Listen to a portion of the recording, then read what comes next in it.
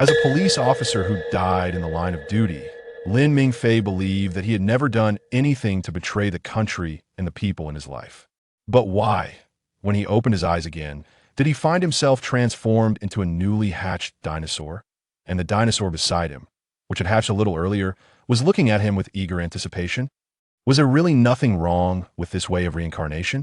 Shaking off his brother who wanted to play the neck-biting game again with his tail, Lin Mingfei let out a weary sigh. When would those scientists create some more of his kind to bring in? Chapter 1. Transmigration. Arriving in another world. As the explosion rang out, Lin Mingfei's consciousness began to fade, and his last thought was that he hadn't been able to say goodbye to his parents and younger brother.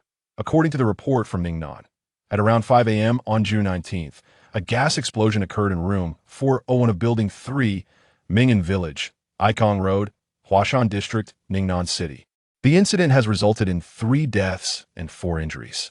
Among the deceased is a trainee police officer, while the other 2 are local residents of the 4 injured.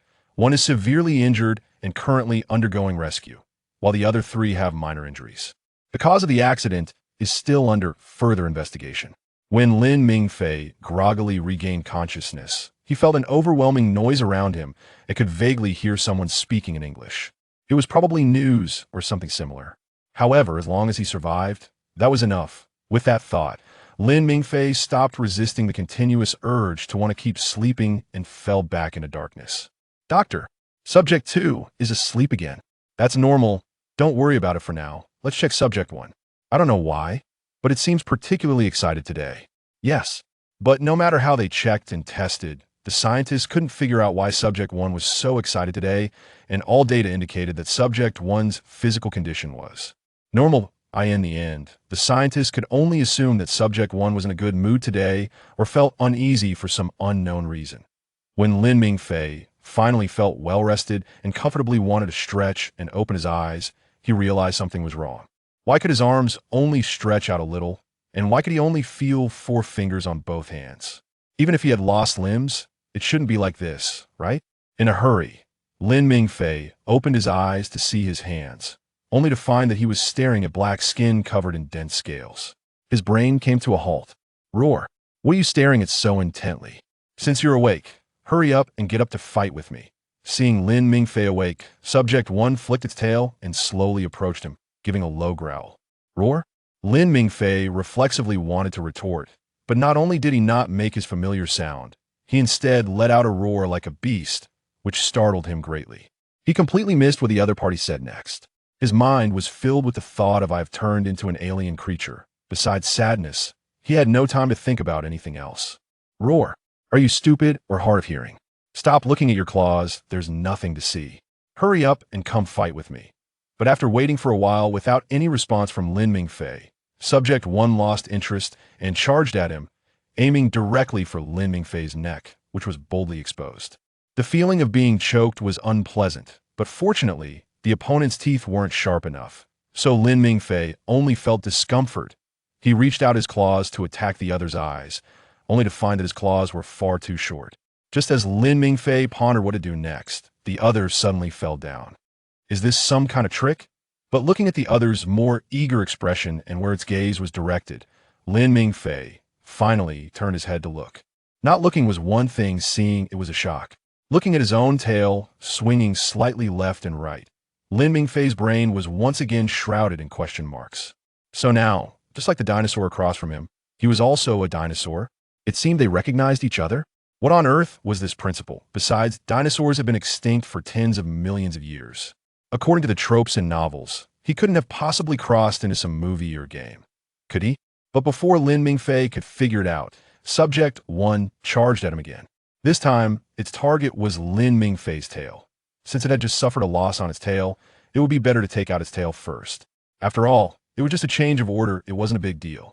However, Subject 1's plan was cut short. Looking at the large hand gripping Subject 1 and the surrounding English, Lin Mingfei shook his head, deciding not to think about anything else for now. The most important thing was still to survive. With his level 4 English score of 426, Lin Mingfei managed to pick out words he recognized from their conversation. Dinosaur experiment born 2 days ago. These words were enough for Lin Mingfei to understand the current situation a bit. When the scientists put him into an empty cage for transport, he didn't resist. Watching Lin Mingfei being obediently caught without resistance, a nearby scientist couldn't help but exclaim, "Subject 2 is much more obedient than Subject 1. If only Subject 1 could be this well-behaved." Hearing this, a nearby scientist snorted coldly, looking disdainful. Those people want a fierce carnivorous dinosaur. They want like a good-tempered carnivorous dinosaur. Ha! Anyway, they are the bosses, and our opinions don't matter. We are just workers. Upon hearing this, someone coughed quietly, signaling that the project commander was still present. The person who had spoken earlier quickly shut up and turned to hurriedly get back to work. The project commander, Dr. Henry Wu, was not angry at his subordinate's complaints. Both experimental subjects were the results of their successful experiments. Now that the experiment was successful, he wouldn't care about their personalities after all. If nothing unexpected happened next, they would never see each other again. Moreover, as long as these dinosaurs were large and strong enough to make money, those guys sitting in the office counting money wouldn't care about what kind of personalities these carnivorous dinosaurs had. Thinking about how those people would do anything for profit, Dr. Henry Wu took advantage of the brief break to let his imagination run wild. Would those guys make his two experimental subjects fight each other for profitability? Although countless efforts and money had been spent on the experiment, it was undeniable that every new dinosaur had the potential to increase profitability, so it wasn't impossible. Forget it. Why think about this? It's not something I can decide. Shaking his head with a wry smile, Dr. Henry Wu returned to work. Meanwhile, Lin Mingfei, trapped in a cage and listening to the continuous curses coming from another cage, finally couldn't hold back and let out a sound. Roar. "You're so loud. Can't you just be quiet for a moment? They can't understand what you're saying. What's the point of this?" Roar. "Shut up, you coward. You let these heartless guys touch you. You don't even deserve to be my kind." Chapter 2. My brother is so noisy. Roar. After shouting for so long, aren't you tired? Subsequently, Lin Mingfei ignored the noisy number 1 and turned around, taking the opportunity of no one being around to check what he looked like. He looked at his long, sharp claws, then at his not too long nor too short arms, and finally lowered his head to see his curved legs and the tail that had come to rest in front of him, no longer moving. Lin Mingfei fell into thought. He had probably turned into a carnivorous dinosaur, and combined with the English he had heard before, this place was either a shadow or a game. Since it wasn't the real world, his psychological pressure was naturally much lower. Although he still regretted not being able to say goodbye to his family. Since he was here, he would make the best of it and try to survive for now. He had heard those people say he was born 2 days ago. But if he considered the wild animals as dinosaurs, then it would definitely be different every day. He estimated it wouldn't be long before he reached adulthood. However, he didn't know what those people were studying dinosaurs for. Money? Experiments? Or something else? Shaking his head, Lin Mingfei decided to temporarily stop thinking about those people. Humans are not so vigilant when facing animals. As long as he was lucky enough, he would eventually learn the truth from them. When the cage was opened again, Lin Mingfei saw a vast forest. The trees were dense, tall, and short, evidently forming their own ecological system. Many of the plants were unfamiliar to Lin Mingfei, making him feel quite curious. After the cage was opened, the staff didn't leave immediately. After the brutal Tyrannosaurus Rex cub left the cage, they had to take the cage away. According to the scientists' orders, they couldn't interfere with the brutal Tyrannosaurus Rex and could only stand behind the cage and wait for it to leave on its own.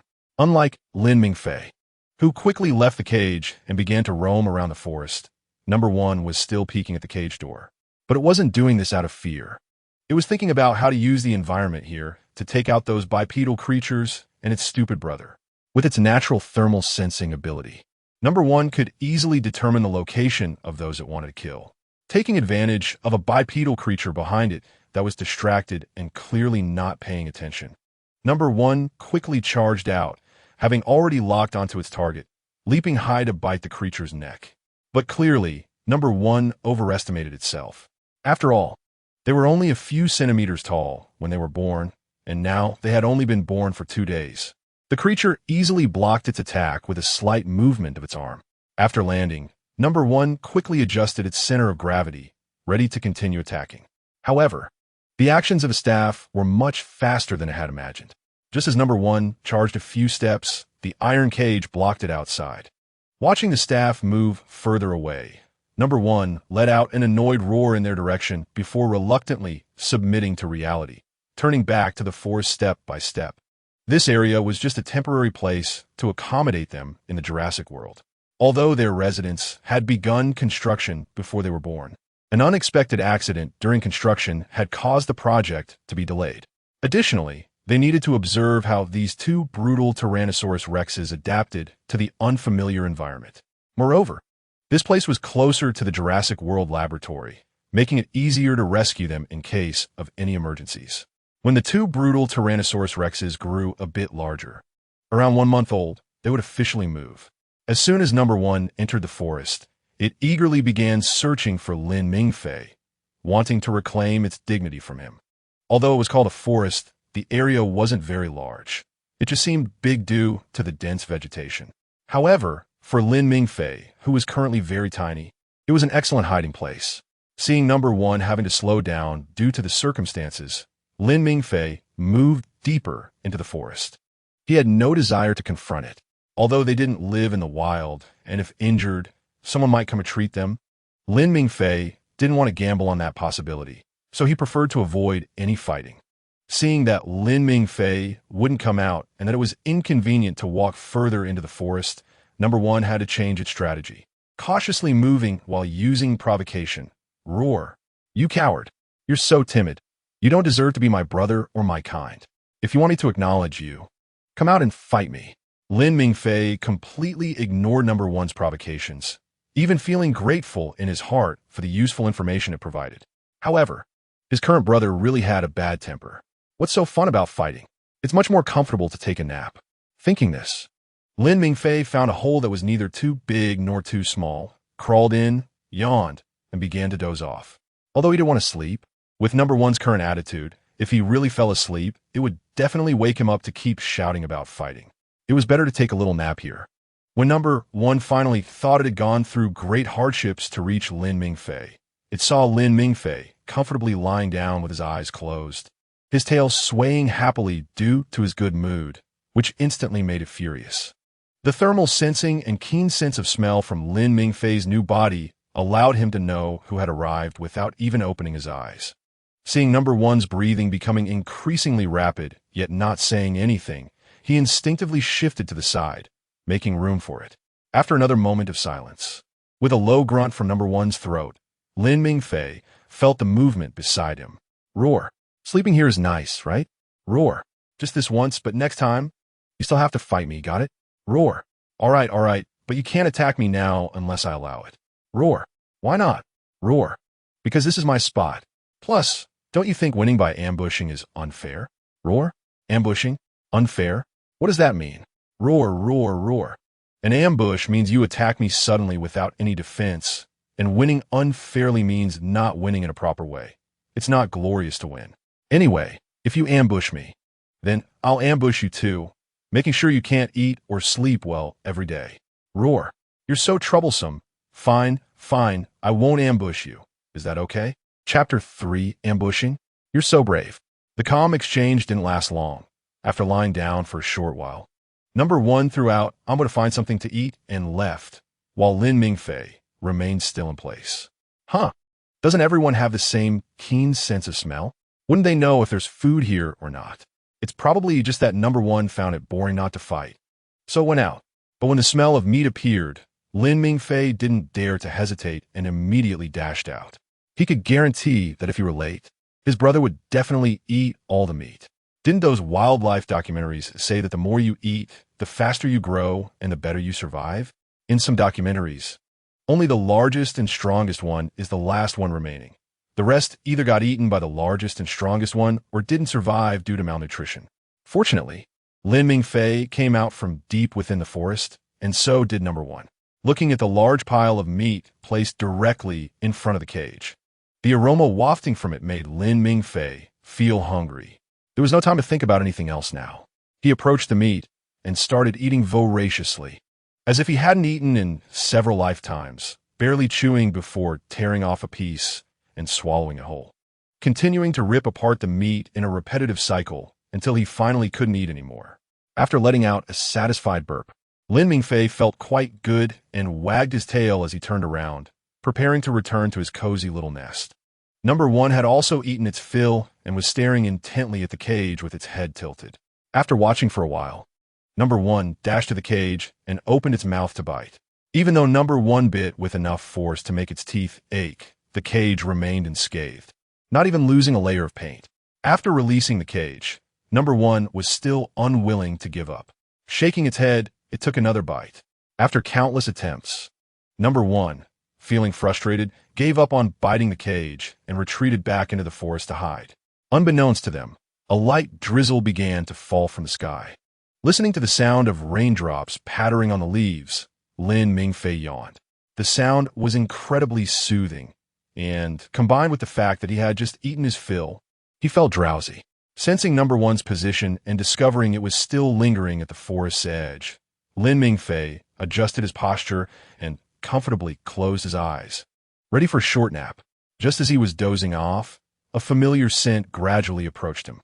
Without opening his eyes, Lin Mingfei prepared to see what Number 1 intended to do. At the same time, he subtly adjusted his position to ensure he could react if Number 1 suddenly attacked or if it needed to be in the right spot for defense. After entering the cave, Number 1 had been fixated on Lin Mingfei's neck. However, due to its hesitation, it wasn't sure if Lin Mingfei was truly asleep, leading to its indecision about whether to attack now. Number 1 didn't care about the promise Lin Mingfei had previously made.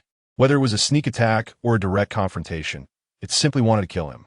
This thought had been born the first time Number 1 opened its eyes and saw the dinosaur that had been born just a few minutes after it. It didn't understand why it felt this way, but since its subconscious told it that this was the right course of action, it would follow through with it. Number 1 stared at Lin Mingfei for a while, and upon confirming that Lin Mingfei was completely still with his eyes closed, it no longer hesitated and opened its mouth wide to bite at Lin Mingfei's neck. Thanks to heat sensing and the fact that there were only the two of them, Lin Mingfei easily turned his head slightly and opened his mouth wide just as Number 1 lunged at him, biting down on Number 1's lower jaw. Watching as Number 1 howled in pain and tried to pull its jaw away, Lin Mingfei suddenly released his grip. Seeing Number 1 retreat due to the force and come to a stop after hitting the cave wall, Lin Mingfei charged at the now uncontrollable Number 1, ramming his head hard into its belly. Observing Number 1 barely standing and facing him while howling in distress, Lin Mingfei had no thoughts of mercy and charged at it again. Watching as Number 1 was pushed back but refused to admit defeat, Lin Mingfei suddenly felt like he was training a dog. If you don't completely subdue the dog, it will continue to provoke you and even try to kill you to take your place. But if you manage to subdue the dog, you'll become its leader, and it will follow you without question, never daring to challenge you again. Lin Mingfei didn't need Number 1 to listen to him in everything. He just hoped it would remember this lesson and stop attacking him out of the blue. Seizing the opportunity while they were still young and their claws and teeth weren't sharp enough, he aimed to thoroughly beat Number 1 into submission so it would never try to sneak attack him again. Roar. You attacked me. Roar. I didn't. You attacked me out of nowhere. Roar, roar, roar. Your excuses are useless. You know your own thoughts best. From now on, when you eat or sleep, you better be careful. Unless you stop sneaking up on me, I will never stop sneaking up on you. Roar. Come at me. Who's afraid of you? Watching Number 1 remain stubborn, refusing to admit defeat and not willing to lay down, Lin Mingfei felt a mix of complex emotions and irritation. After several unsuccessful attempts to argue, Lin Mingfei grew frustrated and headbutted Number 1's head against the cave wall. Not satisfied after that, he followed up with several consecutive attacks. With Number 1 lying limp on the ground, Lin Mingfei bit its tail and dragged it outside the cave. This annoying brother should learn a good lesson out in the rain. Smiley face. Once back in the cave and shaking off the rainwater that clung to him, Lin Mingfei looked at the unconscious Number 1 outside and felt a bit unreliable. After some thought, Lin Mingfei left the cave again, wanted to see if he could find some stones to place on Number 1. However, after searching back and forth for a long time, he could only find some small pebbles. Sighing, Lin Mingfei had to give up on this idea and headed back to the cave. But when Lin Mingfei inadvertently sensed the large piece of meat remaining by the cage with his heat sensing, he couldn't help but stop in his tracks. Heat sensing is a method of hunting used by animals like snakes. In this setting, the tyrannical T-Rex's heat sensing range far exceeds what their eyes can see. Although they can see the shape and movement of their prey through heat sensing, if the prey is tightly clustered together, they can only see a mass moving around, making it impossible to discern the situation. In such cases, their keen sense of smell and hearing come in handy. However, if it's an unfamiliar or pungent smell, their sense of smell won't be very useful. Additionally, sharp sounds or sounds at specific frequencies can be extremely uncomfortable for the tyrannical T-Rex. Rain or other harsh weather conditions can also impact their hearing and sense of smell, but during such times, they typically avoid hunting or fighting. Chapter 4. My brother who still can't get over trying to kill me after losing, although Lin Mingfei didn't know why the staff hadn't taken the leftover meat away. He didn't care much about it. After dragging the meat into the forest with great effort and placing it on number 1, who whined but still didn't wake up, Lin Mingfei finally breathed a sigh of relief. After entering the cave and shaking off the rainwater, he was finally able to sleep soundly. When Lin Mingfei woke up, he saw number 1 struggling desperately on the ground, but unable to escape from beneath the weight of the five-finger mountain, beginning to curse loudly. Serves you right. Shaking his tail, Lin Mingfei changed his position and closed his eyes again, planning to rest a little longer. Lin Mingfei's movements naturally did not escape the notice of number 1, who had been watching him. Seeing Lin Mingfei wake up, number 1 quickly called out, "Roar! Hurry up and let me out. I'm not going to sneak attack you anymore. Is that okay? Hurry up. It's so uncomfortable lying like this. Roar. No. Roar. I'm serious. If it really doesn't work, I won't hold it against you if you sneak attack me later. Is that okay? Hurry up and let me out. Roar. You won't hold it against me for sneaking up on you? I don't believe it. Just keep lying down. Roar. Don't hold grudges. This should work, right? Hurry up and let me out. Roar. No. I just need you to ambush me again in the future. Don't think you can change the subject. Not holding a grudge against my ambush and you continuing to ambush me are two different things."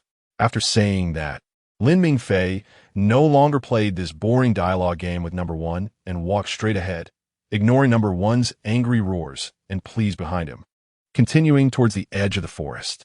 I don't even know how long I slept. When I first arrived here, the sun was still high in the sky, but now it's completely dark outside.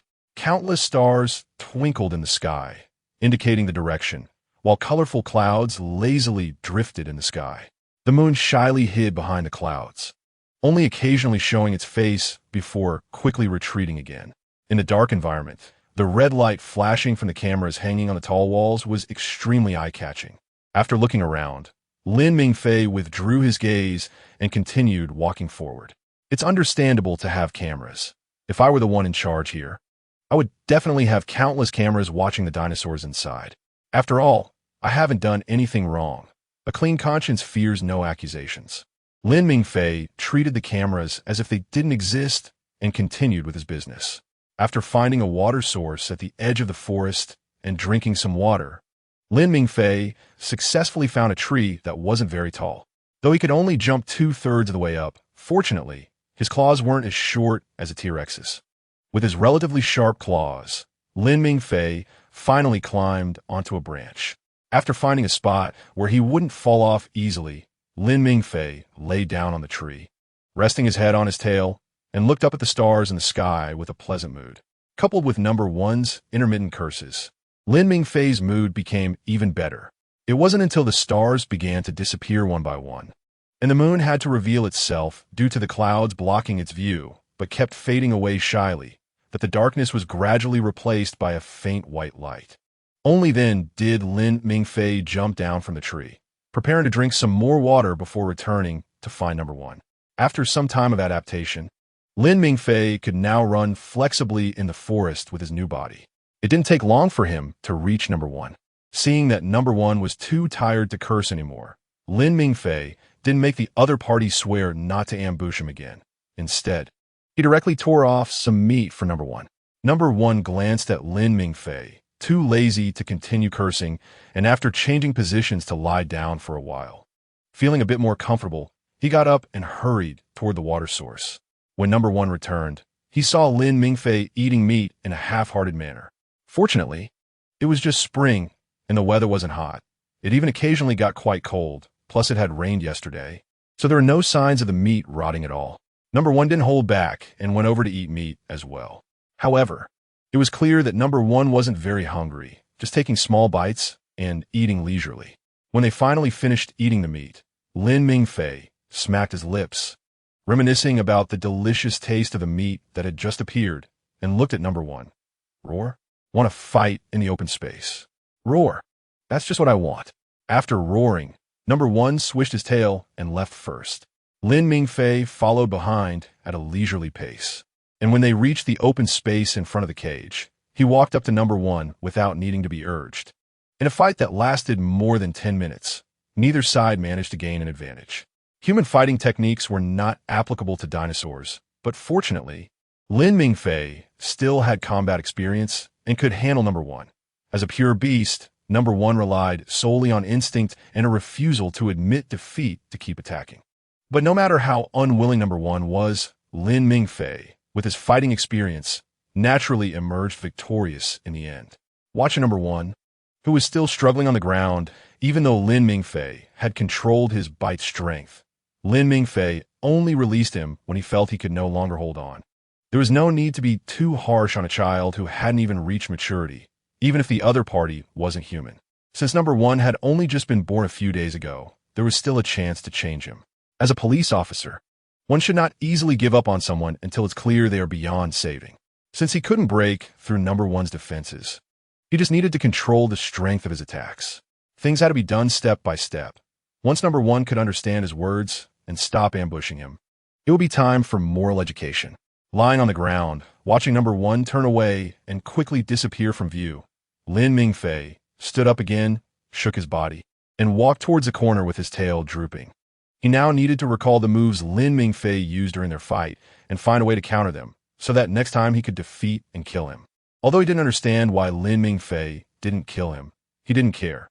After all, he would eventually kill Lin Mingfei one day, and he was sure he would die behind him. Never doubt the abilities of genetically mixed dinosaurs. They just lack opportunities to learn and practice. Chapter 5. Dr. Wu. You must be a hidden dinosaur fan too, right? Lin Mingfei never expected to encounter those scientists again under such circumstances, especially since there was an Asian-looking person among them, seemingly the chief scientist. The story of how he came to the laboratory is long. To make it short, number one ambushed him without any martial ethics, resulting in Lin Mingfei catching a cold. Since he hadn't recovered for several days, the observers were worried about potential issues and sent him to the laboratory. Although the examination showed nothing serious, they decided to keep Lin Mingfei for a few more days of observation to avoid any accountability from above if something went wrong, and only let him go once he was completely better. Recently, there were no major projects in the laboratory, and Lin Mingfei's symptoms weren't severe. So when the closing bell rang, the scientists began to pack up and head back to their dormitories one after another. Through their conversations, Lin Mingfei learned a few things. 1. He was currently on an island surrounded by the sea, with only planes and boats for transportation. 2. Countless tourists come to visit every day, and the laboratory, which wasn't particularly important and had no confidential content, could be viewed from outside the glass by those tourists. 3. His body was composed of different organisms, so according to Dr. Wu's hypothesis, his growth rate would definitely be faster than a T-Rex, reaching full maturity in just 10 years. 4. All employees lived in dedicated dormitories, while visiting tourists at specific hotels. The higher the rank, the better the accommodation. But regular employees could only return home every few months. However, knowing all this didn't help Lin Mingfei much. As night fell and the scientists had already left one by one, only the Asian-looking scientist remained in the laboratory, continuing to work. With nothing else to do, Lin Mingfei simply lay down on the haystack, quietly watching him work. After working for a while, Dr. Wu raised his head to stretch his neck and then returned to his work. It wasn't that he loved working. It was just that they provided too much. Dr. Wu didn't care about time, but Lin Mingfei did. Looking at the clock, Lin Mingfei realized that it was already 8 o'clock, and the other party still hadn't eaten. He couldn't help but sigh at how hard the other person was working. To attract their attention, Lin Mingfei decided to shout directly at them. As expected, upon hearing the sound, the other person immediately put down their work and came over. Seeing Dr. Wu in front of him, who wanted to take him for an examination, Lin Mingfei quickly picked up a piece of cooked beef jerky from the plate that they had specially prepared for him and hopped over to Dr. Wu, wanted to throw it to him. Whether or not the other party would understand his intention was a matter of luck. After all, how would he know if he didn't try? The number 2 in front of him was now hopping around and didn't look uncomfortable at all. Why was he holding meat in his mouth? Was he hungry? Or is it not tasty? With these doubts, Dr. Wu carefully put on protective gloves and tried to take the food out of Lin Mingfei's mouth while keeping a distance. Generally, carnivorous dinosaurs wouldn't attack someone trying to snatch their food if they had enough to eat or were full. Lin Mingfei's intake today was similar to yesterday's. And since he was still a juvenile dinosaur, Dr. Wu had the courage to reach into the cage. After Lin Mingfei placed the meat in Dr. Wu's hand, he noticed the thoughtful expression on the other's face, and his intuition told him that Dr. Wu didn't understand his meaning at all. Turning around, he picked up another piece of meat, and seeing that Dr. Wu didn't reach out, he gently bumped his head against the glass to attract the other's attention and quickly swallowed the meat. What was number 2 up to? Confounded Dr. Wu eventually added more meat for Lin Mingfei, and after observing for a while to confirm that he was fine, he left the laboratory. Looking at the lab that was only dimmed a few degrees, Lin Mingfei sighed at the waste of electricity and buried his head under his tail, preparing to sleep. The next day, Lin Mingfei woke up early. After playing with his tail for a while, the scientists finally started to arrive at the lab one after another. In the morning, Lin Mingfei noticed that Dr. Wu went out for a while and returned in the afternoon looking exhausted. Watching Dr.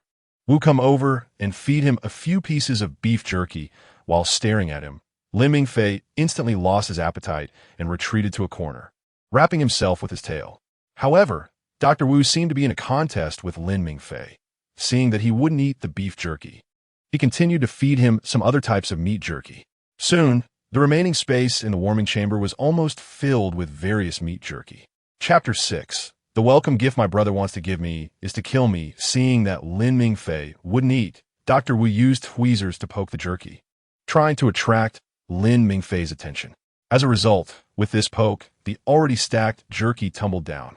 Easily dodging the falling jerky, Lin Mingfei glanced at the jerky and then at Dr. Wu, who was crossing his arms and looking a bit unhappy. He sighed inwardly and decided to eat a little jerky to show some willingness. Lin Mingfei didn't pay attention to what he had just eaten, but Dr. Wu did notice. And he not only noticed, but remembered it.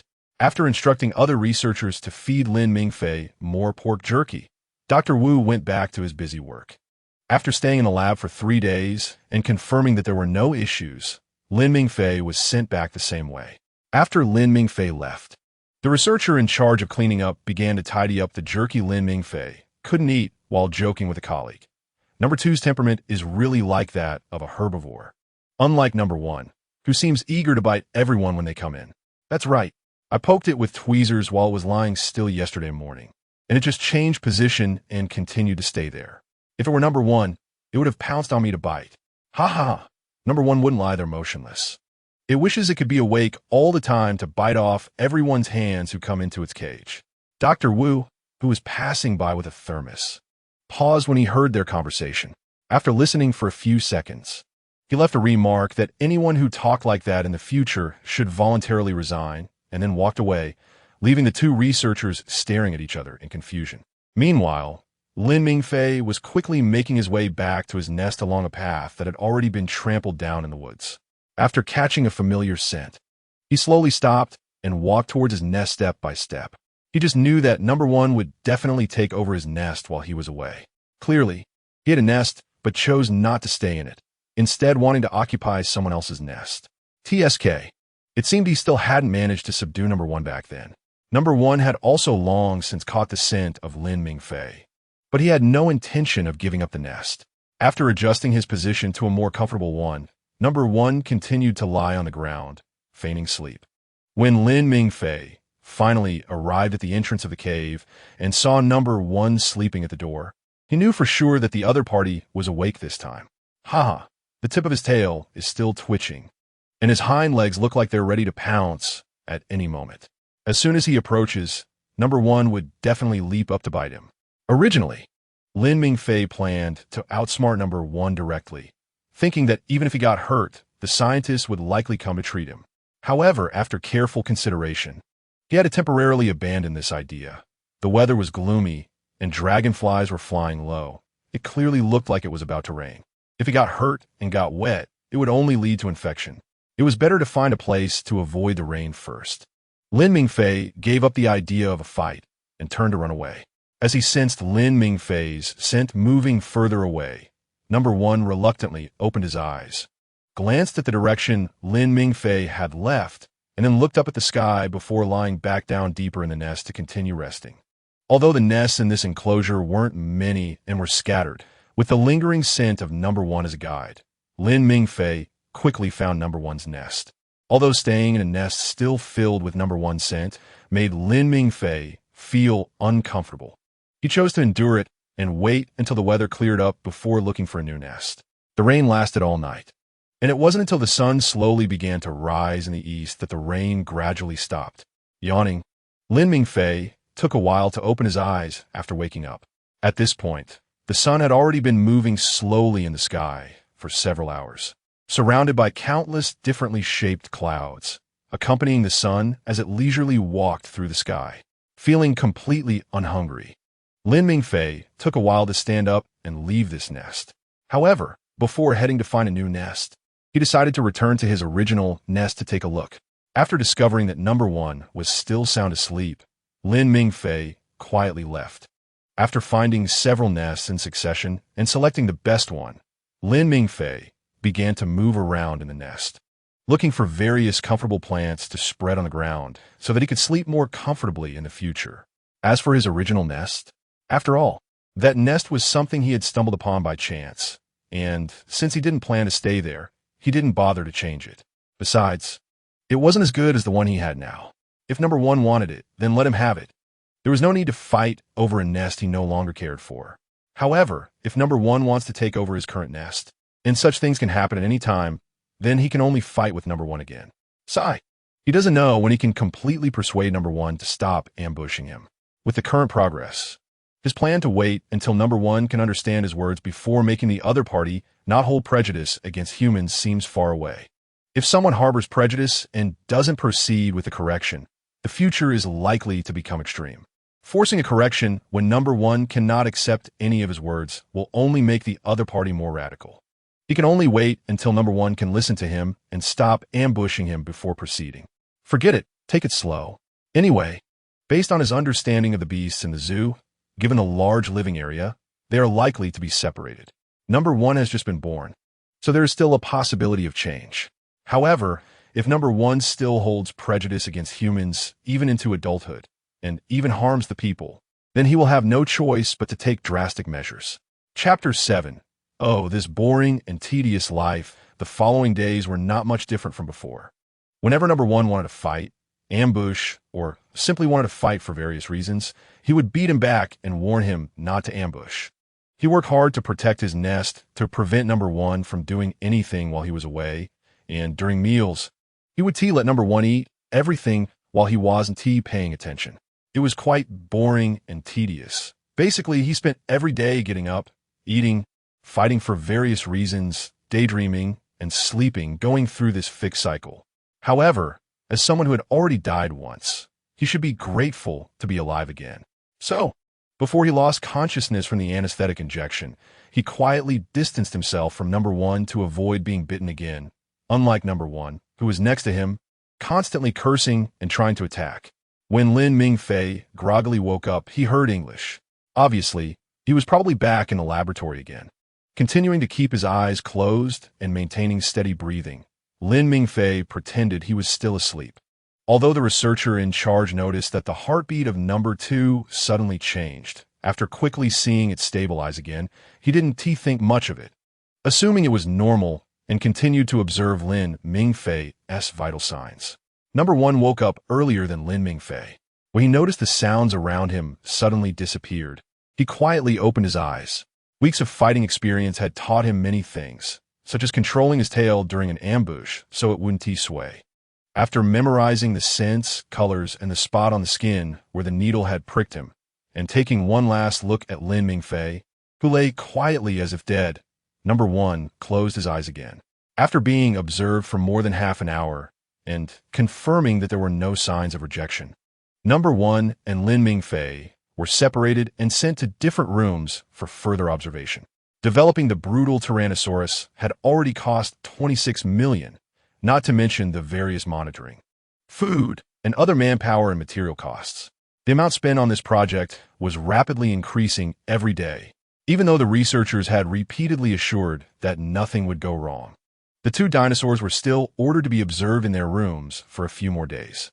Having a dragon in the room didn't matter to Lin Mingfei at all, especially since he didn't have to be confined with Number 1, which made him even happier. However, he was puzzled. Why was so much of the jerky they sent recently all the same flavor? To be honest, the taste was mediocre and not as good as before. Meanwhile, the culprit, Dr. Wu, was enjoying rare downtime, watching the surveillance of Lin Mingfei's room. After seeing Lin Mingfei quickly devour all the pork jerky before slowly moving on to other types of jerky, he nodded in satisfaction. Sure enough, compared to the others, Number 2 preferred pork jerky, so he would have them increase the proportion of pork jerky in the future.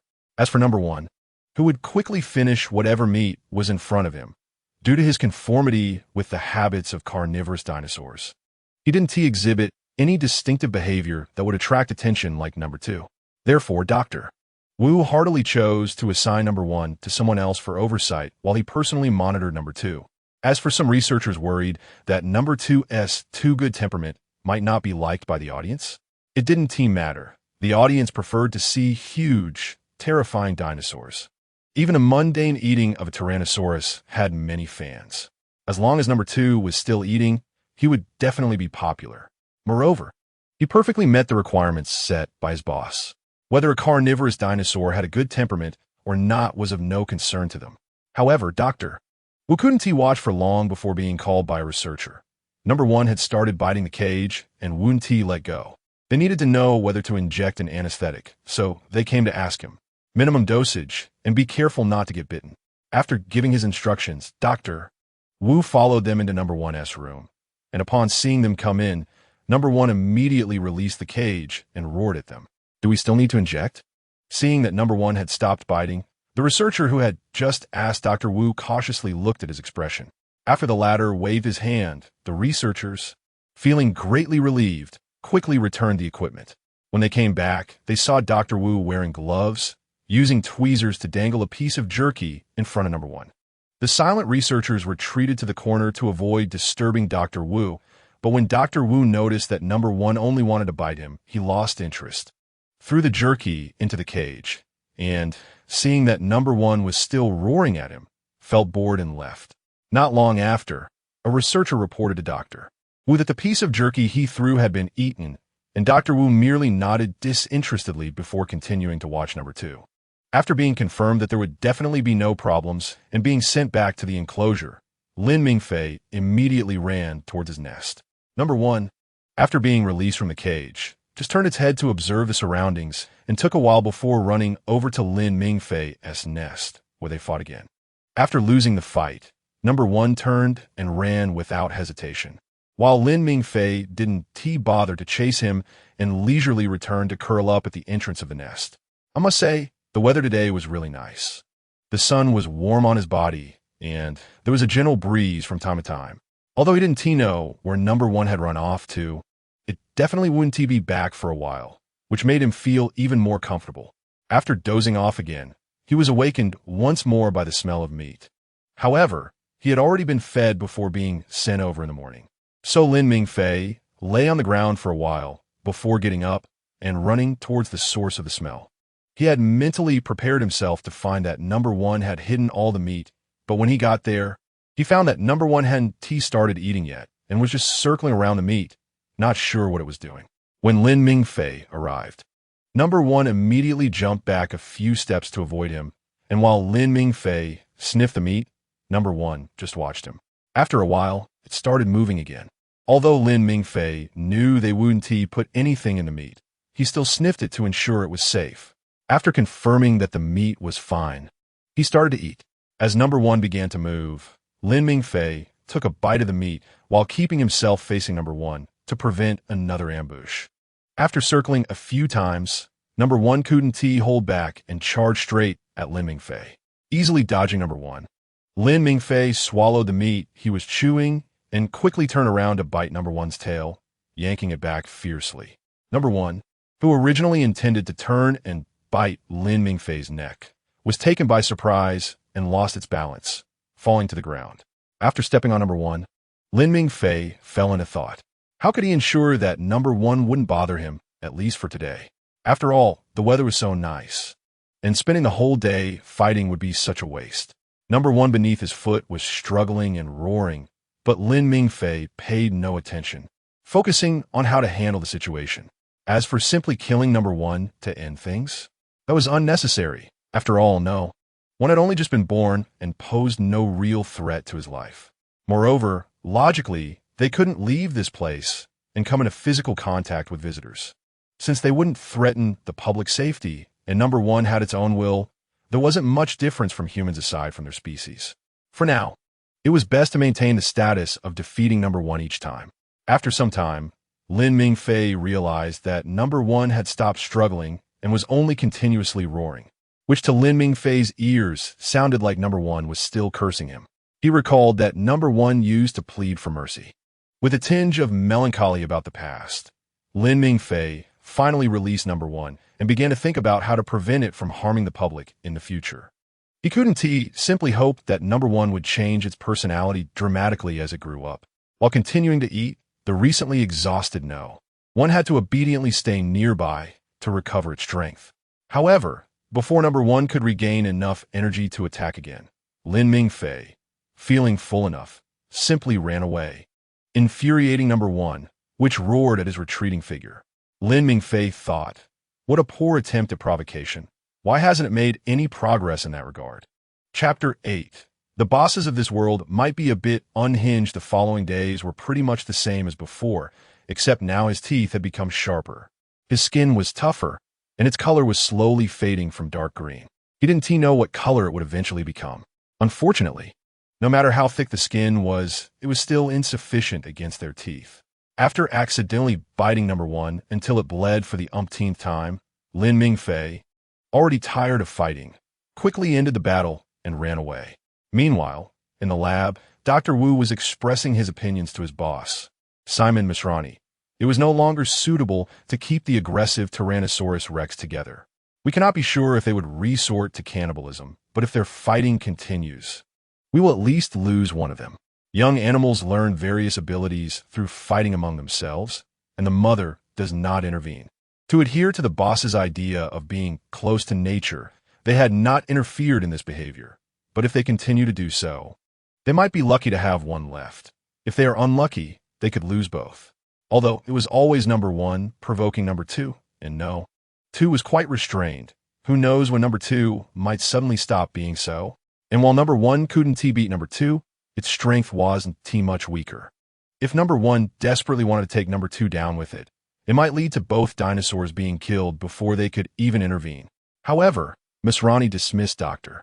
Wu's concerns, saying, that sounds good, but don't speak next time. If that happens, we'll have to spend more money and time building a new enclosure. You handle this, and don't let both dinosaurs die. After saying that, without waiting for Dr. Wu to rebut, Misrani hung up, leaving Dr. Wu fuming and Lin Mingfei, who was waiting for Dr. Wu to treat his wounds and understood almost nothing beside him. This just shows that reviewing after learning a foreign language is really important. It had only been over 2 months in this world, and many words already sounded familiar, but he couldn't recall their meanings. Completely unaware of what had just happened, but noticing Dr. Wu's bad mood, Lin Mingfei looked at Dr. Wu, who was expressionlessly preparing medicine and other things.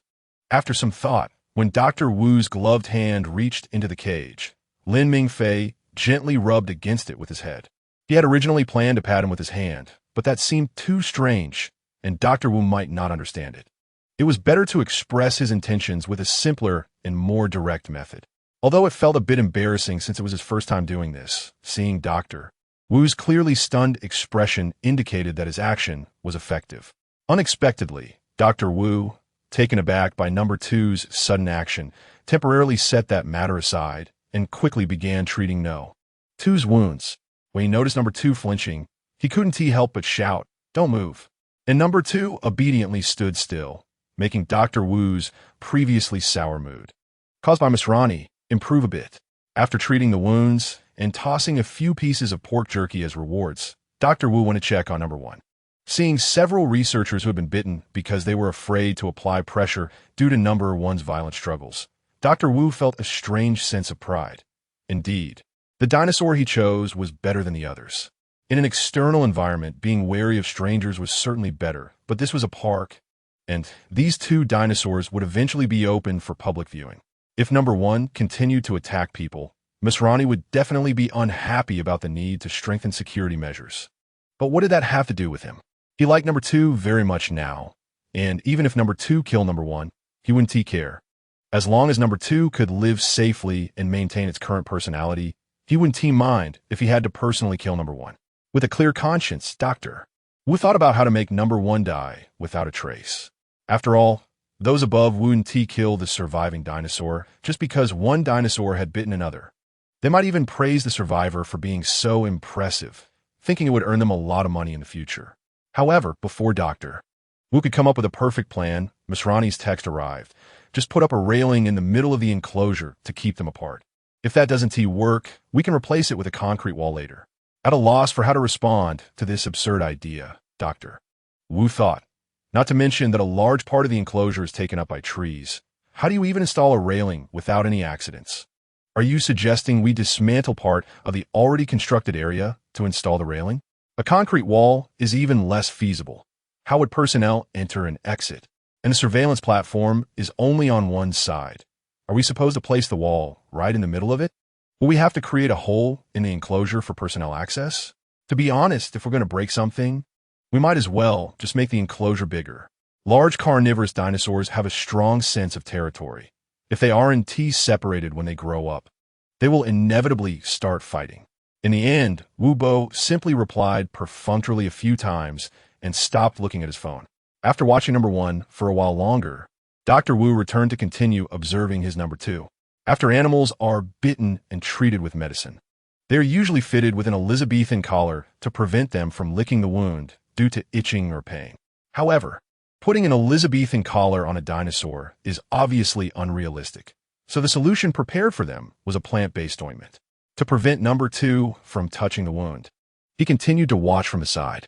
When he discovered that number two only occasionally changed position and continued to lie down, completely ignoring the treated wound, Dr. Wu felt even more satisfied. Although he didn't know why this one was so different, it was indeed worry-free, and he liked it even more. Chapter 9. What does it matter to Lin Mingfei if number one wants to kill number two? Whether out of a morbid curiosity or some other reason, shortly after Dr. Wu noticed that number two had no intention of touching the wound. He had the other researchers help him move number two's cage into the room where no one was located. Dr. Wu explained that as long as number one saw number two, it would definitely not think of anything else, and indeed that was the case. However, Dr. Wu's real thought was, let all of you see how great the dinosaur I like is. It was quite childish, but also very real. After all, although he had been engaged in related work for decades, ordinary dinosaurs would be taken away as soon as they were cultivated, and he would immediately dive into the next project. If it weren't for the enormous costs of this project and Boss Ma's unwillingness to fail or accept failure, he would never have seen these two dinosaurs again. However, he was quite willing to spend some time on number two now. His feelings were completely different from when he cultivated his first dinosaur years ago. If there was any difference, it was probably that the first dinosaur made him feel really great, but no. Two made him experience the difference between a mother who had been childless for many years finally having a child. So Boss Ma really didn't understand anything. Thinking about keeping the two dinosaurs together was just wishful thinking, and all his ideas were completely unrealistic. Dr. Wu was lost in thought while number one, after no two, was brought in. Indeed, stopped paying attention to the researchers surrounding him. When they touched him, he didn't even glance, focusing entirely on number 2. But Lin Mingfei didn't care why number 1 kept staring at him. After biting the pork jerky that the somewhat distracted Dr. Wu fed him and complaining again about why he liked this flavor so much, number 1 suddenly lunged forward against the cage and roared at Lin Mingfei. None of the researchers responsible for number 1 knew what had suddenly come over him, but Lin Mingfei knew. No. One felt that he was the culprit for being brought in here and being tormented, so it wanted to attack him again. Think about it. Go ahead and think. Anyway, I have a cage, and you have a cage. Even if you can escape your cage, what can you do? After finishing his complaint, Lin Mingfei completely ignored all of number 1's words and quietly enjoyed the special treatment Dr. Wu had given him. Seeing Lin Mingfei not only ignoring him, but also eating, number 1 roared even louder. Dr. Wu, who had been somewhat dissatisfied since number 1 began showing aggression towards number 2, decisively chose to leave with no 2 and secretly decided that he should avoid letting number 2 stay in the same area as number 1 in the future, as it would be detrimental to no 2's physical and mental development. Lin Mingfei had no idea why he was being moved to a different room again, but he didn't care. After finishing all the jerky in Dr. Wu's pocket and seeing that the feeding had finally stopped, he directly yawned, lay down in a corner, closed his eyes, and began to rest. When Lin Mingfei woke up, he had been returned to the enclosure, but strangely, there was no scent of number 1 around. After wandering around the areas number 1 usually frequented, Lin Mingfei found nothing except for a lingering scent of number 1. But thinking that no 1 would definitely not obediently let the scientist control him, it wasn't surprising that he hadn't returned yet, right? In fact, it was perfectly fine for him to stay in the lab. Although for the scientists, that would undoubtedly be a nightmare. At least he could be free from worry about being hurt. Every minute and second of being the only one left in the venue while no 1 stayed in the lab made Lin Mingfei feel happy. No need to fight, no need to pretend not to hear number 1's words to avoid getting angry. And he wouldn't get hurt or bleed from fighting. He didn't even have to continue thinking about how to make number 1 abandon its prejudice against humans. How wonderful it would be if this beautiful life could last forever. For Lin Mingfei, these days were paradise, but for number 1 on the other side, the place he was in was simply hell. Although the expensive price made the researcher assigned to him constantly nervous, losing large clumps of hair, unfortunately, the lab's head, Dr. Wu, adopted an attitude of ignoring number 1, so others followed suit. No one would openly help the poor researcher responsible for number 1. Only he struggled to take care of everything. Not only would he get bitten by number 1 if he wasn't careful, but he also wished he could kneel in front of number 1 and beg it to eat a few more bites. Although every time he reported Dr. Wu would say that number 1 was indeed troublesome as long as it didn't die. But how could he take the leader's words seriously? If number 1 really died, not to mention what Boss Ma would do to him, Dr. Wu might even kick him out of the lab. The poor researcher had no idea that Dr. Wu would prefer for number 1 to refuse to eat and starve itself to death. And then he could find some excuse to fool the scientifically ignorant Boss Ma and let the matter pass.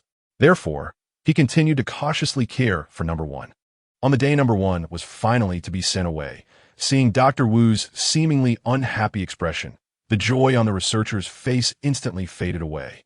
It's over. I didn't take good care of number 1. I disappointed Dr. Wu. I'm about to be kicked out and lose my job. When Dr. Wu turned around, he saw his subordinate with a face full of despair as if he had just been diagnosed with late-stage cancer and had little time left, and he felt puzzled. He hadn't looked this way even when he discovered that number 1 was still alive. What was wrong with him? Did something happen at home? Why didn't he say anything? He wasn't Boss Ma. As long as he told him, he would definitely approve the leave immediately. Confused, Dr. Wu knew nothing about it, but the considerate doctor Wu did not inquire about what had happened. Instead, he directly gave him a half-month paid leave, telling him to go back and spend more time with his family, and advised him that if he didn't have enough time, he should just tell him and not be embarrassed. Spending the capitalist's money was not spending. It was benefiting society. Completely missing Dr. Wu's good intentions, the researcher, who only felt that he was really going to be fired, thought, "It's over. It's all over. Where else can I find a job like this, where I have a big boss guiding me every step of the way? And I don't have to think at all, only follow orders? And the boss not only is very rich, but also easy to fool? Oh, but it can't be said that Boss Ma is easy to fool. After all, once he has made up his mind, not even 10 dinosaurs could change it. With tears in his eyes, the researcher trembled as he took the leave slip given by Dr. Wu and left, while Dr. Wu gave himself a thumbs up and firmly believed that Boss Ma could not compare to him in this regard. The two people, who had completely different intentions, failed to understand each other's true thoughts, and even at this moment, it remained so. Chapter 10, My Happiness Disappeared with a Snap. If you want to know who is the least happy about the return of number 1, it must be Lin Mingfei. He had already begun to get used to life without number 1. But now, with the sound of the cage dropping and opening, his happiness vanished in an instant. However, life still has to go on. What else can he do? And it all to escape from number 1? That's unnecessary. Number 1 is annoying, but not to the extent that it would drive him to suicide to avoid facing it. Besides, he has already died once, and doesn't T want to die again for such a ridiculous reason? He is really great. Even after being so annoyed by number 1, he hasn't thought about killing it. He is truly a dedicated public servant, not wasting the calmness and rationality developed through training by some not-so-bright individuals in the past. However, even if dinosaurs have self-awareness, it probably doesn't apply to human laws, right? Lin Mingfei was lost in thought when number 1, released from the cage, quickly ran back to its nest without even glancing at the staff in protective suits. Only after confirming there was no scent of the staff did number 1 peek its head out of the nest. After observing the surroundings and ensuring everything was fine, number 1 immediately left the nest and followed the scent to Lin Mingfei's nest. Upon realizing that number 1's scent was getting closer, Lin Mingfei thought that after holding back for so many days, it finally couldn't resist the urge to come and beat him up. So he wearily stood up and went to the front of the nest, while secretly pondering how to avoid getting hurt this time. But to Lin Mingfei's surprise, number 1 didn't pounce on him as soon as it saw him or circle around him, ready to take a bite. Instead, it stopped a few steps away and started to softly roar, "Let us kill those guys together." Lin Mingfei, seeing that Lin Mingfei didn't respond immediately, number 1 continued, "You're uncomfortable because of them too, right? They're really annoying. But with our strength, we can definitely kill them all.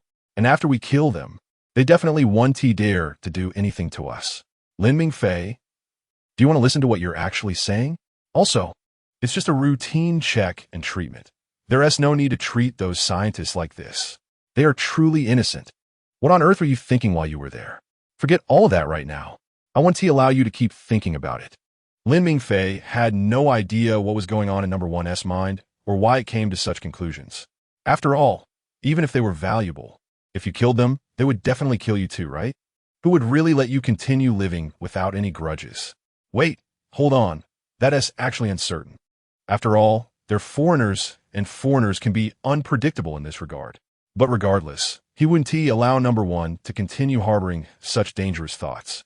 Given the current situation, convincing it was impossible.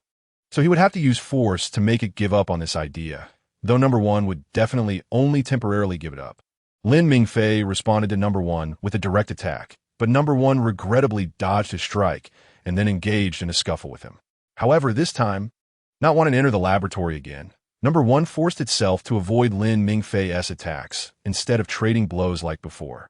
It wasn't long before number 1, feeling that this way of fighting wasn't satisfying at all, took advantage of Lin Mingfei's inattention and made a run for it. Watching number 1 leave, Lin Mingfei felt a headache coming on. Number 1 had started to pay attention to not getting hurt, which meant its attacks weren't as fierce as before. It had also become increasingly skilled at escaping as soon as it sensed something was off. This meant that even if Lin Mingfei actively provoked it to abandon the idea of killing the scientists, it likely wouldn't have any effect since number 1 wouldn't be swayed by him. The days when it was pinned down and had to beg for mercy would likely be hard to come by again. In the following days, number 1 would occasionally come to persuade Lin Mingfei to join it in killing the scientists. And each time Lin Mingfei's response was either a straightforward refusal or an outright fight. After a while, number 1 stopped asking him and also ceased to seek him out for fights. However, for Lin Mingfei, even though number 1 was still around, but not looking for fights was a relief, this peaceful period didn't last long. Soon, Number 1 reverted to its old habits. It started coming to fight again every few days and even began to trade injuries once more. Confused, Lin Mingfei was finally brought back into the laboratory and saw Number 1 clinging tightly to a researcher-esque glove without letting go. He finally understood why Number 1 was behaving this way. If it didn't go into the laboratory, it wouldn't encounter any scientists. But as soon as it got injured, it could enter and seize the opportunity to fulfill its wish to kill those people. So clever, but unfortunately not used for good. After sighing, Lin Mingfei watched as the experienced scientist calmly abandoned the glove and effortlessly pulled out his hand, leaving Number 1 stunned. Lin Mingfei couldn't help but chuckle. Really? Can't you see the size difference between you two, my dear brother? No matter how fast a dinosaur grows, it's only been 3 months. How could you possibly be bigger than a human? You're only about 40 centimeters tall at most. However, he estimated that after some time, when they grew larger and stronger, they probably wouldn't see these scientists again. Even if they did, it definitely wouldn't be in the laboratory. Meanwhile, Dr. Wu, who had already treated Number 2's wounds and was preparing special food for it, was completely unaware of what Lin Mingfei was thinking. He was still dedicated to feeding Number 2 more to defeat Number 1 sooner.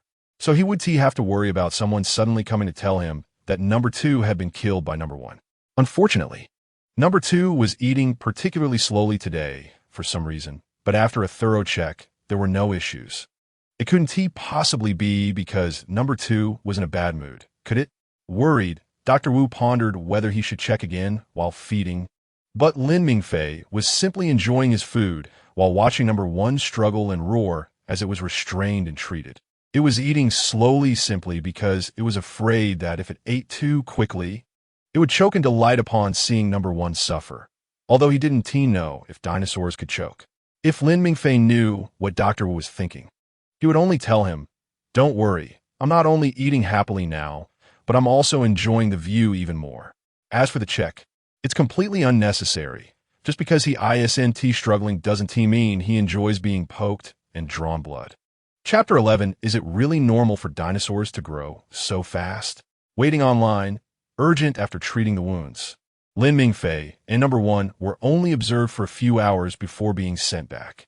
Listening to Number 1's quiet complaints, Lin Mingfei felt that they were sent back so quickly this time simply because they didn't want to be attacked anymore. After all, who could endure just innocently passing by a cage only for the dinosaur inside to suddenly jump up and try to bite them?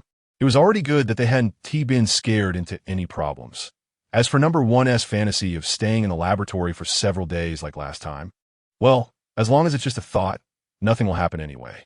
In the days following in the enclosure, Number 1 would come to find fault at least 4 or 5 times a day.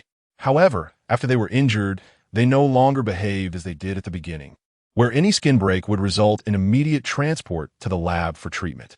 Now, they have gradually reduced the frequency of sending them to the lab, and it's estimated that before long, the scenario will arise where they will only be sent for treatment if they are close to death. With a decrease in the frequency of being sent for treatment, Number 1's daily fault-finding work has finally eased. Now, apart from the usual fights, he no longer suddenly jumps out from a corner to grab his own tail as if he wanted to bite it. Don't ask why Number 1 suddenly likes to bite his tail. He doesn't know either. It just started one day when he seemed to take a dislike to his tail and began to attack it fiercely. Along with the decrease in treatment frequency, their bodies started to grow rapidly. It was as if they were trying to make up for the growth rate they had previously missed. In just a few days, they had grown nearly 10 centimeters again. Correspondingly, not only did he feel hungry almost every day, but Number 1 felt the same way. They would no longer let meat rot and spoil because they couldn't eat. Those days of lazily lounging in the nest were gone. If he dared to be late, Number 1 would eat all of his share. With the shortage of food, their growth rate slowed down again. But it was unclear what the person responsible for feeding them was thinking. Isn't it common sense that as animals grow in size, their food intake should increase? They had grown so noticeably. Why was the feeding amount still unchanged? This daily struggle with hunger only improved when Dr. Wu suddenly decided to check on Number 2 and Number 1, who was along for the ride, in the enclosure. After touching Number 2's tail, which could only move occasionally after being injected with anesthesia, Dr. Wu rummaged in his pocket and pulled out some pork jerky. After placing all in front of number 2 and giving his tail a gentle pat, he left the enclosure surrounded by others. The anesthetic was personally prepared by Dr. Wu. Number 2 received a normal dose, while number 1 received a bit more than double that. Watching number 2, who had recovered enough to stand and eat before him, number 1 could only express his dissatisfaction by snorting through his nostrils. After glancing at number 1, Ming Fei reluctantly left a few pieces for him, but he didn't plan to return to the nest just yet. Although the sun was bright today, it wasn't hot at all. Rather than waste energy going back and waiting to come out again when it was feeding time, it was better to stay here and wait. Since Dr. Wu was doing checks today, he didn't know what the feeders were thinking, but they still hadn't fed them, and it was probably going to be at least noon before they would be fed. Those jerky pieces could only barely fill their stomachs to truly feel full. They still needed to rely on the meat fed each day. After number 1 wobbled to his feet, Lin Ming Fei moved aside to avoid being attacked by number 1 if he suddenly decided he didn't want to eat. Number 1 didn't even bother to look at Lin Ming Fei's actions.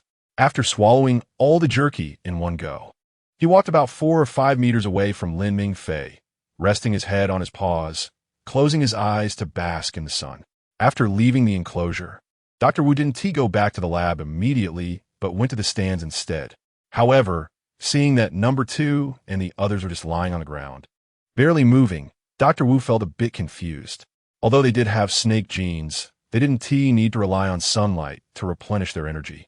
The sun was nice today, but they had never sunbathed here before. What was going on today?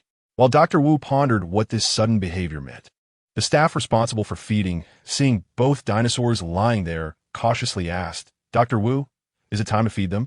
Look, they're already waiting, and they usually get fed in the morning. It's almost noon now. They should be hungry, right? They wouldn't suddenly eat each other because they were too hungry, would they? You haven't fed them today?"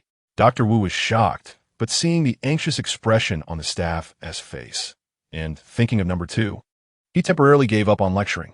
Feed them now. All the staff should know the dinosaur feeding manual by heart. How could anyone think that dinosaurs couldn't eat before the most basic length and weight measurements? It's not like they were going to draw blood. He had clearly told them that this was just a basic check. Chapter 12.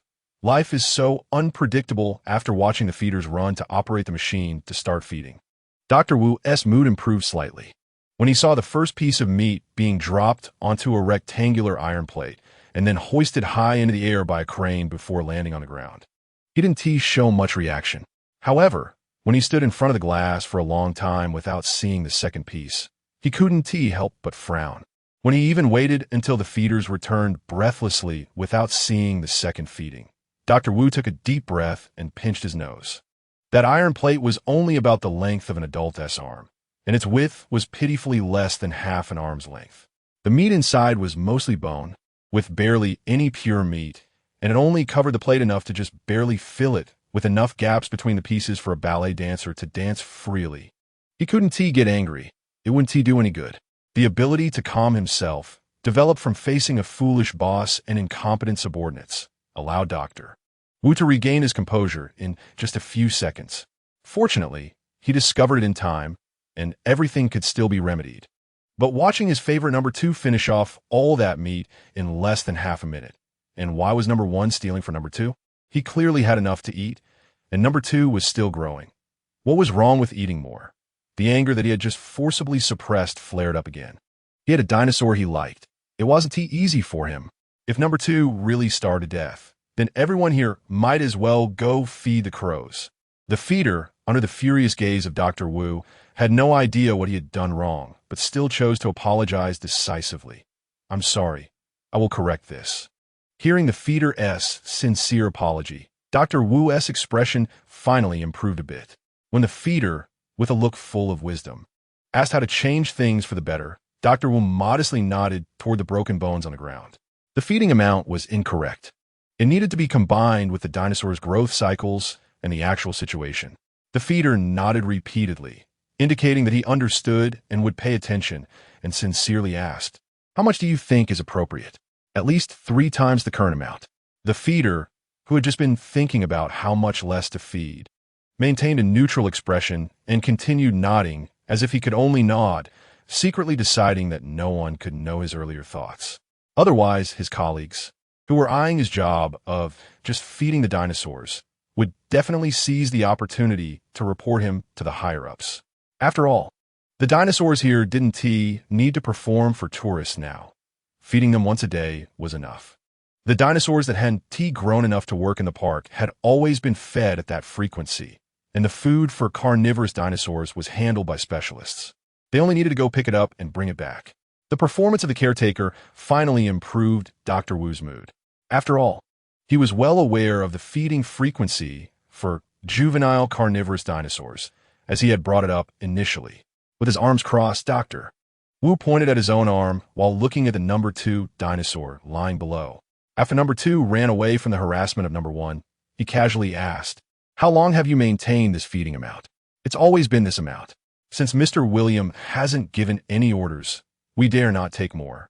The caretaker cleverly used the art of language to transform himself from an ignorant subordinate who only feeds the dinosaurs a small amount into a pitiful subordinate who understands some things but does not dare to act on his own without his superior's directive.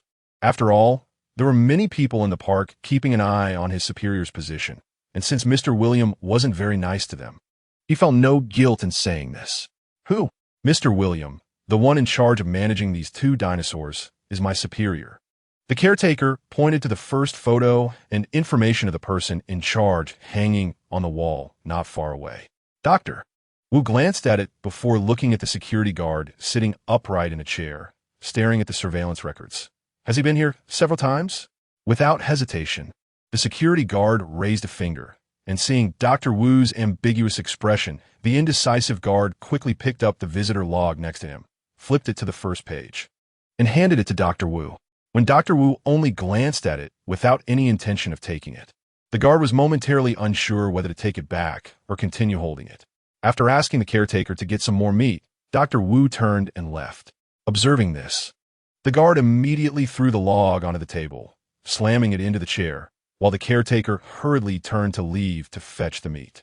On his way to report to Mr. Ma, the more Wu thought about it, the angrier he became. It was like a top student unable to comprehend why a struggling student couldn't grasp the material, or an author unable to understand why readers liked this novel for certain reasons. He couldn't understand why anyone would be completely unaware of how much food this type of dinosaur needed to eat. Meanwhile, back in his den, Lin Mingfei, who was lounging at the entrance and basking in the sun, was dozing off when he suddenly caught a whiff of meat. Although puzzled, he leisurely made his way toward the source of the smell. Lin Mingfei wasn't sure what was happening and didn't want to run and waste energy, but no, one clearly thought otherwise. The moment he caught the scent, he perked up and dashed out of his spot. When he arrived at the place where they had eaten in the morning, he looked up at the grill above, from which the sweet smell of meat was wafting down, and without hesitation, he swallowed hard. Due to the larger amount of meat being prepared, the caretaker, who was still adjusting the equipment, was unaware that the dinosaurs had already caught the scent and come out.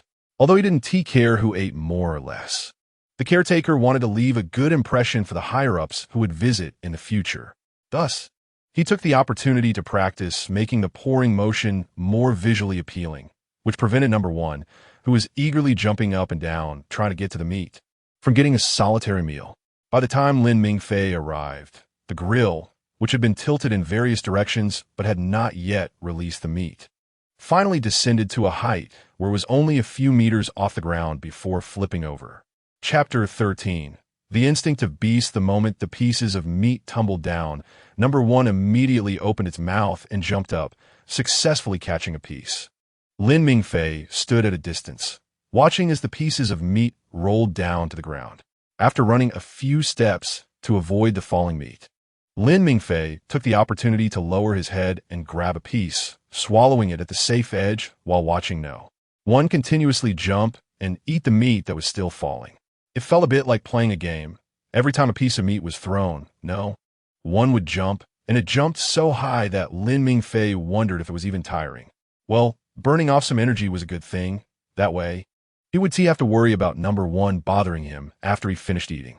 Lin Mingfei wandered around the edge, eating meat to avoid being hit by No. one's tail, which was bouncing around in the middle. Although number one had learned not to sneak attack after getting beaten, it still felt that the other party was just biding its time. If it truly let its guard down, it would end up in the lab, even if it didn't die.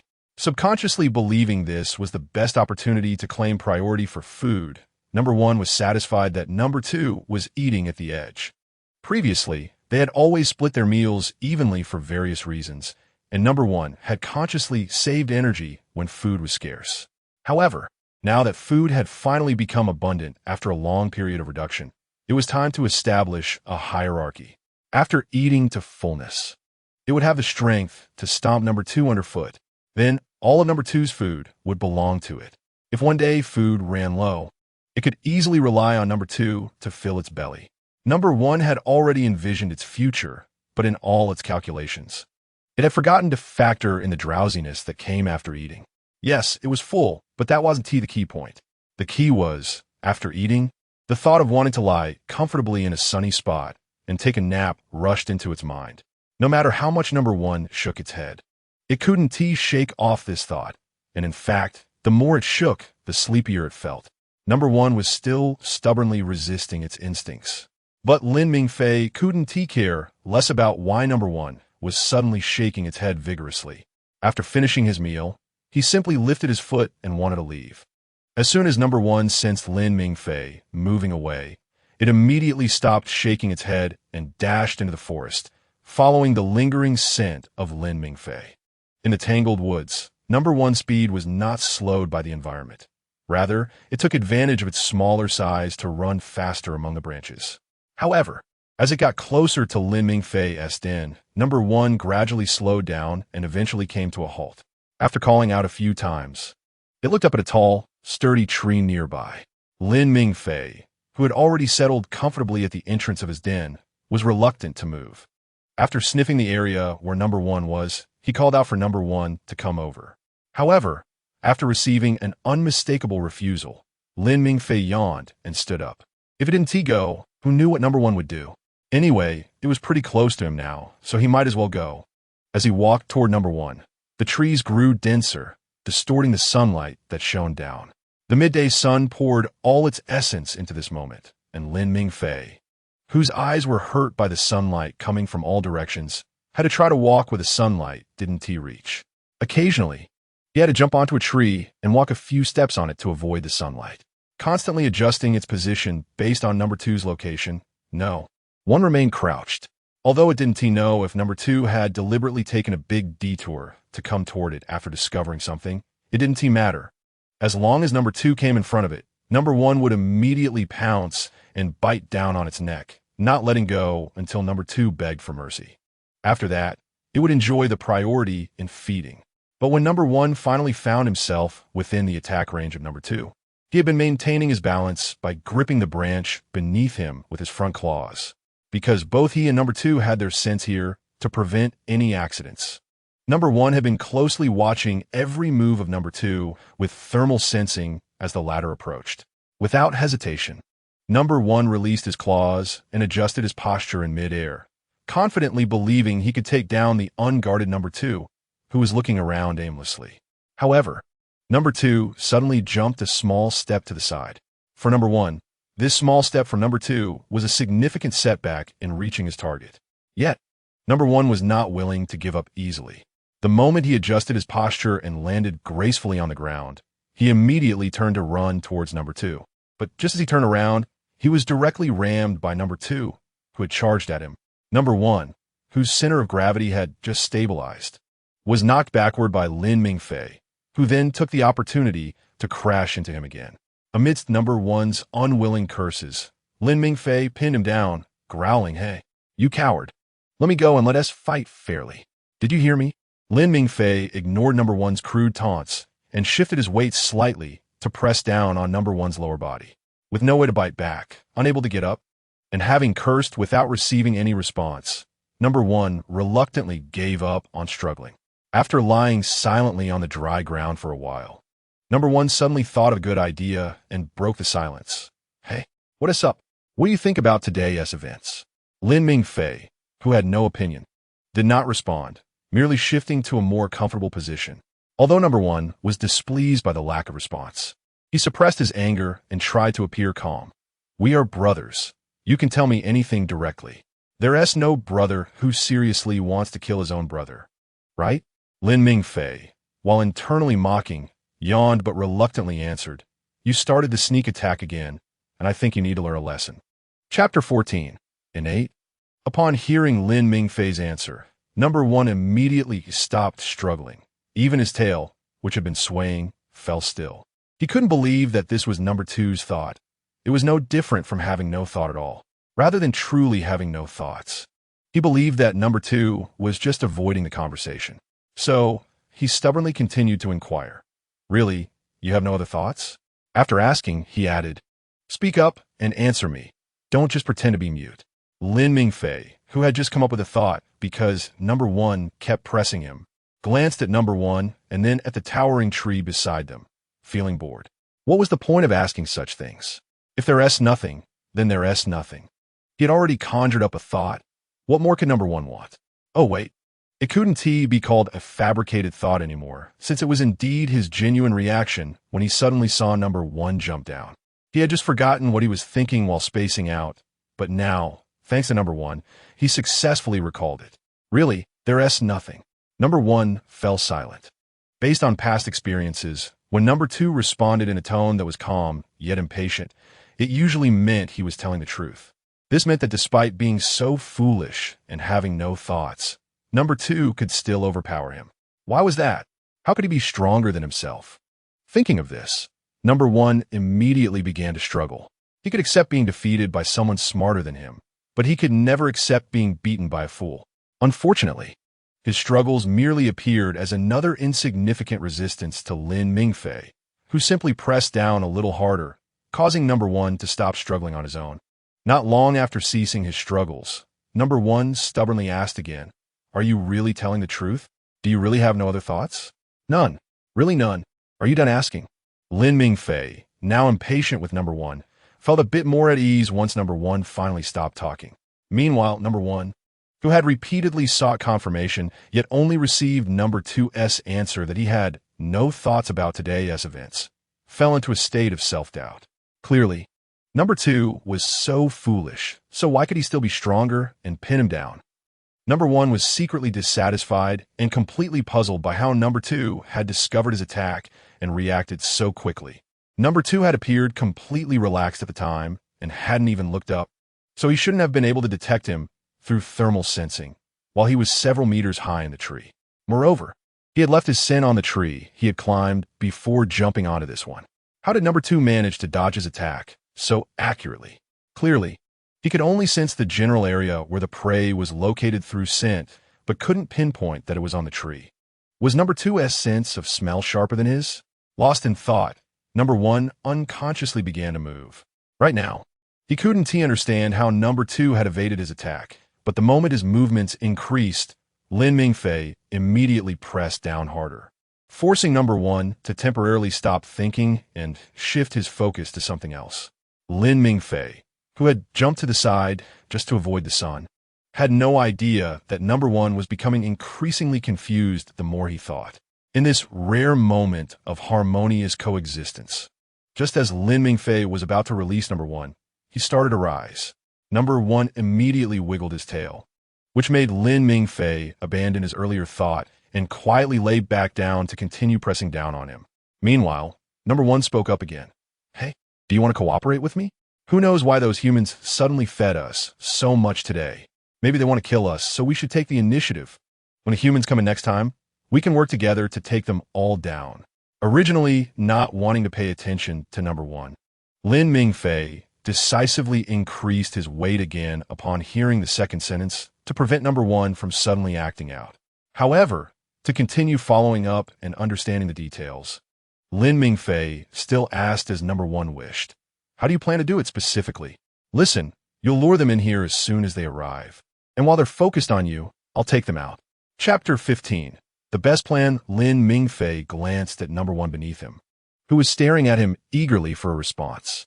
Even as Lin Mingfei pressed down a bit more, number one kept his gaze fixed on him. He had no doubt that if he refused, Number one would find another way to try to kill the humans, which would lead to outcomes he would rather not see. Okay, after changing to a position that allowed number one to continue being pressed down by himself, while giving the illusion to the other party that he could easily escape at any moment, Lin Mingfei calmly responded, "To think of such an idea, you truly are genius." Number one surprisingly did not immediately start struggling, which took Lin Mingfei aback. He had originally thought the other party would be eager to jump up and attack him. However, since number one was willing to remain pressed down like this, it indirectly confirmed that number one was absolutely serious about this matter and would soon return to take action, rather than looking for a reason to let his guard down and immediately attack him. At the same time, due to number one's contradictory remarks, Lin Mingfei had to think about how to ensure number one's actions failed while preventing him from becoming suspicious and still revealing the entire plan.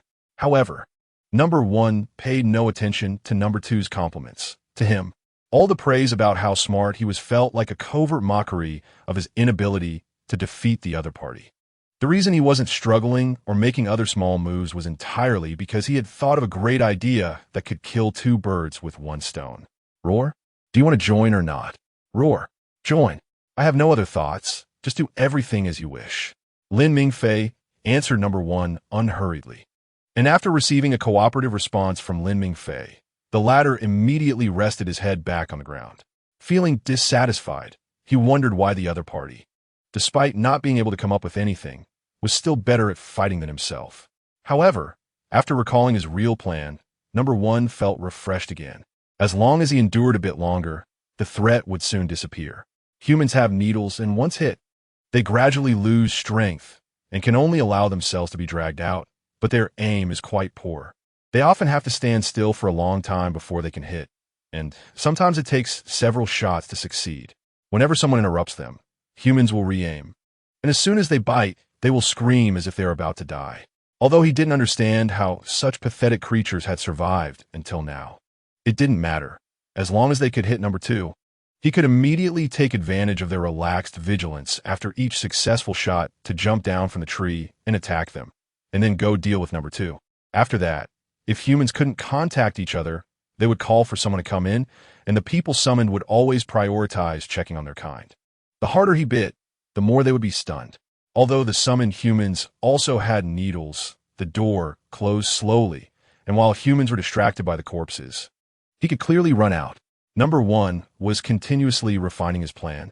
He initially wanted to kill number two directly after the first phase of the plan and frame everything on number two to gain the trust of humans. Then wait until they had let their guard down before taking the opportunity to kill them all and leave to live freely outside. However, this idea was soon overturned by number one himself, and he successfully devised an even more perfect and secure method. This current idea had become the best plan he could think of. After pressing down on number one for a while longer, Lin Mingfei stood up and released him. After asking number one if there was anything else and receiving a response to hurry up and prepare, Lin Mingfei glanced at number one, who had suddenly started to get angry again and turned to leave.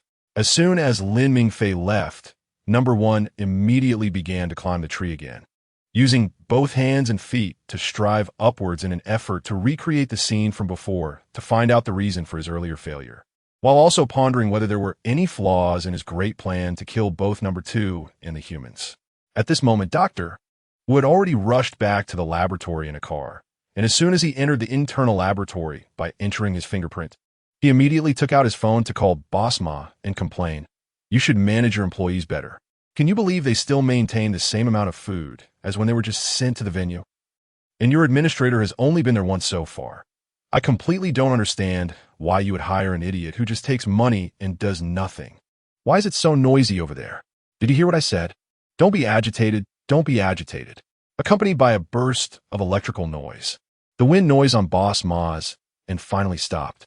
After taking off his headset and stepping down from the helicopter, the phone call was left with only the sound of the helicopter's wings rotating, which finally eased Dr. Wu's ears that had been tortured moments ago. At first, he was a bit too excited and didn't notice the howling noise on Boss Ma's end. When he realized it, he understood how powerful the noise was, and even Boss Ma's response was only intermittently audible. After switching the call to his mobile phone, Boss Ma, With one hand on his hip while gazing at the distant mountains and streams, casually asked, "What exactly is going on?" "Don't worry, Henry. I've never seen you so agitated. Anything that can be solved with money won't be a big problem." No, our dinosaur almost died because of your idiot subordinate. Do you understand that?" Wait. What exactly happened?" Upon hearing Dr. Wu say the dinosaur was going to die, Boss Ma immediately changed from his previous nonchalant attitude to one of tension and confusion. After all, every dinosaur was a precious asset painstakingly researched out of the laboratory. But the most important question now was, it's not the new one we just developed, right? Unfortunately, it is. Oh my God. Boss Ma completely failed to notice that Dr. Wu was no longer using it, but had switched to he when referring to the dinosaur. If the situation hadn't been so urgent, Boss Ma would definitely have folded his hands in prayer, or something else, which was a deeply ingrained habit of his as an Indian. However, still holding the phone, he clearly couldn't do that. So he could only continue to ask excitedly on the other end of the phone, what exactly happened? It concerned his 26 million. And even if he couldn't rush over now, it was good to understand the situation better. Upon learning that his 26 million had almost been lost due to the insufficient food supply, which sounded absurd at first but was still absurd upon further thought, Boss Ma was both incredulous and furious. I pay them such high salaries. Why can't they even handle such a small matter? I will send someone to deal with this. Don't worry, Henry. I completely understand how you feel. With them handling it, you only need to focus on your experiments in the lab. I don't think they are reliable enough. Dr. Wu, who had only seen the hybrid dinosaur supervisor come once, recounted the situation without any exaggeration. He merely rearranged some of the events. If Boss Ma was even more upset than he had predicted, what did that have to do with him? He was just a scientist, very innocent, okay? After finishing this matter, taking advantage of the fact that Boss Ma had momentarily lost his cool due to his employees almost causing the disappearance of 26 million, Dr. Wu finally cut to the chase. This is the first dinosaur mixed with so many genes. For the smooth progress of future-related experiments, I should continue to follow up on this matter.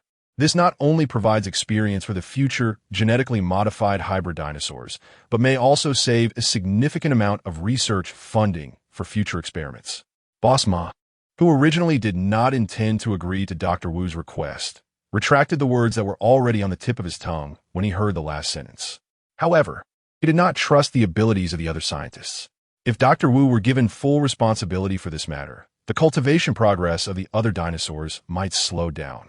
After pondering over which researcher he remembered besides Henry and ultimately finding none worth mentioning, Boss Ma reluctantly asked, "Can't we let the other people in the lab follow up on this?" "We can, but in that case, we can't guarantee how much funding can be saved in the future. Currently, there's only this one genetically modified hybrid dinosaur. The cultivation of the other dinosaurs is already quite mature.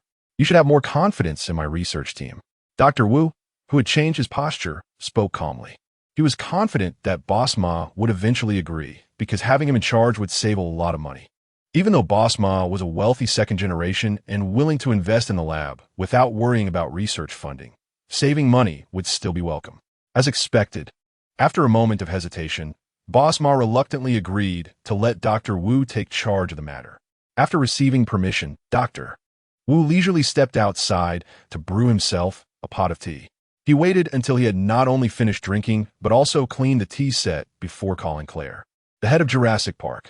Claire, who was busy managing all affairs of the park every day, had just received a call from Boss Ma a few minutes earlier. She had no thoughts other than considering those people as just eating and doing nothing. Upon learning that Dr. Wu wanted to take some authority from her, she quickly agreed to the matter while communicating with the board members, telling them that if anyone disobeyed Dr. Wu's orders, they could just inform her. Claire, who did not think Dr. Wu understood management at all, was not worried about any irreversible actions he might take. After all, the final signature would always be hers. And exchanging some inconsequential authority for good relations with the chief geneticist of the boss was a deal that could not go wrong. Dr. Wu was very satisfied to have finalized this matter in just a few minutes. However, due to Dr. Wu's visit and the changes caused by someone being hungry for his favorite dinosaur, everything was now unrelated to Lin Mingfei. At this moment, he had returned to the entrance of the nest, basking in the sun while contemplating how to deal with plan number one. Although he now had an idea, since number one wanted him to distract the staff so that he could have the opportunity to attack the humans. He could lead them in the opposite direction while controlling his speed. If he couldn't find the staff for a while, they would prioritize searching for number one. Alternatively, he could run towards number one while maintaining a distance, so that if number one jumped down, the others would have a chance to notice and tranquilize him immediately.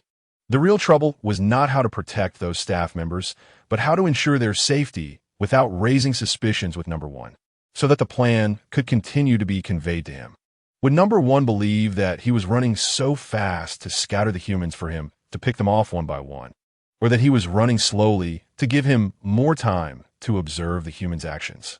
Typically, inspections happen once a week, but this time, surprisingly, nearly a month had passed before it came again. Number one, who had caught the scent of humans early in the morning, became excited. Although the scent was blown in by the wind, the mixed smells indicated that there were definitely many people outside. Without the needles that could make them lose consciousness, those humans looked weak and truly were weak. The last time he was in the lab, a human he bit only screamed, but the humans would call others with needles over. So he had to capture all the incoming humans before they could call for other humans with needles. After all, the needles were all contained in a black cylinder, and those black things looked exactly the same. As long as he avoided them, he would be safe. Chapter 17. Fantasy is beautiful. Reality is cruel. Number one grew increasingly restless as the days passed without human arrivals. During this time, to prevent number two from not cooperating with him later, he had to suppress his desire to attack and continuously practice how to hunt from high places within his territory. Although he was now impatient, based on past experience, number one managed to contain his excitement. After waiting for a while, as the smell intensified and approached, he immediately darted out of the nest and headed towards the forest. A few months were enough to create a small path through the woods. And after running along this path to a spot not far from number two's nest, number one stopped and began pacing in place. He wanted to rush directly in number two's nest, but was also worried that number two might perceive his proximity as an invasion of territory and want to fight him, delaying the upcoming plan. Therefore, he could only stand at the agreed boundary line, shouting for number two to hurry up while constantly watching for the humans' movements. Wishing number two would come out now to distract the humans and directly start his plan, to ensure his plan proceeded smoothly during this time before the humans arrived. Number two was not just avoiding fighting with him. If he failed, he would suffer significant losses. No matter what, at least one part of this plan had to succeed. Lin Mingfei, who had no special feelings about the scent of humans, was jolted awake by number one's roar. Initially, when he heard number one urging him to get up quickly because the plan was about to start, he was completely bewildered. It wasn't until several seconds later that he realized, number one was talking about his latest plan to kill all the humans that came in. At first, number one would come every morning at the same time to call him for practice. But as time went on and the humans still hadn't arrived, number one gradually stopped coming. By today, it had been more than a week since number one last sought him out, so he unconsciously forgot about it. However, it was mainly because number one not only stopped bothering him, but also tried to please him every day, making his days extremely comfortable. If someone had told Mingfei in the past that one day he would be satisfied because others were not bothering him, he definitely wouldn't have believed it. But now, he not only believed it, but also deeply agreed. When Lin Mingfei finally left the nest to meet him, number one instinctively wanted to rush forward to join him. However, after taking a few steps, he forcibly stopped and returned to his previous position, pacing back and forth anxiously. As soon as they met, number one immediately shouted for Lin Mingfei to keep up with him and urged him not to dawdle in executing the plan, while also informing him of the escape route. As Lin Mingfei internally complained that this was just giving him excuses to fail the plan, number one continued to remind him, "Keep your speed controlled. Just run at the speed you usually go to eat. If you run too fast, those humans won't catch up to you. If the plan fails, I'll ambush you every day." It was quite an effective threat, but it didn't matter. He would pin number one to the ground and ensure that within 3 days, he would abandon the idea of ambushing him daily. Lin Mingfei was not particularly concerned about the threat posed by number one. He also didn't believe that after this incident, number one would continue to endure and not come looking for a fight. It was just a matter of time, so it didn't matter. Moreover, he had long since made up his mind to carry out the plan to the end, merely pretending to comply. After all, who couldn't do that? If he needed to run slower, he would run at the slowest speed. If he needed to run around in the woods, he would claim he didn't remember what number one had said at that time, always being cautious not to get shot before reaching the target. He would just watch people backtrack. Anyway, even if number one asked later, he would say he had done everything as ordered, although it would be strange if he succeeded. Who cared how number one would react afterwards? However, just as Lin Ming-Fei lazily walked out of the woods amidst number one's repeated urgings, he heard the sound of welding not far away and instinctively looked up towards the source of the sound. Before he could clearly see what was happening over there, or even begin to imagine, he was shot down by a tranquilizer gun before he could even think, seeing number one fall as he had envisioned. The shooter on the scaffolding, which was slightly higher than the venue, was extremely satisfied as he moved his scope away and began searching for number one. Beside him, a welder was slightly bent over, welding something in the venue, with both parties maintaining a mutual non-interference. Chapter 18. The boomerang flies back to itself, sir. The times have changed. Number one, who was almost successful in climbing onto a branch, paused when he noticed that number two remained motionless. He then continued to climb towards his target, while pondering what was wrong with number two that made him suddenly stop moving. If it weren't for the fact that climbing down to take a look would make him run out of time, number one would have loved to directly confront number two. After finally leaping onto the branch he had chosen long ago, number one wasted no time in hurrying towards number two.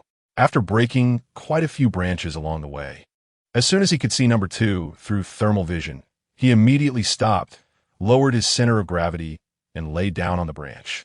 The thick branch that number one was on suddenly fell down, but then wobbled back up a few times before finally settling at a 70-degree angle with the trunk, remaining motionless. 3 months ago, number one and number two were only 40 centimeters long, but now, less than a month after not even reaching 4 months, the genes of the dwarf shrimp and the octopus in their bodies had started to take effect. The former allowed them to reach their adult size at the fastest speed, while the latter controlled their rocket-like growth speed to prevent premature death due to overly rapid growth. Through meticulously compiled genetic codes, a delicate balance was achieved between these two mutually restraining genes. Under the mutual restraint of both genes, they were already close to 5 meters long, and other genes in their bodies were also playing their unique roles, ensuring their growth speed while enhancing their lifespan.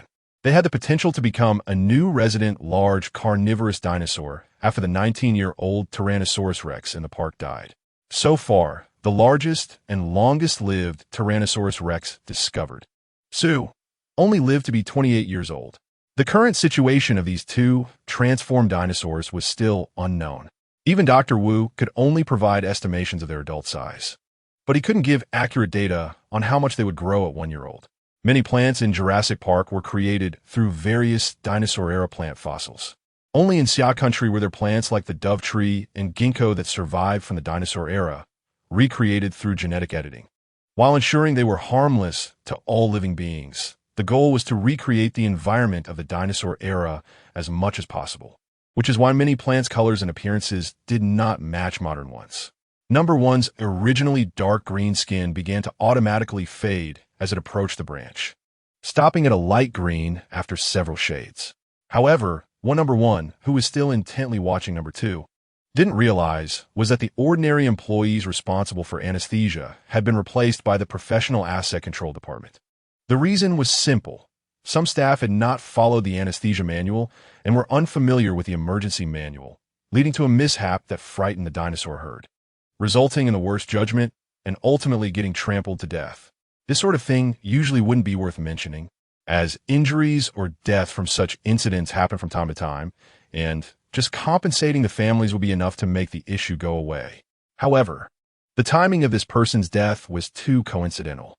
The union to which this employee belonged was currently uniting with other unions to strike, gaining momentum. Thus, the family, who had already received compensation but was still unsatisfied and wanted more, teamed up with the union seeking more attention to blow the matter up. They twisted the narrative, claiming that the employee died because Jurassic Park discriminated against black people, forcing them to do such dangerous work without compensation and even threaten the family, saying that if they spoke out, they would be silenced. Yet, for the sake of other victims, the family risked their lives to bring this issue to light. Society owed them an award for Best Citizen. Of course, while doing this, the union also took the opportunity to bring green gifts packed in black briefcases to other families or individuals who had received large compensation.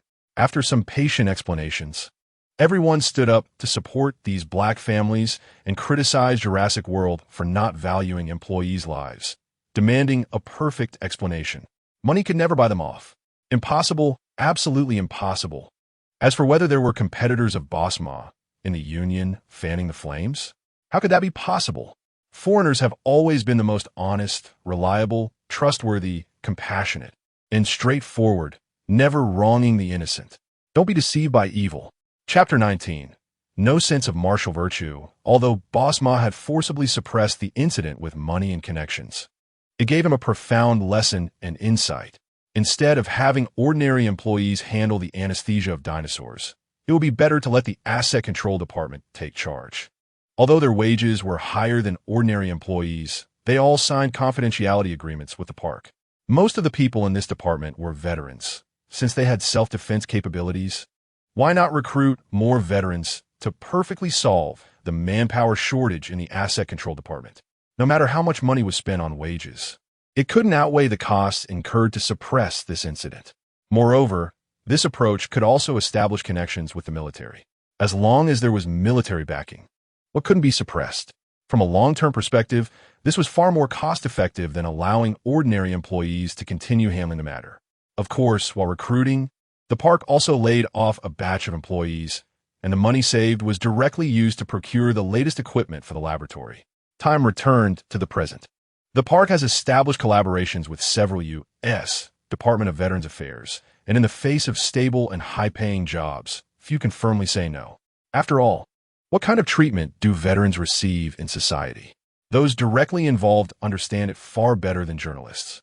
Not to mention, the military can directly fabricate various reasons to kick healthy individuals out, which means these soldiers will no longer be able to enjoy medical treatment, health insurance, or retirement benefits. In other words, they're almost working for the military for free, as the pay from the military falls far behind civilian salaries. Even those who retire normally often cannot enjoy health insurance. Moreover, the U.S. obsession with war has led to many veterans exhibiting obvious violent tendencies and other issues. These problems may not be significant during wartime, but when they return to society, coupled with the unspoken phenomenon in the U.S. that enlistment equals unemployment and psychological issues, various incidents arise, making it even harder for them to integrate into society and find jobs. However, now there is a job available that only requires them to have self-preservation skills, be obedient, work, and not have to hide their true nature. But due to limited recruitment numbers, competition has emerged. After the park's various positions experienced layoffs, the asset control department, which was hardly affected, was eager to seize the opportunity to achieve results to increase their own benefits. Therefore, upon receiving notification from the laboratory, they immediately set the date to start renovations at the venue and climbed the scaffolding to administer anesthesia. Taking advantage of the dinosaurs' habituation to the noise from equipment moving and the scent of humans, they swiftly and decisively knocked down one of the unsuspecting dinosaurs that appeared before them. After taking down one dinosaur in the venue, the asset control department did not immediately enter to take it out, but continued to lie on the scaffolding, using binoculars to search for another dinosaur. The dense trees, which closely matched the skin color of the dinosaurs, served as the best barrier and cover. Number 1, lying motionless on a branch, was still pondering why Number 2 suddenly stopped moving and why the humans had not come in yet, while the tip of his tail subconsciously swayed slightly. Upon realizing this, Number 1 immediately suppressed the urge to move, but as he continued to think, the tip of his tail slowly began to sway again. After noticing that Number 1 had not caught on, he cautiously increased the movement's amplitude. A team member, who suddenly noticed something swaying behind the leaves, slowly adjusted the gun's muzzle and magnification. After confirming that it was indeed a dinosaur's tail, He shared the location with others while trying to find its body to deliver the anesthesia. The interspersed branches and leaves played an unexpected role at this moment. After repeated adjustments, yet failing to find an angle to successfully anesthetize the dinosaur, several team members unanimously decided to maintain surveillance and silently wait for the best opportunity. The anxiety of a disrupted plan led number 1 to eventually choose to climb down after lying still for a while. When he stealthily popped his head out from behind the tree to observe his surroundings, he could still only see the venue, unchanged from before. After waiting in place for nearly 10 seconds with no occurrence, number 1 finally stepped out from behind the tree. "Ryan, wait for my command to shoot." Due to the angle of his chosen position being unable to accurately hit the remaining dinosaur, the team leader directly gave up on having himself, who had the best shooting skills, take the shot, and instead assigned the task to the team member in the best position. The called team member responded and merely adjusted his head before continuing to aim at the dinosaur moving between the trees with the scope, while the other team members began to climb down the scaffolding in succession to prepare the tools to transport the 2 dinosaurs. Although the scent of humans was far more pronounced than at any previous time, when number 1 began to notice some of these scents gradually fading away, he couldn't help but feel disappointed. Had he known this time would be the same as before with just a few figures wandering outside, he wouldn't have come out. Although number 1 still cautiously advanced toward number 2's position, he moved much faster than before, where he had been stopping and retreating to observe, ignoring the people who often stayed on the scaffolding but never fell off. Number 1 finally closed the distance to Lin Mingfei to the point where they could see each other with the naked eye. However, just as number 1 was eager to pounce on Lin Mingfei, with the team leader's command, number 1, who had just started to move, suddenly fell to the ground.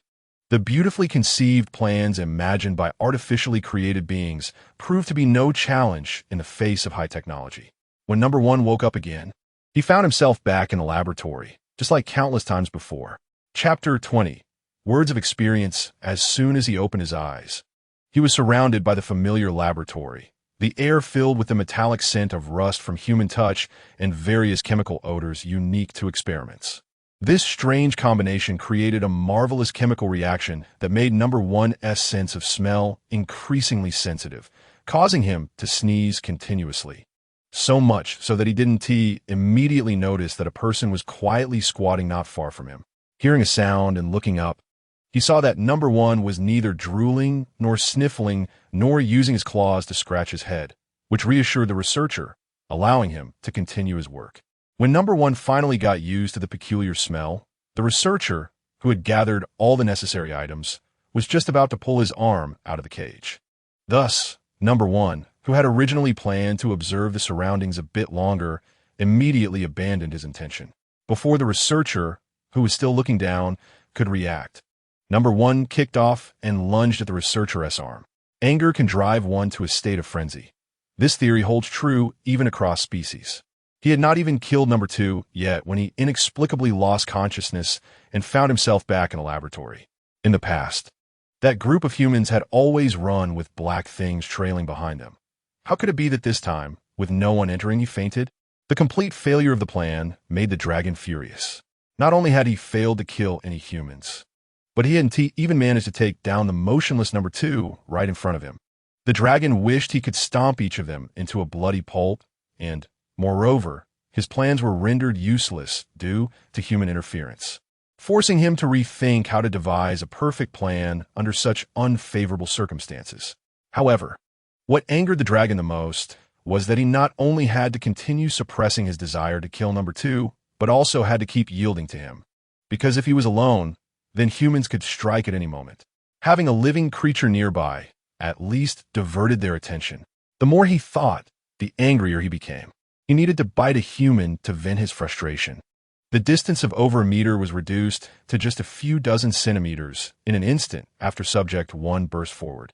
Thanks to the powerful explosive force granted by its genes, Subject 1 felt very confident in its actions, certain that this time it would make the other party scream, and perhaps even take the opportunity to pull them in for a few more bites. After all, it wouldn't be like some idiots here who were shot on the spot for almost killing a researcher, just as Subject 1 getting closer to the bottom of the cage. aimed to bite the researcher's forearm. An iron bar suddenly dropped from above. The bars, wider at the bottom and shorter in the middle like an open fan, press Subject 1 firmly to the ground without harming it, leaving it completely unable to pull its head out no matter how much it struggled. While Subject 1 was desperately writhing, using its front paws to grasp the bottom of the bars in an attempt to push them open through the few centimeters of gap between the bottom and the cage. It also placed one foot on the cage and pushed against the bar with the other, trying to escape. Meanwhile, the researcher squatting by the only 20-centimeter high exit of the trapezoidal cage, holding a few tubes of blood, slowly withdrew his arm from the cage. First, he glanced at his still intact hand, then leisurely looked at the automatic sensor installed in the cage after procuring the eagerly awaited new product due to ample funding. It was this sensor that successfully controlled the bars to intercept Subject 1. Having funding is great. After waiting for so many months, it finally came through. If it weren't for this, my gloves would definitely be ruined again. The researcher sighed in admiration to another passing researcher, who glanced at the still, struggling Subject 1.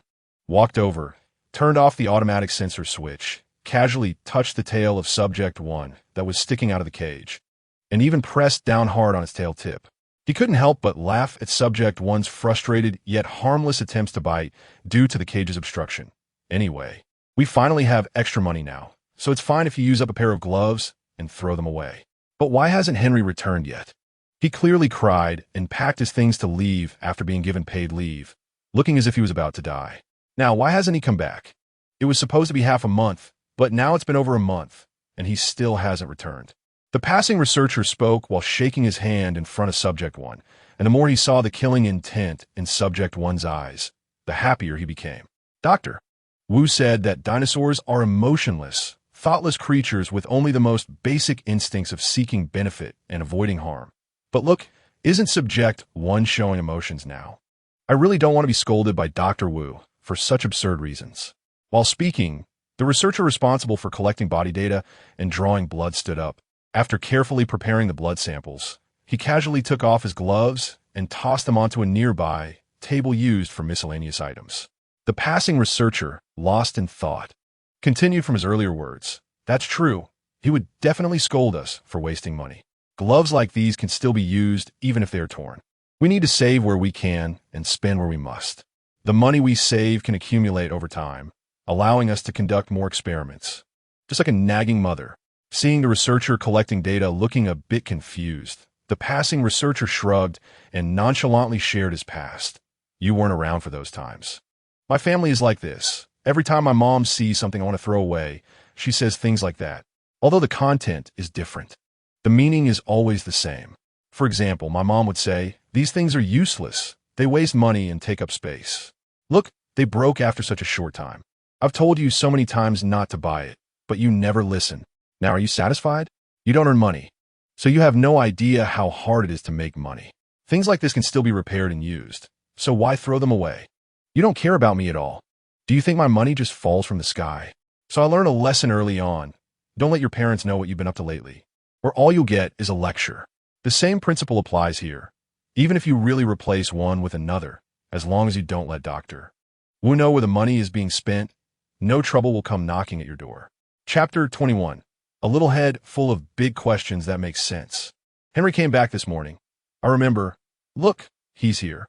As they spoke, the door opened automatically, and it was Henry, the person they had just been discussing.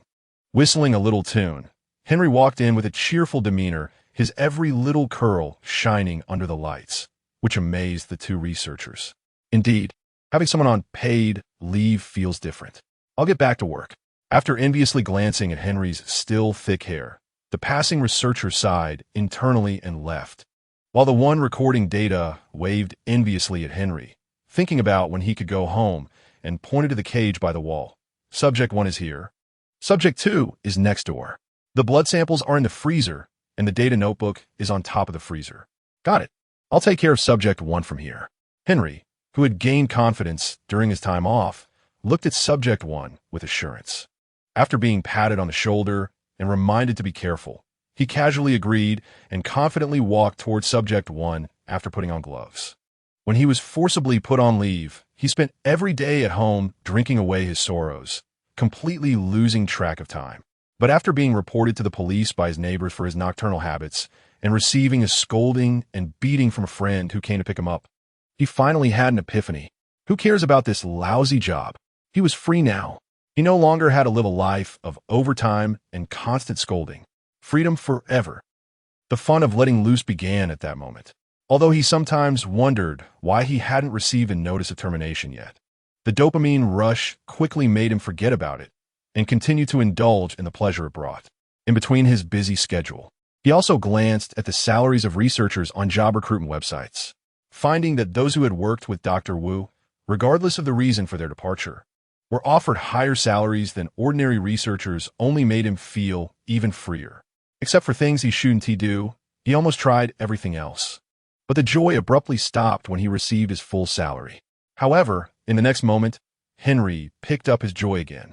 Wasn't it just about continuing to work at the Dinosaur Park? Wasn't it just about continuing to work under Dr. Wu? Since Dr. Wu had rushed him back, he certainly wanted to enjoy this thrill while feeling anxious about when he might be called back. It wasn't until Dr. Wu finally remembered there was someone outside and messaged him to ask how things were going at home that he reluctantly booked a ticket to return to the Dinosaur Park. After failing to bite a human and getting its neck stuck, Subject 1 was even more annoyed. After finally being let out, it was even touched by an idiot on its tail, and it was completely helpless due to the cage's obstruction. After memorizing all the unpleasant scents of these people, Number 1 looked up at the fan-shaped railing standing high on the cage between the horizontal bars of the upper layer. After staring at the immobile railing for a while, Number 1 lowered its body and slowly approached, keeping its head tilted back to pay attention to the railing while testing the spot where it had just been stuck. After confirming that there were no issues after several attempts, it boldly stood below the railing, looking up at it and pondering why it had suddenly fallen from above. While Number 1 was observing, Henry had already turned to ask, pointing at the railing on the cage and the button beside it. What is this for? It's used to intercept them. It's automatic, just press it and it opens. The hand crank next to it can manually lower the railing. By the way, don't forget to feed Number 1. It hasn't eaten today. Oh. After glancing at Number 1, who had been completely ignored, Henry turned around to prepare the food. When he returned, he tentatively turned the hand crank clockwise, and after realizing it worked, he waved his hand outside, signaling Number 1 to go to the more spacious area. Number 1, who had already faintly smelled the scent of meat before the other entered, looked at this familiar-smelling human, cautiously moving in the opposite direction. However, after noticing that the human had not heard the sound of the railing moving after it did this, Number 1 silently moved towards the direction indicated by the other. Once Number 1 had moved over, Henry immediately quickened the speed of his hand crank, while Number 1 fixed its gaze on his every move. As Henry lowered the railing completely and opened the top of the cage to place the meat inside, Number 1's tail began to wag even faster. The side of the cage slowly rose like a slide from left to right, and the railing was positioned about 1/3 from left to right. Although the lowest point was only a few centimeters, Henry believed that Number 1 could reach the meat. After placing all the pieces of meat inside, Henry shook the bowl, which only contained blood and crushed bones, pondering whether he should put some straw at the bottom of Number 1's cage like he did for Number 2. He casually handed the bowl to a passing researcher, then began to manually raise the railing after closing the cage again. Chapter 22. Velociraptor. Noisy Henry knew that as long as there was someone nearby, Number 1 definitely wouldn't touch any food, so after raising the railing, he consciously walked away. Number 1 not only didn't rush over to check if the meat was edible, but instead took advantage of the human scent to walk further away, heading directly to the hand crank beside the cage. After tentatively extending its claw and not seeing anyone approach for a while, it pressed down on the crank. However, after trying to move it according to the previous researcher's actions and nothing happening, Number 1 let out a small, confused roar. Just at that moment, a human scent approached, and Number 1 immediately released the crank. After staring at it for a while, it walked towards the pieces of meat. Standing at a distance, neither too close nor too far, it sniffed for a long time, and only after confirming that the meat was fine to eat did it continue forward, tilting its head to eat the pieces one by one. After finishing, with only about 70% full, Number 1 slowly retreated, continuing to stare at the immobile hand crank. The ever-present human scent made Number 1 hesitate about whether to continue experimenting, but in the end, it temporarily abandoned that idea and turned its head to look at the railing on top of the cage, then slowly moved its head to look at the button next to it. Did it seem like the humans pressed one of those before that thing went up? Could it be that because of it, that thing suddenly fell down? The intellectual advantage brought by the mixed genes was fully displayed at this moment. As Number 1 began to jump repeatedly, trying to see where to touch that round thing to make the railing fall, a newly recruited researcher happened to walk in and saw Number 1 jumping. After casually commenting that it looked just like the velociraptor next door, he didn't think much of it and went to find Henry for materials. Meanwhile, next door, Lin Mingfei, who was in a regular cage but covered with thick straw, was lazily watching the several velociraptors on the table being measured for body data by researchers. He had just been chased around and fed by several researchers. Otherwise, those guys had been called away not long ago, and he really couldn't be so relaxed now. Moreover, these people didn't seem to understand what was happening. He clearly had already eaten enough, but they were still chasing him to feed him. Shouldn't they know best about the food intake? Or were they doing some research? Or did they simply think he hadn't eaten enough? He appreciated the kindness, but it really wasn't necessary. Just as Lin Mingfei was yawning and watching those dinosaurs to pass the time, the ones who had been awakened by the researchers' work began to struggle. Some trying to run out, and some trying to bite people, and almost all of them were doing this while shouting in high-pitched voices, "Ow! Big monster, go away! I'm not tasty at all! Ow! Let go of me! I hate you! I'm gonna eat you all! Ow, help, help, help! Somebody come save me!" While they were arguing, the first small velociraptor with blue stripes, after being checked and placed in a small plastic cage, looked up at its companions, who were all howling, and couldn't help but tilt its head to stare at them. After watching for a while, it asked in a baby voice, "How?" But the more you struggle, the slower you get put down, right? After saying that, it jumped at a nearby human, trying to bite them, but after failing, it had to let the human touch it and couldn't help but mumble softly. Lin Mingfei, who had originally been lying down, slowly got up after they spoke, matched their voices and appearances, and then leisurely lay back down again. There were 4 in total, all boys. It was a bit noisy, but it reminded him of how his younger brother used to be. Chapter 23.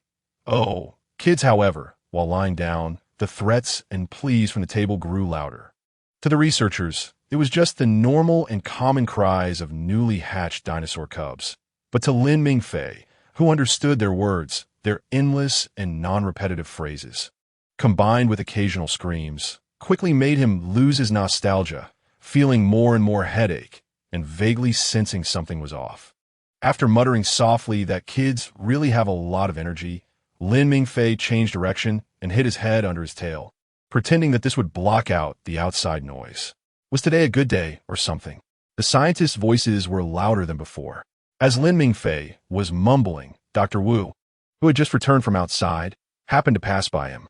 After taking a few hurried steps, he quickly turned back, swiftly grabbed some meat chunks from the insulated box on the table, and tossed them into Number 2's cage before hurriedly walking away while receiving a damp towel from his assistant. Lin Mingfei, who inexplicably received another feeding, silently devoured the bloody meat chunks in a few bites. Listening to the continuous cries of the few kids at the table, Lin Mingfei, feeling a bit irritated, poked the cage with his claw and couldn't help but ask, "Roar. They won't hurt you, so can you give your throats a little rest?" After Lin Mingfei spoke up, the sounds of the 4 little velociraptors immediately disappeared, but this calm lasted only a few seconds. Once they confirmed through eye contact that it wasn't each other speaking, they immediately started chattering again. "Ow. Who is talking? Ow. Why hasn't this white monster let me go yet? I'm so uncomfortable. Ow. Who is eating? It smells so good. I want to eat too. Ow. Why isn't anyone answering me? Who is talking? I'm so scared. Ow, I'm so hungry." While they were arguing, the originally quiet blue-striped velociraptor was sniffing around. In the end, it accidentally rested its head on the steel wire of the cage, smelling the scent coming from the front. Its gaze gradually lowered, and after finally seeing a cage of the same color, it curiously poked its head out to better see the other. "Why do you smell so familiar? But I've never smelled you before." The other three little velociraptors, who had ignored their companion's strange behavior, immediately stopped arguing when they noticed the situation. Those who could directly imitated and rested their heads on the cage, while those who couldn't tried their best to create conditions for themselves, bending their heads to see through the researcher, holding them to figure out who their companion was talking to. Suddenly, Lin Mingfei, who had a grayish-blue little head popping up from the table, paused for a moment before answering while lying back down. Roar. It's just a coincidence. We have no connection. Ow. Is that so? Ow. Ow. Don't mind him. Tell me when I can be let down. I'm so uncomfortable. Ow. What are you eating? I want to eat too. Ow. So you're the one talking just now? Why didn't I notice? You discovered everything. That's not fair. For some reason, after discovering the source of the voice that had just spoken, no velociraptor felt scared anymore and eagerly started asking all sorts of random questions. Although Lin Mingfei regretted that he had spoken up and that it had now become even noisier than before, he still answered the two little heads that popped up one after another. Roar, roar, it's just a coincidence. Once you're done being examined, you'll be let down soon. Meat, you're still too small to bite, so you can't eat it. Ow, you didn't answer anything. The little velociraptor that had been shouting about when it would be let down responded to Lin Mingfei with a sharp and piercing voice, and upon hearing the scream, Lin Mingfei finally realized why he had felt something was off earlier. The little ones hadn't been screaming before. Sure enough, now that they did, it felt right. Roar. I've answered you as much as I can. You'll be let down eventually. Just wait a bit. Just as Lin Mingfei calmly finished his reply, he heard another kid mumbling something indistinctly. So, both to divert the topic, to prevent that child from fixating on when they would be let down, and to give them something to do to stop torturing his ears, Lin Mingfei seized the moment before they thought of a new question and asked, Roar. How old are you all? Ow. I didn't understand. Roar. It's daytime now, and when there is no one here, it's nighttime. How many days and nights have you experienced? Ow. Such an easy question. Ow, let me think. Ow. Is this important? Why do we need to remember this? Ow. You can't remember anything but eating. Ow. Is it that the more times there are, the white-clothed monster will never catch me again? Ow. You count so slowly. It's 6 days and 9 nights. Ow. It's daytime, you idiot. Ow. 5 days and 1 night. I must be right. Ow. You're the idiot. You didn't figure anything out. Ow, who said that? I figured it out already. It's 1 day and 3 nights. Ow. You're definitely wrong. Ow. You're the one who's wrong. I must be right. Lin Mingfei, who had intended to let them think quietly, found that they had started arguing again. Well, kids, I guess I was asking too much. And did 2 of them just start fighting? He seemed to hear the sound of hitting. Chapter 24. It has been calling. It must be hungry. Just as Lin Mingfei was pondering how to say it better, the blue-striped velociraptor suddenly bit one of the 2 fighting velociraptors each, and before they could react to what had happened and collectively accuse him, answered Lin Mingfei's question, 3 days, 2 nights. This answer seemed so reliable compared to the others. But just because Lin Mingfei chose to adopt the other's answer did not mean the other little velociraptors were satisfied. The 2 who had just been bitten immediately forgot about it and started arguing again with another one. The dispute quickly turned into a contest of who could make the loudest noise, and before Lin Mingfei could open his mouth again to quiet them down, the last little velociraptor that had been checked by the researcher was put into the cage. The moment it landed, a free-for-all broke out among them. The blue-striped velociraptor had originally been quietly lying at the edge of the cage, watching its brothers fight in front of it. But when they wanted it to join the chaos, it immediately rushed over and bit each of them to make them give up on that idea. Roar, stop fighting. Lin Mingfei, who was getting a headache from the increasing noise, weakly tried to mediate. But the few that were being mediated ignored him and continued to attack each other indiscriminately until a researcher pulled them apart. Only then did they finally have a moment of brief peace. The blue-striped velociraptor, who had been involuntarily dragged into the chaos, returned to the corner after the researcher separated them. As soon as the researcher's hand left, they started fighting again. Brothers, after watching them for a few seconds, one turned its head and rested it on the railing, softly calling out, Ow. Don't mind them. The blue-striped velociraptor said seriously, and after speaking, it turned to see if its brothers had heard its words. Seeing they were all oblivious, it was very satisfied and rested its head back on the railing. After a moment of silence, Lin Mingfei sighed inwardly, agreeing with the other's words. Roar, you're right. After answering, they fell back into silence. With only the 3 velociraptors in the experiment fighting and making noise that was utterly incoherent, the blue-striped velociraptor, stretching its head out a bit more, was completely focused on watching Lin Mingfei, finding it not boring at all. After noting the other's scent, it imagined whether it would also become like this when it grew up, while mimicking Lin Mingfei's posture and changing positions while continuing to rest its head on the railing. As the blue-striped velociraptor began to shake its tail in imitation, Lin Mingfei, who couldn't sleep and had no researchers nearby to take the opportunity to recall English, finally couldn't help but speak up. Roar, you will stay here for a few more days before being sent out. Ow, will we meet again? Ow, what's it like outside? Ow, maybe it's the same as here. It suddenly gets dark when the time is up. Ow, will we be separated? Can I stay alone? Can I choose who to be with? Lin Mingfei's words were like a branch thrown into a hornet's nest, and the 3 fighting velociraptors immediately stopped their actions. Questions poured in towards Lin Mingfei, one after another, with one raptor not finishing its sentence before another one raised its voice to drown it out, making Lin Mingfei worry that they would start fighting again over whose voice was louder. He couldn't understand the logic of children's thinking, but he sincerely hoped they would just focus on fighting and not scream. Just as Lin Mingfei finished his prayer, the next moment, the velociraptors resumed their chaotic battle, embodying the saying, "What you fear will come." While Lin Mingfei pondered whether they even understood the concept of holding back, a researcher happened to pass by, wearing gloves. He casually grabbed one of the fighting velociraptors and took a look, noticing it only had scratches and no serious injuries, so he put it back down. There were no cuts, let alone blood. Let them fight, as it didn't require further concern. Seeing the researcher only picked one up for a moment before releasing it, Lin Mingfei stopped worrying about their injuries. After all, these scientists were the professionals. Since they deemed it safe, he shouldn't overthink it. The continuous brawl gradually exhausted the velociraptor's energy until the 3 finally stopped fighting to the death and each chose a corner, watching their chosen rivals like the blue-striped velociraptor. After finally no longer hearing fighting or screaming, Lin Mingfei began to address their earlier questions. Everyone on Earth knows that you must make sounds for your kind to understand each other's meanings. So when a researcher noticed that velociraptor no.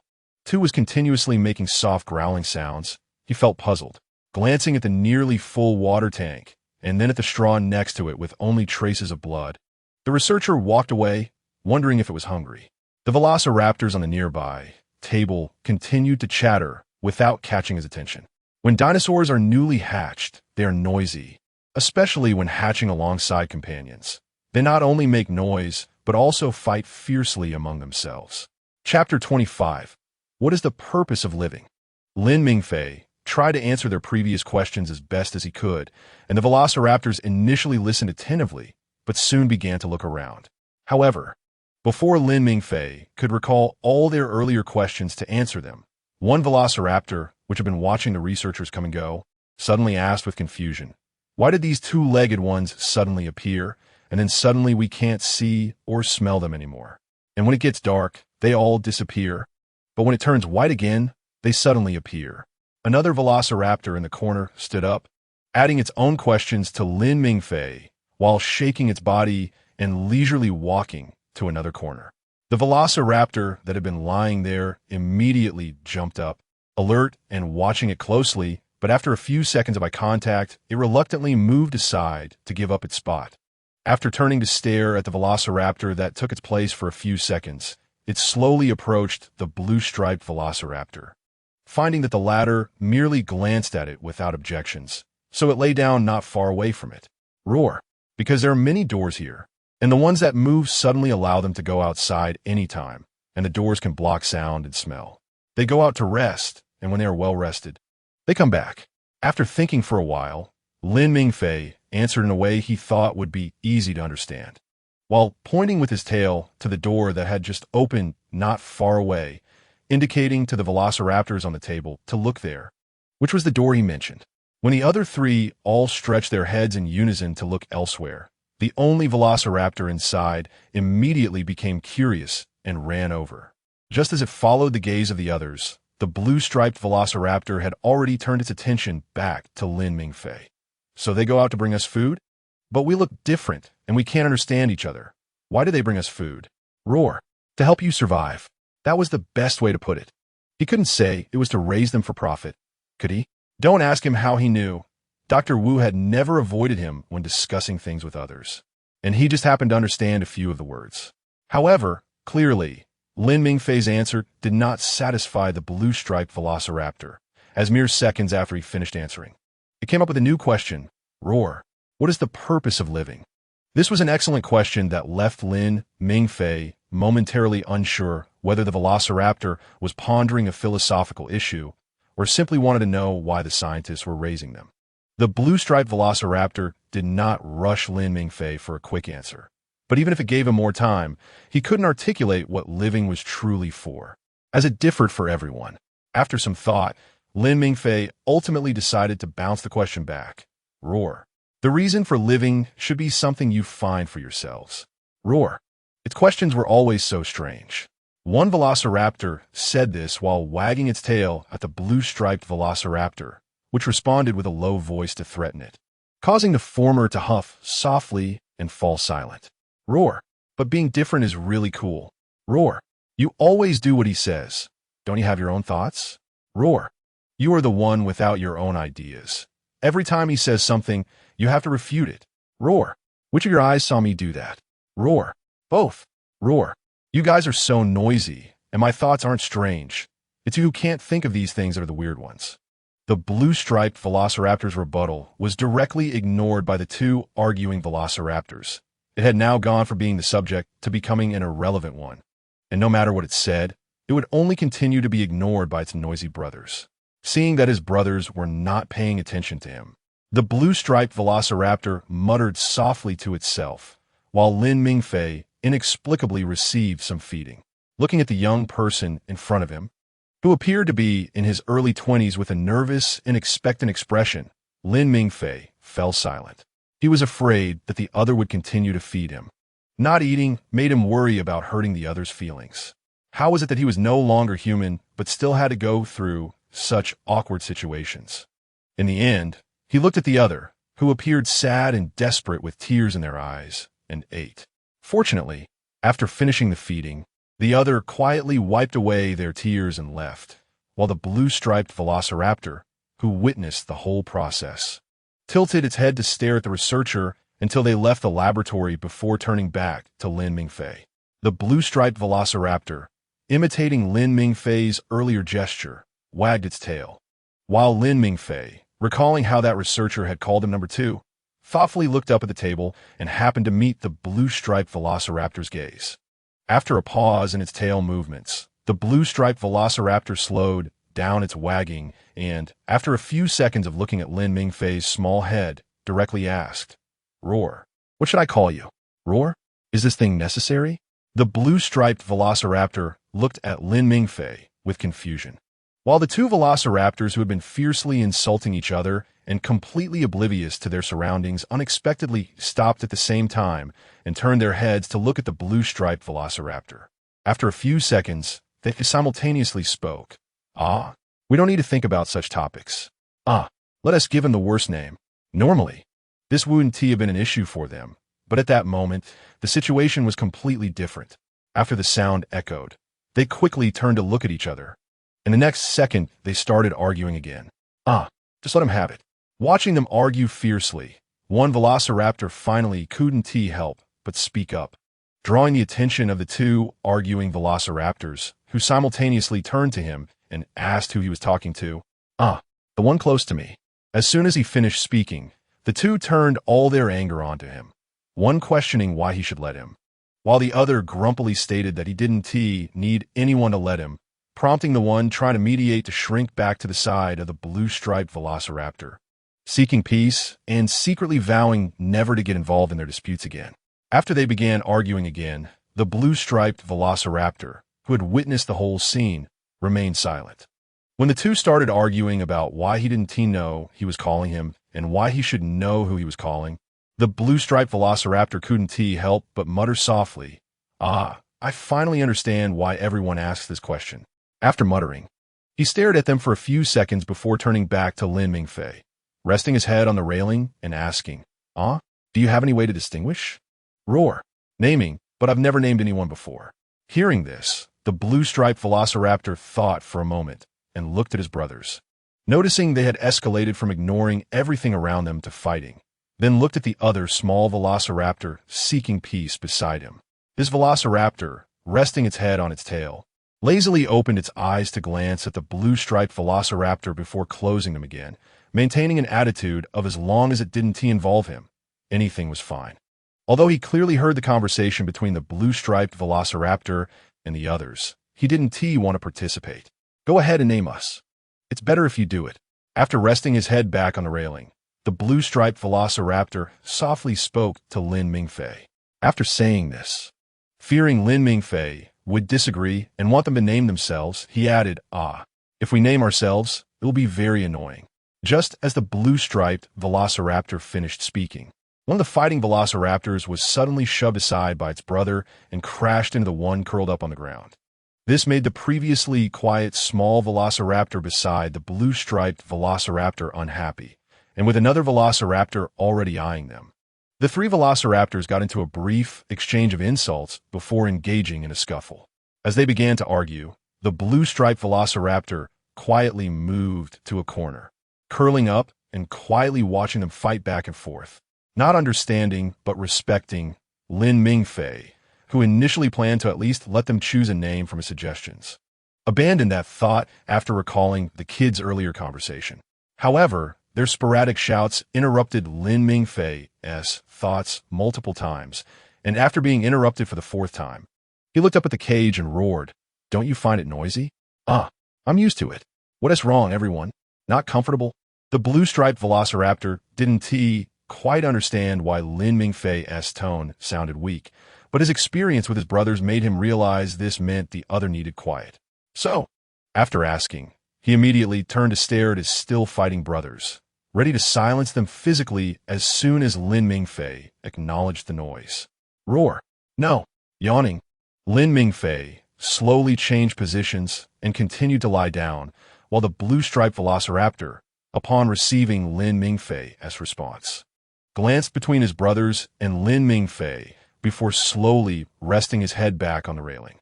Lin Mingfei slightly raised his eyes and saw that familiar little head peeking out again. After unconsciously wagging its tail and staring at the blue-striped velociraptor for a while, Lin Mingfei leisurely suggested, "Roar. If you find it noisy but can't control them, try threatening them with something they care about to make them quiet." "Ah, what is a threat?" "Roar.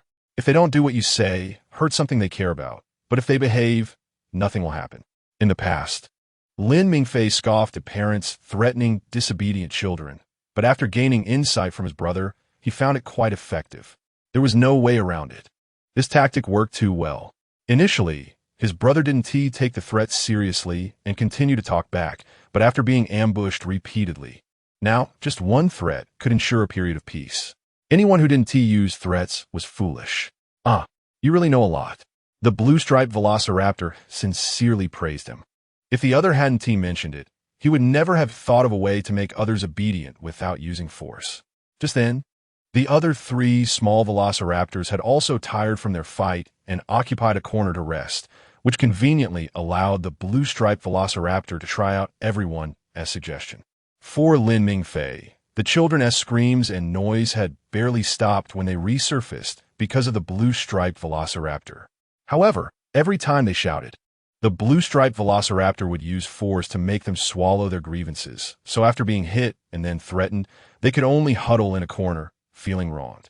Only when the blue-striped velociraptor threatened the next one would they dare to mutter a few complaints, but the moment the blue-striped velociraptor glanced over, they would immediately shut up and turn away, pretending that they weren't the ones bad-mouthing him, combining everyone's suggestions with his own force. The blue-striped velociraptor successfully implemented the strategy of first beating the brothers and then threatening them. He approached his last brother cautiously, feeling both happy and alert. One brother would reluctantly obey as long as someone was stronger, becoming much more obedient after being beaten and then threatened. The other, after the brawl, returned to a state of non-aggression, and without waiting for the blue-striped velociraptor to threaten him. He voluntarily stated that he had heard everything from the earlier conversation with the other brothers and would comply. Then he simply buried his head and went to sleep, vowing to maintain silence to the utmost. The first two were easy to handle, but the last one was different. Not only did it have fighting abilities comparable to the blue-striped raptor, but it also wouldn't listen to anyone, even though its stamina was nearly exhausted from continuous battles.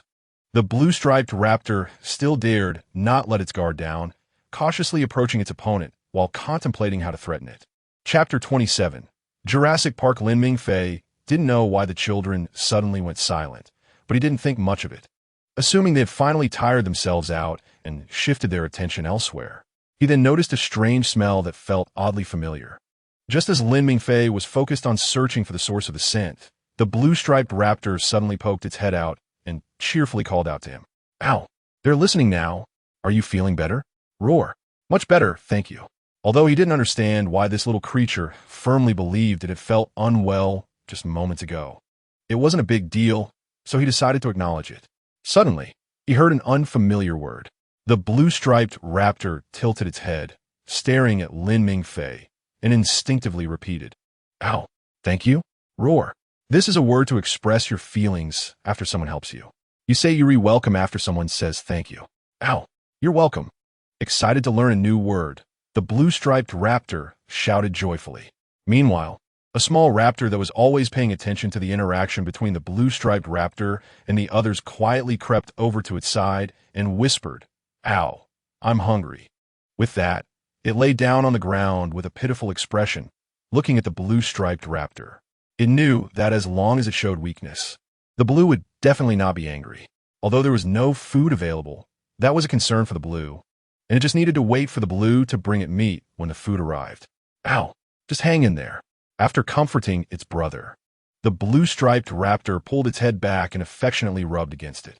This brother of theirs usually appeared nonchalant and easy to get along with, so the blue was willing to give in to him on some matters. On one side of the cage, the brothers were playing a harmonious scene, but on the other side, the remaining two raptors were each occupying a corner, watching them. One was glaring at its unnamed brother with great displeasure, while the other was fixated on the blue-striped raptor, constantly fantasizing about how to defeat it. Just when it had imagined the 17th version of the blue-striped raptor being trampled beneath it, begging for mercy, Lin Mingfei interrupted its thoughts with inspiration. However, after hearing what Lin Mingfei had to say, all of its dissatisfaction immediately vanished. "Roar, I thought of your names." "Ow, go ahead, I'm listening." "Ow, my name is definitely going to be the best." "Ow, what am I?" "Ow, so hungry." Except for the last lazy voice, the other raptors were all filled with anticipation. Even the one that had initially shown the most disdain for naming now just modestly awaited Lin Mingfei's answer.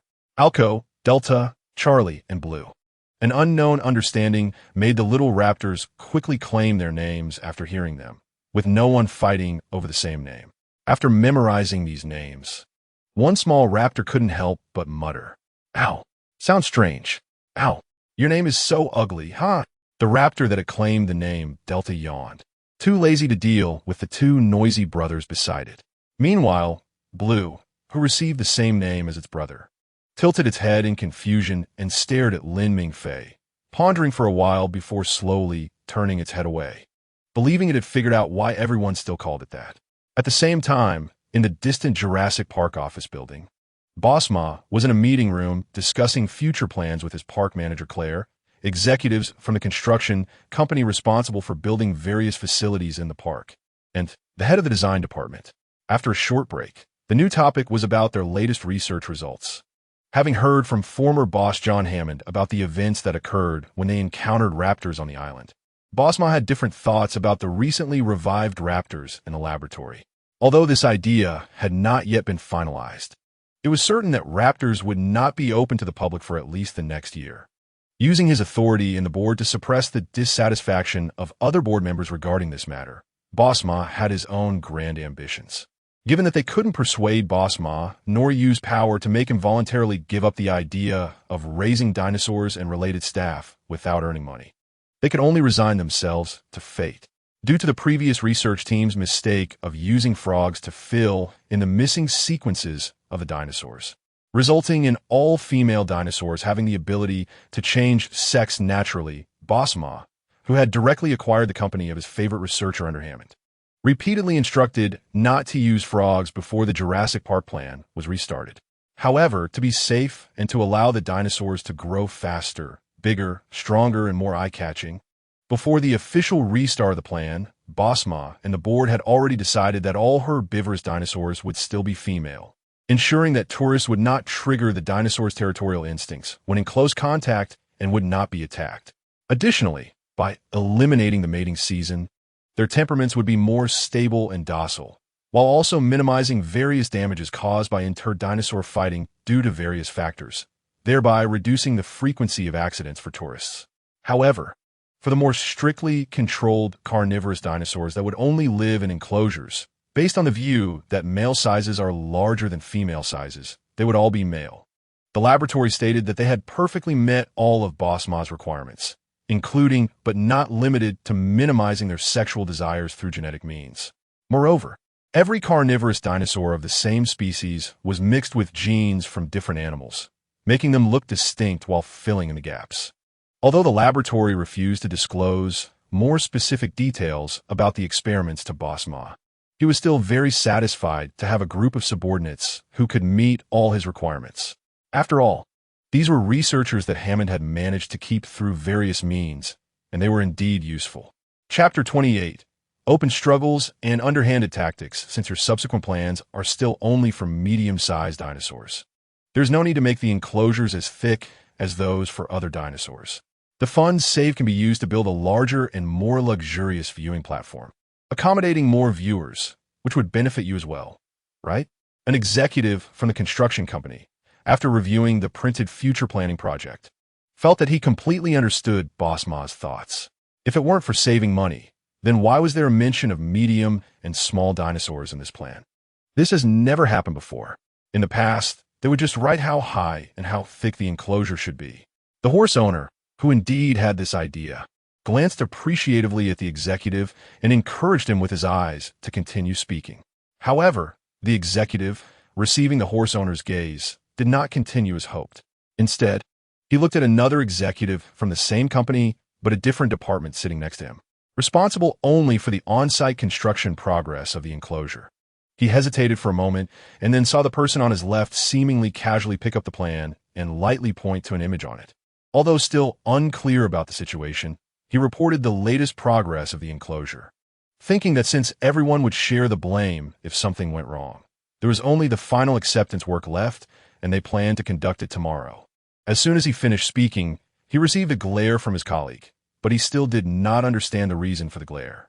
The one who glared intended to prompt him to mention how much the construction period could be shortened if the thickness of the enclosure were reduced. So he could use that information to persuade the horse owner to invest more money in the platform above. The platform is always the last to be constructed, and if funds are insufficient, the horse owner, who is just one step away from completion and acceptance of the nearly finished enclosure, would certainly be reluctant to abandon it. In that case, how much money would they want? It would still be up to them to decide. The U.S. military's justification for military spending is to set a good example for the whole world, and as a U.S. company, they naturally need to firmly follow the country's lead. After delivery, I believe it would be best to use a more intelligent animal for experiments to avoid any accidents with the dinosaurs once they move in. The Minister of Asset Control, who has dealt with numerous messes left by other departments, said this while staring intently at the executive from the construction company who had just spoken. Various accidents can happen if one can imagine them, and he was already tired of dealing with the messes left by the construction company each time after delivering the enclosure.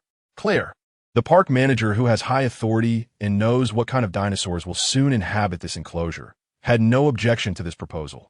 Although she did not believe that the intelligence of velociraptors could be high enough to escape from the enclosure. The safety of the enclosure has always been one of the selling points of Jurassic Park, allowing visitors to confidently come and enjoy their time there. which is certainly not a bad thing for them. If you are concerned, we can also design additional safety measures. The design department, which has countless discarded drafts, sees the opportunity to speak. The design department is part of Jurassic Park. They're neither like the construction company, which recommends things for profit, nor like the asset control department, which suggests things to mock the construction company. They simply want to make use of their discarded drafts. Even if they're discarded drafts, they are still their hard work, and their hard work has nearly filled their room. If they're forced to throw away their drafts, it would only drive them crazy. So now they can only seize every opportunity to desperately find ways to use their discarded drafts. Safety measures are something they have designed the most, and they can easily pull out a bunch of them. However, while the imagination is beautiful, reality is harsh. Before the horse owner and park manager Claire could speak, the asset control department took the lead in rejecting their good intentions. There will be our personnel stationed around every enclosure. You don't need to worry about safety issues. Seeing that the design department looked like they were ready to argue with the asset control department at any moment, Manager Claire directly interrupted the other party's words.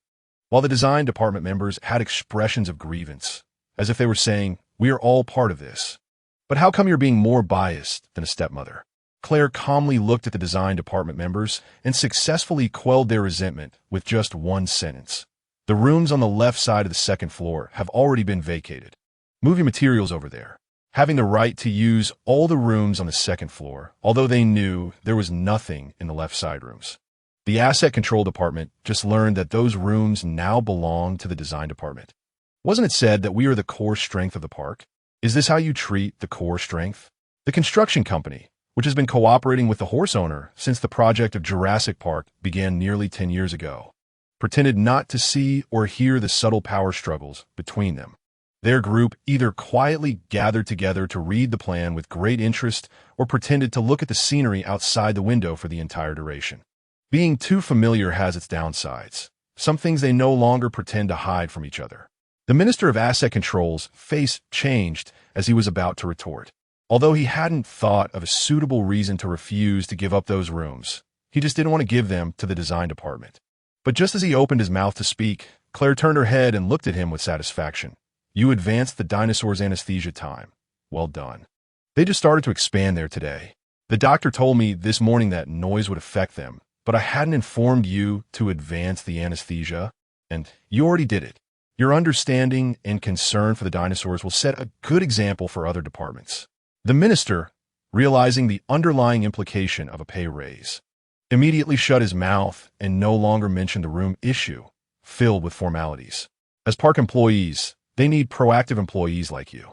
After a set process was completed, the construction company's executives quickly resumed their online presence. Although the contract had already been signed, I still need to confirm. Are you really only expanding and not increasing the height? Although we all don't want any actual problems to arise, I understand your concerns. However, if something happens, you will be responsible. Unlike the previous proposal, this time they asked this question purely out of concern. Enclosure number 11, which is currently undergoing expansion, was originally planned to be increased in height 5 years later. The expansion was suddenly proposed half a month ago. Since they're already working on the expansion, it would be better to also increase the height at the same time. Thank you for your concern, but I trust the data provided by the laboratory. Let's proceed with the height increase according to the original plan. In fact, Claire had no time to look at the data provided by the laboratory. But since Dr. Wu said that the growth rate of the 2 genetically modified hybrid dinosaurs was still within the predicted range, there was no need to implement the height increase plan right now. The park's funds needed to be allocated to more important matters. Chapter 29. The boss doesn't need you to suggest ideas. The boss only needs you to follow orders. Since you have confirmed, we will not linger any longer. Having reminded them, they had fulfilled their duty. No matter how good the relationship was, the subsequent matters were not something these outsiders could participate in. In the absence of any intention from the horse owner to retain them, they quickly packed up their belongings and left. As soon as the construction company left, the design department, which had been reading the plan, looked towards the horse owner. After the animal experiments are completed, should we let those 2 dinosaurs move in first? The enclosure expansion also requires time, and the velociraptors can stay in the lab for now. Enclosure number 13, which will be ready for acceptance tomorrow, was originally designed specifically for velociraptors. Not only is its height only 2-3 that of other enclosures, but a cross-shaped corridor is also designed above the enclosure, with a double-layered grid fence inside, dividing the entire enclosure in half. Since now the boss and some people are divided into two factions, one side believes that there is no need for new construction, just to separate the original enclosure, while the other side believes that at least they should be arranged in different enclosures, even if they don't build new ones, then before they finalize their decision. It would be completely fine to let those two new assets move into enclosure number 13, one on each side, perfectly solving the problem. Boss Ma, leaning back in his chair and casually resting one arm on the table while occasionally tapping the surface, glanced at Claire and slightly raised his hand to point at her, asking, "How long will the expansion take?" "It is expected to be completed in 35 days. After answering, Claire lowered her head again to carefully review the plan, and casually tucked a stray strand of hair behind her ear. Seeing Boss Ma seemed interested, the lab assistant, who had been sitting at the outermost edge like an invisible person, quickly spoke up. "The raptors can only stay in the lab for 4 more days at most." Afraid Boss Ma might have other thoughts, he immediately added, "Their genes are very stable, and staying too long in the lab is detrimental. The probability of them dying will significantly increase. However, our doctor needs to have one genetically modified dinosaur left in the lab for a while. If the enclosure is fine, then having one of each type of dinosaur is acceptable. The more dinosaurs are created, the higher the mortality rate naturally becomes." In fact, Dr. Wu never mentioned this. But since the doctor has always wanted to separate the two dinosaurs, now that there is a chance, it makes sense to take advantage of it. After all, he didn't say it explicitly. In the end, it's still up to Dr. Wu which one stays in the lab. Boss Ma, who originally wanted the lab to be less rigid, immediately nodded in agreement upon hearing this situation. Claire didn't mind much and also agreed. Amidst the voices from the Asset Control Department stating they would conduct strict inspections, representatives from other departments gradually agreed to the proposal as well. Wait, can those two railings hold the raptors? I remember they're all 30 by 30 centimeters, right? Before everyone moved on to the next topic for discussion, someone suddenly raised a question. The current raptors are only centimeters tall, and they don't understand human language. What if they slip through the railings and get eaten? They are 10 by 30. A member from the design department calmly looked at the questioner. Did you see his clenched fist? He isn't angry at all for the mistake in the data. Just add isolation nets inside. I remember the Asset Control Department has some. So this matter was decided easily and simply. Before the new topic was officially discussed, the lab assistant immediately raised his hand to look at Boss Ma. "Doctor, who has been very busy lately. He asked me to ask you when the new enclosure will be built. Genetically modified dinosaurs will kill each other if they are housed together." Boss Ma's hand flipping through the plan suddenly paused. No wonder Dr. Wu hadn't appeared in front of him this week. It turned out he was waiting for him here. It's impossible to build a new one. The park's funds need to be allocated to more important matters. They didn't eat each other when food was scarce before, so now that food is plentiful, such an incident is even less likely to happen. The design department, which received Boss Ma's request for isolation for enclosure number 11 weeks ago, immediately pulled out the design drawings upon seeing Boss Ma's extremely troubled expression, distributing them while explaining. After they turn 1 year old, we will add several layers of railings in the center of the enclosure and pour concrete in the middle. For aesthetics, we have specially designed several versions of sculptures so that the concrete walls won't look monotonous. Anyway, whatever the boss says they will do. Whether it is reasonable or not is not something they need to consider. The moment the lab assistant saw the design drawing, he immediately gasped. Luckily, Dr. Wu was busy and couldn't come. Otherwise, this would have surely angered him. Enclosure number 11 is an almost perfect circle. Although the monitoring room and the viewing platform are in the same room above, there will be another door installed to separate them before the genetically modified dinosaurs are officially open to the public, so there is no problem. If you look down at the entire enclosure from the viewing platform, the main entrance, which is used for the dinosaurs and large equipment to enter and exit, is on the right side of the platform. Directly opposite the main entrance is a small door for staff to enter and exit, and so far, the transportation of genetically modified dinosaurs has always been through this door. However, As one of the latest enclosures built, its control system is completely different from the old enclosures. Not only does the main control room and the outside of the small door have password locks to control both doors, but there is also a device by the inside main door that can control both doors. If there's only one dinosaur inside, then the initial design is indeed very reasonable. However, they now have two, and according to the concept of the design drawing, most of the plants inside the enclosure must also be removed. Carnivorous dinosaurs are very sensitive to sight. Without the obstruction of plants, this is very likely to lead to unexpected incidents. Moreover, although the two doors are far apart and serve completely different purposes, it is impossible to ensure that both sides have two types of doors simultaneously, no matter how they are isolated. Additionally, the concrete walls are divided into left and right based on the center of the viewing platform. So the upper part of that enclosure must be demolished where it merges with the concrete wall to ensure stability. Otherwise, if they just add a railing in the middle and pour concrete, even if the work is completed, this wall would be considered a dangerous wall that could collapse at any time. Damaging the enclosure is a minor issue. If a visitor gets injured or a dinosaur is killed or escapes, that is a major problem. The assistant, who sometimes sneaks a peek at Dr. Wu's design books when bored, anxiously took out his phone from his pants pocket and secretly began to message Dr. Wu. Across from him, the diligent department member, who was secretly playing with his phone under the table, occasionally lowered his head and then raised it with a guilty expression when looking at the lab people. Couldn't he help but smile knowingly? So you're also playing with your phone. It's great to know I'm not the only one. Chapter 30. Luck is also a part of strength. The logistics department adjusted their posture to make it easier to play with their phone while secretly complaining in their hearts. Even these lab folks, who always look serious and look down on others, would find the meeting boring and sneakily play with their phones. When the time comes, what reason will other departments have to criticize them for not paying attention in meetings? Upon discovering someone was just like him, the back department's posture became even more arrogant, almost blatantly showing that they were distracted. Meanwhile, the assistant, who had not received a reply from Dr. Wu for a long time, directly sent a group message asking whoever was outside to quickly find Dr. Wu and urge him to check his phone. But no matter how anxious the assistant was, all the messages sent still sank like stones into the sea, without any response. Not even from the security room in the lab. Why isn't anyone replying? It can't be that the dinosaurs escaped and ate them all, right?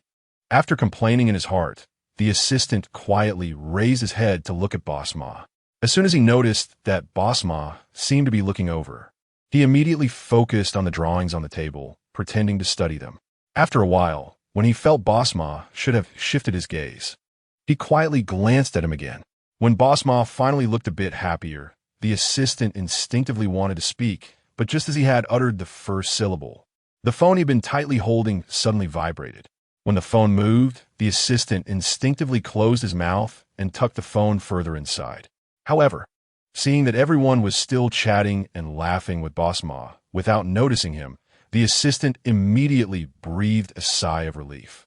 I hope it's the doctor who saw my message. Otherwise, I'll have to muster the courage again to tell Boss Ma that there's an emergency in the lab, and then sneak outside to call other colleagues frantically.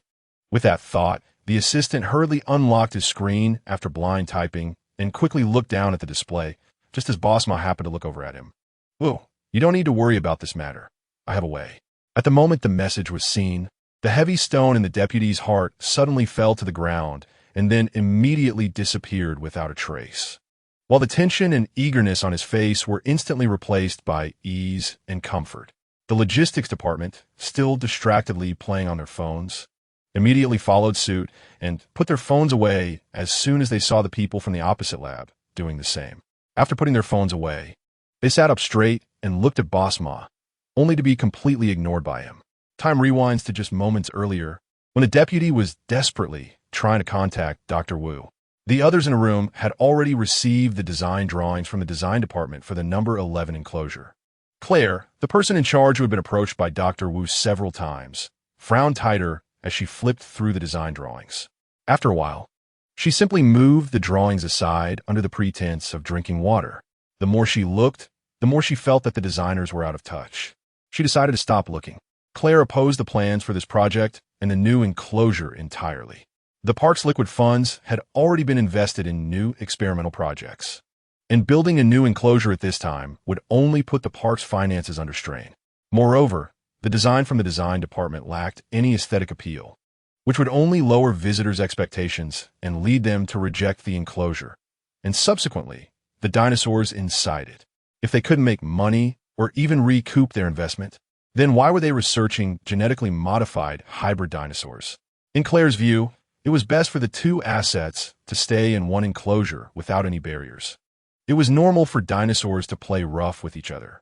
If Dr. Wu was still worried about accidents, they could just feed them more if they were full. Nothing would go wrong, right? However, the enclosure was indeed a bit small. In her vision, it would be best if the stands could circle around the enclosure so that visitors could see both dinosaurs at the same time. Claire didn't look at the design drawings for long before she unhesitatingly gave them a poor rating in her mind. However, Boss Ma, who was the one making the requests, seemed quite satisfied with the drawings provided by the design department. After all, he couldn't think of a way to keep both dinosaurs alive without building a new enclosure. So he decided to go along with this plan. When the marketing research department, which had initially facilitated the expansion plan for the number 11 enclosure, saw Boss Ma looking proud, they immediately showered him with a barrage of compliments, until he finally indicated for them to stop, at which point they reluctantly closed their mouths. After the previous dinosaur had not received the expected popularity and the visitor numbers on the new dinosaur opening day had dropped by a full 3% compared to the last time, causing the entire department to lose their bonuses. The marketing research department had been trying every means possible to restore their reputation in higher-up size. The idea of hybrid dinosaurs had originally been inspired by their grassroots approach. Although they had no idea how the final plan turned out, they all breathed a sigh of relief when this idea was adopted, but it also made them even more anxious. Now, whether the genetically modified hybrid dinosaurs could be a great success was the key to their turnaround, so they had to be cautious. Thus, when someone in the department came across a paper about the territorial instincts of carnivorous dinosaurs, they hurriedly began to guide public opinion to make them believe that a larger enclosure was better and that smaller ones were a form of abuse. They eventually convinced Boss Ma by arguing that expanding the stands would increase visitor numbers. After all, the paper stated that a dinosaur needed at least 250 square meters of territory. Otherwise, they would kill each other until only one remained. The current No. 11 enclosure was only over 450 square meters, and to prevent both from dying and their plan from failing, they had to push Boss Ma to agree to the expansion. Although they didn't understand why the paper kept emphasizing that territories could be shared, they figured there must be a reason for it. In any case, after the expansion, the enclosure would be about 520 square meters, which would be enough regardless of whether they shared or not. Chapter 31. The Power of Love. Not romantic love. Why emphasize this? The marketing research department was unaware that Dr. Wu and the lab had been tirelessly working on the new enclosure. If they knew the real reason Dr. Wu was so keen on separating the two dinosaurs, they would surely add fuel to the fire of public opinion. No matter how professionally written the papers outside were, they couldn't compare to Dr. Wu as the chief geneticist. After all, building a new enclosure to completely separate them was the way to go. It wasn't their money being spent, and they weren't loyal enough to Boss Ma to find ways to save him money. While the marketing research department was focused, but not thinking critically as they listened to speeches from other departments, Boss Ma, uninterested in their pleasantries, picked up his phone from beside him and started browsing for a while. It was unclear whether Dr. Wu was too much of a genius or just slacking off. Clearly, he had already assigned Dr. Wu tasks, but over the past few weeks, he consistently received lengthy arguments from Dr. Wu about the necessity of building a new enclosure. Even though Dr. Wu hadn't messaged him yet, once the lab personnel reported back to him about what happened today, he knew Dr. Wu would start another lengthy discourse. Just in case, he decided to put him on the blacklist today. Boss Ma acted quickly, swiping his finger across the screen, ensuring he would no longer receive messages from Dr. Wu. After satisfiedly putting down his phone, he asked everyone present, "Does anyone have anything else to add? If not, then let's call it a day." With no one else having any questions, Boss Ma stood up relaxed and, after straightening his suit jacket, left the room. Claire, who disagreed with everyone's ideas, quickly handed over her materials to the assistant who had rushed in and left the meeting room briskly. She still had to meet with board members in half an hour, and with more than 6 months until the assets turned 1 year old. There was no need to rush into refuting Boss Ma's ideas. She had plenty of time to prepare to persuade him. Meanwhile, in the lab, Dr. Wu was engrossed in a new programming experiment at the workbench. Since the successful conclusion of the genetically modified hybrid dinosaur project after over 3 years, he had been mentally preparing for Boss Ma's request to continue creating new varieties of genetically modified hybrid dinosaurs. More than a month ago, he indeed received related requirements about the second batch from Boss Ma. The new requirements were peculiar and bizarre, with each adjective understandable on its own, but when put together, they left him puzzled, wishing he could just open Boss Ma's head to see what structure could produce such outrageous requests. Even with relevant experimental experience, they still needed to explore and research them step by step. Seeing the deputy's message was purely coincidental. Phones weren't allowed in the lab, especially in the darkroom used for confidential experiments. At the entrance of the public lab, where visitors could take photos and videos, there happened to be a visitor wanting to go in and interact closely with some newly hatched dinosaurs. The remaining staff in the security room rushed over to stop this enthusiastic dinosaur fan, leaving no one available to check their phones. However, human nature is to watch and gossip. Immediately, an observer at the entrance of the scene quietly slipped out the back door to grab their phone. And just as they pulled it out of the locker, they saw the deputy madly messaging everyone in the group. Dr. Wu inadvertently found himself in a situation where his assistant was about to take the plunge and call him. He had just been pondering the genetic sequence of the Dilophosaurus when he was approached by other researchers. This dinosaur, capable of spitting venom, had been successfully created over a decade ago in Mr. Ha's Jurassic Park. The requirements mentioned by Mr. Ma were similar to the abilities of the Dilophosaurus. So the entire lab team rummaged through boxes and finally located the old paper documents. Since the thought process had already been established, it hardly counted as a disruption. After calmly stepping out and replying to a text from his assistant, Dr. Wu went back to continue his research, reminding others to pay attention to the dinosaur's moods as he passed the room where the second dinosaur was housed. Meanwhile, in the adjacent room, the first dinosaur was being carefully observed by a researcher who occasionally approached to bite or scratch the upgraded cage. However, Lin Mingfei had already buried his head under his tail and fallen into a deep sleep. Some raptors were either pinned down or dozing against the cage, appearing quite stable. After exchanging glances, several researchers in the room tacitly turned to look at the dedicated caretaker of the first dinosaur. Henry, who had inexplicably become the dedicated caretaker, thought to himself, "My gloves won't last long." Chapter 32. Ultimately, a killing intent emerged. Dr. Wood become fully aware of Mr. Ma's stingy nature regarding certain matters over the past few months. He no longer placed hope in Mr. Ma being persuaded to agree to the construction of a new enclosure. However, the latter's insistence on allowing him to continue researching new genetically modified hybrid dinosaurs inadvertently aligned with one of his unorthodox ideas, which could lead to the first dinosaur's demise before the construction of the new enclosure for the second dinosaur officially began. After all, since there was no turning back regarding the new enclosure for the second dinosaur, the first dinosaur could only die for science. Given Mr. Ma's character, it wouldn't be long before he unilaterally set a deadline for Dr. Wu to produce new dinosaur research. Therefore, sacrificing for science seemed quite reasonable. He would remember that the first dinosaur voluntarily gave its precious life for the survival of the second dinosaur and the birth of new dinosaurs. However, since the first dinosaur's life was granted by him, it was unlikely that the first would refuse this matter. After all, Mr.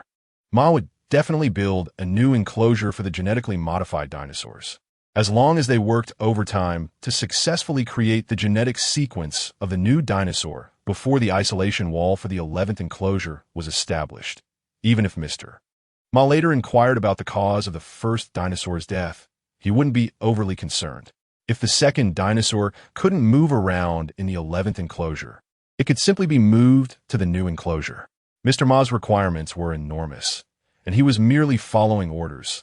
The new enclosure would be larger than the old one, which had nothing to do with him. However, given that Mr. Ma had not yet realized that his reasons for building the new enclosure were simply synonyms with rearranged phrases. Dr. Wu did not believe that Mr. Ma would proactively inquire about the situation of the first dinosaur and its companions.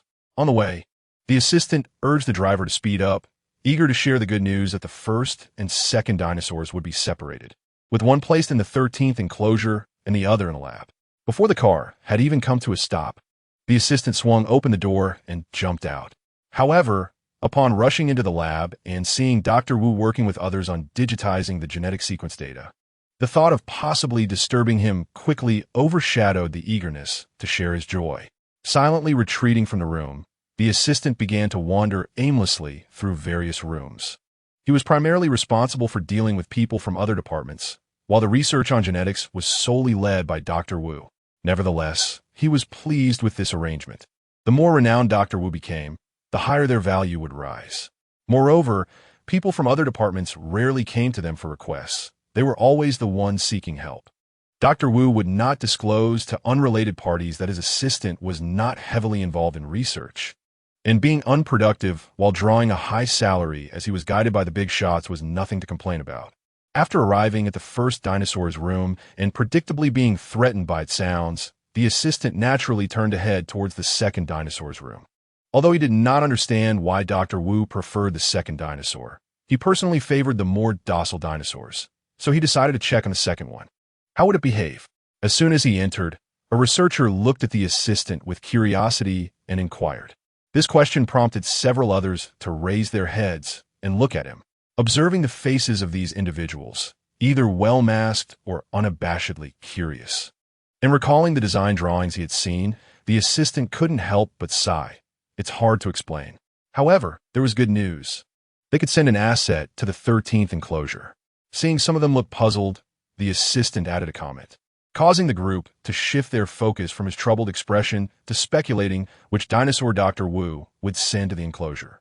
Maintaining a spectator's mindset while listening to their discussions, the assistant looked over the raptors before walking to a corner to crouch down and gaze at the second dinosaur, mumbling softly about what name it might eventually be given, while pulling out a piece of straw that had run halfway out of the cage. This has nothing to do with me. How's the first dinosaur's cage? Is it particularly suitable? Is it too small? The assistant turned to the researcher who had just spoken, somewhat puzzled. The second dinosaur's cage was at least twice its length, while the first dinosaur's cage looked to be only about 50 centimeters long. A meter long, and Dr. Wu said to pay attention to emotions. Look, the first dinosaur isn't moving the cage anymore, it's so quiet. But I don't think that's what the doctor meant. The assistant silently complained in his heart. However, he had no intention of arguing about it, and began to entertain himself. Lin Mingfei, who had been awake for a while, was also idle. As the assistant squatted in front of him and began crafting things, he quietly moved a few steps forward to watch the other person at work.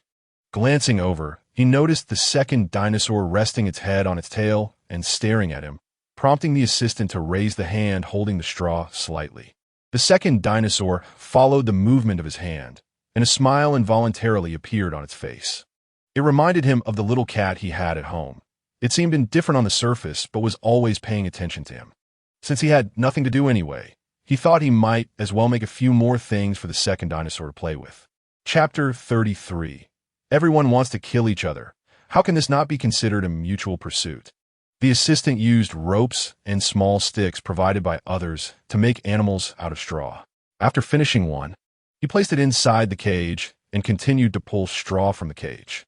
Lin Mingfei quietly watched as the assistant enjoyed crafting in front of him. After observing for a while, he reached out to grab some of the toys that had been placed on the edge of the cage. Although his hands couldn't grip tightly at the moment, he could still manage a regular grasp. When the assistant saw the second dinosaur move the little toys over, he teasingly remarked, "Just don't eat them all," while tossing the only straw doll he had made in the shape of a dinosaur over the railing, which rolled right next to the second dinosaur. Lin Mingfei, who understood this sentence, looked up at his assistant before lowering his head again, placing the small dinosaur together with the other animal toys. The height of the cage he was in was enough for him to stand up, and he rested his hands on his head, watching as the second in command carefully hid those little things at the very back. "Can I bring a cat to the dorm?" The more the assistant watched the second-in-command gently hide the toys behind himself, the more he felt it resembled his own cat. Whenever someone gave his cat a toy, she would immediately hide it under her body, making sure no one could touch it, but when they were about to leave, she would grab the toy and run out, insisting they take it with them. Then, when they returned home, she would want the toy back and continue to hide it. He just didn't know whether the cat saw them as parents who went out hunting every day or as children who could already support their parents. Anyway, ever since he accidentally lost the toy and was scolded by the cat for an entire day after returning home, the assistant would sneak back a few minutes after leaving, under the cat's watchful gaze, to lock the toy in the mailbox by the road. Substitute literature? A researcher who had a close relationship with the assistant looked at him with a strange expression after a brief pause. What's going on? Is it not enough for current works to just pay living people to be substitutes? Now, even household pets need substitutes? And what is this? Do they need both the white moonlight and the vermilion mole? The assistant looked at the other person with a confused expression. Wanted to tell him to stop reading those strange books, but thinking about how he also read odd books, and that it was the other person who scanned and tested those novels. He had to hold back his frustration and stay silent. People with twisted thoughts see everything as twisted. The assistant clearly wrote his thoughts on his face. Fearing the other person wouldn't understand, he silently expressed his thoughts, successfully earning a roll of the eyes in response. Feeling wronged by his reputation, the assistant was soon called away, and shortly after he left, someone came in and covered the velociraptor's cage with a black cloth before carrying it away. Oh, is it dark? Who? Really? Who? Who is stepping on me? Just seconds after the black cloth was placed, several velociraptors started chattering again. But they couldn't argue for long, as Lin Mingfei soon couldn't hear their voices anymore. That's about it. Doctor, what do you plan to do?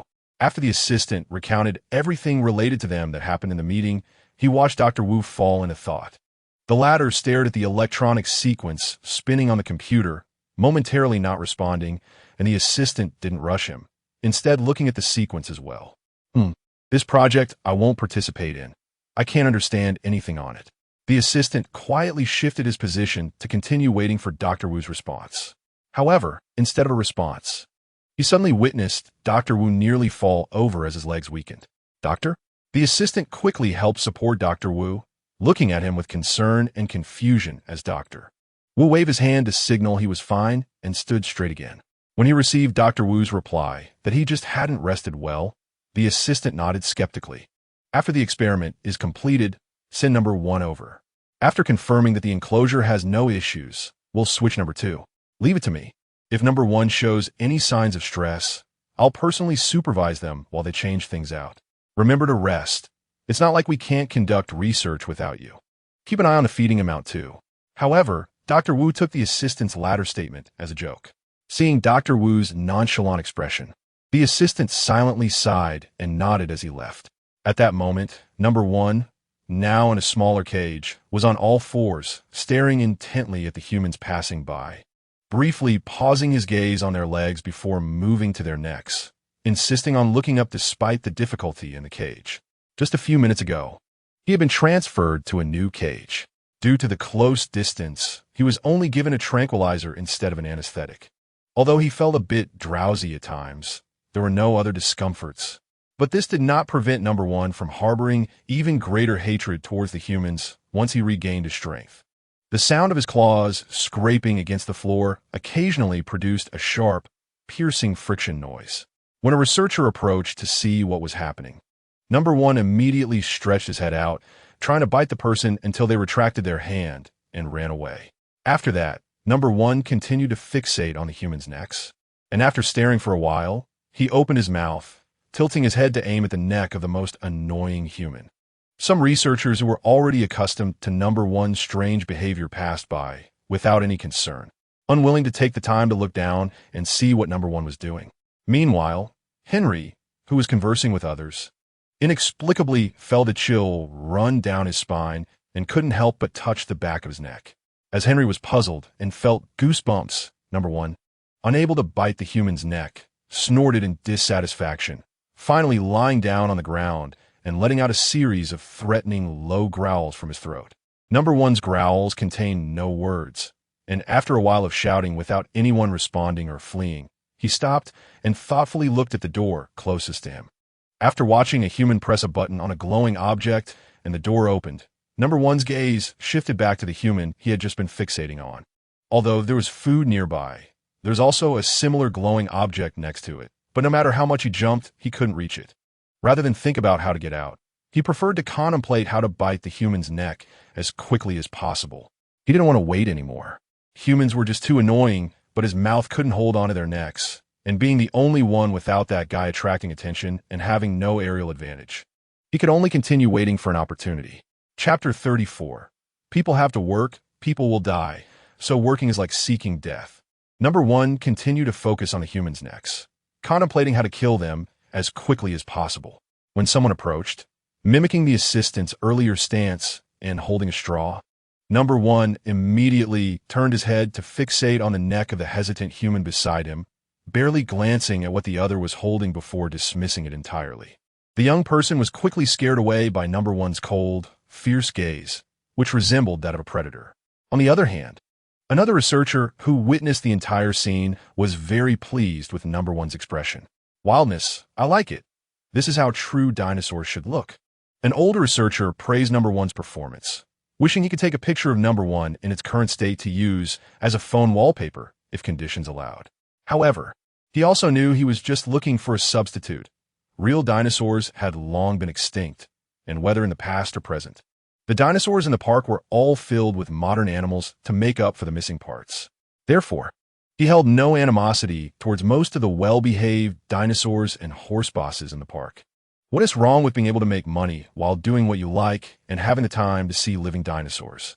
Time flew by, and as everyone in the lab busied themselves with a new project, the Asset Control Department successfully completed the final animal experiment in the early hours of the third day, urgently preparing the relevant reports before the testing personnel returned to the dorms to rest and submitting them to the person in charge, Claire, shortly after the sun rose.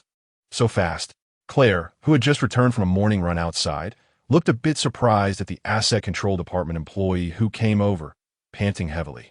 The employee, still catching his breath, simply nodded in response to Claire's question and finally managed to say, "The earlier it's done, the earlier we can move in." But in reality, the situation was far from that simple. They were involved in this just because the daughter of the design department head was dating the brother of their department head. Since the design department head's daughter also worked in the design department, their boss was stirring things up for the sake of his brother's future. Anyway, he wasn't entirely clear about the specifics, but since they had already secured a big dinner treat from their boss due to this, and his brother would definitely invite everyone to the wedding, they could just go ahead and do whatever they wanted. After all, it was rare for someone in their department to have a partner. Most of them were already married, and aside from offering their experiences, which might even be unhelpful, all that was left was to watch the excitement. I understand, and I will get back to you as soon as possible.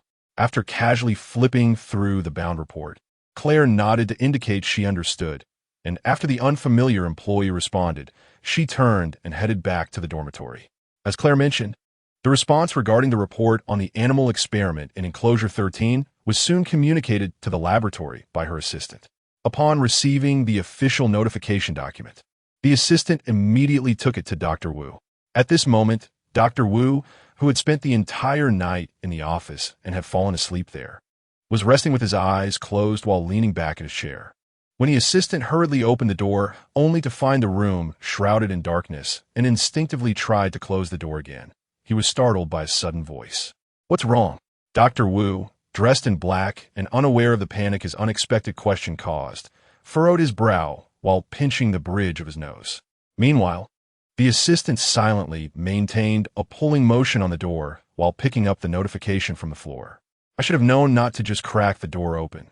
Otherwise, with the lights so bright outside, how could I not see the doctor inside? The Enclosure 13 is ready, and we can send the dinosaur in," the assistant said, pulling the door open a bit wider. He leaned against the doorframe, using his heel to prop it open so he could block the glaring white light outside without leaving himself in complete darkness. "Descend to Number One, Doctor," Wu said calmly. The assistant, who was well aware of Dr. Wu's thoughts on the matter from 2 days ago, nodded without surprise and began to step back to leave. However, just as he was about to turn around, Dr. Wu suddenly called out in a calm tone, "When are you planning to return the book?" Isn't it on a shelf? The assistant, momentarily puzzled, looked at Dr. Wu in confusion. He had already returned it several days ago. So why was he suddenly asking about it? Not the design one, Dr. Wu said slowly, feeling a bit better now as he poured himself a glass of water. It's the green one on toxicology. After speaking, Dr. Wu took a sip of water, but upon realizing it had gone completely cold, he couldn't help but frown. As he poured the water out, the assistant sighed helplessly. I have no interest in such things. I'll help you get the book back. Haven't you been away all day? Go home and get some sleep. The earth won't stop turning just because you're not there.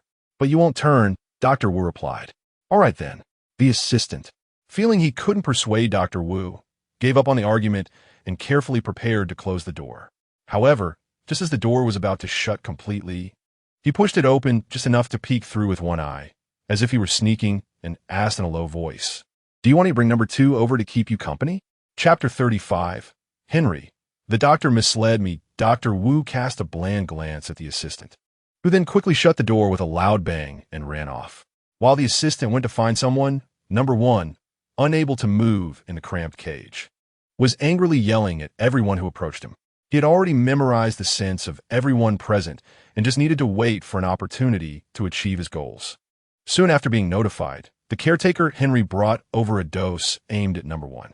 When number 1, now injected with a higher dose of anesthesia, regained consciousness, he found himself in a strange place filled with the scent of humans and metal.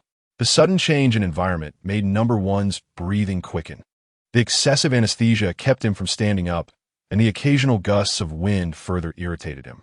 Everything had to start over, and, without number 2, he had to find something to attract attention on his own. Once he regained a bit of strength, he immediately tried to stand up. His experiences and subconscious had always told him that humans could never be trusted and could take his life at any moment. Thus, after staggering to his feet, number 1 unhesitatingly headed toward the nearby woods. Finding a spot he deemed safe, number 1 stumbled slightly, unloading some of his energy. The cameras installed around the enclosure had begun to follow number 1 automatically as soon as he was placed inside, and in the monitoring room, Henry was sitting, taking notes while eating. It wasn't until number 1 began to explore the enclosure that Henry finally put away his food, opened the door, and left. As number 1 was getting familiar with the enclosure, he quickly ran around his half of the enclosure, paying close attention to the grid-like railings on both sides and the intercepting net in the middle that divided the entire enclosure in two. After completing his round, number 1 began to observe his surroundings. After confirming that there were no humans around, he attempted to stretch his head through the railings. However, after managing to get his head through, but getting stuck due to his body, he had to exert a lot of effort to pull back. Immediately, number 1 turned his gaze toward the entrance of the enclosure. After watching for a few seconds, he flicked his tail and quickly ran back to the small woods. The entrance and exit of enclosure 13 were completely different from number 11, which had multiple doors. Enclosure 13 had only one door, which was 25 meters high, accommodating both dinosaurs and staff. Unlike the purely mechanical control of Enclosure 11, Enclosure 13 could use both mechanical and manual control for the main gate. The main gate of Enclosure 13 consisted of several iron bars of varying shapes within a long corridor, with 1 meter gaps between each bar, and each bar had a different key. However, if operated mechanically, these bars could only be opened or closed in a specific sequence. The numerous bars at the gate and the continuous human sense emanating from there made number 1 keep his distance, avoiding it as much as possible even while hurriedly passing by. Not believing he had the ability to kill a human and escape at the same time, number 1 returned to his chosen safe place and began to think about how to plan his next steps. Meanwhile, at the gate, Henry, standing in front of the last bar and having been closely scrutinized by number 1 before it left, did not rush to leave after number 1 entered the woods.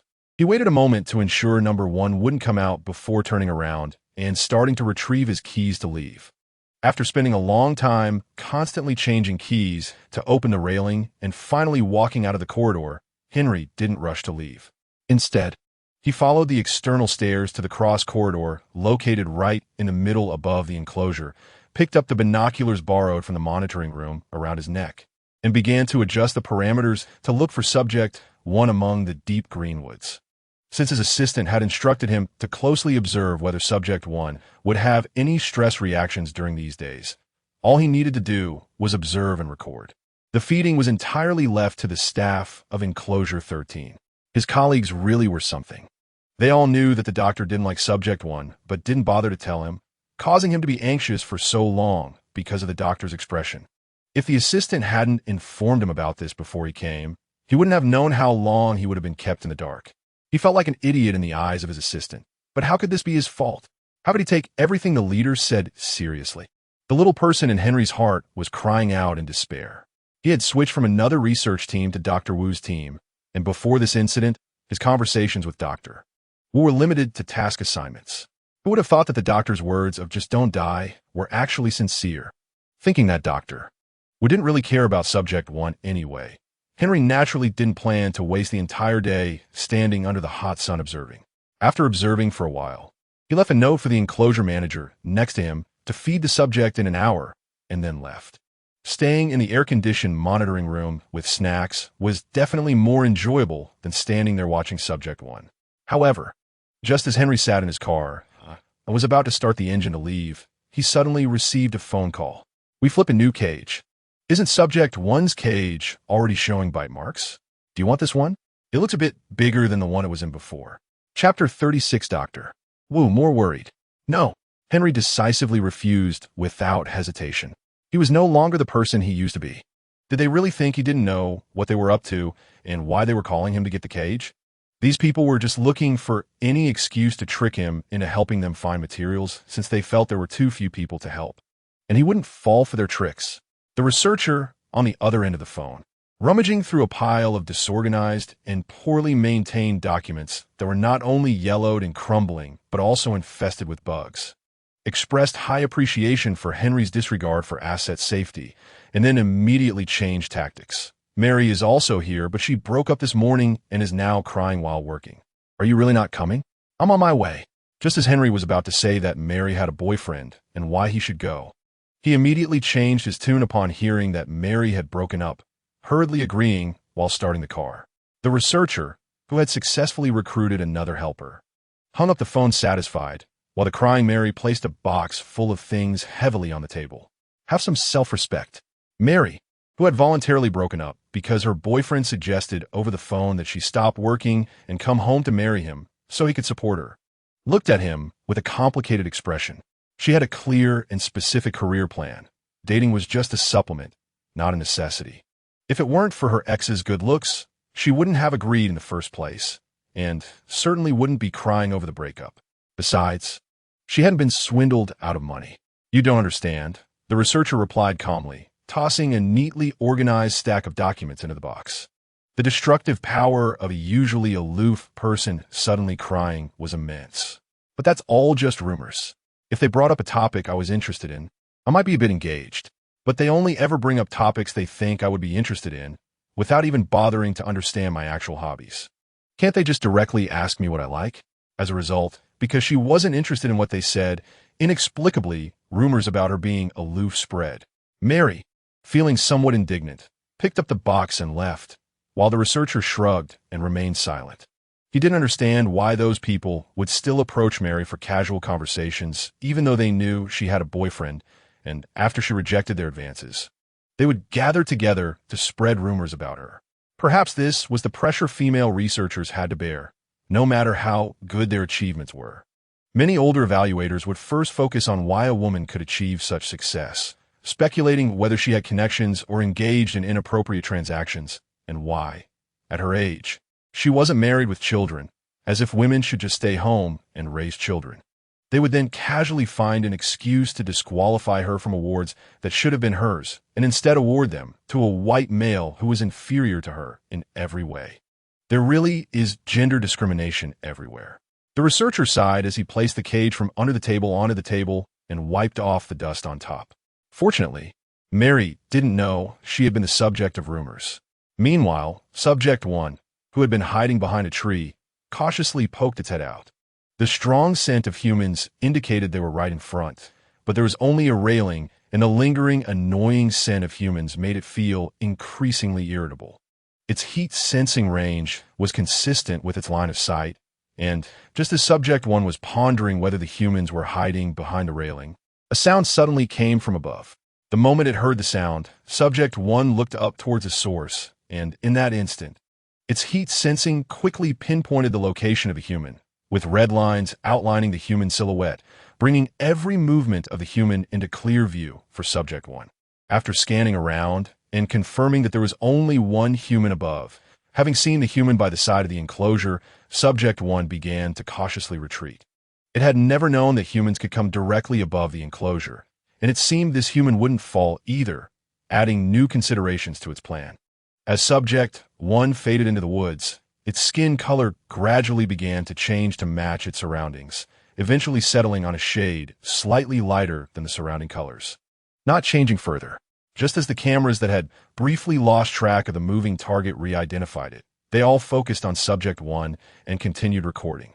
Meanwhile, in the laboratory, the assistant instructed Henry to quickly sedate Subject 1 and send it to Enclosure 13 before directly finding someone to help carry Subject 2's cage to Dr.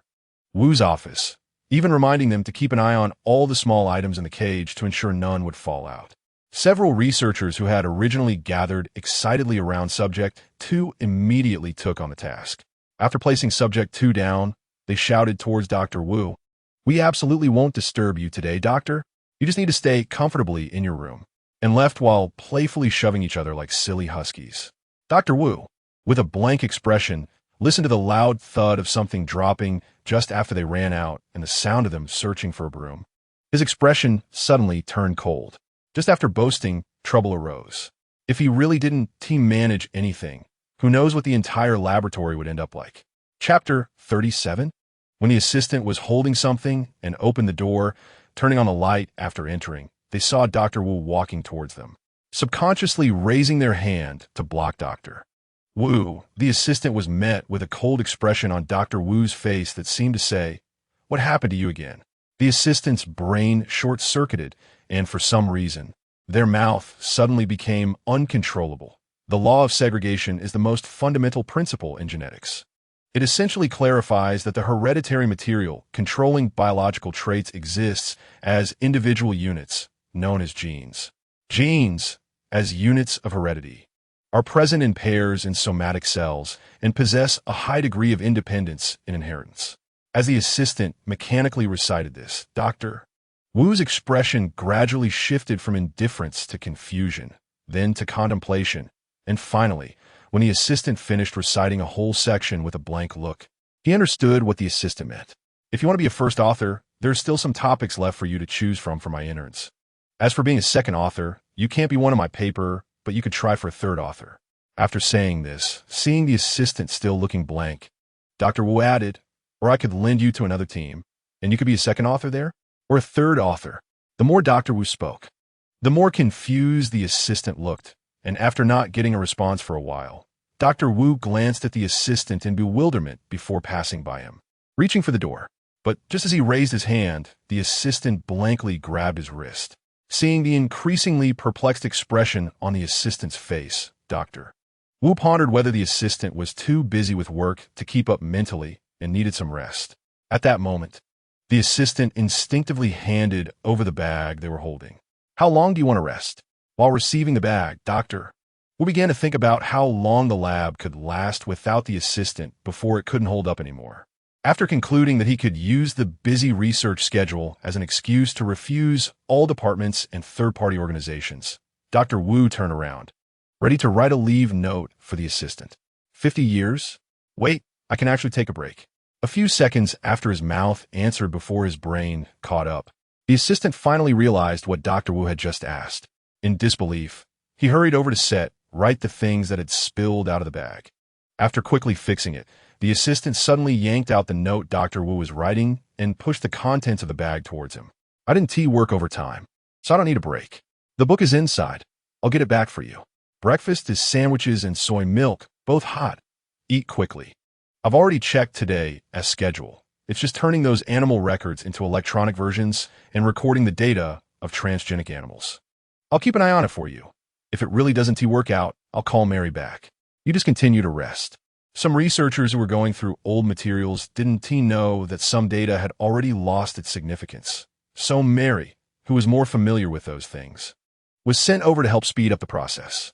Although the assistant couldn't understand the sequence of the new experimental project, today's work was simple enough that even an intern wouldn't make mistakes. It definitely wouldn't be a problem even if Dr. Wu wasn't there. After quickly saying all this in one breath, the assistant rushed out, pushing open the door and turning off the light as well. After closing the door, feeling uneasy and determined to ensure Dr. Wu could have a good rest today, the assistant directly placed a chair at the door to block it. After completing all this smoothly, the assistant left contentedly, empty-handed.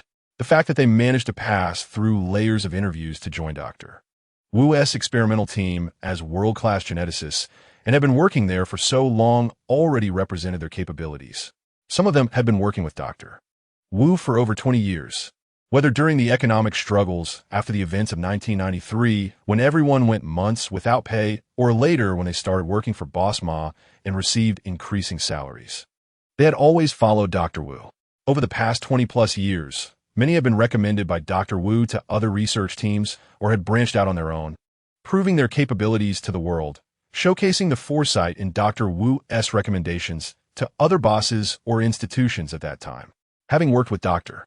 Wu for so many years and done so much research, they knew what should and shouldn't be done even without Dr. Wu saying it. He just worried too much, treating them like immature children, always subconsciously feeling that they wouldn't do well and that he, as the parent, had to do it to succeed. The assistant, confident and never having assigned tasks to others before, went to give directions to everyone. Meanwhile, after the assistant closed the door, Dr.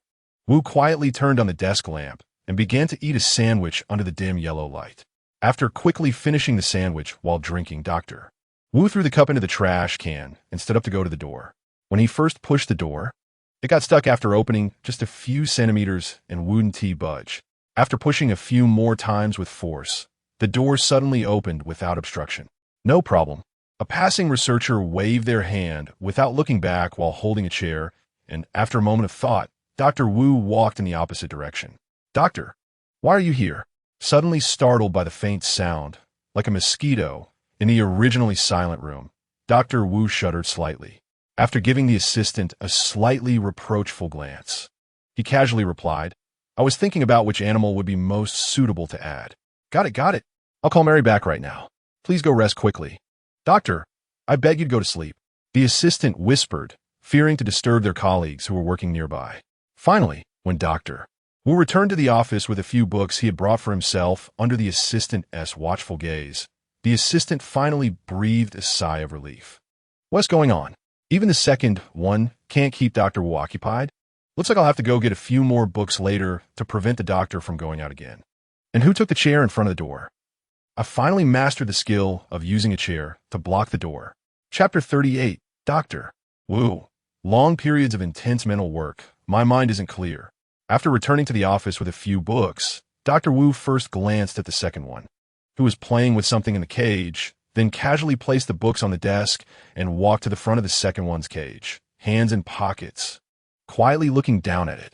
Although he knew the second one's vision wouldn't be affected by the light, Dr.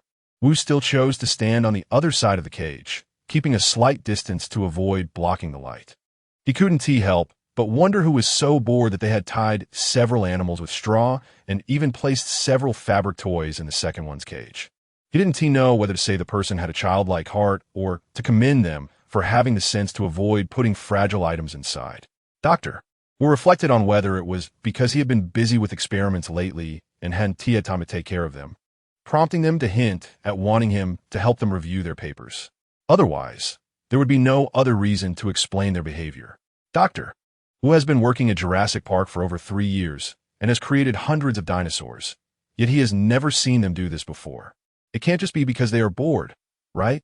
As Dr. Wu pondered whose paper to look at first to prevent infighting among them, Lin Mingfei, who had been idly lying down and rolling a toy with his fingertips after being sent into the room, looked up at Dr. Wu with some confusion. Could it be that he doesn't look like a dinosaur? Otherwise, why would he be standing there staring at him? Just as Lin Mingfei was about to retract his hand, Dr. Wu knelt down, lowering his gaze to meet the second dinosaur's eyes for a moment before looking away. Although this feature was not found in some dinosaurs, To avoid the second dinosaur perceiving a staring gaze as a threat, Dr. Wu immediately lowered his head to look at the toys. First fixing his gaze on a straw dinosaur. Lin Mingfei, who was not a real dinosaur, felt no urge to attack at the sight of Dr. Wu's unguarded neck. Even when their eyes accidentally met, he only felt a bit awkward. The moment Dr. Wu looked away, Lin Mingfei did the same. After noticing that Dr. Wu was no longer watching him, Lin Mingfei stood up and moved to the corner, while Dr. Wu, after glancing at the second dinosaur, continued to stare motionlessly at the straw dinosaur. This craftsmanship felt familiar, yet he couldn't quite recall why. When Lin Mingfei, not understanding what Dr. Wu was looking at, followed his gaze, he saw several toys left behind by him. Although he didn't know which one Dr. Wu was looking at, it didn't matter. Giving them all to him would perfectly solve the problem. With this thought, Lin Mingfei walked over directly, finding it somewhat bizarre to use his hands, or rather, the dinosaur's claws, to hand things over. After overcoming his embarrassment, Lin Mingfei closed his eyes and gently picked up the straw dinosaur, remembering its position. And only after convincing himself did he slightly open his eyes and walk towards Dr. Wu. Dr. Wu, wanting to see the second dinosaur but not daring to look directly, had been pretending to casually observe it from the corner of his eye. Upon noticing the second dinosaur looking down and suddenly closing its eyes, his first reaction was that something was wrong with its eyes. Even after a few seconds, when the second dinosaur opened its eyes again, Dr. Wu thought it could only mean the condition was not serious. While Dr. Wu contemplated what examination to perform first and what treatment to consider if the condition didn't improve, Lin Mingfei had already tossed the straw dinosaur out of the cage with his mouth, landing perfectly in front of Dr. Wu's legs. If only he could get a little closer, otherwise he could just push them all out with his hands. After glancing regretfully at the straw dinosaur over there, Lin Mingfei continued to move other toys. When Dr. Wu bent down to pick up the straw toy, one accidentally fell onto his head and then bounced to the ground, landing outside the cage. After glancing at the animal that had returned, Lin Mingfei pushed it out. The straw slid smoothly on the ground and was caught steadily by Dr. Wu. Just as Dr. Wu was collecting all the straw animals thrown over by the second dinosaur, Lin Mingfei was staring at the fabric toys behind him, feeling torn. These toys were put in by some young scientists, and after he took them away, they all looked extremely happy. If they found out later that these toys were missing, would they be sad? Although they didn't particularly like them, they did represent the heartfelt intentions of those young scientists. He just didn't know if Dr. Wu wanted them to. Lin Mingfei, using his tail to encircle the toys, looked at Dr. Wu with hope for a clear response. Coincidentally, Dr. Wu had just put all the other straw animals into the pocket of his lab coat and was unconsciously fiddling with the straw toy in his hand. Dr. Wu, lost in thought and staring blankly at the cage, only regained focus when the second dinosaur suddenly moved. Roar, do you want these? Dr. Wu couldn't understand, but that didn't stop him from inferring the second dinosaur's intent from its gaze shifting between him and the toys encircled by its tail. He replied softly, "No, that's good." With this thought, Lin Mingfei carefully pushed the toys aside before stepping forward. Once he reached the middle of the cage, he lay down on the straw and quietly looked at Dr. Wu. He hadn't seen clearly just now, but he felt like Dr. Wu had dark circles under his eyes. Uncertain, he looked again. Dr. Wu, feeling the second dinosaur's gaze on his face, but sensing no malice, stood there for a moment before slowly moving forward. He hesitated to raise his hand when he was only a few centimeters away from the cage, experiencing an internal struggle before slowly reaching toward the cage. When he was just a hair's breadth away, he hesitated again. In the past, with his rich experience and familiarity with various laboratory accidents, Dr. Wu would never have acted so boldly. However, after nearly 24 hours of intense mental work, even if he looked awake, it was merely an illusion. At this moment, Dr. Wu was attempting to do something he would never have considered while fully conscious, especially try to touch the second dinosaur while it was still awake and mobile. Moreover, he couldn't help but wonder why he had so many opportunities before but never dared to touch it while the second dinosaur was awake. Only doing so when it was anesthetized. Had his courage really shrunk so much? Dr. Wu even felt a bit wronged. He had done so much for the second dinosaur, and it was so understanding that it would surely let him touch it. But why had he always been too timid? Coward. Chapter 39. Incommunicado Doctor. Wu's mind was in a jumble as he held his hand just inches from the cage, cursing himself for being so cowardly while carefully extending his hand into the cage, looking expectantly at the second dinosaur on the ground, hoping it would come closer. It's too far. He couldn't reach it. After observing Dr. Wu's self-persuasion process, Lin Mingfei silently moved closer and leaned against the railing, allowing Dr. Wu to touch him. The dinosaur's skin was as smooth and rough as a lizard's, and with the genes of other creatures in its body, rows of triangular spikes for defense had begun to appear on its neck and back. Thanks to its short time since birth, the spikes were still not sharp enough, feeling smooth like a hard but not sharp cow horn. Looking at the heart he had developed after years of research, Dr. Wu's gaze toward the second dinosaur grew prouder. Although many had said it was impossible to create a brand new dinosaur by merging the genes of different dinosaurs and animals, he had still succeeded, hadn't he? He didn't know what name Boss Ma would give the second dinosaur, but he hoped it wouldn't be something unpleasant. After reluctantly touching it a few more times, Dr. Wu withdrew his hand. When he waited for a while and didn't see Dr. Wu reach out again, Lin Mingfei stopped leaning against the railing. After standing up and changing direction to sit in front of Dr. Wu, he looked at the bloodshot eyes and haggard expression of the other person. Lin Mingfei directly turned his head to look at the tail of number 2. After briefly pondering whether Dr. Wu could understand his meaning, Lin Mingfei looked back at Dr. Wu and briefly waved his tail in front of the other person before shaking it toward the chair. Roar. Go turn off the lights and sleep. Dr. Wu, who followed the direction pointed by number 2's tail, but found nothing wrong, fell into thought. At that moment, various ghost stories from his distant hometown appeared in his mind.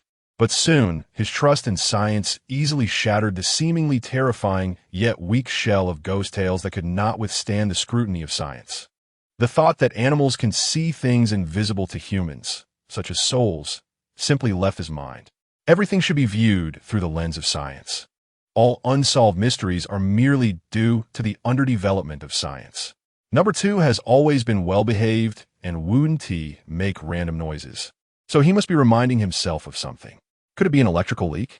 Thinking this, Dr. Wu suddenly felt the matter was serious and stood up cautiously, quickly walking over to that side. He was even more cautious than when he tried to touch number 2. However, after a thorough inspection and finding nothing wrong, Dr. Wu furrowed his brows, staring at the table, and began to think about whether he had overlooked something. Roar. Don't hesitate. Hurry up and rest. Lin Mingfei shouted at Dr. Wu in frustration. When Dr. Wu turned to look in response, he saw number 2 sitting in the cage, staring at him. And for some reason, he felt that number 2's current gaze seemed to wish he could become a human to do what he wanted. Truly understanding human nature. No wonder it's my favorite dinosaur. With such a thought, inspiration suddenly flashed in Dr. Wu's mind. Could it be that number 2 actually meant this? It wasn't impossible. After all, he was free now.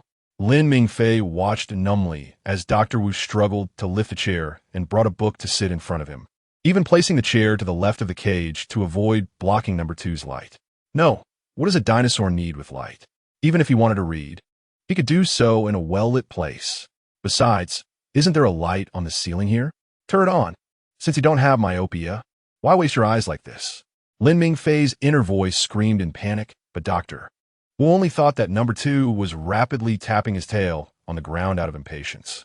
After hurriedly sitting down, he opened the book without even having time to pull out the corner of his lab coat trapped under the chair. Leaning over to read, Dr. Wu's voice was calm and powerful. Although he read without any emotion, his clear articulation and correct phrasing made up for other shortcomings. As time passed, Dr. Wu's voice gradually became softer until he unconsciously fell silent and focused intently on the book. Feeling that he shouldn't disturb someone while they were reading, Lin Mingfei lay in the cage, somewhat helplessly watching as Dr. Wu's book-flipping speed gradually increased after he stopped speaking. When Dr. Wu had read a third of the book, the office door was suddenly cracked open quietly, and a bag of pork jerky prepared for number 2 was gently placed on the ground before the door was silently closed again. How is it? Has the doctor fallen asleep? After the door was closed, a young researcher immediately approached with an expectant look. The researcher who placed the jerky didn't speak at first. After raising a hand to signal for silence, he pressed his ear against the door. After listening intently for a few seconds, the researcher suddenly smiled widely and nodded at the other person. "Yay, everyone, the doctor is asleep. We can start preparing." In the dark room used for confidential experiments, their every move wouldn't be watched by visitors like in the public laboratory outside.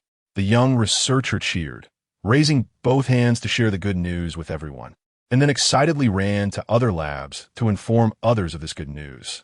Some looked helpless, some didn't care, and some were equally excited.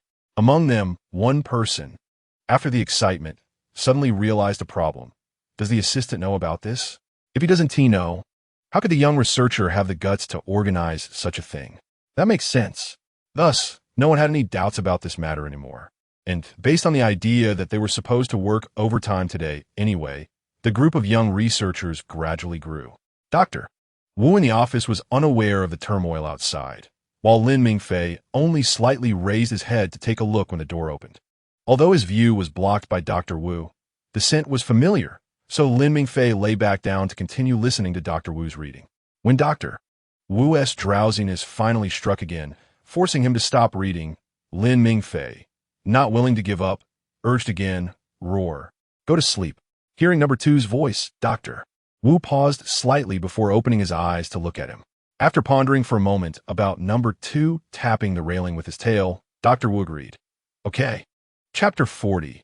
Lin Mingfei. I don't understand why, but it's a good thing. Under Lin Mingfei's somewhat expectant gaze, Dr. Wu stood up with the book in hand. As Lin Mingfei contemplated whether the other person finally realized his meaning, Dr. Wu walked towards the table. Looking at the chair left behind, Lin Mingfei suddenly felt something was wrong, but thinking that the other person might intend to go back to rest, he suppressed his anxiety and continued watching. When Dr. Wu changed to another book and turned around to sit back down, he suddenly noticed a bag by the door. It was obvious that it had been secretly placed there by his subordinates. As Dr. Wu wondered how they had the time to do such things, he walked over to pick up the bag, and, upon looking inside, he fell silent. Let this one slide, but no next time. After returning to his chair, Dr. Wu temporarily placed the book on the ground and took out the jerky piece by piece to feed number two. Lin Mingfei, who had already been fed before coming, ate a few pieces out of courtesy before turning his head aside and stopping. After Dr. Wu tied the bag back up and poured water from the mineral water bottle into a basin for number two, he tilted his head back, looking weary as he pinched his nose. Since Boss Ma gave him the request for a new hybrid dinosaur, he had been working overtime in the lab, often returning to his dormitory only after midnight, and sometimes even working all night in the lab, only resting after returning home at noon or after work the next day. Since he started work yesterday, he had spent over 24 hours, and the total time he had for breaks didn't add up to more than 3 hours. For Dr. Wu, who was already 42 years old, the mental strain from such high-intensity work consumed far more energy than when he was young and working tirelessly under Boss Ha to figure out how to revive dinosaurs. Each message he sent to Boss Ma was casually sent while he was on his way back to the dorm after working overtime. Dr. Wu, who has become familiar with Boss Ma's habits, guessed that Boss Ma should have removed him from the blacklist by now. At first, his messages were sent at scheduled times. But after noticing that Boss Ma would block him during those time periods when the messages increased, Dr. Wu changed his approach. He began sending random text messages to Boss Ma, urging him to abandon the idea of building a fence in the enclosure and insisting that a new enclosure be constructed to completely separate the two dinosaurs. The random timing of the messages forced Boss Ma to temporarily stop blocking him. However, due to the content mentioned in the meeting, Boss Ma would definitely block him again in advance to avoid receiving related messages. While Dr. Wu was contemplating how to express that he had to give up his previous idea, Lin Mingfei was thinking about how to encourage Dr. Wu to rest. However, he couldn't communicate verbally, and even if he could, he and Dr. Wu did not speak the same language. After pondering for a while without coming up with a good solution, Lin Mingfei simply lay on the ground, watching Dr. Wu languidly. When Dr. Wu finished his brief rest and picked up his book again, he noticed that number two looked somewhat listless and did not understand why. After a moment of thought, Dr. Wu concluded that it was number two's eyes that were causing the lack of energy. Number 2 then yawned and covered its eyes with its tail. Relax, Doctor. Wu thought he should check number 2's eyes later as he walked to the desk to turn off the lamp. With the lamp turned off, the entire office was plunged into darkness. The underground laboratory had no natural light, and after standing still to adjust to the dark environment, Dr. Wu stumbled towards the chair. The process of returning to his seat was not smooth. After accidentally walking too far, bumping into a cage, and kicking a chair, Dr. Wu finally couldn't help but mutter a curse under his breath. However, realizing that number 2 needed rest, he immediately fell silent.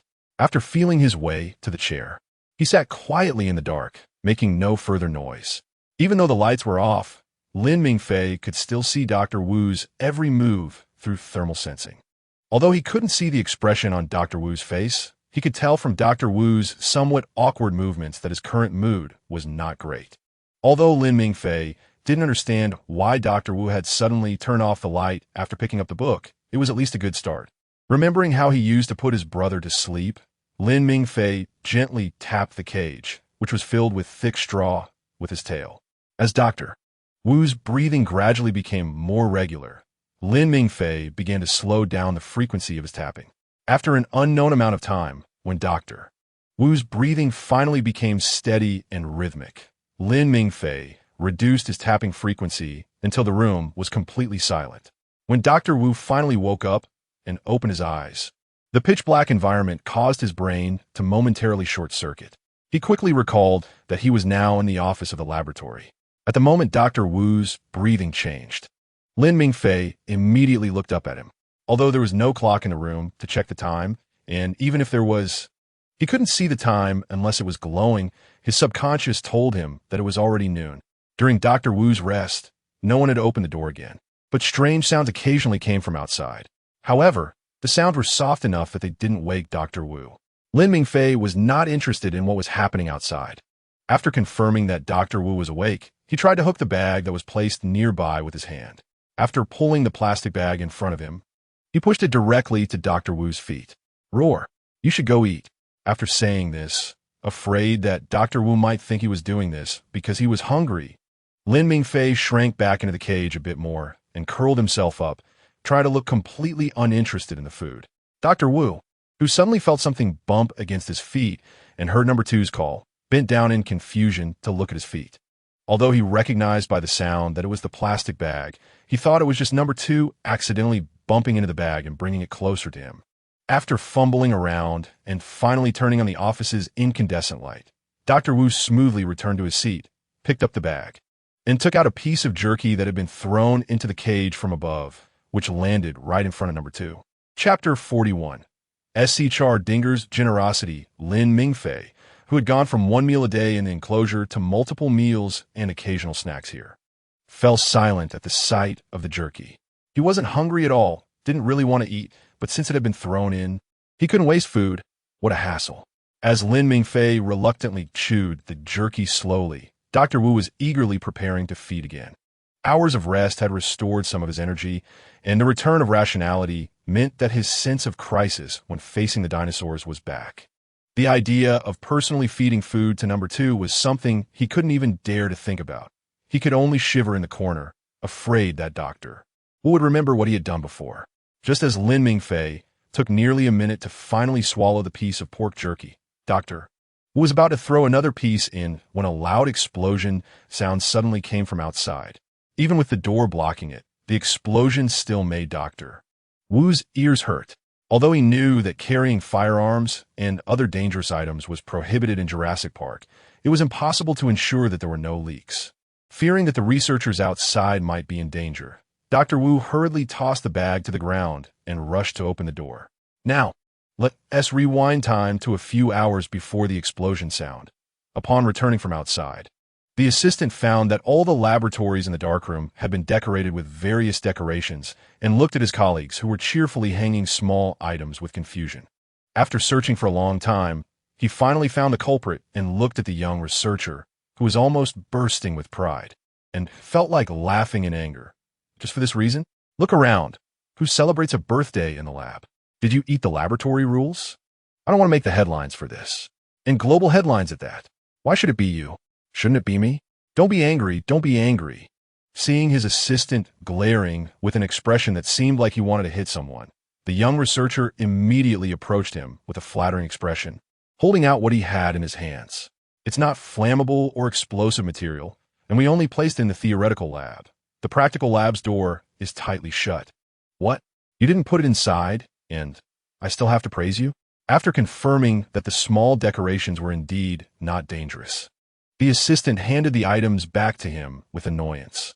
Noticing that the assistant looked somewhat helpless and was no longer as angry, the young researcher quickly leaned closer and whispered his plan into the assistant's ear. As the young researcher's words flowed, the assistant's expression continually fluctuated between confusion and disbelief.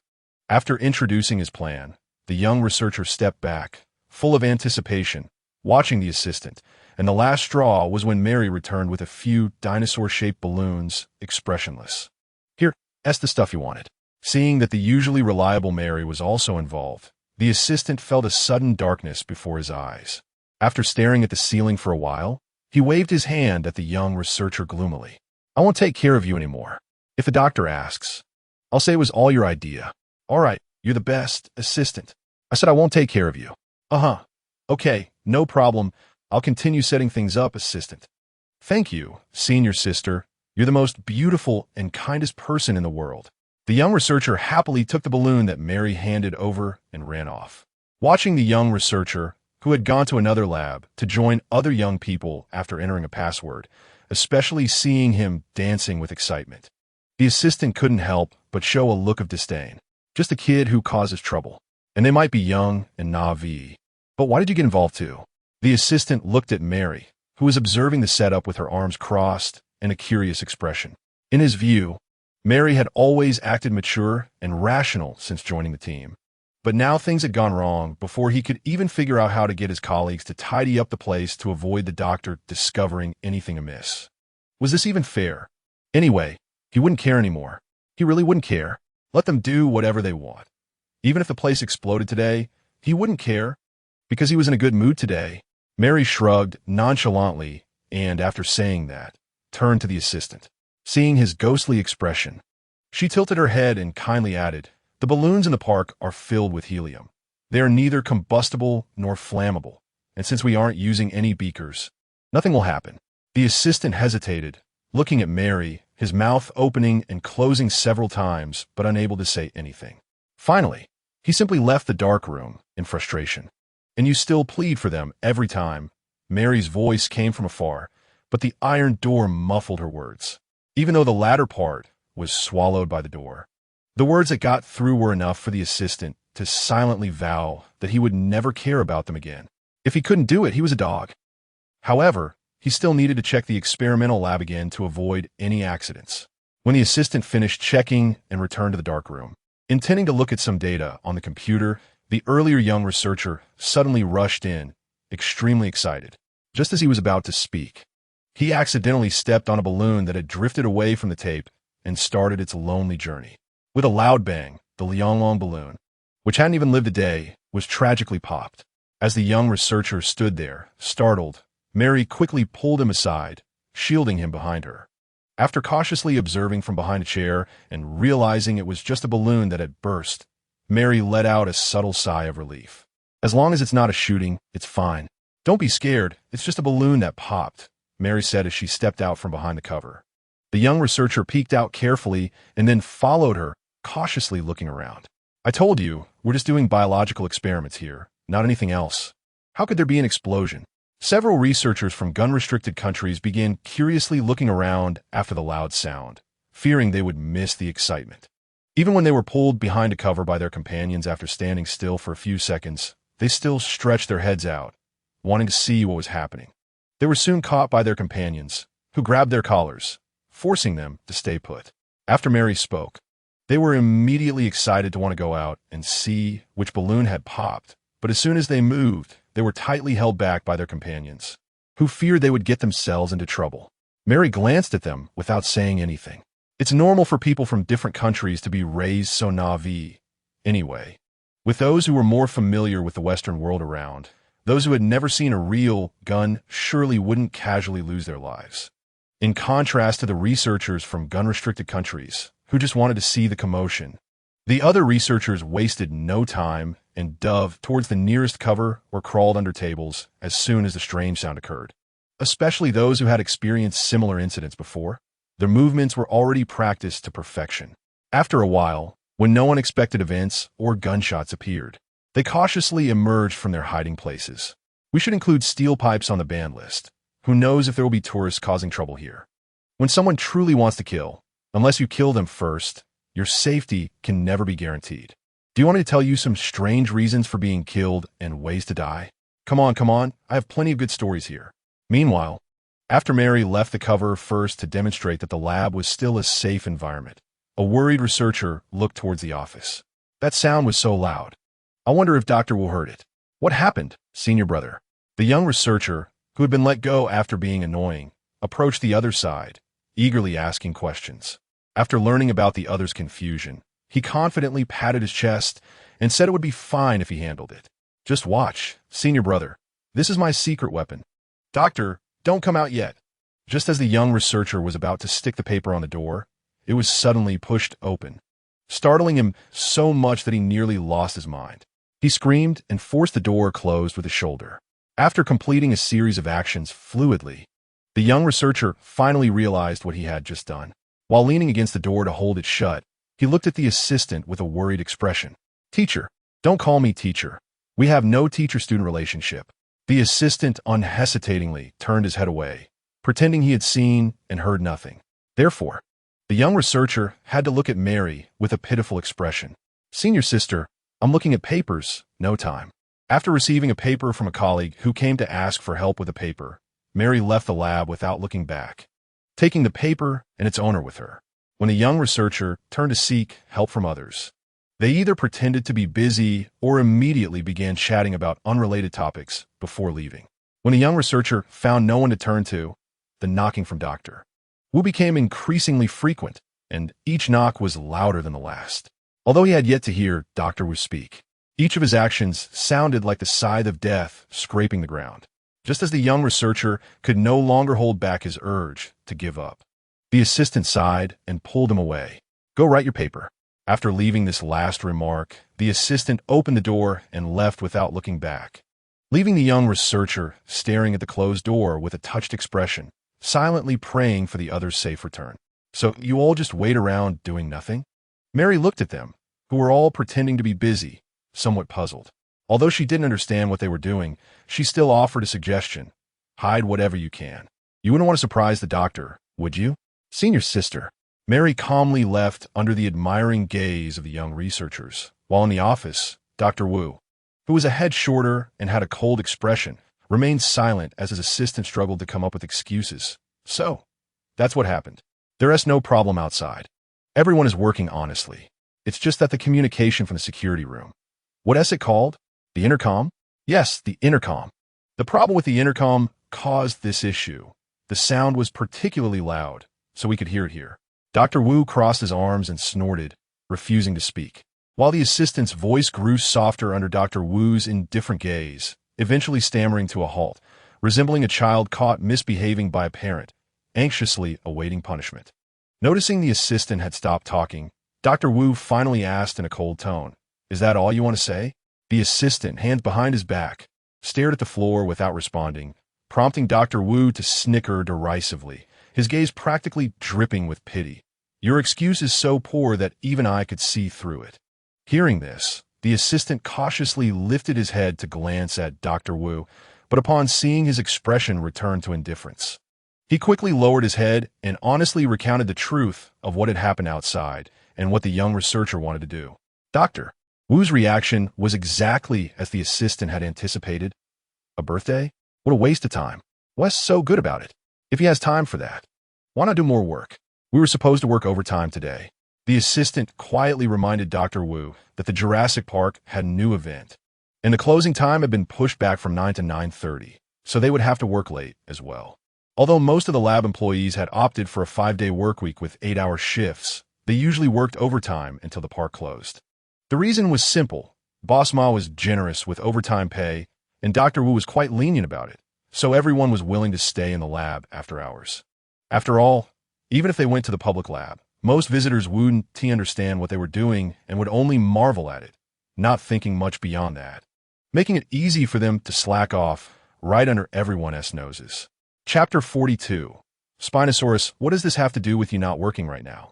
Doctor, Wu asked coldly, unfazed, while the assistant's expression stiffened for a moment before he quickly switched tactics, putting on a pitiful face and asking sorrowfully, Doctor, can you pretend not to know about this?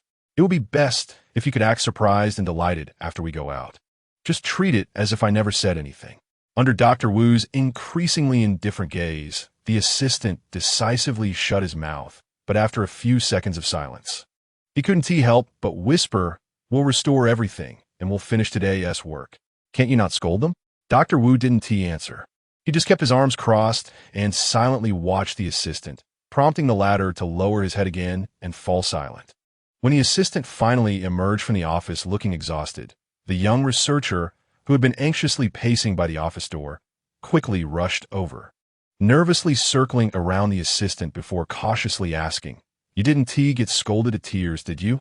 The assistant awkwardly managed to emit a sound, akin to a reluctant housewife forced to speak, prompting Mary, who was reading a paper nearby, to laugh unapologetically. See, I told you the assistant wouldn't be able to resist managing those troublesome juniors. Clearly, the assistant had once again failed to uphold his vow. God, teacher, are you sick? The young researcher looked at the assistant, whose face was ashen, and tentatively reached out to check his forehead, but just as his hand approached, it was grabbed by the assistant. I told you not to call me teacher. It never leads to anything good. The young researcher acknowledged, but still stubbornly stared at the assistant's forehead and the corners of his eyes, wanting to know if he had a fever or if he had been scolded to tears by Dr. Wu like himself. Seeing this, the assistant immediately shot him a look that suggested he was dealing with a troublesome child, shaking off his hand in a hurry to leave.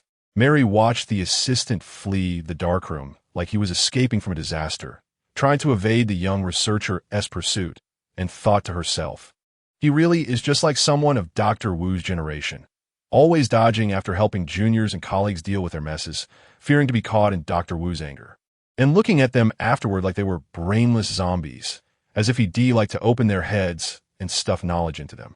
The irritation and indifference he showed toward colleagues who caused trouble were strikingly similar. After handing the young researcher off to someone else, the assistant returned with a visibly fatigued expression, as if he hadn't rested properly for days. Seeing Mary still standing there calmly going through papers, he rubbed his temples. Stop complaining about me in your head. The doctor said either continue decorating but double the work or restore everything before he comes out. Also, the doctor wants to review the student's papers. Mary, you don't need to help. Just prepare your own paper. It's late. I've already seen the last paper. After calmly adding the final comment to the paper, Mary handed all the papers to the intern who had been waiting nearby. Rewrite them according to my comments. The intern, watching Mary mark up nearly every paragraph of everyone's papers, left with a pale face, trembling as he held the papers, while the assistant looked at the intern with a gaze full of pity. I have a question. A researcher working at a computer asked without looking up. After the assistant responded with a puzzled the researcher poked his head out from behind the computer, confusedly asking, doubling the work shouldn't mean all of us have to work twice as hard, right? Ha! It's a pen, it's a computer, it's the internet.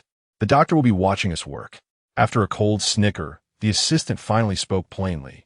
Upon hearing such grim news, everyone in the room reacted differently, vividly showcasing the diversity of species and the richness of human expressions. Just the thought of Dr. Wu overseeing their work to ensure it was perfect sent several people rushing out to spread the news to others and dismantle everything they had just set up. Dr. Wu had not been concerned with the process for years. As long as the results were satisfactory within the given time, nothing would happen. Even if they slacked off during work hours, Dr. Wu would pretend not to notice, but once he started focusing on the process, it was like a homeroom teacher standing behind a student during an exam. Unless the student had a good mindset, everyone would be nervous. Moreover, Dr. Wu was not one to overburden them. The tasks assigned were always within their capabilities. Dr. Wu thought they lacked brains, rather than wasting time letting them try. He preferred to do it himself, with someone paving the way ahead, Who wouldn't want to be a lazy fish following along, unless they were particularly ambitious? Mary silently watched this group of people who had been spoiled by Dr. Wu, saying nothing. Everyone has their ambitions. She often sought various tasks from Dr. Wu to challenge herself. After all, she had already accumulated enough experience here, and soon she would leave Dr. Wu's research team to establish her own. Hopefully, the newcomers at that time would have a bit of ambition. After reading for more than half an hour in front of Subject 2 in the office, Dr. Wu gently closed the book, stood up, and prepared to leave. Before departing, he left enough jerky for Subject 2, then placed the book on the chair and pushed the door to leave the room, just in time to encounter Mary, who was holding several sheets of paper and was about to find him. Someone doesn't know how to revise their paper, so I brought it along since I was passing by. I just flipped through some old materials, and I found information about a dinosaur that I'm very interested in. The Spinosaurus back then had eyewitness records claiming that they saw a Spinosaurus kill a healthy adult Tyrannosaurus rex by directly biting its neck off. Could this Spinosaurus have had genes from other dinosaurs added to it? No, Dr. Wu answered firmly. Those dinosaurs were only supplemented with frog genes to fill in the missing sequences. However, this raises a new question. The Spinosaurus was just a long-mouthed fisherman, and its bite force and muscle mass couldn't possibly compare to that of a Tyrannosaurus rex. How could it have killed the Tyrannosaurus rex and bitten off its neck? Chapter 43.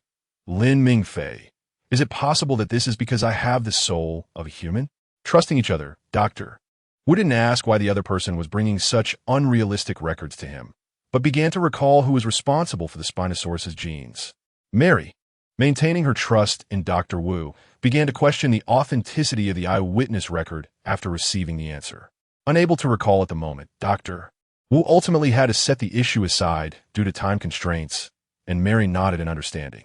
As Dr. Wu left the lab to have lunch while reading the paper, he noticed that the researchers who were still removing decorations breathed a sigh of relief, hurriedly speeding up their work, while a few of them whispered to each other before heading straight to the office.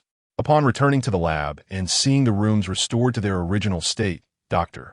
Wu paused for a moment before directly handing the revised paper to its owner, who happened to be passing by, and then plunged into the practical lab to begin experiments. As night fell, Dr. Wu's assistant, returning with dinner, looked at Dr. Wu, who was still working tirelessly inside, and after sighing, placed the meal in his office before preparing to communicate with the interns from the university. A few interns were taken away by the assistant's side in resignation, but the assistant remained unmoved and directly led them away. Today's Jurassic Park still had activities, and as night gradually darkened, cheerful and lively music played from various places, while a graceful female voice announced over the loudspeakers that the last outdoor activity of the day would soon be held in the commercial street in front of the main hall for all travelers still in the park. Visitors touring the open laboratory gradually began to flow out as the announcement echoed, and once the visitors left, the few researchers working in the open lab breathed a sigh of relief, seeing that the few remaining visitors were only staring at the dinosaur eggs. They gathered together to discuss surprises. When the music signaling the closing of Jurassic Park finally rang out, the security room next to the lab began its work to ensure that all visitors had left the main hall, while some researchers, after handing their prepared items to colleagues, headed towards the exit to clock out. Write what you want to say on paper, just give me the things directly. You all should go back and rest early. The assistant quietly spoke while keeping an eye on Dr. Wu, who was still working at the computer, and handed them a few sheets of paper. However, upon hearing their complaints about how thin the paper was and why they didn't buy thicker ones, the assistant looked at them helplessly. We have to save costs. Then we'll go ask the logistics department for it. Save some effort for me, will you? Complaining aside, they still wrote down their blessings. After most people had left, just as the assistant was about to organize the papers, a few sheets were suddenly snatched from their hands. When the assistant looked at the other person in confusion, they had already dashed over to Dr. Wu, who was on a brief break, and excitedly handed him the things they had prepared. Happy birthday, doctor. When are you going to give us a raise? The hand receiving the items suddenly paused, and, after giving a cold glance at their subordinate, who was grinning like a golden retriever, Dr. Wu coldly accepted the items and opened the first sheet of paper, replying in a frigid tone. if you can add 500 to the gene sequence of the new assets within 8 months and 11 days. Dr. Wu, interrupted, slightly stunned, looked coldly at the golden retriever in front of him, who was eagerly waiting for a response, and flatly denied their assumption. It's 10 a day. That's too little. Doctor, we can't manage that. The first genetically modified hybrid dinosaur took more than 3 years to finally arrange the mixed genes from various dinosaurs and animals without causing the new dinosaur's genes to collapse. Yelling this out, before Dr. Wu could speak, the researcher emphasized rapidly, 20 a day. Okay, anyone who doesn't keep their word is a puppy. I'll give you a pop-up book. Bye, doctor. Don't forget it's 20 a day. With lightning speed, the researcher opened the first sheet of paper in Dr. Wu's hand and waved goodbye, raising their hand for a high five with the assistant as they passed by. Sighing, the assistant complied with the request, and after the researcher left, they witnessed Dr. Wu's expression change from indifference to slight disdain as he tossed everything onto the table, preparing to continue working. Suddenly, the assistant spoke up. If you keep working overtime like this every day, they might actually give you a raise, but I don't know if you'll end up in a funeral home. I won't die. You said the same thing before you ended up in the hospital due to overwork, and that night, I signed your critical condition notice. You're changing the subject. I was hospitalized because I was hit by a car, and he ran the red light. I was just looking for any excuse to get you to rest. The assistant sighed, giving up on further persuasion. After helping Dr. Wu organize the items the researchers had sent, they decided to clock out. Happy birthday. Leaving the last sentence, the assistant directly left the lab, leaving Dr. Wu the only person left in the entire lab. While Dr. Wu went out for lunch, Lin Mingfei was taken to another room by the researchers for care. When the researchers left work, they only dimmed the lights, ensuring that Subject 2 could sleep under the light and also see everything clearly when awake before chatting and laughing as they left the room. When the door suddenly opened, Lin Mingfei was curled up in the cage, idly flipping a toy with his fingertips. Startled by the sudden sound, Lin Mingfei looked up to see that it was just Dr. Wu entering with something, so he lowered his head again and continued to pass the time with the toy. So boring, it's even more interesting in the venue. Thinking this, Lin Mingfei yawned sleepily. With the lights on, even if he wanted to sleep, he couldn't, so he could only silently wait for a kind-hearted person to turn off the lights or for himself to gradually lose consciousness over time. Dr. Wu glanced at number 2, who was curled up in the cage, and quietly took a seat with the items in his hands to read through the blessing notes they had written. A hint of a smile finally appeared on his indifferent face, but as he turned to the pop-up book, his smile gradually faded. It was poorly made. The colors clashed. The shapes were imperfect, and there was ink on the paper. Besides the intention, it was worthless. If it weren't a gift from a subordinate, he would have thrown it in the trash long ago. After closing the pop-up book with some disdain, Dr. Wu placed it back on the table and opened another book, intending to continue reading to number 2. When he inadvertently glanced at number 2 while turning the page, he found number 2 staring at him motionlessly, which instantly lifted his mood. Number 2 not only had tremendous growth potential, but could also understand human speech without any training. More importantly, it was affectionate towards humans, possessing both high intelligence and a compassionate heart. He had seen the surveillance footage from Enclosure 11, where number 2 only retaliated when number 1 attacked it. At all other times, it never attacked number 1 proactively, and even went out of its way to leave food for number 1.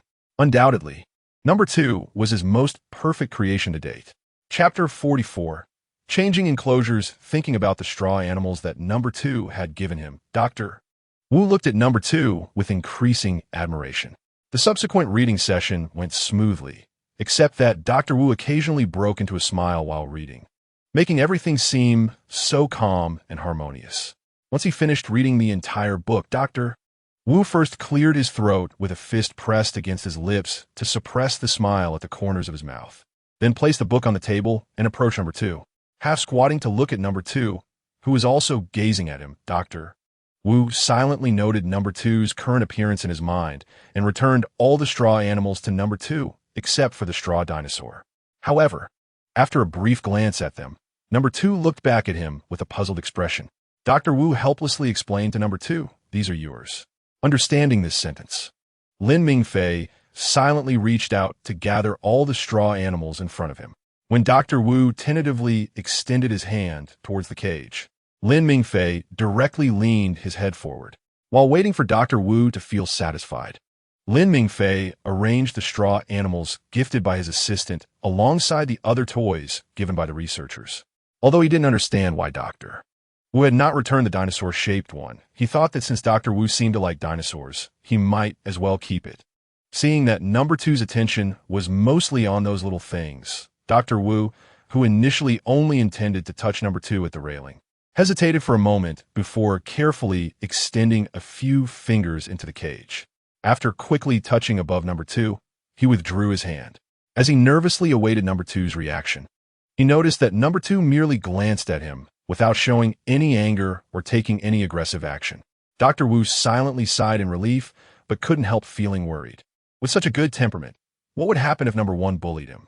But genetically modified dinosaurs grew as rapidly as rockets taking off, and it was impossible for the laboratory to keep number one in the cage without letting it return to enclosure 11.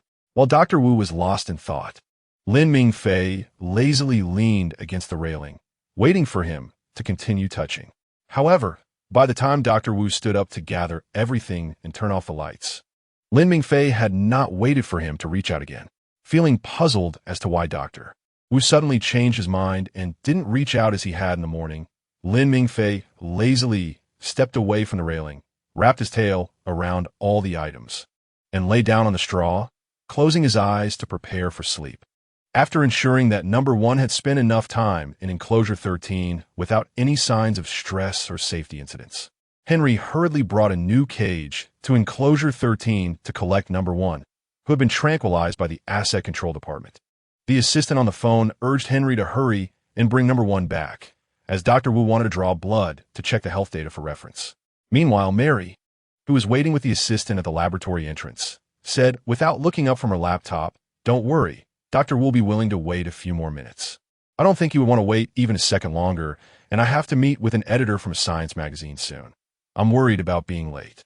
After sighing, the assistant anxiously put his phone in his pocket, but took it out again a few seconds later to check for any updates.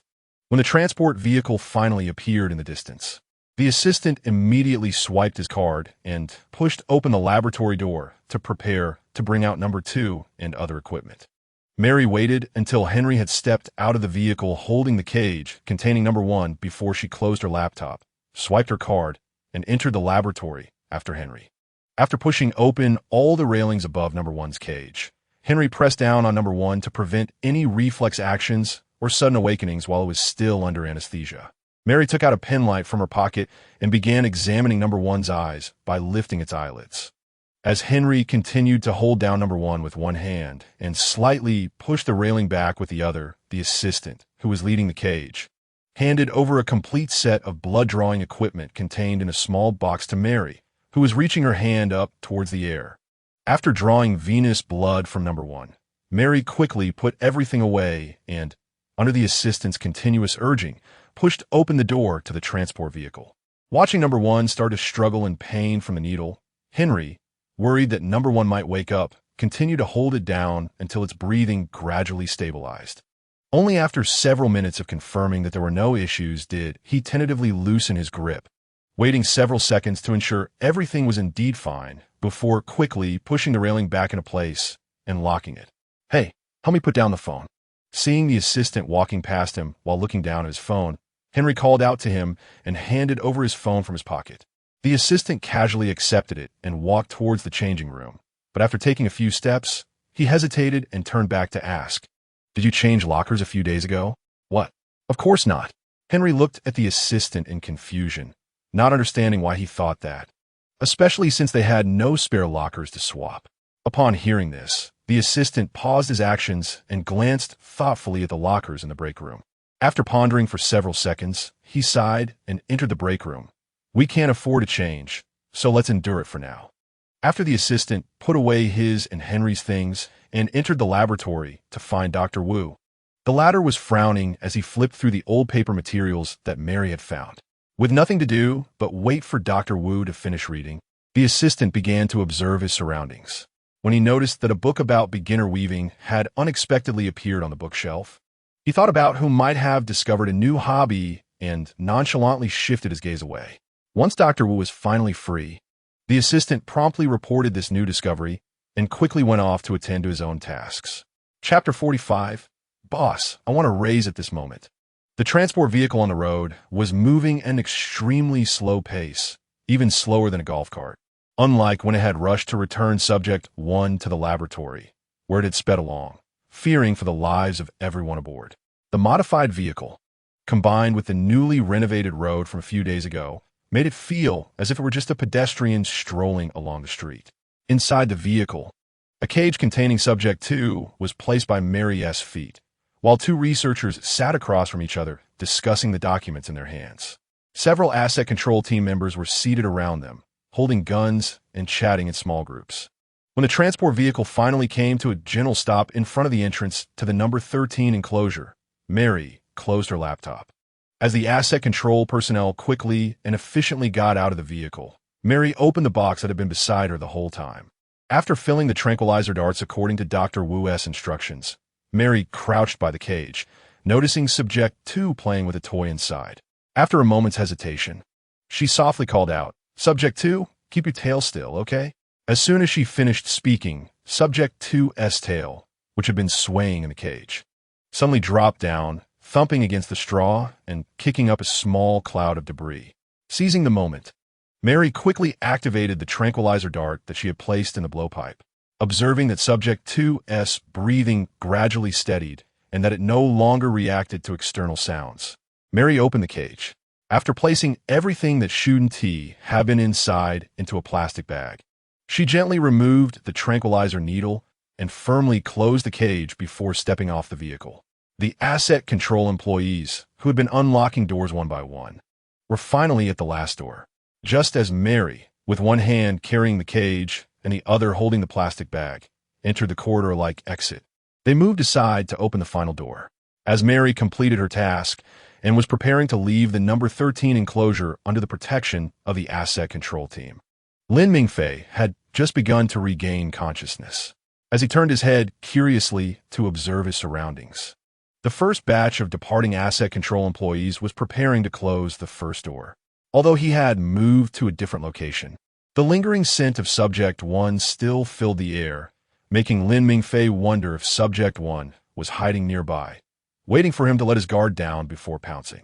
The railings that divided the enclosure in two, flanked by concrete walls, provided further proof for this assumption. However, more than worrying about Subject 1, Lin Mingfei was more concerned about the several armed employees and scientists who remained inside the facility for unknown reasons at the exit. While Lin Mingfei hesitated, feeling confused and wondering why the tranquilizer had worn off so quickly, two researchers remained calm.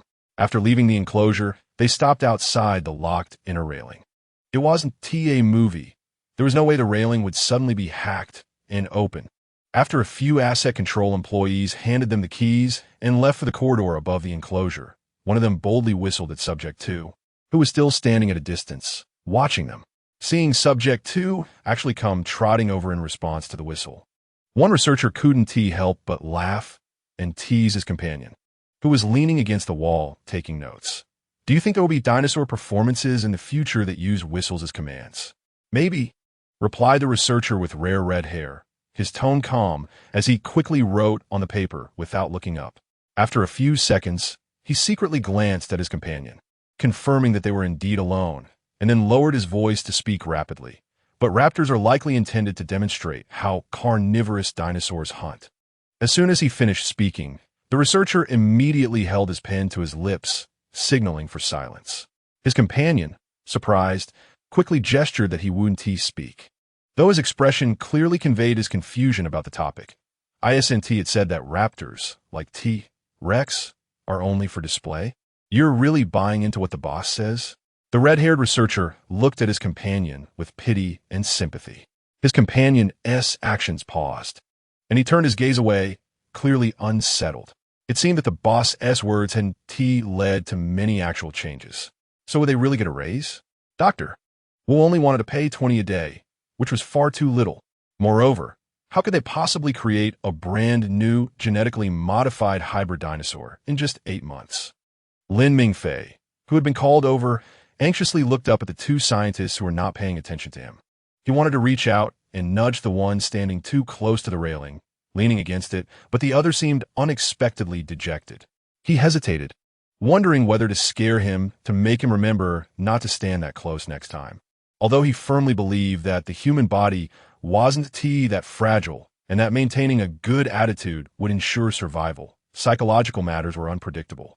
But if the other person encountered Subject 1 would definitely not give them a chance. So should he scare him or not?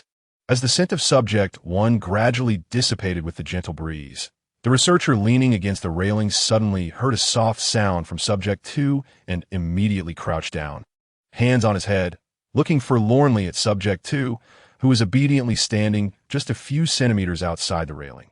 You're still so small. What if Subject 1 bullies you? Subject 1 is fierce.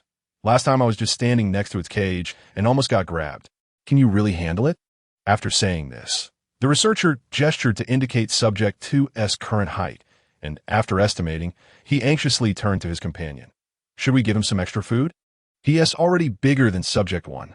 The red-haired researcher remained cool and unperturbed, but his companion insisted, gesturing toward Subject 2. He is still a child. What's wrong with him eating more? The extra food Dr. Wu has given Subject 2 is already enough. You don't need to complicate things. But he is still a child. He is so thin. What is wrong with him eating more?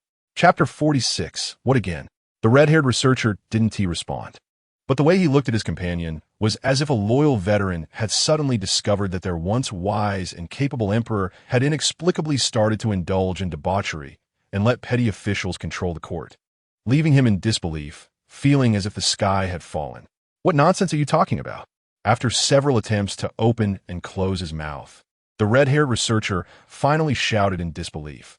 Do you really think you're feeding a pet? Subject 2 is worth $26 million. What if something goes wrong with the food? You're not a professional. How could you possibly know more than Dr. Wu? When we were in the lab, the amount of snacks we gave Subject 2 was strictly according to Dr. Wu's guidelines. Do you think they would just casually feed it? Okay. Don't get angry. All right, ISNT feeding time now. The red-haired researcher seemed to be a bit angry upon seeing the other researcher. He immediately stood up and nervously tried to reassure him, while the red-haired researcher glanced deeply at him before looking down at his watch. It's almost time. I'm going to get something. Keep an eye on number 2, the researcher said, finding an excuse to escape the red-haired researcher's gaze as he left directly after the last sentence. The red-haired researcher snorted coldly and returned to his original position, kneeling on one knee and looking at number 2, who was still gazing at him from a distance, and sighed, Why do you come running whenever I call you?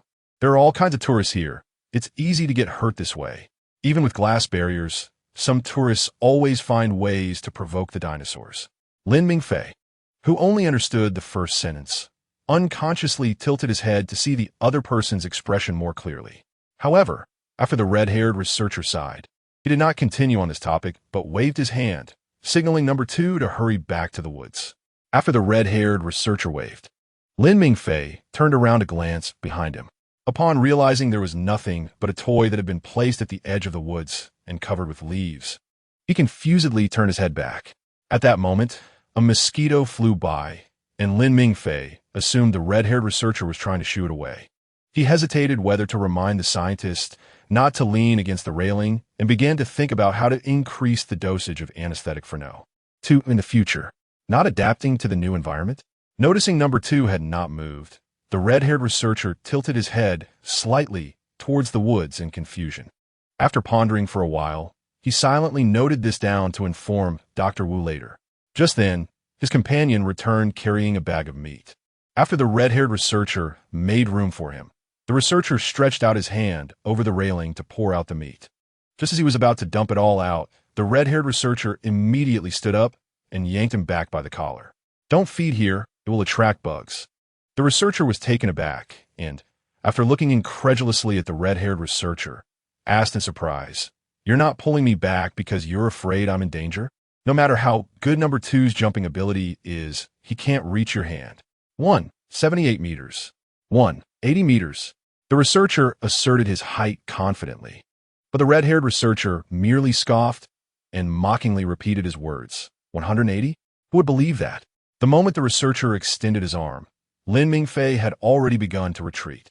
The red-haired researcher noticed this and tentatively extended his hand over the railing. But this time, number 2 stood still. There are only a few days left to feed him personally. Once he grows bigger, we will have to use a crane to feed him. Stop talking and hurry to the corridor to feed him. It's so stuffy. If you don't hurry, the meat will spoil. After the 2 researchers poured all the meat down from the corridor above the enclosure, the researcher went down first to start the car, while the red-haired researcher finally turned to leave after recording the last few data points, while occasionally glancing at number 2. Lin Mingfei, sadly realizing he had no way to remind the scientist that the dosage of anesthetic needed to be increased, stood in the shadow under the trees, watching the last scientist leave, and couldn't help but sigh inwardly. It seemed he couldn't afford to be soft-hearted. Next time, as soon as number 2 woke up from hibernation, he had to remind them not to give him just a little anesthetic, or else if they encountered his brother, who would love to eliminate everyone, what would they do? Lin Mingfei regretted not acting sooner. While in the laboratory, Dr. Wu, after receiving reports about number 2's condition and Mary's records regarding the anesthetic dosage and awakening time, told them to just set the things aside. I'll look at it when I have time. Dr. Wu, who was observing cell changes under the microscope, had no time to look at their reports, but only a few seconds after they placed everything on the table, he expressionlessly raised his head and took the papers. As he read, he couldn't help but frown slightly. The timing of the anesthetic injection was a bit early. If it had been injected a few seconds later, no. 2 would have woken up only after they all left the enclosure.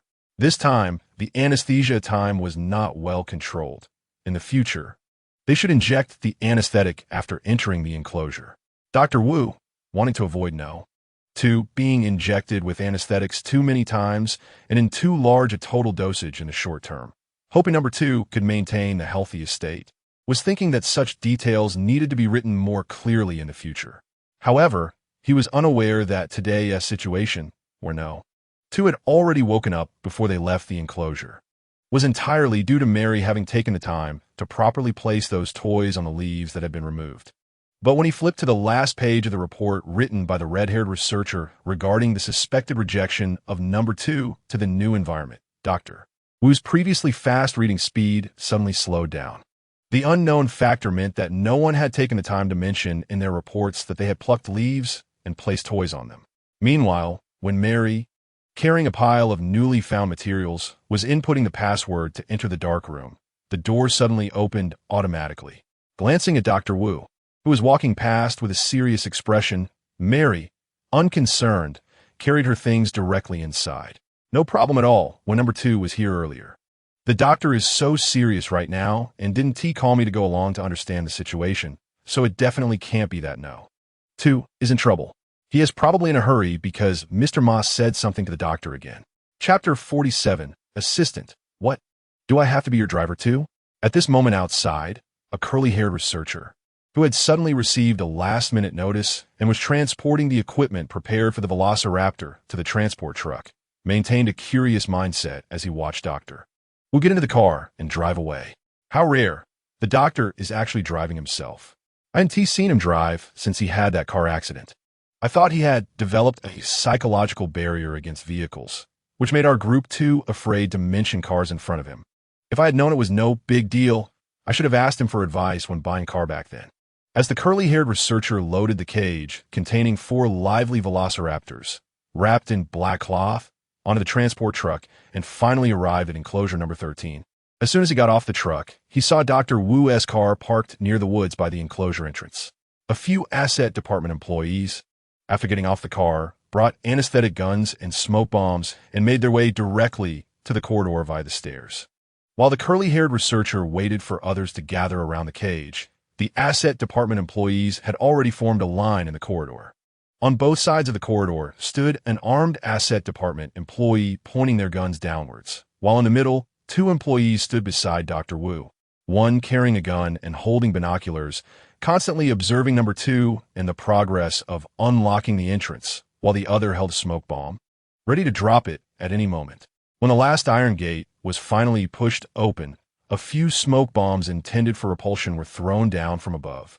landing at the edge of the woods, just as the curly-haired researcher happened to look towards the corridor. Although he was puzzled about why Dr. would suddenly come here, he didn't think much of it. The smoke bombs activated upon landing, emitting a strong, irritating odor specifically targeting carnivorous dinosaurs, which was colorless and odorless to humans. The yellow gas quickly enveloped the edge of the forest, forming a barrier, while the curly-haired researcher approached the railing that divided the enclosure in half. Protected by the guns of other asset department employees around her, Lin Mingfei, who was resting deep in the forest, suddenly caught a strong, pungent smell. When he opened his eyes in confusion, he immediately saw a wall of yellow gas forming in front of him, occasionally accompanied by the sound of objects hitting the ground. The yellow gas seemed to pour continuously from the ground, thickening the dimming fog wall once again. However, it was clear that if the gas truly appeared out of nowhere, the employees in the corridor who could sense its presence would not just be standing by and watching. Thermal sensing allowed Lin Mingfei to clearly see their every move, and a few of them, with their gun-like postures, were clearly related to those opening the cage ahead. Disinterested in the commotion, Lin Mingfei yawned and resumed his sleep. The toys on the stone beside him had already been washed in the pool in the corner and were now cleanly basking in the sunlight on the leaves. At the railing, the two barriers were remotely opened by the personnel in the security room of Enclosure 13. Once the two isolation nets were pulled apart, the curly-haired researcher successfully entered the other half of Enclosure 13. After placing the cage on the ground at the edge of the forest, she gradually lifted the black cloth covering the cage to help the velociraptors adapt to the change in light. Meanwhile, the asset department employees waiting by the railing folded the isolation net into a small entrance that required bending down to pass through. With number 2 still not appearing, one asset department employee in the corridor focused their attention on the velociraptors. Without looking up, as if it were a trait ingrained in their genes, the employee shot at a velociraptor that was about to pounce on the researcher, scaring it away. The big monster is so scary. The velociraptor named Charlie shouted as it ran back into the forest, while AI-Co, hiding behind a nearby tree and observing the human with Lon, immediately taunted, "You deserve it for going over there. You're just a coward who can only hide and watch. You don't dare to go over. You're the coward." Delta, who had jumped onto a small tree but quickly slid down, remained indifferent to the loud arguing of his brothers and finally found a satisfactory spot to lie down comfortably, closing his eyes and resting his head on the ground. Lon silently changed positions to continue observing the bipedal creature in white. After the latter bent down to enter the isolation net, Lon tilted his head in confusion at the isolation net being placed down by another bipedal creature in the corner. When the railing automatically dropped, Lon became even more perplexed. Taking advantage of the smoke grenade not yet expiring, the personnel still in Enclosure 13 quickly and orderly exited. After the first railing at the entrance was locked, the asset department employee responsible for throwing the smoke grenades pulled the rope in their hand to retrieve all the smoke grenades that had been dropped. Subsequently, the asset department employees who had no more work began to leave one after another. When the curly-haired researcher reached the corridor and saw that Dr. Wu was still there, she paused in her steps. It seemed that Fong had not noticed her, so she immediately lightened her footsteps and cautiously continued forward. Once she found a position where she could see every velociraptor through the telescope while staying away from Dr. Wu, she stood still, afraid to move, lest Dr. Wu notice her. Even if the leader was easy to talk to, he was still the leader, especially since he was only lenient towards capable people. Someone like her, whose abilities were mediocre and who had no background, certainly had to work hard to lower her presence to avoid being noticed by the leader. After the velociraptors safely passed the initial observation period, the curly-haired researcher immediately released the telescope and hurried down the stairs. The all-metal telescope hanging around her neck almost made her feel as if she had been injured when it hit her. But only after she had completely descended the stairs did she dare to cough with confidence. Patting her chest to ease her discomfort while calling for someone to come pick her up, the transport vehicle had been taken away by the asset department. And since she had no driver's license and couldn't drive the staff vehicles in the park, plus she didn't want to return with the doctor, she could only wait for her assistant, who would definitely come out in the morning, to pick her up. Chapter 48. The formal encounter with the velociraptors when the assistant finally arrived late. The curly-haired researcher had been waiting in the shadows next to the entrance for quite a while. As soon as she saw the assistant's car stop in front of her, she immediately ran over. As the curly-haired researcher pulled open the passenger door and got in, another researcher who had been called over by Dr. Wu slowly and stiffly opened the car door and stepped down. Let's finish up and go back with the doctor. Come on, let's head back to the lab. After the fully armed researcher finally took the blood sampling equipment out of the car and slowly closed the door, the assistant explained the situation while starting the car. No need for anesthesia. The curly-haired researcher felt a bit strange seeing her colleague only bring one box as she glanced out the car window. While the assistant glanced at the entrance before retracting his gaze and replied in a flat tone, "The asset department will handle the anesthesia. It will be fine, don't worry." The assistant quickly started the car and drove away. At the entrance of Enclosure 13, once the asset department employee who had reached the corridor injected anesthesia into number 2. The railings at the entrance were automatically open one by one in a predetermined sequence. Dr. Wu would consider the health of number 2 and inject a total dose of anesthesia within a reasonable range in the short term. But the asset control department staff never cared about health. The dosage of the anesthesia needle, specifically designed for medium and small dinosaurs, was fixed. And seeing number 2 collapse to the ground just seconds after being injected, Dr. Wu unconsciously tightened his grip on the protective railing in front of him. When Lin Mingfei finally groggily regained consciousness, the sun was already at its zenith, and the scorching heat seemed to radiate continuously from the air. Even a slight breeze merely transferred heat from one area to another. In the distance, faint sounds of childish arguing could be heard, occasionally accompanied by someone trying to mediate.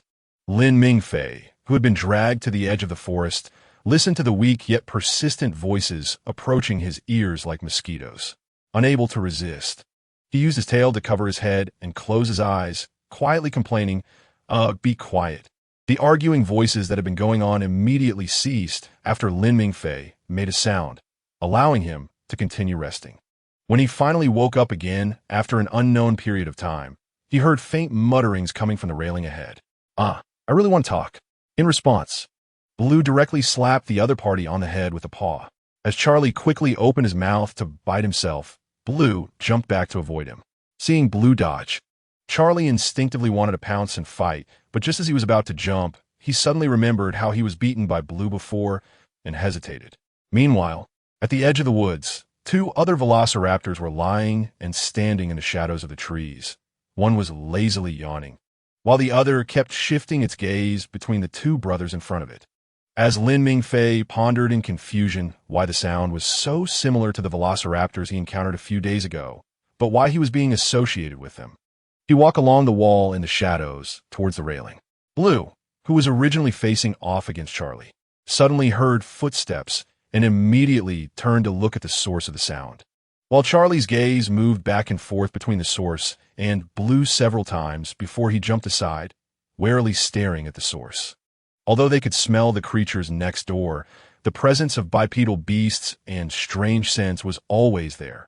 But when the creatures appeared before them, Blue instantly relaxed, cheerfully calling out to them, "You're awake. Yay, I can finally continue talking." Upon realizing that the familiar creature had arrived, Charlie happily ran away. However, Aiko, who had been observing them, immediately lunged at Charlie as he passed by. What are you doing? Who told you to walk by me?" Charlie and Aiko began to argue again, and a few meters away, Delta, who had been resting with his head on the ground, immediately stood up and moved away from them. "Roar, you're awake. Are you all here?" Once Lin Mingfei reached a few centimeters in front of the railing, he stopped and began to examine the velociraptors in front of him. From the sound, it was clearly Blue, the one who liked to stick its head out. Although he didn't understand back then, and still didn't understand why he suddenly thought of their names and felt that those names were theirs. The name Blue indeed suited the small velociraptor in front of him.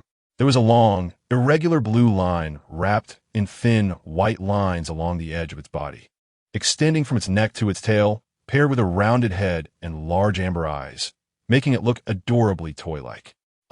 2 are arguing, 1 is sleeping," Blue replied while jumping over the railing. facing the isolation net with a hole only 2 centimeters wide. After trying to squeeze in, but not even being able to fit its head, Blue began to recall how it had seen the bipedal beast manage to hang this thing up and then step back. While Blue was trying to find a way to get closer to the creatures, Delta had already found another spot and resumed resting. While Charlie and AI Co. had escalated their verbal dispute into physical attacks, finally clashing for the first time today. Roar. You can't get through, don't try. Seeing Blue interested in the isolation net, Lin Mingfei, fearing that it might force its way through and get stuck, walked slowly in the same direction as Blue, trying to advise it. After a moment, Blue paused, looking up at the isolation net and thought. A few seconds later, it turned back to the creatures and asked with curiosity, why can't I get through? After saying that, fearing that the creatures would doubt its ability, Blue immediately added, I remember how the bipedal beast did it. I can do it. Lin Mingfei didn't respond, but slowly took a few steps back, looking up at the corridor. After seeing a person with a gun patrolling the corridor, he returned to his previous position, lying against the railing and calmly saying, Roar. I believe in you. But there are patrolling people above. If you want to keep trying in the future, then don't stick your head in. After speaking, Lin Mingfei turned to look at the surveillance cameras positioned just a few meters along the wall. Every time I see you want to stick your head into the hole, I get scared. What if you can't get back out or get hurt? This is likely a blind spot for surveillance. Even if you find a way to call for help, I doubt they would understand your hints. Chapter 49. Owen. The interview. Upon hearing this, Blue instinctively tilted its head, not quite understanding the connection between the two statements made by the creatures. They call for people? Why can't I try when they are here? Why can't I stick my head in? Filled with confusion and unable to comprehend why the creatures said this, Lin Mingfei had already returned his gaze to Blue, looking at it patiently as he explained, Roar. It's just that we have different names for them. You can choose how to call them. If they see you really come here, they will give you an injection, and then you will lose consciousness as if you were asleep and be sent back to where you were before. If you stick your head in, you won't be able to get out and will have to wait for humans to rescue you. So I have to wait until the bipedal creatures are gone before I can find you? Lin Mingfei closed his mouth and made a sound from his throat in acknowledgement. So Blue seemed to understand, looking up briefly before turning back to Lin Mingfei.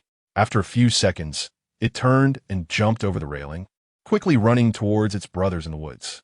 Not looking back at all, Blue only slowed down its pace as it was about to enter the woods, glancing up to see a bipedal creature walking by. After watching it glance around to ensure there was nothing unusual before turning to leave, Blue quickly returned its gaze to its brothers and called out to them.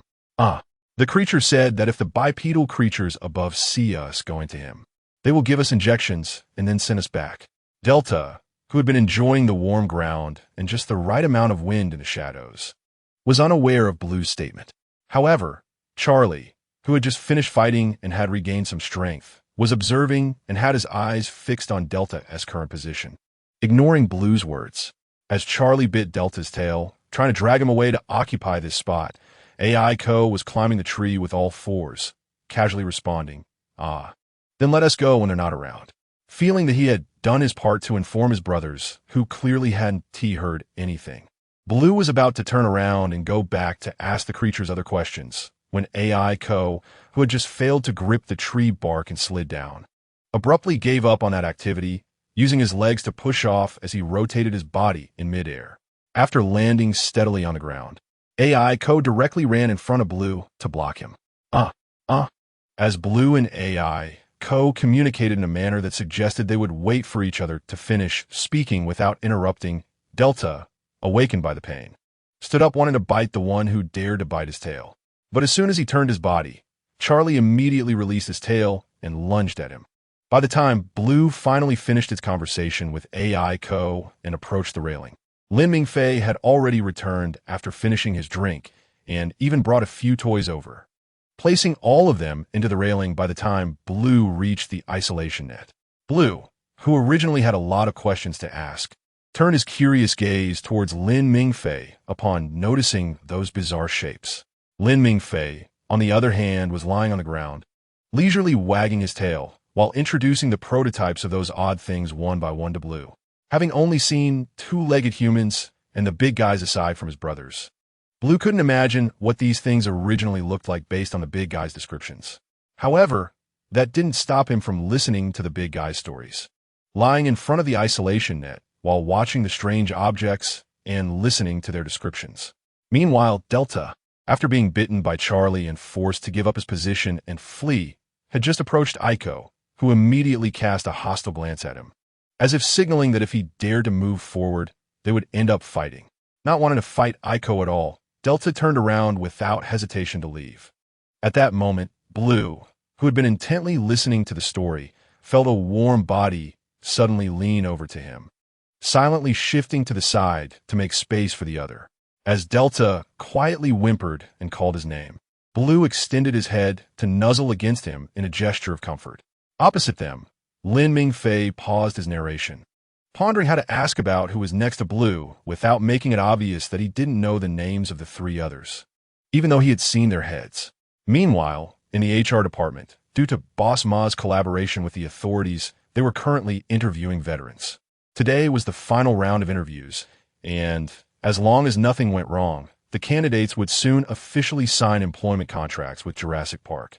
The man named Owen Grady was the last interviewee of the day. Even his suit was borrowed from a friend, having not worn such an uncomfortable outfit for a long time. He tried to pass the time by constantly checking his watch and tugging at his clothes to make them fit more loosely. The others around him entered and exited at intervals of about 10 minutes. At first, Owen had the energy to note how long each person stayed inside.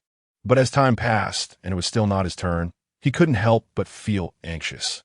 When the second-to-last interviewee finally left the room, Owen let out a silent sigh of relief and stood up eagerly.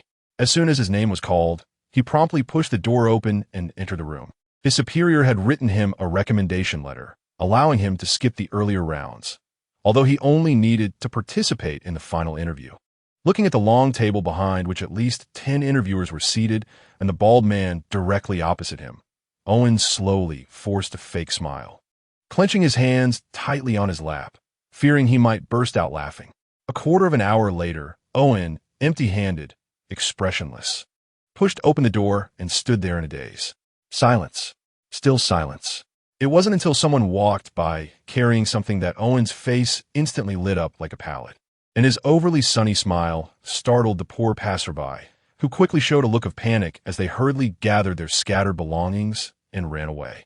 Could it be that he didn't pass the interview and had gone mad? Chapter 50, a movie-like first encounter after his outburst of cheers. Owen hurriedly unbuttoned his suit jacket and draped it over his arm, then, humming a little tune while unbuttoning his vest, walked briskly towards the elevator. After leaving the office building with a big smile and in a good mood, Owen looked down at the stairs as he quickly descended, while below him, Claire, the head of Jurassic Park, with her short, neat golden hair, was flipping through documents while briskly walking up in high heels.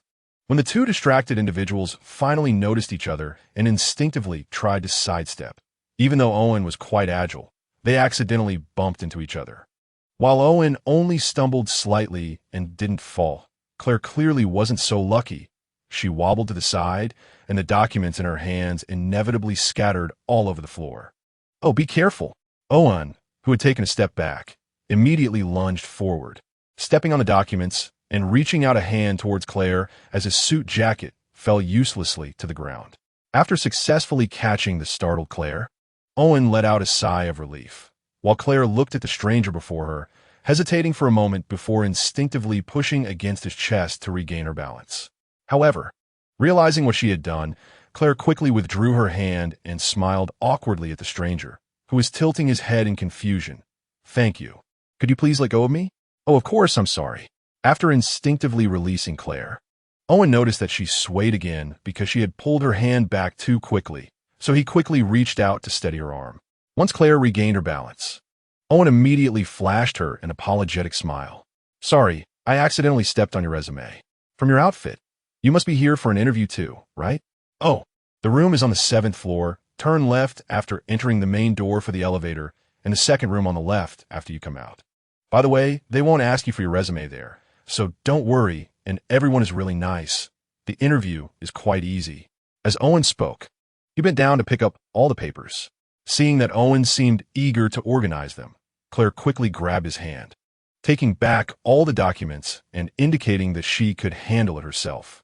Not knowing what else he could do, Owen thought for a moment, then pointed toward the door, explaining verbally while gesturing with his hand. The more he spoke, the harder it became to hide the smile in his tone. Claire smiled back at Owen, nodding to show she was listening while continuously stacking the papers neatly. After Owen finally finished speaking, Claire maintained her polite smile and bid him farewell. However, just as she took a step up the stairs, she stopped and turned to look at the interviewee she didn't know. The hotel had a laundry room, open 24 hours, and you can have the staff help you with your jacket there. Owen, who had picked up his jacket and was starting to head downstairs, raised his hand to indicate he received the information, but just as Claire looked away to continue walking, Owen's voice came again. I heard the interview ends at 4:30. So you need to hurry. You have 14 minutes left. Okay, I got it. Good luck. Upon hearing this, Claire's footsteps suddenly paused. After a few seconds of a somewhat helpless smile, she continued climbing the stairs with a complicated expression. When Claire's assistant, carrying a full load of things, finally caught up with her while running, Claire was standing in front of the elevator, reorganizing her documents while waiting for the elevator to come down. Hearing the sound of running, Claire calmly glanced at her assistant before returning her gaze to the documents in her hands. But 3 seconds later, she looked back at her assistant. Do I look like I'm here for an interview today? Claire was filled with confusion and uncertainty. And while her assistant was trying to adjust the items in their hands for a more comfortable grip, they looked at Claire after a moment of thought and asked back, puzzled, not really, why do you ask? Claire's suit was custom-made, and no matter how you looked at it, it was impossible for her to resemble someone wearing a cheap suit for an interview. Why would she think that? Chapter 51. Since you're here, while the assistant was speaking, Claire had already turned her gaze to the smooth wall beside the stairs, gently tucking a loose strand of hair behind her ear while observing her reflection at that moment. The use of large silver stone slabs as wall decorations made the office building look serious and organized, forming a stark contrast with the relaxed and lively atmosphere of the park's visitor area, but it also appeared more stable, providing visitors with a sense of security. After answering, the assistant maintained their puzzled expression and lowered their head to continue fiddling with the items in their hands. Claire, satisfied with her reflection on the wall, couldn't help but reveal a pleasant smile. There was nothing wrong with her outfit. If anyone thought there was, then that person was the one with the problem. With a soft ding, a fish-like dinosaur quickly swam downwards on the elevator's display screen, flicking its tail and swimming to the right side of the screen. Just as the tail was about to leave the screen, a Tyrannosaurus Rex came from the other side, pushing a large square block with its head. In the center of the khaki stone block was a large Arabic numeral 1. In just 2 short seconds, the stone block was pushed to the middle of the screen, but after that, no matter how hard the Tyrannosaurus tried to push it further, the block stood firmly in place, as if the earlier speed was just an illusion. After several seconds of trying and still unable to move the block, the Tyrannosaurus looked up at the sky and began to roar silently, but no matter what it did, the block remained unmoved, seemingly intentionally making things difficult for the dinosaur. After nearly 10 seconds of roaring, accompanied by the sound of the elevator doors closing and the machinery starting to rise, the Tyrannosaurus turned its head and left the sad place without looking back. As the elevator began to ascend, on the exterior floor display screen, several cartoon dinosaur figures came out from either side of the block, playing drums and cymbals as a backdrop. Then, a few small dinosaurs appeared, walking around the block while performing various acts, including but not limited to line dancing, singing, dancing, and basketball. As the elevator gradually ascended and was about to reach the floor Claire had pressed, she suddenly asked, looking at the tightly closed silver elevator doors, "Is he complimenting me on being young? Otherwise, why would he think she was here for an interview?" She remembered that the candidates today were either retired military personnel or recent graduates. Thinking this way, her guess didn't seem impossible. Maybe? The assistant looked at Claire uncertainly, trying to gauge her mood to decide how to respond, but seeing Claire's smiling face, the assistant hesitated and closed their mouth again. At this moment, Owen, who hadn't thought much while saying those words, had already returned to the hotel. Following Claire's suggestion, he had sent his suit jacket to the appropriate place, and, while leaving the hotel, fastened the park admission ticket, designed as a wristband, around his right wrist and made his way towards the security check. Jurassic Park is located on the isolated Nublar Island, which stands alone in the sea, not connected to any land. Therefore, those who cannot fly can only rely on various types of airplanes and yachts to reach it. Of course, if one is wealthy enough, submarines are also an option. The nearest country had long remained in a state of invisibility, rich in resources but underdeveloped, with no peculiar leaders known to anyone except for the government. It was only when Jurassic Park officially opened that it came into the public eye. The ticketing area is not located within Jurassic Park, but on the mainland of that country. After passing through ticketing and security checks, visitors would arrive at the boarding point for the cruise to the island where Jurassic Park is located. As Owen wandered through the crowd, he glanced at the shops on the commercial street, but quickly lost interest and continued walking deeper. Upon entering the main hall, he eagerly walked around the simulated dinosaur images in the first-floor lobby, nodding thoughtfully as he moved further inside. No matter when, the area outside the officially named Hammond Innovation Lab was always crowded. Large crowds lingered in front of the dinosaur eggs and the newly hatched baby dinosaurs, excitedly discussing and pointing at them until security personnel urged them to move along. Owen, having been jostled, found himself pushed into a recently vacated spot closest to the lab. Pressing his hand against the glass, he watched as a baby dinosaur broke free from its egg and, after a moment of daze, began to call out while trying to climb out of the egg that had confined it for months.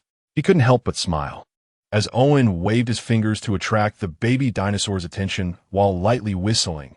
The little dinosaur, which had been peering around but not looking outside, suddenly turned its gaze towards the restless crowd. Upon noticing Owen, its eyes locked onto him, as if love at first sight, unwilling to look away. No matter how Owen gestured, it remained focused on him, continuing to make efforts to climb out of the eggshell. Finally, when the little dinosaur managed to crawl out and was taken away by a researcher, Owen felt a twinge of regret as he continued on his way. Although the fossil hill on the right side of the main hall was designated as a children's area, adults walking together were everywhere, and couples could occasionally be seen playfully feeding the small herbivorous dinosaurs that were less than half a meter tall. Across from the feeding area, there were also rides on various small herbivorous dinosaurs exclusively for children.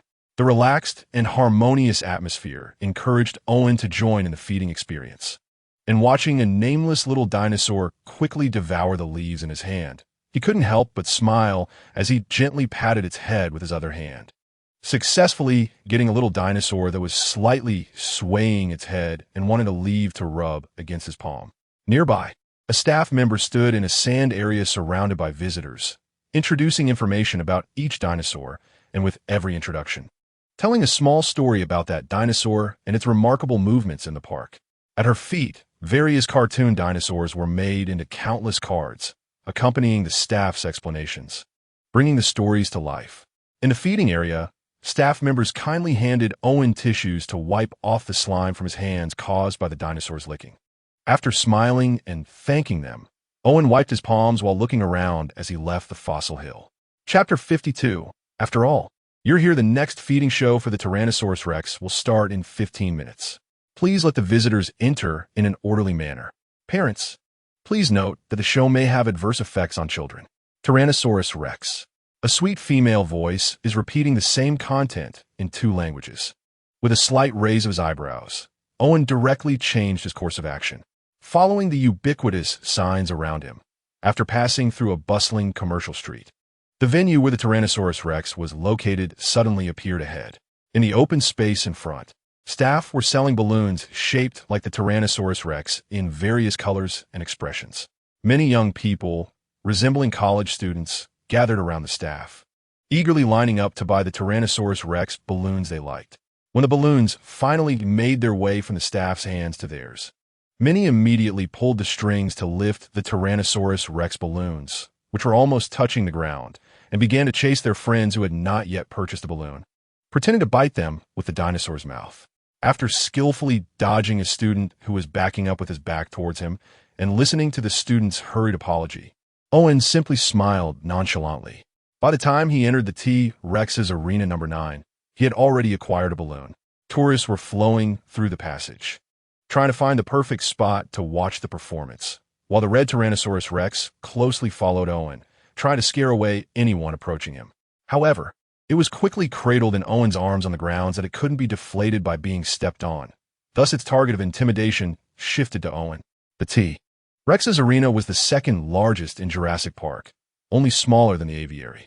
The viewing area for tourists was simulated to resemble a tree lying horizontally on the ground, and the passage resembling inverted letters allowed visitors to see the T-Rex from different angles through panoramic glass windows. Inside the arena, staff were announcing the countdown to the performance over the loudspeaker, when a sheep and an unlit signal flare were delivered to the ground by a conveyor platform. A stir erupted among the crowd. Just seconds later, the signal flare automatically ignited, and as the sizzling sound and red light appeared, the original calm in the arena was quickly shattered by the sudden heavy footsteps. The leaves trembled anxiously, the sheep bleated in confusion, and the crowd gradually fell silent like a phone on mute, with only the increasingly heavy footsteps approaching, making the entire arena seem to tremble. When the familiar Tyrannosaurus Rex, accompanied by the sheep's increasingly confused bleats, broke through the trees and walked in, the previously silent crowd erupted into cheers in an instant. This cheer, akin to humans not needing to catch their breath, continued unabated, and when the T-Rex walked straight to the sheep and bit it, tilting its head back to swallow it, the already lively atmosphere reached its peak. Cheers, whistles, and applause erupted simultaneously, and it wasn't until the T-Rex had returned to the woods that this intense, almost shattering expression of love finally began to subside. When everyone was doing the same thing, it was easy for people to be influenced by the surrounding atmosphere, and at the moment the T-Rex swallowed the sheep, Owen couldn't help but whistle from his heart, raising his hand high to encourage those around him to join in the applause.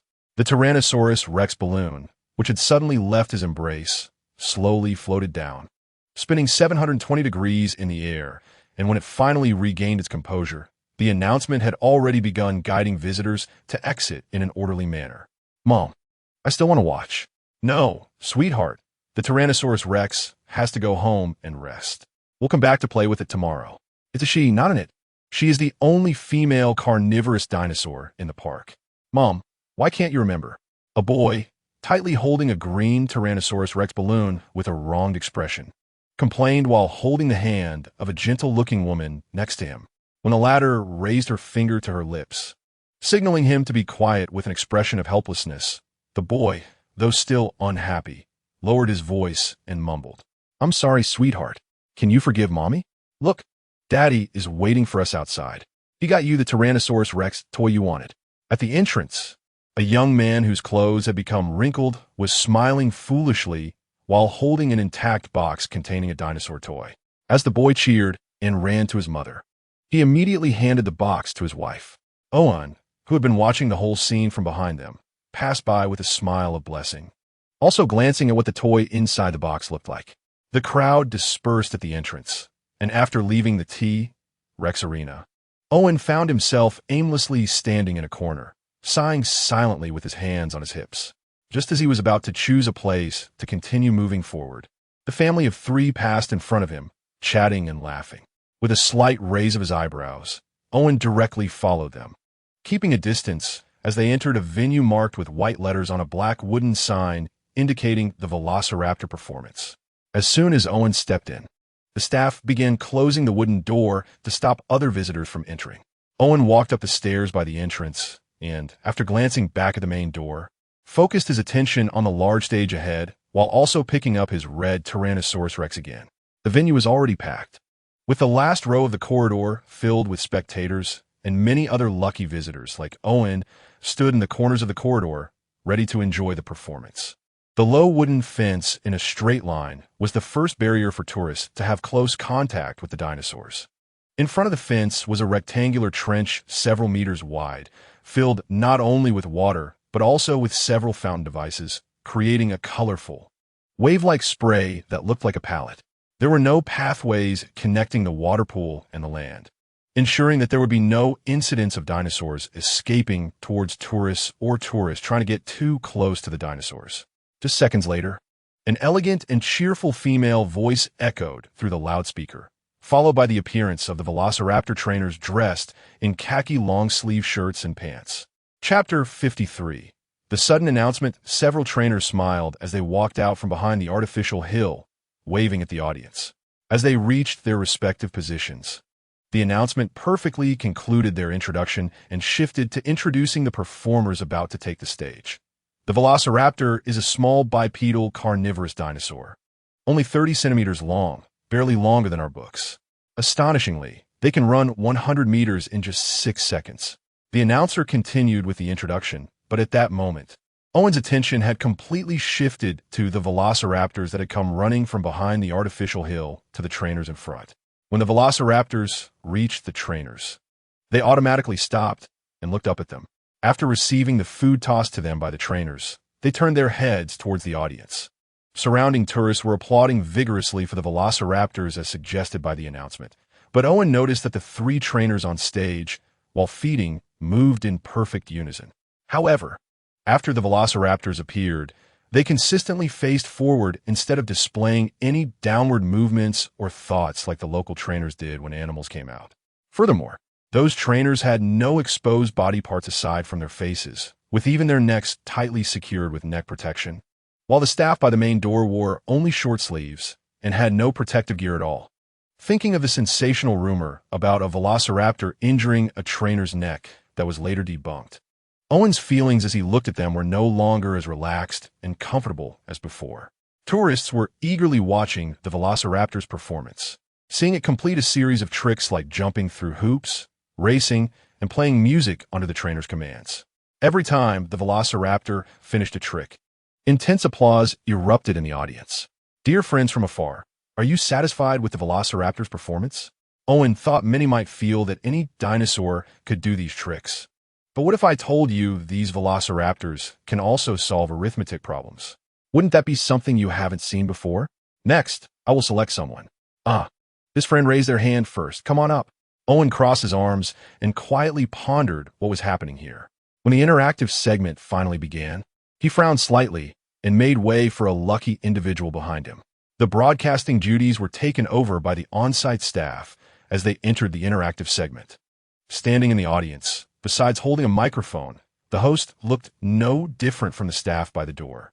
As he emerged from the right side, mimicking a massive amber figure, Owen immediately turned to look at the trainers. When Owen, who had already had an inkling of what was going on, noticed one of the trainers retreating to the rock formation, subtly moving his neck while being covered by 2 colleagues who were automatically leaning toward him. Several velociraptors quickly glanced at that trainer before returning their gaze to the host in front of them. However, after taking a few steps forward, they stopped due to the obstruction of the pool and returned to their original spot. Owen recalled how those velociraptors would return to their initial positions after completing each action, waiting for food, while the trainer's movements remained consistently synchronized. He also remembered that during the current performance, whenever an audience member called out a question, one trainer would discreetly stand behind the corresponding answer card. Suddenly, Owen realized something. These dinosaurs had never been successfully trained.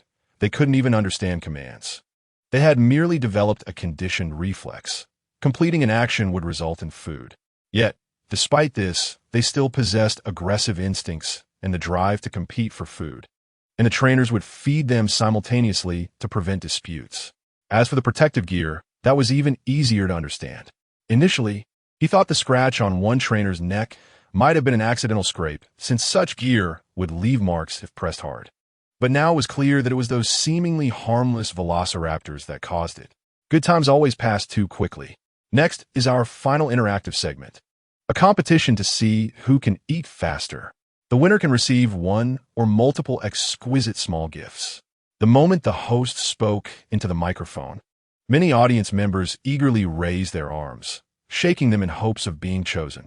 But the host just smiled at them and continued to stroll forward leisurely. After explaining the rules, he happened to stop right in front of Owen. The host turned to look at Owen, and as the latter slowly raised his hand, the host immediately smiled and extended his hand towards Owen. As Owen reluctantly shook the host's hand, being pulled up and down, another staff member brought over a golden plate containing 10 pieces that looked to weigh less than a gram each. Looking at the staff member dressed like a butler, which fell out of place here, Owen silently began to doubt whether coming here for an interview was the right choice. Unfortunately, the host didn't give him time to think. As Owen took the plate, the host moved slightly away from him and loudly announced, "To prevent accusations of unfairness, tourists can eat first." This tourist. How many pieces do you think our lucky audience member should eat first? After a pause, the host took a big step and enthusiastically raised the microphone towards a nearby audience member.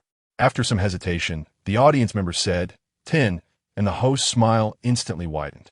This audience member thinks our lucky audience member should eat 10 pieces. What do you all think? The host was clearly excited by the atmosphere that had been stirred up, while Owen, eating the little snacks given by the gentleman, watched the audience's responses fluctuate between agreement and disagreement. After some bargaining between the host and the audience, Owen was disappointed to find out he could only eat 3 pieces, but he confidently gave the host a thumbs up. "I definitely won't lose."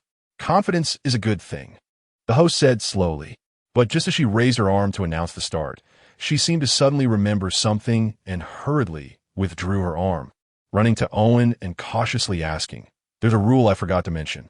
You won't mind, will you?"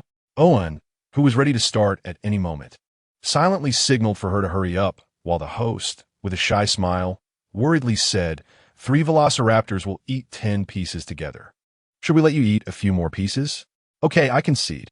Owen's decision to go 1 versus 3 was entirely within his expectations, and after he decisively chose to surrender, the host nodded appreciatively. Choosing to surrender in the face of an uncertain outcome preserves dignity and gives us enough imagination. You have great potential to be a commander. Who knows, I might really lead a team of dinosaurs in the future. We'll be watching, future commander. So, this velociraptor performance has come to an end. That's right. Since this person didn't participate, let's find someone else to compete. Please exit in an orderly manner, and be careful not to leave any personal items behind. The exit is to my right. Please exit in an orderly manner. As the host slowly retreated towards the door he had come from, he secretly reached into his pocket. When he approached the audience member he had asked about how many pieces to eat first, he smiled and handed over an exquisite golden silk bag. After silently signaling for silence, the host quickened his pace toward the amber door, while Owen, who received the same gift bag from the butler and asked for another, casually placed them into his pocket and left contentedly with his Tyrannosaurus Rex. Meanwhile, in the laboratory, the assistant ran hurriedly to find Dr. Wu, who was discussing matters with Mary. Without waiting for them to finish their conversation, upon spotting Dr. Wu, the assistant shouted urgently, "Doctor, the boss is looking for you. Hurry and take the call. He says it's urgent. Very important, urgent business." Hearing this, Dr. Wu's mood immediately soured, while Mary began organizing materials, preparing to get to work. When he finally arrived at the break room to answer the phone after the assistant's repeated urgings, before he could even ask a question, the boss's voice came through first. "I reached an agreement with the government of a certain place. Their people should have set out by now. I remember you are of Chinese descent. It doesn't matter, there's still Chinese in the park, so let them be responsible for translating for you." Chapter 54. Is thinking of ideas a common trait of the bosses? What are you talking about? What does this have to do with me? Dr. Wu frowned slightly, feeling both dissatisfied and puzzled, but for some reason, the boss's voice on the other end was intermittent, and soon the call was automatically disconnected. Looking at the big words "the call has been disconnected" on the screen, Dr. Wu's brows furrowed even tighter. Just as he was about to call back to inquire what had happened, someone suddenly knocked on the lounge door. "Doctor, are you inside?" "Yes, what is it?" After quickly shaking off the irritation of Mr. Ma doing something inexplicable again, Dr. Wu locked his phone back in a cabinet and replied. After hearing the words of the person outside the door, he unhesitatingly stated, "Don't worry about it. The genetic source of the assets is confidential. Have the assistant retrieve all the monitoring permissions." The researcher who received the order turned and left to find someone, while Claire, who was working in her office, received a call from Mr. Ma at the same time. As time passed, Claire's expression gradually shifted from relaxed to worried. After Mr. Ma finally finished explaining everything, Claire expressed her opposition without hesitation. "I have no authority to question other matters of your company, but allowing people from other countries to come to our laboratory to study is simply too risky. Don't worry, our contract includes this clause, and they can't take anything belonging to us. In stark contrast to Claire's sense of crisis, Mr. Ma, who had finally confirmed this matter that had been discussed for over 2 years, felt incredibly refreshed at this moment.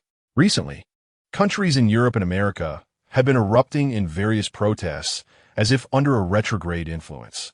While the researchers living in Jurassic Park had been completely unaffected by external events and continued to create new species for him. However, on the outside, the pharmaceutical companies that had always brought him substantial profits faced frequent setbacks. Due to the need for animal testing in new drug development, pharmaceutical companies were either attacked by extreme animal rights activists throwing Molotov cocktails or had critical researchers whose personal information was leaked, receiving dozens of threatening letters targeting their families within just 3 days. After his subordinates calculated the future impacts of this situation, and after the local government, which had been negotiating, conceded part of the benefits, Mr. Ma decisively chose to relocate the company's headquarters. Even though Mr. Ma repeatedly emphasized that these were just some young researchers coming here to study, and they might not even speak English, Claire still insisted on her viewpoint. The contract can be torn up by the government at any time. This is simply, all right, Claire, you don't need to continue. Although he knew that his park manager was worried about his industry, Mr. Ma's good mood plummeted due to the other party's incessant chatter. After subtly raising his hand to signal the person waiting for him in the elevator that he would be there soon, Mr. Ma casually reiterated his decision and left a message to inform the lab personnel before hanging up. He left Claire, who was holding her forehead in pain, to ponder how to explain this situation to Dr. Wu. Meanwhile, in the number 13 enclosure, several velociraptors were either resting in the shade or hiding in the gaps between the railings and the isolation net to escape from their siblings. Lin Mingfei had returned to the woods long before the sun reached its peak.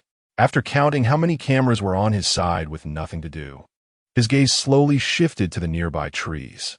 When Lin Mingfei finally overcame all difficulties to reach the trunk, the permissions had been transferred to the lab, and several cameras began to move slowly, aiming at the number 2, which was faintly visible behind the leaves before starting to play dead.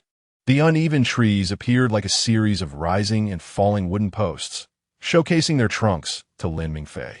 Each branch on the trees stretched out as much as possible to absorb more sunlight, while the trunks supported them firmly like the bottom of a bowl. As Lin Mingfei, who was somewhat restricted in movement, supported himself against a branch and glanced at the ground, he turned to look at the corridor about 2 meters above his head. The cross-shaped corridor had a railing just over a meter high, which made Lin Mingfei highly skeptical of its protective function. Every step taken by the people above produced quite a noise, creaking as if walking on a tightrope, and if he replaced his current location with a cliff, it would be even more fitting. It wasn't until number 2 began jumping from tree to tree that the camera, which had been playing dead, silently followed it. Meanwhile, Delta, who had been sleeping by the isolation net, instinctively rolled over but bumped into the net, groggily waking up. After instinctively turning towards the familiar scent, he bumped his head against the railing, forcing him to fully wake up. Delta, feeling wronged, called out but received no response from his siblings. After glancing at his brothers from a distance, only to find them peacefully sleeping in various places throughout the woods, Delta, wanting some comfort, turned his unhappy gaze towards the isolation net. Besides the occasional falling leaves, Delta saw nothing else moving over there. If it weren't for the unchanged scent of the group, he would surely think that they had been taken away by a monster without him knowing. After peering curiously at the isolation net for a while, only to still see leaves falling occasionally, Delta, puzzled and deciding to voice his question, had just opened his mouth when a loud bang suddenly echoed from somewhere. A few seconds later, a noise like a beginner sawing wood came crashing in, flooding in like a tide. At the moment of the loud noise, Delta immediately closed his mouth and cautiously looked around for the source of the sound. Once the sawing noise arrived, Delta was instantly terrified by the almost indescribable sound and jumped out of the railing. After swiftly darting over to Blue's side, Delta directly nudged his head against Blue's abdomen. And until Blue, half asleep, took him under his wing, Delta finally stopped moving, maintaining a peculiar posture with his head hidden under Blue's belly, curled up and motionless. Chapter 55. repeatedly jumping, although the noise lasted less than 10 seconds and vanished without a trace. Delta was still trembling under Blue's abdomen. Charlie and Aiko, who were also awakened by the sound, had already stood up. One was jumping around the woods trying to find the source of the noise, while the other came directly to Blue's side. When Aiko noticed that Delta was hiding under Blue, he only gave him a mocking glance before shifting his attention back to Blue. "Hey, get up. Let's see who finds that strange sound first." Blue, who was motionless and protecting Delta beneath him, calmly glanced at Aiko without speaking. After Aiko's tone grew increasingly impatient and he shouted again, Blue finally responded slowly, "No, I'm not interested." Aiko felt nothing but dissatisfaction with Blue's response. Just as he was about to say something more, Charlie suddenly popped his head out from behind a tree, excitedly looking at them and cheerfully speaking about his discovery. "Hey, I found a great way to climb trees." As soon as Charlie arrived, Aiko's attention immediately shifted from Blue to Charlie, mercilessly mocking him. "Oh, is that all you can do besides this meaningless stuff? You're only saying that because you can't do it yourself." Charlie shot back without hesitation, and thus they began to argue again. Taking advantage of the fact that Aiko was no longer paying attention to him, Lon gently tapped Delta, who was curled up beside him, with his tail. After Delta slightly moved his head in response, Lon softly advised, "Owo. There's no danger now, Delta." After saying that, Lon gently tapped him again with his tail, but Delta remained motionless in place until Charlie and Aiko started fighting again, at which point Delta hesitantly emerged from under Lan's belly. While Lon and Delta were whispering to each other, Lin Mingfei finally jumped down from the tree trunk and landed gracefully on the ground. The leaves that had fallen due to Lin Mingfei's movements suddenly let out a series of cracking sounds as the culprit leaped onto them, as if their lives had been abruptly cut off, emitting a mournful wail. However, aside from certain individuals, no one cared about the life of the leaves. Once back on the ground, Lin Mingfei first glanced at a nearby stone and, confirming that the dolls and straw animals were still obediently staying there, turned around to retrieve the few dolls that had been placed on the railing. Charlie and Aiko had already fought from one end of the woods to the other, and Lon decisively took Delta away just before they were about to harm the innocent. Lin Mingfei encountered the two little guys seeking refuge at the railing again, and upon finally seeing everyone, Delta immediately abandoned Lon and ran to the isolation net, full of curiosity, asking, "Owo, have you been here all along? Why didn't I see you? Roar. I was in the tree." While answering, Lin Mingfei bent down to grab the dolls and, after standing up straight again, shifted his gaze from Delta to Lon ahead of him. Upon seeing a red spherical object rolling around amidst the dense leaves, Lin Mingfei easily found the other two little guys using thermal sensing and leisurely brought the remaining dolls home. When Lon, who had been watching the fight from the shadow outside the railing, finally jumped in with a flick of his tail, he saw Delta staring at him eagerly. "Owl, Lon, I want to learn to climb trees too." Lon paused for a moment, and when Delta didn't receive a response, he eagerly elongated his tone and called out Lan's name again. This time, he finally got a reply. "Owl, I'll teach you once I learn." With Lan's promise, Delta happily ran over and rubbed his head against Lon. After Lon also rubbed his head against him, Delta joyfully returned to the corner, lying excitedly in the spot where he had previously slept, watching Lon with great enthusiasm. "Owl, come here. You can see the whole place from here, and the big monster can't see us." When Lin Mingfei returned to the railing to check on what the four of them were doing, whether they were still fighting, he found that Lon and Delta were cuddled up together. In a moment when familiar scents drew near, they simultaneously turned their heads to look at each other. Lon cheerfully called out to the group, and in the next second, he received a response. When the group laid down beside the railing, Lon directly abandoned Delta and returned to the wall, gently scratching the isolation net with his claws while curiously asking, "Owo, when will it turn to night?" As Lon inquired, Delta, noticing that Lon had left him for the group, quickly stood up and moved to Lan's side. After Lon made some space, Delta happily lay down next to him, imitating the group by resting his head on Lan's tail, watching with great interest as Lon and the group spoke about things he couldn't understand at all. When Lin Mingfei transitioned from discussing astronomy to geography and, unable to answer Lan's strange questions, directly switched to mythology, Aiko suddenly peeked out from behind the wall, eavesdropping quietly for a while before retreating back. When Charlie, who had won the fight, joyfully hopped over to share his new discoveries in the woods with his brothers, he saw that the three of them were all lying against the isolation net, with the group's mouths moving, not knowing what they were doing. Owo, Owo, what are you doing? Count me in. Aiko, who was lying alone on the far left, was originally engrossed in the story, which had just reached its climax. But Charlie suddenly interrupted them. As Charlie ran into the railing, Aiko quickly stood up using all four limbs and pounced towards him. Owo, you're so annoying. Just shut up. Owo, you can't beat me. You can't beat me. Finally having won a fight, Charlie jumped and dodged Aiko, running directly to Lan's side.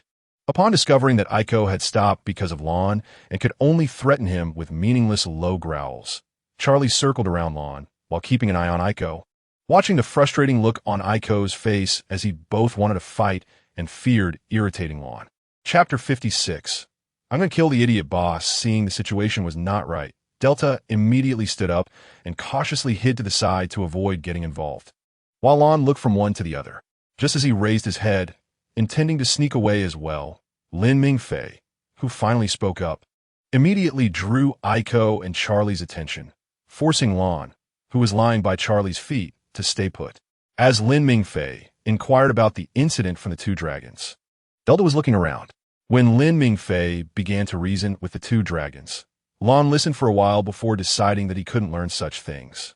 When Lin Mingfei kindly urged them to apologize to each other, thinking the matter would be settled, Lan immediately cast a sharp gaze at the two brothers, who were dissatisfied with this resolution and unwilling to apologize first. Roar. I'll count to 321, and you both apologize together. That should work, right? You won't feel like anyone lost, will you? Charlie and Aiko remained silent until Lan threatened them with a low growl, at which point they reluctantly agreed. As Lin Mingfei counted to 321 and watched them apologize to each other, he couldn't help but continue to persuade them, with the central idea being that there are many ways to solve problems and that one shouldn't always think of using force when faced with an issue. However, after a few sentences, noticing that they showed little interest in his words, Lin Mingfei couldn't help but sigh inwardly.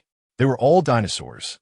Although it seemed that force was indeed the only way to solve problems, that didn't mean they couldn't communicate properly to resolve issues.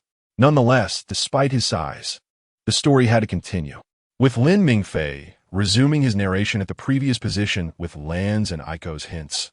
Owen, who was still playing in Jurassic Park, had already finished another attraction.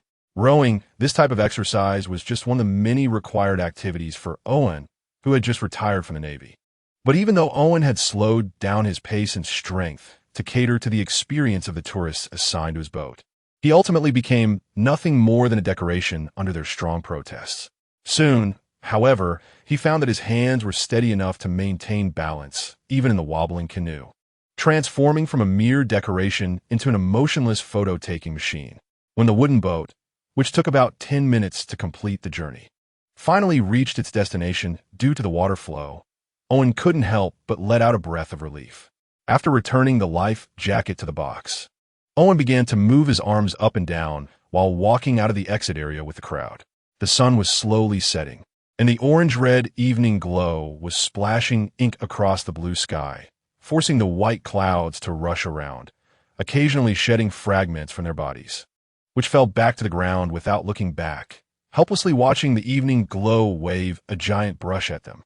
Birds chirped brightly in the sky as they swiftly flew toward their nests.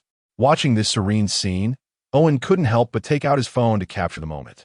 Just as he was focused on organizing the photos into folders, a friend who had lent him a suit suddenly messaged him, asking if the suit fit well. Owen found it amusing and couldn't help but laugh. His friend was clearly worried about his performance in the interview, trying to prompt him to bring up today's interview in a different way.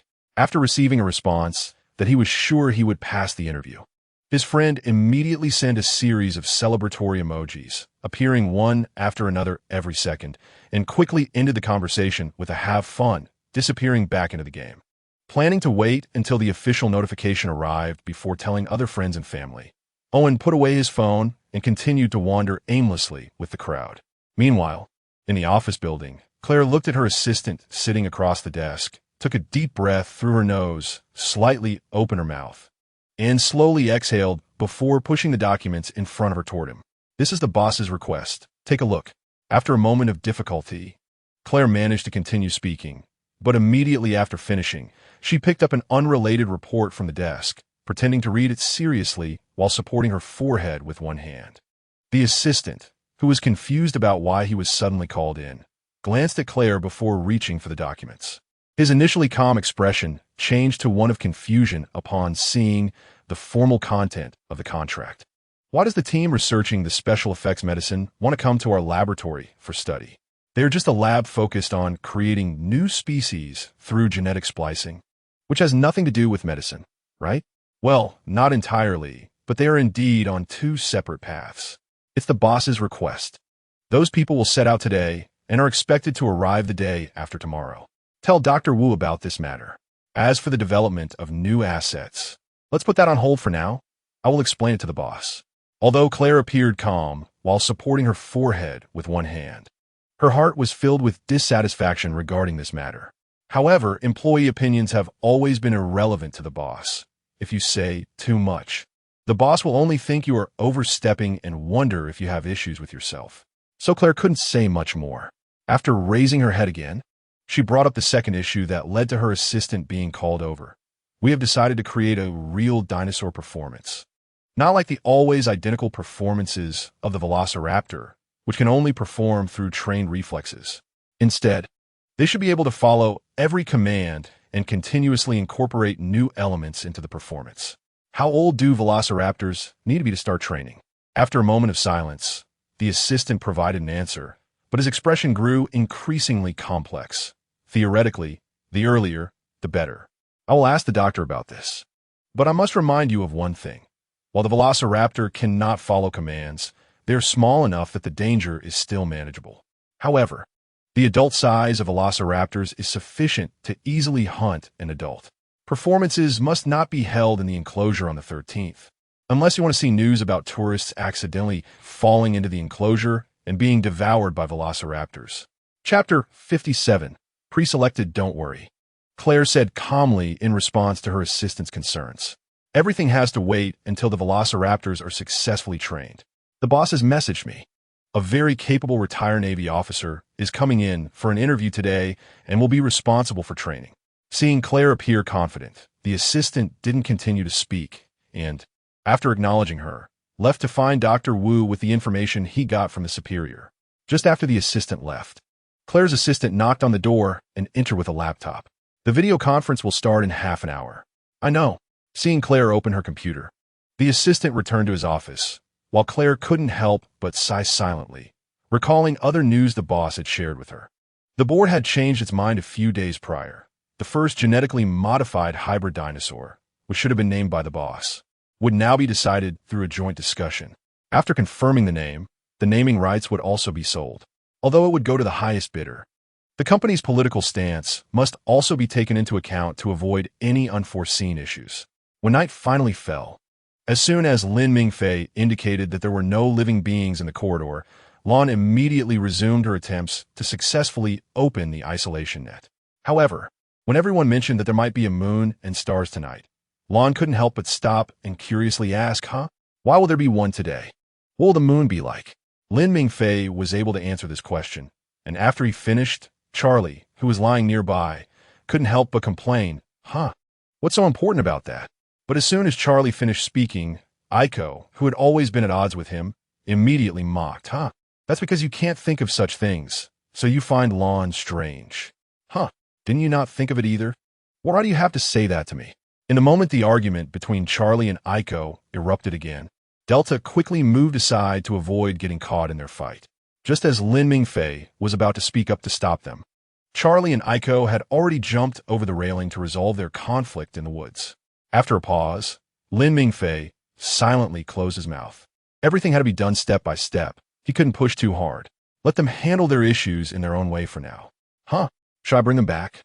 Lan, who was originally gnawing on the isolation net, looked up at her departing brothers as they left.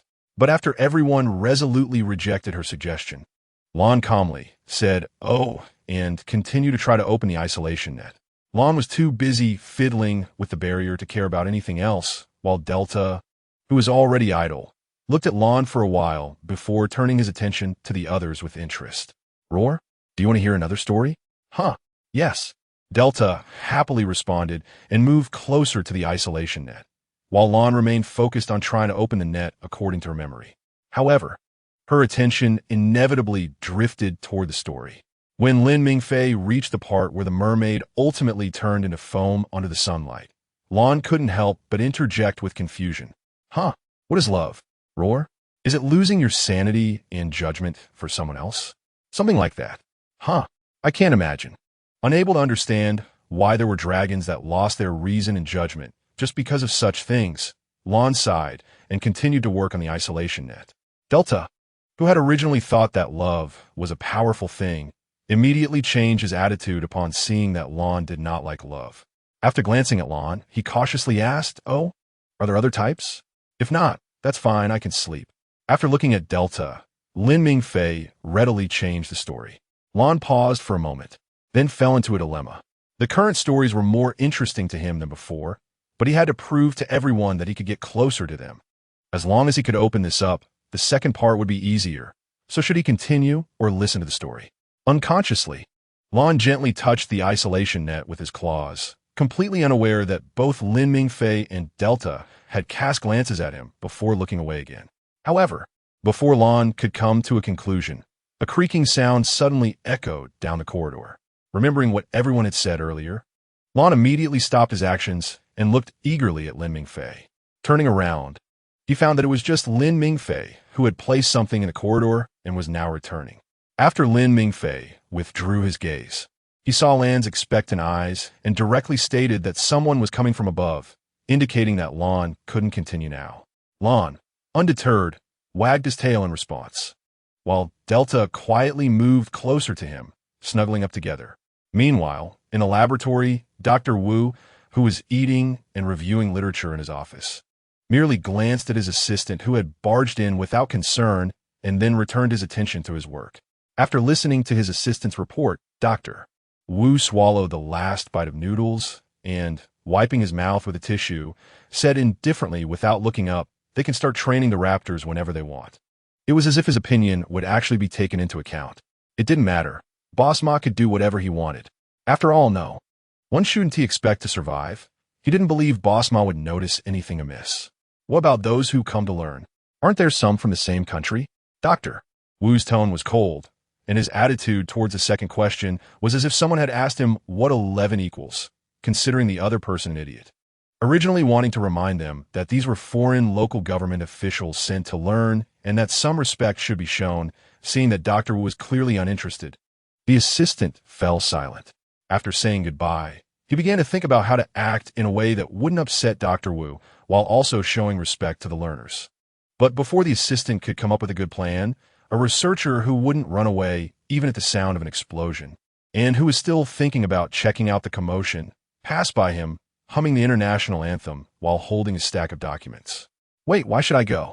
"You all go, take them to the park for a day of fun, and you won't need to be around the next day." The assistant patiently explained as he pulled the other person into a corner, but unfortunately, the researcher shook his head vigorously without hesitation. "I can guarantee they won't be thinking about playing. They will only be focused on learning. I advise you to abandon your fantasies and face reality. But don't worry, the people coming are definitely elites. Be mentally prepared to become teachers." The researcher proudly patted his chest and looked confidently at the assistant. But the latter unhesitatingly covered the other's mouth and, after carefully scanning the surroundings and finding no abnormalities, quietly reminded him, "Keep it down. There are people here who can't hear this." Chapter 58. Scaring the kids why? The researcher was puzzled and completely unable to understand why there were people who couldn't hear this. The assistant, who had originally intended to explain, was momentarily taken aback by the response. After several seconds, he sighed with a complex expression. "Don't worry about it. Just don't mention it. Tell your comrades the same. Think of it as a rule of a strange tale. If you don't follow it, we might only be able to see your corpse later." The researcher nodded in confusion, and seeing that he looked somewhat dim-witted, the assistant couldn't help but sigh again. Meanwhile, on the other side, after Lin Mingfei announced the end of today's storytelling session, Lon focused on launching another attack on the isolation net. He firmly believed he could get closer to everyone. Initially, he was merely following his instincts to be nearer to them, but now it was purely to prove himself. Unbeknownst to him, Aiko had silently approached the railing after finishing a scuffle with Charlie. After tilting her head to observe Lan's actions for a while, she imitated him and went to the other side to do the same thing. Delta, who had been close to Lon, was now lying at the bottom of the vertical railing, resting his paws on the horizontal bar, watching his brothers with little interest. By the time Charlie finally arrived, Aiko had already started an unofficial competition with Lon to see who could reach the other side first. After glancing at them, Charlie unhesitatingly chose to mock Aiko, who was making no progress. After announcing the end of the storytelling session, Lin Mingfei stayed for a short while before leaving. Delta would only intervene in their disputes to provide some advice, but as soon as they began to unite against a common foe, Delta immediately went silent and became invisible. Lon was not interested in what was happening between them and continued to focus on his research. After Delta stopped speaking, Aiko continued to argue with Charlie for a while, only to notice that Lon was progressing undeterred by their antics. After a brief moment of shock, Aiko redirected all her pent-up rage towards the wire netting behind her. Thinking angrily that once she defeated Lon and became the strongest, the first thing she would do was to give Charlie another beating. Seeing that Aiko was no longer paying attention to him, Charlie felt incredibly bored and gradually fell silent. However, after Delta sincerely praised Lon and hesitated for a moment before praising Aiko as well, Charlie immediately expressed his dissatisfaction. What is there to praise about that guy? Does he really outperform us in any way? Aiko, increasingly furious but not wanting to lose, bit down hard on the wire, hitting her upper jaw and immediately grimacing in pain as she shook her head vigorously to shake off the discomfort, making Charlie look at her with growing pity. After proposing to install the isolation net, the Asset Control Department directly used the simplest and most cost-effective method. After drilling holes in the wall, they simply sealed 8 hooks with cement, 4 on top and 4 below, each hook aligned perfectly with the others. The isolation net was then fixed in place like a curtain hanging on hooks, although there was a considerable gap at the top. The bottom was securely anchored by the hooks on the wall, making close contact with the ground. For humans, removing the isolation net from the hooks was a simple task that could be accomplished with hands, but for a raptor with only grabbing capabilities but no ability to hold, it was as difficult as climbing to the sky. Using the mouth was more effective than using claws. Humans cannot imagine things they have never seen, but even after witnessing them, it does not mean they can accurately depict them again. Subjective consciousness can lead people to form all kinds of self-perceived, reasonable guesses about things, regardless of what someone might think if they really saw a velociraptor biting a wire, at least at this moment. Even though these velociraptors contain genes from modern organisms and are only slightly larger than a human palm, they quickly lose any strength to continue biting the wire. Lin Mingfei, who knows how to pull apart the isolation net, has no intention of telling them what to do. This is not only because he doesn't want them to actually come over and cause endless trouble, but also to give them something else to do instead of constantly arguing and fighting. Although their fights are just simple and ordinary scuffles, there are 2 among them who can't stand each other and often escalate minor disputes into physical confrontations. Delta is clearly uninterested in such matters, so the ones working on the wire net with Lon are obviously either Charlie or Aiko. As long as there is something to do, they will surely behave better, and he can also enjoy a brief moment of peace. While Lin Mingfei is pondering how to encourage them to resolve their conflicts without fighting, Lon is tilting his head, looking at the hook from side to side, wondering what its connection to the net is. Aiko is quietly peeking from his corner, waiting to steal knowledge from Lon once he figures it out. Charlie has returned to the forest, and behind him is Delta, who is eager to learn how to climb trees. In Delta's view, since Lon is busy, he might as well learn to climb first and then teach Lon. But Charlie doesn't care at all about Delta's reasons for wanting to learn. He feels confident after receiving a few compliments from Delta and leads him away. Can Aiko teach others? He cannot. That's why he is the best. But Aiko's attention is completely off Charlie now, and he doesn't know how much time has passed. When it reaches the brightest moment of the night, with the moon and stars diligently guiding those finally off work from the laboratory, Lin Mingfei slowly approaches the railing, glances at the still, energetic Lon, and then at Aiko, who is secretly yawning, decisively choosing to persuade Lon first. Why? Lon doesn't understand why Lin Mingfei wants him to go back to sleep, as he is not sleepy at all right now. However, after Lin Mingfei first glances at Aiko and then responds, Lon thoughtfully turns to leave. As Lon turns to leave, before Aiko can speak, Lin Mingfei takes the initiative to scare the kids. Roar. If you don't go to sleep now, you won't grow up. You wouldn't want to lose to Aiko every time you fight, just because you didn't sleep now, would you? Chapter 59. Thanks for the invitation, but I don't actually have a favorite. Can't I just wait a bit to sleep? Just a little while? Aiko hesitates slightly, but is still a bit unwilling to give up. Now that Lon is not here, it is a good opportunity for him to catch up. He believes he is not any less intelligent than Lon. What if he really wins over the opponent with this chance? Roar. No, little friend. I'm telling you this because I like you. Go to sleep quickly. As long as you sleep early every day, you'll definitely be able to achieve all your goals. You like me the most? More than you like Lon? Aiko questions in disbelief, but after Lin Mingfei admits it without a hint of embarrassment, Aiko hesitates. After a moment of hesitation, he quickly leaves with a parting remark, I'll cover for you later, leaving Lin Mingfei behind, marveling at how easily he convinced this little one to go to sleep. Thinking back to his brother, who was like a little demon when he was younger, never feeling tired after a whole day without sleep, always tinkering with his inventions. Satisfied with everyone's response, Aiko finds a spot and happily lies down. In his view, the creature Lon likes the most actually likes him the most without a doubt, and once again, he has won over the opponent. It isn't until he is drowsy and about to fall asleep that Aiko suddenly realizes something. Since staying up late prevents growth, then why are the creatures not asleep now, but are much bigger than him? Even though Aiko wants to fight through his sleepiness to see if the others are asleep, his body seems to have its own ideas. No matter how hard Aiko tries, he remains lying on the ground, his eyelids growing heavier as if weighed down by 1,000 pounds. After Aiko finally falls asleep, Lon, who is still full of energy and feels out of place among his sleepy brothers, first goes around each of his brothers to ensure they are all asleep before quickly running to the railing. Lin Mingfei, who feels something is off with a little one not go to sleep properly, successfully waits for one to walk right into the trap. However, when he asks Lon why he isn't going to sleep, Lon confidently replies, Didn't you say to wait until Aiko falls asleep before coming over? Now that they're all asleep, you don't need to worry. Upon hearing this, rather than arguing back, Lin Mingfei immediately thinks of a similar plot from Journey to the West. Seeing that everyone is quiet and not urging him, Lon occasionally pokes the isolation net with his claws. Unfortunately, Lin Mingfei has made up his mind not to tell them how to open the isolation net.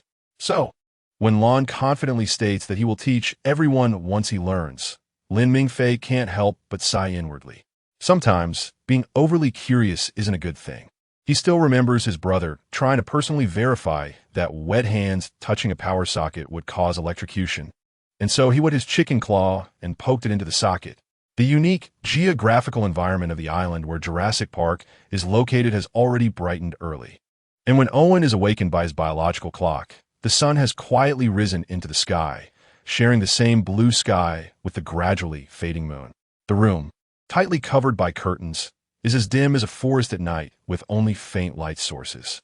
Years of military life have conditioned Owen to jump out of bed almost reflexively upon waking, but it isn't until his feet touch the soft, warm carpet and his hands reach out to grab his clothes only to find nothing that he realizes he has retired, and he immediately flops back onto the bed as if deflating.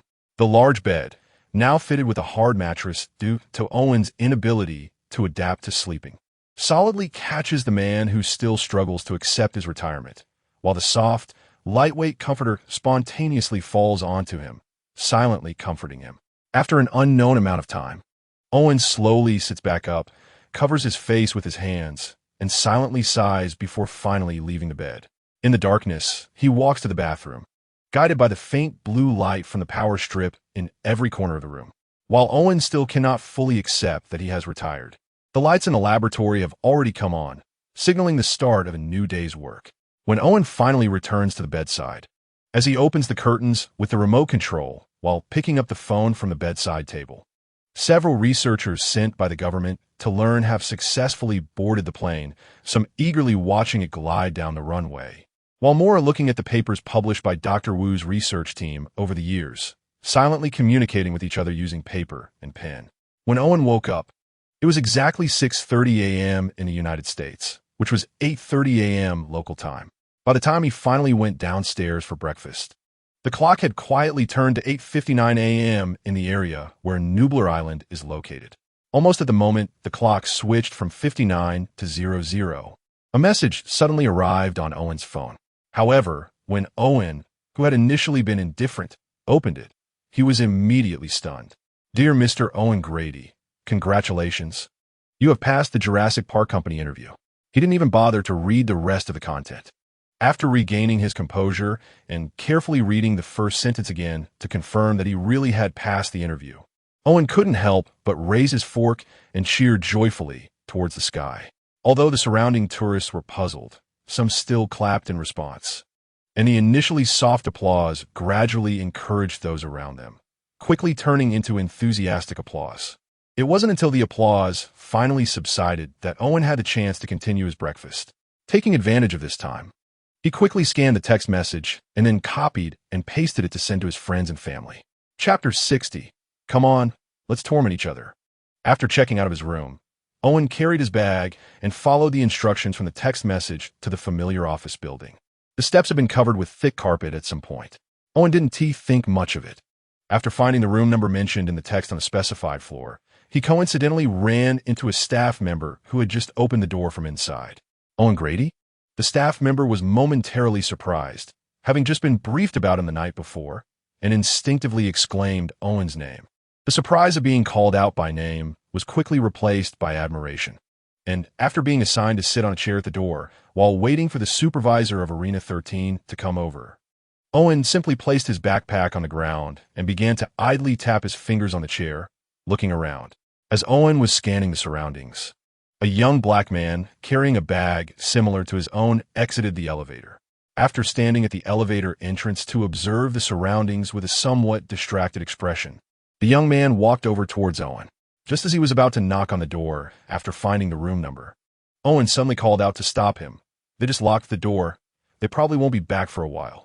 "Thanks, brother." Upon hearing this, the young man immediately dropped his hand that was about to knock, and after expressing his gratitude, sat down next to Owen with his bag. After staring blankly ahead for a while, they both turned to look at each other at the same time, and as they each began to speak, they suddenly realized they had both interrupted the other. "You go first." "No, you go first." After once again speaking in unison, they both couldn't help but laugh, and upon discovering that they were both veterans, although from different branches, they quickly became familiar with each other and exchanged contact information in no time. As soon as he finished sharing his account, the young man noticed a well-dressed, middle-aged white man coming out of the elevator, walking towards them, and called out to Owen. "Could he be your boss?" The young man lowered his voice and observed the man's demeanor with a careful glance that wouldn't cause discomfort, while Owen didn't care at all, shrugging and casually suggesting that he might be the man's boss. When a newcomer stopped in front of Owen and accurately called out his name, the young man's gaze towards Owen suddenly carried a hint of envy. As Owen picked up his bag to follow the man out, the young man silently cheered him on. However, despite sharing a name with the Flash, the young man clearly wouldn't be one of the heroes saving the world. After introducing himself and his position, the supervisor of Arena 13 asked for the young man's name only to find out he wasn't under his supervision, which left the young man briefly disappointed before he perked up again. The supervisor of Arena 13, although ambitious, lacked the strength to support it, yet he was self-aware enough to avoid causing trouble. Moreover, he was close to retirement and just wanted to smoothly get through the last 3 years. So once the Raptor Show project was confirmed, he decided that if the future trainer had no ambitions, he would hand over the planning of the show phase to them to manage entirely. While it takes time to truly know a person, One's demeanor and speech during initial encounters can significantly reveal their character. Although the supervisor wasn't entirely satisfied with Owen, he at least had no objections to him at the moment. As they spoke, they reached the downstairs and got into the car. While the driver focused on driving, the supervisor casually mentioned that employees could apply to have their vehicles transported to Nublar Island, then continued discussing the situation at Arena 13. Owen listened carefully while simultaneously wondering if he could get his RV transported here as well. It wasn't until the car suddenly stopped that Owen snapped out of his daydream and instinctively thought the convoy was in danger, hunching down and covering his head. Only when the driver mistakenly thought he had accidentally hit him and quietly inquired did Owen realize he was no longer in the military. Sorry. Owen's smile was mixed with both apology and embarrassment for his recent behavior. And when he finally got out of the car, the supervisor had already been waiting at the staircase of Arena 13. The supervisor, who had vaguely seen some of the situation in the car, said nothing and led Owen up the corridor, directly pointing to the left. There are the dinosaurs you will be training next. After looking in the direction the supervisor pointed, Owen, after pondering for a moment, asked in confusion, "But I don't see any? They just came out of the lab not long ago. It's normal for them to be scared. They're probably hiding in the woods watching us." The supervisor, who hadn't found the raptors since yesterday afternoon, responded to Owen's question with indifference. Seeing the supervisor say this, Owen nodded and stopped asking questions. After leaving a remark that they were under his responsibility for naming, the supervisor left, casually asking if Owen needed a ride back. Since he hadn't signed a contract today and wasn't officially at work yet, the rest of the time was still all his. After declining the supervisor's kind offer, Owen slowly walked along the cross-shaped corridor, supporting himself on the railing, constantly peering down to observe the corridor below.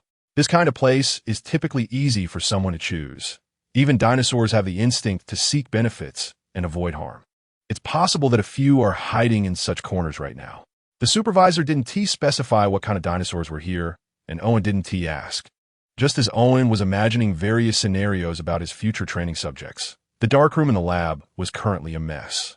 The first subject, who had been given an increased dosage of anesthetic again, was now sleeping in a cage locked with several locks. While Henry was cursing softly as he cleaned up the bottles and jars shattered by the first subject. "If we keep drawing blood like this, something will happen." Mary, expressionless and cold in tone, was holding a tranquilizer gun used by the Asset Control Department to remotely sedate dinosaurs. And her white coat was stained with a lot of blood. Dr. Wu beside her also looked grim. Chapter 61. Lin Mingfei. My worries have come true. The assistant was still bandaging the injured, although they were only minor injuries caused by fright. Seeing a colleague in front of him looking pale and on the verge of fainting, the assistant silently tightened the pressure in his hands. The researcher, suddenly jolted by pain, glanced at his assistant, who had already completed their task. After giving a few instructions to others, the assistant returned to Dr. Wu. At this moment, Mary had left the darkroom with a tranquilizer gun, while Dr. Wu was listening to bystanders recount the earlier events. The assistant did not interrupt Dr. Wu until he had finished listening with an increasingly indifferent expression. Then, while watching Henry, he quietly asked Dr. Wu, "What exactly happened?" The subject adapted to the anesthesia dosage and was attacked while preparing to remove the needle. Dr. Wu succinctly explained the situation in just a few words. After following Dr. Wu into the office, the assistant closed the door and, looking worried, asked, "Should we not draw blood after all? This time, we were lucky that he was just scratched by the glass. What if we had prepared a large cage for Subject 1? The assistant did not continue, but they both understood that if it weren't for the cage limiting Subject 1's movement, given Subject 1's temperament, whether he would survive today was still uncertain. Seeing Dr. Wu silently sitting in his chair, the assistant quickly added, "Researching new transgenic hybrid dinosaurs doesn't only rely on successful case blood samples. If it doesn't work out, we can take our time and administer some anesthesia to Subject 1. However, before he could finish, the assistant fell silent, frowning as he pondered what would be the best course of action. Subject 2 has always seemed like a fluffy toy that anyone could play with. Even if Subject 1, under anesthesia, was sent in, Subject 2 probably wouldn't attack. However, Considering Subject 2's future safety, they couldn't eliminate Subject 1 before he turned 1 year old, which made things quite troublesome. Just as Dr. Wu remained quiet and the assistant was deep in thought about the future, the office door suddenly swung open. Mary, now dressed in fresh clothes after shedding her bloodstained lab coat, relaxed slightly upon seeing the two in charge. As soon as she closed the door, she immediately spoke.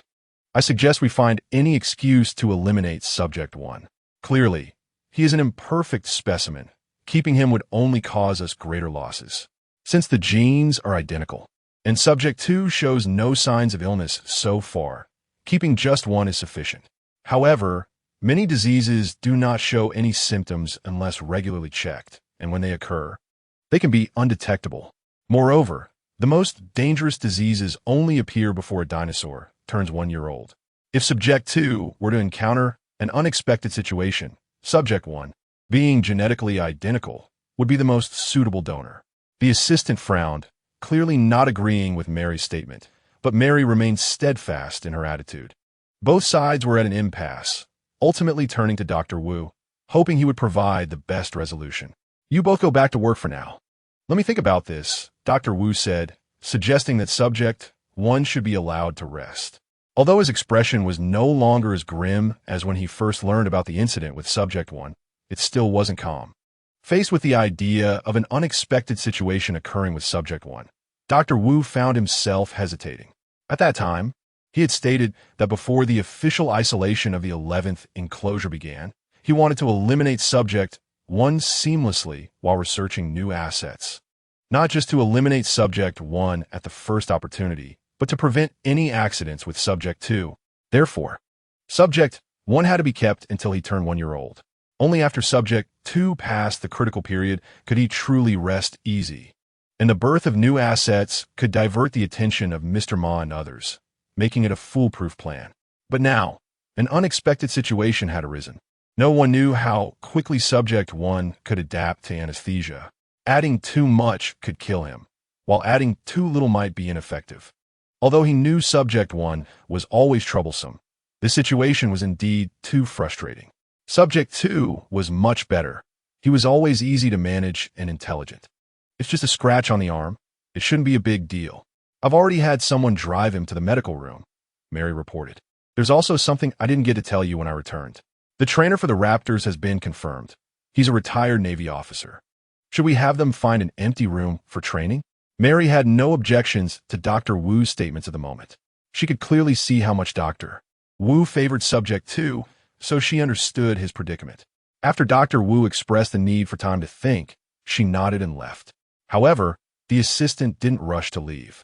After briefly discussing the injured party situation, he directly brought up the current situation with the Raptors in the same enclosure as Subject 2. The door to the 13th enclosure is only on Subject 2's side, although the new training should not have started yet.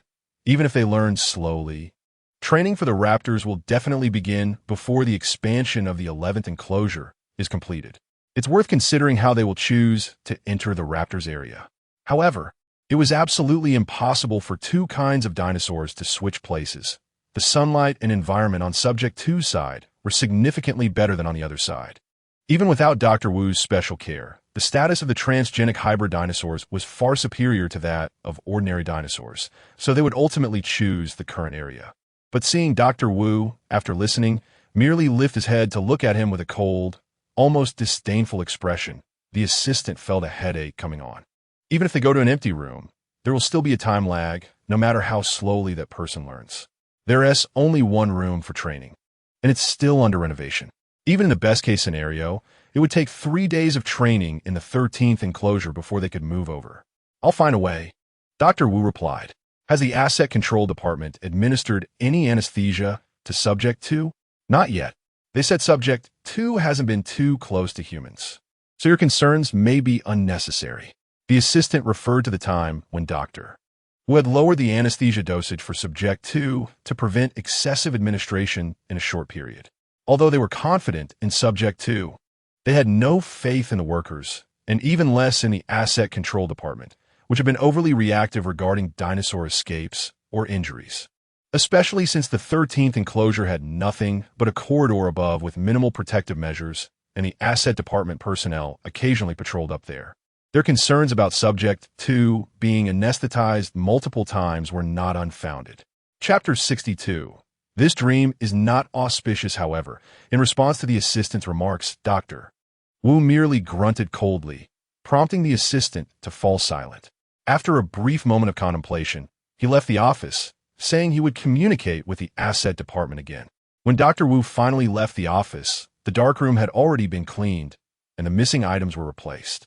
At first glance, the entire environment looked no different from before the incident. Henry was continuing to lock Subject 1 up.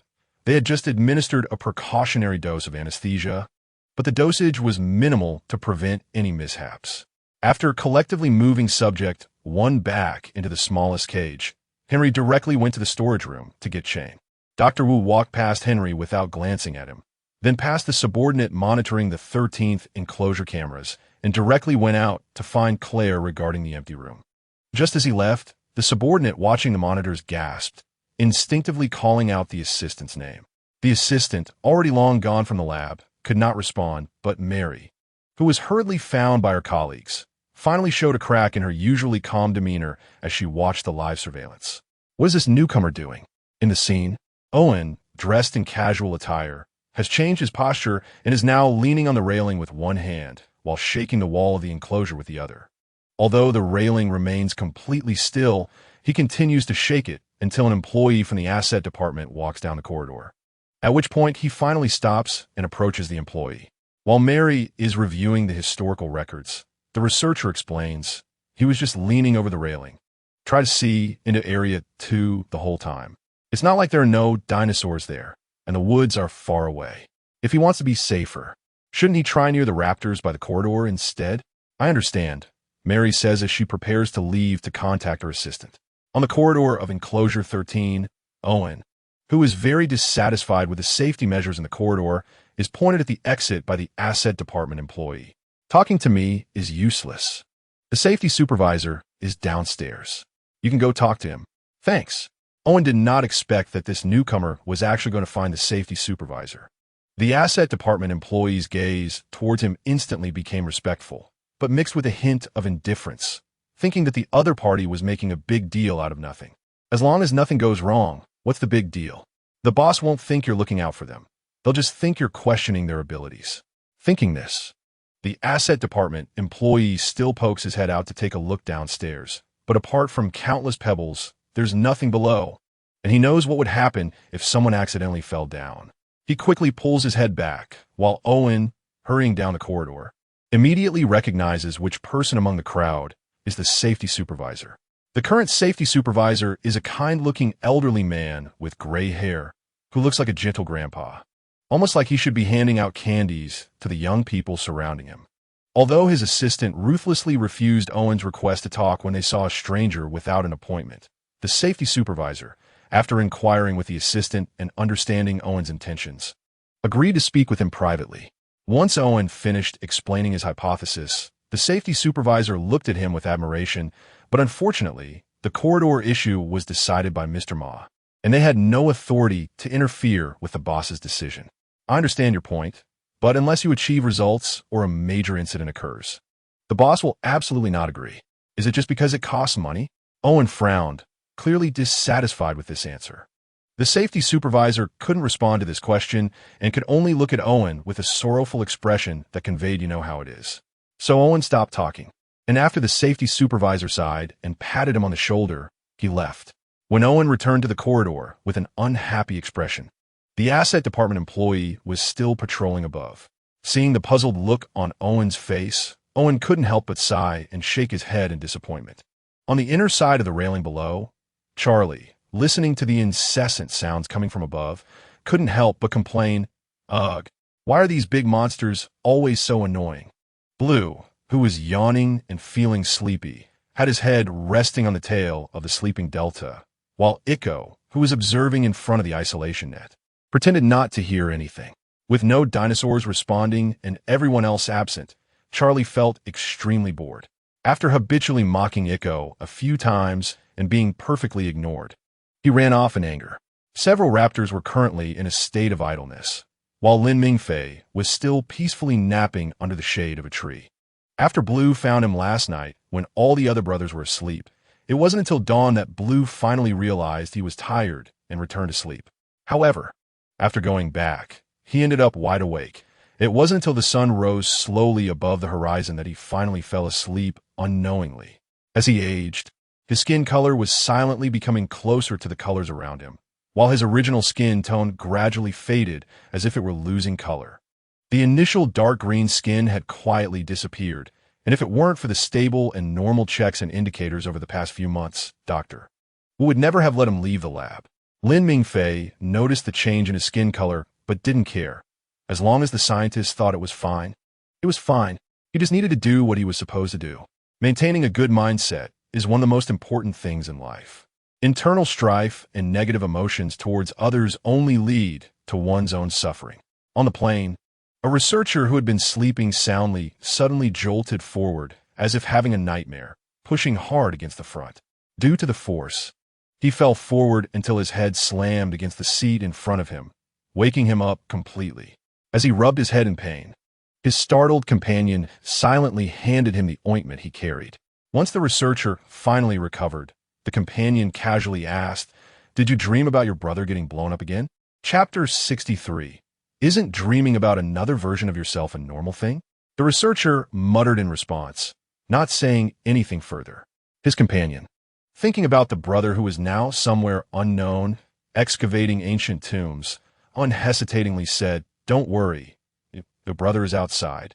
And even if he wanted to be blown up by a gas explosion, he doesn't have the conditions for that." Well, thank you for reminding me how bad my brother's working environment is. The researcher glanced curiously at his companion, but the latter was indifferent to his gaze, closed his eyes, and continued to rest. Meanwhile, a friend sitting behind them, who had been listening to their conversation, looked at his watch and then patted the researcher. It's now Kyoto time on January 10th, 2012, and there are still several hours before we land. Even if Mingfei sends you a message, you won't see it. Want to continue reading the paper? In response, the researcher sitting by the corridor opened his bag and handed over a thick stack of papers without looking back. By the time Lin Mingfei finally woke up, the sun in the sky had quietly moved overhead, as the sun relentlessly cast its rays into every corner. A member of the security room, who had been monitoring, promptly reported that number 2 had left the woods to the staff responsible for feeding. The staff, who had been waiting in the corridor to feed at the scheduled time, had thrown down all the food but saw no sign of number 2 for a long time. As time passed, the increasingly fierce sunlight made the staff unable to endure any longer, so they chose to retract all the food with a retractable grabbing tool to prevent spoilage, and then went off to do something else. Iko, who was gnawing on a wire with his head tilted, was the first to notice when everyone came out, but feeling that he had finally found the rhythm. He stubbornly refused to let go of the wire and could only greet them with muffled sounds. Charlie was currently teaching Delta how to climb trees, while Blue stood below, looking up curiously at Charlie, who was moving up and down like a lizard. However, Delta was not as lucky as Charlie, stuck at about 2 meters high. He looked down at the ground and clung tightly to the tree bark, refusing to come down or continue climbing.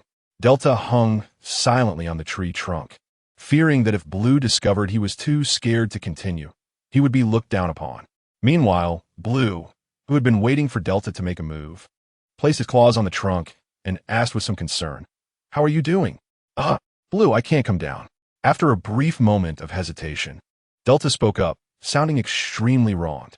Just then, Charlie jumped down from the tree and landed smoothly on the ground. Upon hearing Delta's words, his first reaction was disbelief. "What? How can you not come down?" Hearing this, Delta felt even more aggrieved, and just as Charlie was about to say something more, he was shot a glare by Blue. After a moment of hesitation, Charlie muttered under his breath that Blue was always bullying him, and quickly ran off. While Blue was trying to think of ways to help Delta down safely, Owen, who had just finished eating and was ready to continue searching for dinosaurs, stepped onto the corridor and immediately heard the sounds of dinosaur calls and collisions. The urgent sounds gave Owen a bad feeling, and he didn't have time to think about why there were such different dinosaur calls. He was focused on finding them as quickly as possible. When Owen hurried to the center of the corridor and found the dinosaurs at the edge of the woods, Blue was anxiously pacing under the tree, watching Delta, who was still struggling on the branch, while Lin Mingfei was comforting the increasingly anxious Delta from afar. Just as Charlie, who had returned to the tree intending to bite Delta's tail to bring him down, was about to make his move, Lin Mingfei called out to stop him. Thus, Charlie had to lie on the branch, watching Delta, anxiously flicking his tail and thinking about what to do. As soon as Aiko heard Delta's cry for help, he stopped staring at the wire fence, but he was equally clueless about how to rescue Delta, so he could only stand beside the tree, looking up at him. For Lin Mingfei, if he were still human, he would have definitely called 119 to let more professional people handle the situation, and even if there was no time, he would choose to comfort Delta while being ready to catch him underneath the tree. But unfortunately, he was neither human nor able to get over the railing, so he could only try to comfort Delta while making efforts to bump against the railing, hoping to attract the staff's attention. The security staff, after confirming that no, two was out, assumed there was no problem and left the room to patrol while the staff responsible for feeding was still on their way. The researcher monitoring the surveillance in the lab noticed something was off, but was still looking for the person in charge. Just as Delta was howling and uncontrollably sliding down again, barely overcoming gravity with his claws, Owen felt the situation was urgent and jumped down without hesitation, bracing himself against the railing with one hand. Even if the number 13 enclosure was built low, jumping down from several meters high onto the gravel ground inevitably caused Owen to instinctively sway. However, after quickly regaining his balance, he immediately ran towards the dinosaurs. At the moment Owen landed, the three raptors that had been watching Delta quickly turned their heads to fixate on him, with Charlie moving towards the base of the tree after observing for just 1 second. Aiko, alert, began to silently back away, creating distance while continuously making threatening sounds, preparing to pounce. Meanwhile, Blue took a few steps forward and, upon realizing that Owen was running towards him, lowered his center of gravity and charged at him, trying to drive him away. Blue, stop. But, trust me, Delta will be fine. With the slightly out-of-breath words from everyone, Blue's unwilling steps gradually slowed down, while Owen bypassed the approaching dinosaur and charged towards the one still hanging on the tree. Just as Aiko and Charlie were about to attack Owen, Lin Mingfei calmly called out their names, while Blue silently moved closer to Owen, keeping a distance behind him, glancing back at the others. Chapter 64. Greedy capitalist Blue appeared eager to pounce on Owen, but had to suppress his desire to attack due to the other's words. Only when Lin Mingfei called his name again in a flat tone did Blue reluctantly shift his focus back to Delta, who was still hanging on the tree. Help! Help! The big monster is getting closer. Anyone, please come save me. While anxiously supporting himself on the trunk, Delta frequently turned to look down at the ground, calling for help. No matter how sincere the others' reassurances were, they couldn't wipe away the fear in his heart. Not far from the tree, Charlie and Aiko, who had been stopped by Lin Mingfei, still had a look of eagerness to attack Owen and kept their eyes fixed on him, ready to pounce at any moment. Owen was unaware of the interactions between the dinosaurs. His only concern was for the little dinosaur that couldn't come down from the tree. Although he didn't understand how it got up there, it was clear it was exhausted and looked like it could fall at any moment. Dinosaurs weren't cats. Falling from nearly 2 meters high could definitely lead to trouble. Since he had the ability to save a life, he should definitely do it. Almost as soon as Owen climbed the tree, Charlie and Aiko pounced towards him simultaneously in perfect sync, ignoring Lin Mingfei's calls for them to stop and fearlessly launching their attack. Blue, though he didn't understand why everyone wanted him to believe that the two-legged human shouldn't be attacked, immediately jumped in front of his brothers to try to block them. With a sudden stop, Charlie, who had been running with all his might, barely halted in front of Blue. Just as Charlie was unhappy about Blue's obstruction, Aiko, who was slightly shorter, sidestepped Blue and zipped past him like a free-spirited wind, opening his mouth to bite Owen. Having already climbed the tree, Owen couldn't pay attention to anything else, and Aiko could not reach him no matter how high he jumped, as Owen moved swiftly like a monkey on the branches.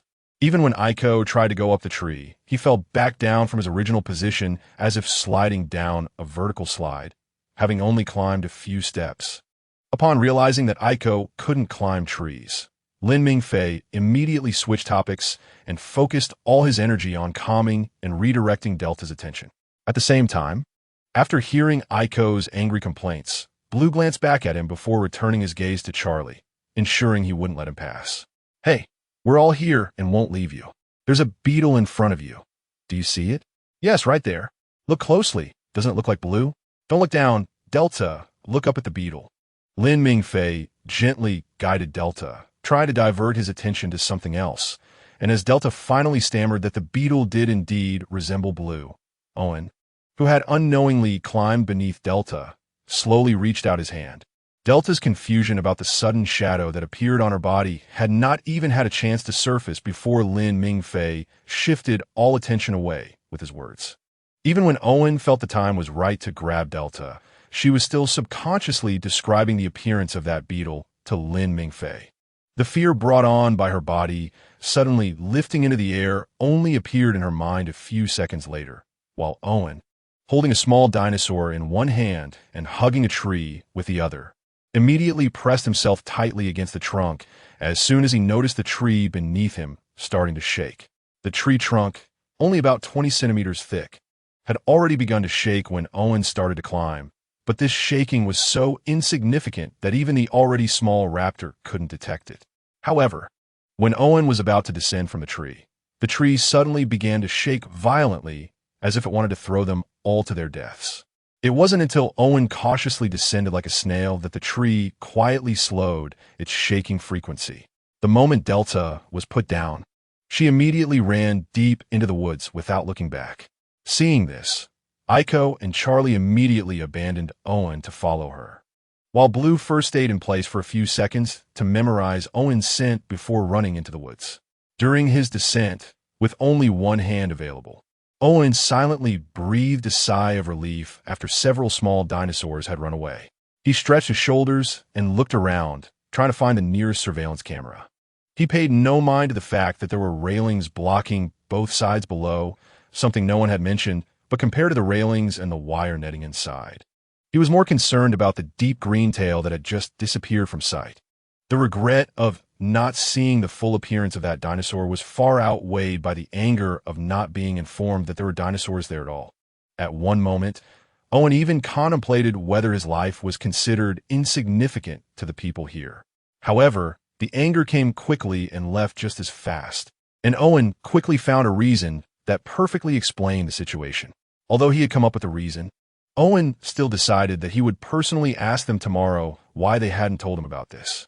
At the same time, he began to recall the details of that moment. Since he jumped down, there had always been two different sounds. The sounds of these small dinosaurs were all similar and crisp, but the other sound was deeper and the way it called out was different. If there was only one type of dinosaur there, then this sound must belong to it. Chapter 65. This world is a huge makeshift stage as Owen desperately waved his hands at the surveillance cameras, signaling for someone to come and take him out. The security personnel were still patrolling outside. When Owen waited for a long time without anyone coming and was about to call the black guy he knew to ask him to find someone to rescue him, he instead noticed that the laboratory number 2, which had been acting strangely, was the first apartment to arrive in the corridor. Hey! As soon as he heard the voice coming from the corridor, Owen immediately moved away from the isolation wall while desperately waving his hand to get their attention. In the corridor, the assistant, who was holding a phone in one hand and a telescope in the other, paused for a moment before continuing to speak while looking strangely to the right. Is there no one at number 2? Just as he thought this, the voice called out again. Watching the person above move to the other side, Owen shouted loudly that he was on the side of the small dinosaurs. This time, he was finally noticed by someone. Under the bright sunlight, the silhouette standing above seemed extraordinarily grand at that moment. After shielding his eyes to see the person above nod, Owen finally breathed a sigh of relief. The indistinct dinosaur calls continued to come intermittently from the depths of the woods behind him.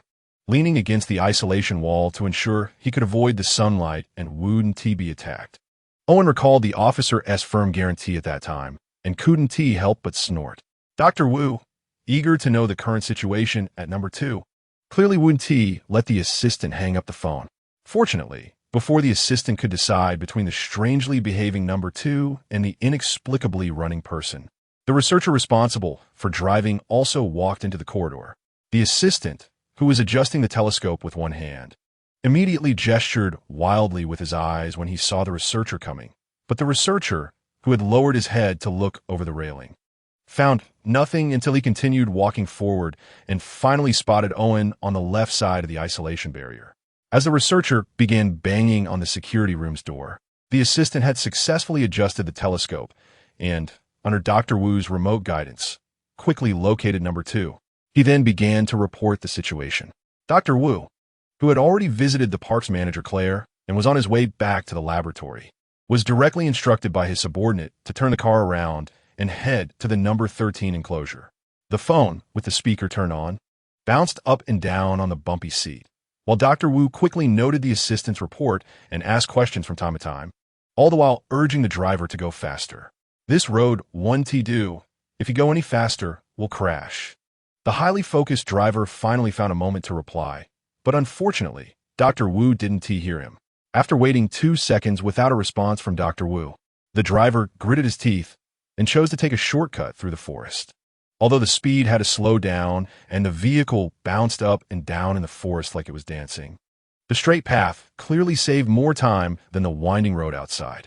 Meanwhile, as the security room personnel were finally found by the researcher and began to unlock several barriers at the entrance, the asset department staff arrived late.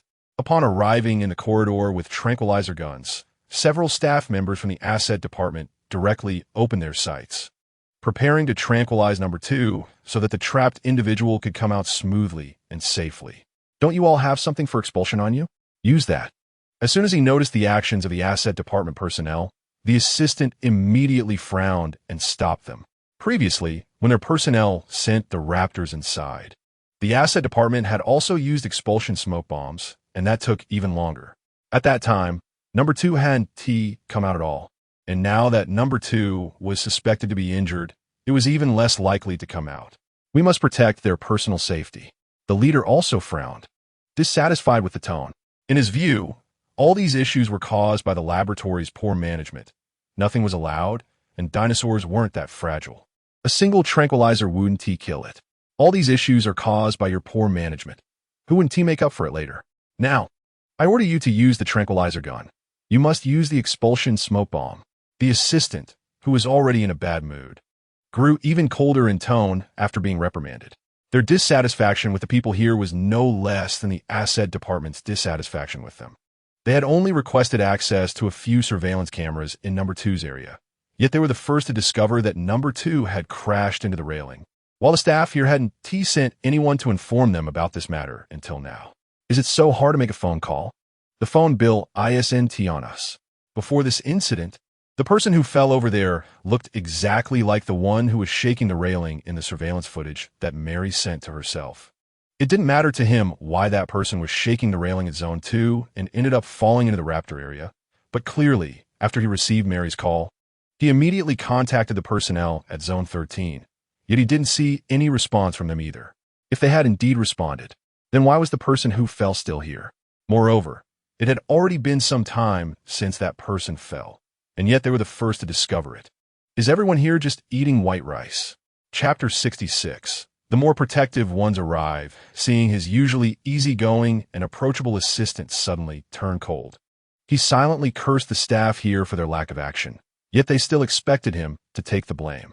The leader of the asset department also looked displeased and nodded slightly.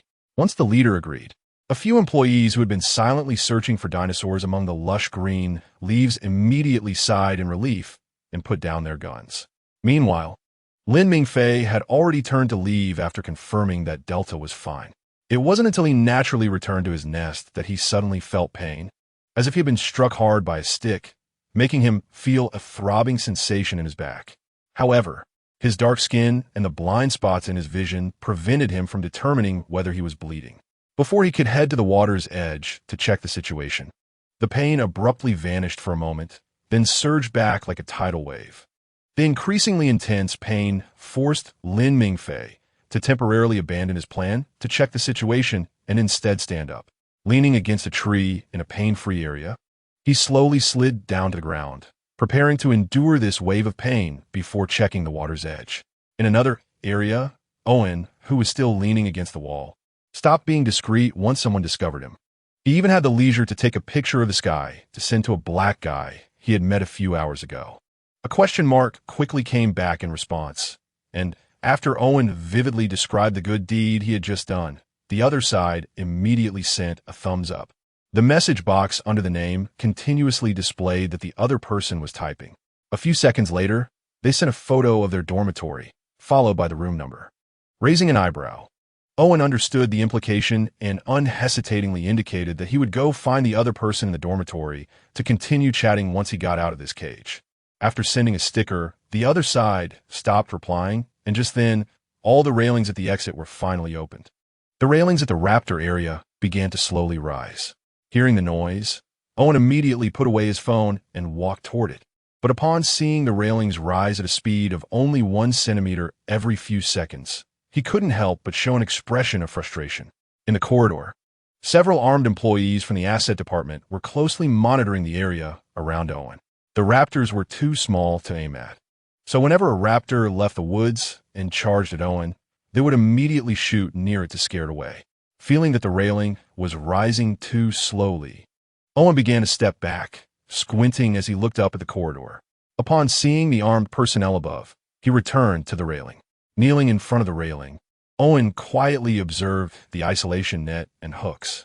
Just as Owen crouched down, several smoke grenades descended from various angles, surrounding the woods on the Zone 2 side. As the yellow gas gradually rose and thickened, the staff, fully equipped to prevent dinosaur bites, rushed in with a clear target, running straight toward the isolation railing. When they finally ran in, the researcher in the security room, watching the surveillance with the security guard, glanced at the guard's slow control over the rising railing at the Raptor area, unable to hold back a glare at the guard. The researcher pushed him aside and pressed the button, causing the railings there and at Zone 2 to start rising at a speed of 1 meter every few seconds. The researcher finally felt much more relieved. The slow work was not efficient at all. Could they be just eating white rice? The researcher's skepticism was clearly written on his face, but the guard, who appeared to be seriously focused on the surveillance screen, had no intention of turning around. When he realized that the personnel from the lab had taken over his job, the guard hesitated for a moment, but decisively stood up and yielded his position to them. The researcher's expression became increasingly complex with the guard's action, a sentence stuck in his throat but unable to be vocalized due to good manners, leaving the researcher feeling more frustrated. When the staff arrived at the railing, all the railings had already been retracted. Unaware of what had happened in the security room, the staff directly bent down to remove the isolation net from the hooks, then waved to indicate that Owen should leave first and pointed him toward the exit. The well-equipped staff were handling the aftermath, and as Owen, who had originally been hurrying, passed through the square isolation area resembling a bridge, he couldn't help but glance at the woods on his left. The dense green leaves were like adults wanting to protect their children, covering everything tightly. With no time to stop and observe carefully, Owen only took a quick look before leaving. Just as he exited the entrance, accompanied by a screech of brakes, a small SUV barely came to a stop at the edge of the enclosure. As Owen stood still observing the vehicle, just as it stopped, a man in a white lab coat hurriedly pushed the door open and ran down the stairs. Assuming these people were going to check on the little dinosaurs, Owen didn't pay much attention, continuing to watch the SUV from a distance until someone sent by the Zone 13 supervisor came to pick him up. Reluctantly, Owen took one last look at the vehicle before following the person to leave. When Dr. Wu's driver hurriedly ran up the corridor carrying the items left in the car, Dr. Wu had already finished listening to his assistant describe the abnormal situations they had discovered in Zone 13. The more the assistant described the management issues at Zone 13, the colder Dr. Wu's expression became. The leader of the asset department, who had been standing next to the assistant, immediately distanced himself upon noticing Dr. Wu's increasingly unfriendly demeanor. After the assistant finished his straightforward account without embellishments or altering the sequence, Dr. Wu, who was observing Zone 2 through the assistant's telescope, responded immediately, saying, "Have them prepare. Zone 2 needs a full checkup. Leave it to me." The assistant nodded in understanding. And while he moved aside to call the security room next to the lab to have them bring Mary out, the driver silently handed Dr. Wu the vibrating phone. Chapter 67. When will the Earth explode as the assistant prepared to have Mary get the appropriate dosage for Zone 2?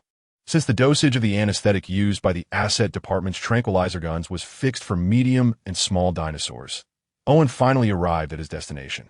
Guided through the office door, he found the supervisor of Zone 13 already seated at the desk waiting for him. The documents on the desk were all neatly organized, and after Owen took his seat, the supervisor directly pushed a stack of files in front of him. Take a look. Just as Owen was about to ask a question, he was interrupted. He silently picked up the documents, but after quickly scanning through the contents, his dissatisfaction remained.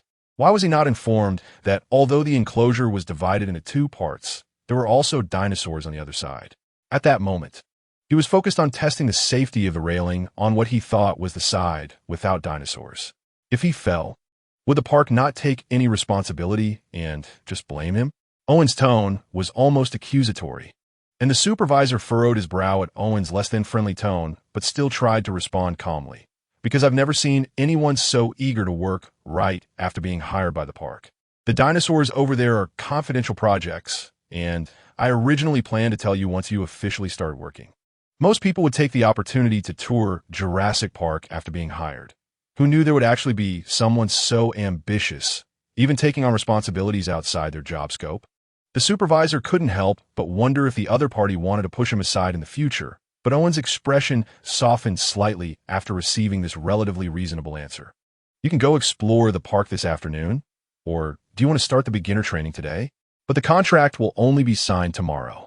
If you start today, the first day's training will only involve memorization. You can manage the rest of your time freely, and if you have nothing to do, you can wander around the park to get familiar with the layout. The supervisor didn't mention whether the contract start date would be today or the next day, and Owen didn't even think about it. He just felt the supervisor was quite humane and readily agreed. After glancing at Owen's eyes, the supervisor silently took out a map and an employee handbook from the bottom drawer on the right side, and then retrieved a brand new key from the iron box on the table. While handing them to Owen, he reminded him, the contents of the handbook will be tested after the 7-day training. Your exam results will determine your probation and year-end bonus. This is the spare key to the dormitory. You'll need to collect other items from the logistics department. After having said all he needed to say, the supervisor dismissed Owen, citing that he had other urgent matters to attend to. But just as Owen left, a phone call came directly to his mobile. The supervisor, without even looking at the screen, pressed the answer button, and Dr. Wu's indifferent voice came through. When will you give a response? I'm busy today and already checking. I want results, not explanations. The supervisor hadn't even finished speaking when Dr. Wu interrupted him. Faced with the aggressive tone of the boss's chief geneticist, the supervisor cursed the people in enclosure 13 in his heart while trying to distance himself from the mismanagement of the situation. It wasn't until he promised to provide Dr. Wu with everything he wanted that Dr. Wu's tone finally softened a little. After hearing the busy tone following the call being disconnected, the supervisor finally let out a sigh of relief. However, he couldn't relax for long and couldn't help but exhale deeply. Since he had pushed all the responsibility onto the security personnel in charge of monitoring, he had to express an attitude toward this matter. He had gone to great lengths to bring his relative in as a day-shift security guard, but now he had to choose between family ties and his future. The already troubled supervisor quickly called the security room, but he only received a self-righteous explanation from his relative, and he could hear no hint of remorse in the other person's tone, which ignited a surge of anger in the supervisor.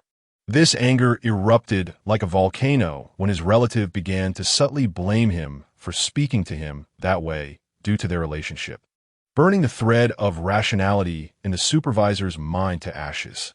He had already dealt with the issues caused by the other party numerous times. Previously, harassment of colleagues and attacking dinosaurs could be overlooked since the other party had some sense not to provoke connections, but now they had caused a big problem, directly making a favorite in front of the boss have an opinion about him.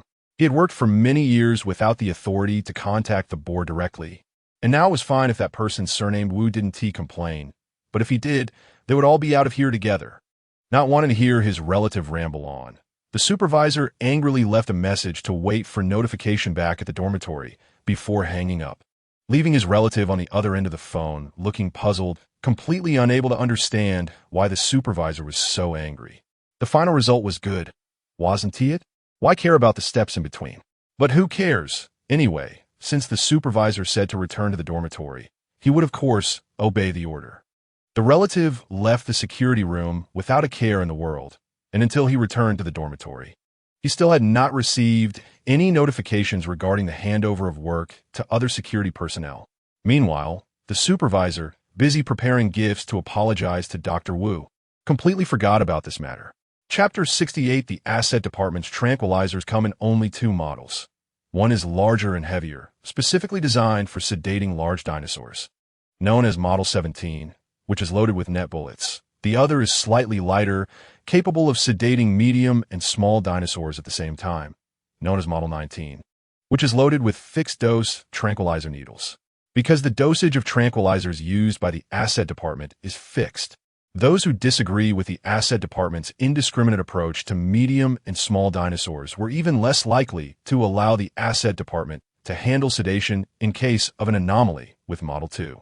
Faced with the laboratory personnel's insistence that they must handle sedation themselves and would not allow others to use tranquilizers, the leader of the asset department felt that these people were a bit out of their minds. Not only were they being unreasonable, but they also brought them trouble.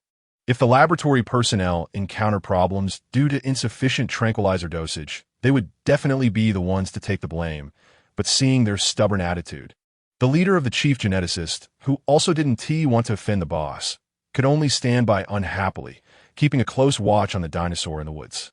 Meanwhile, the staff hurriedly finished setting up the isolation net and immediately jogged away, while the researcher still in the security room did not notice that the security guard had quietly left at some point.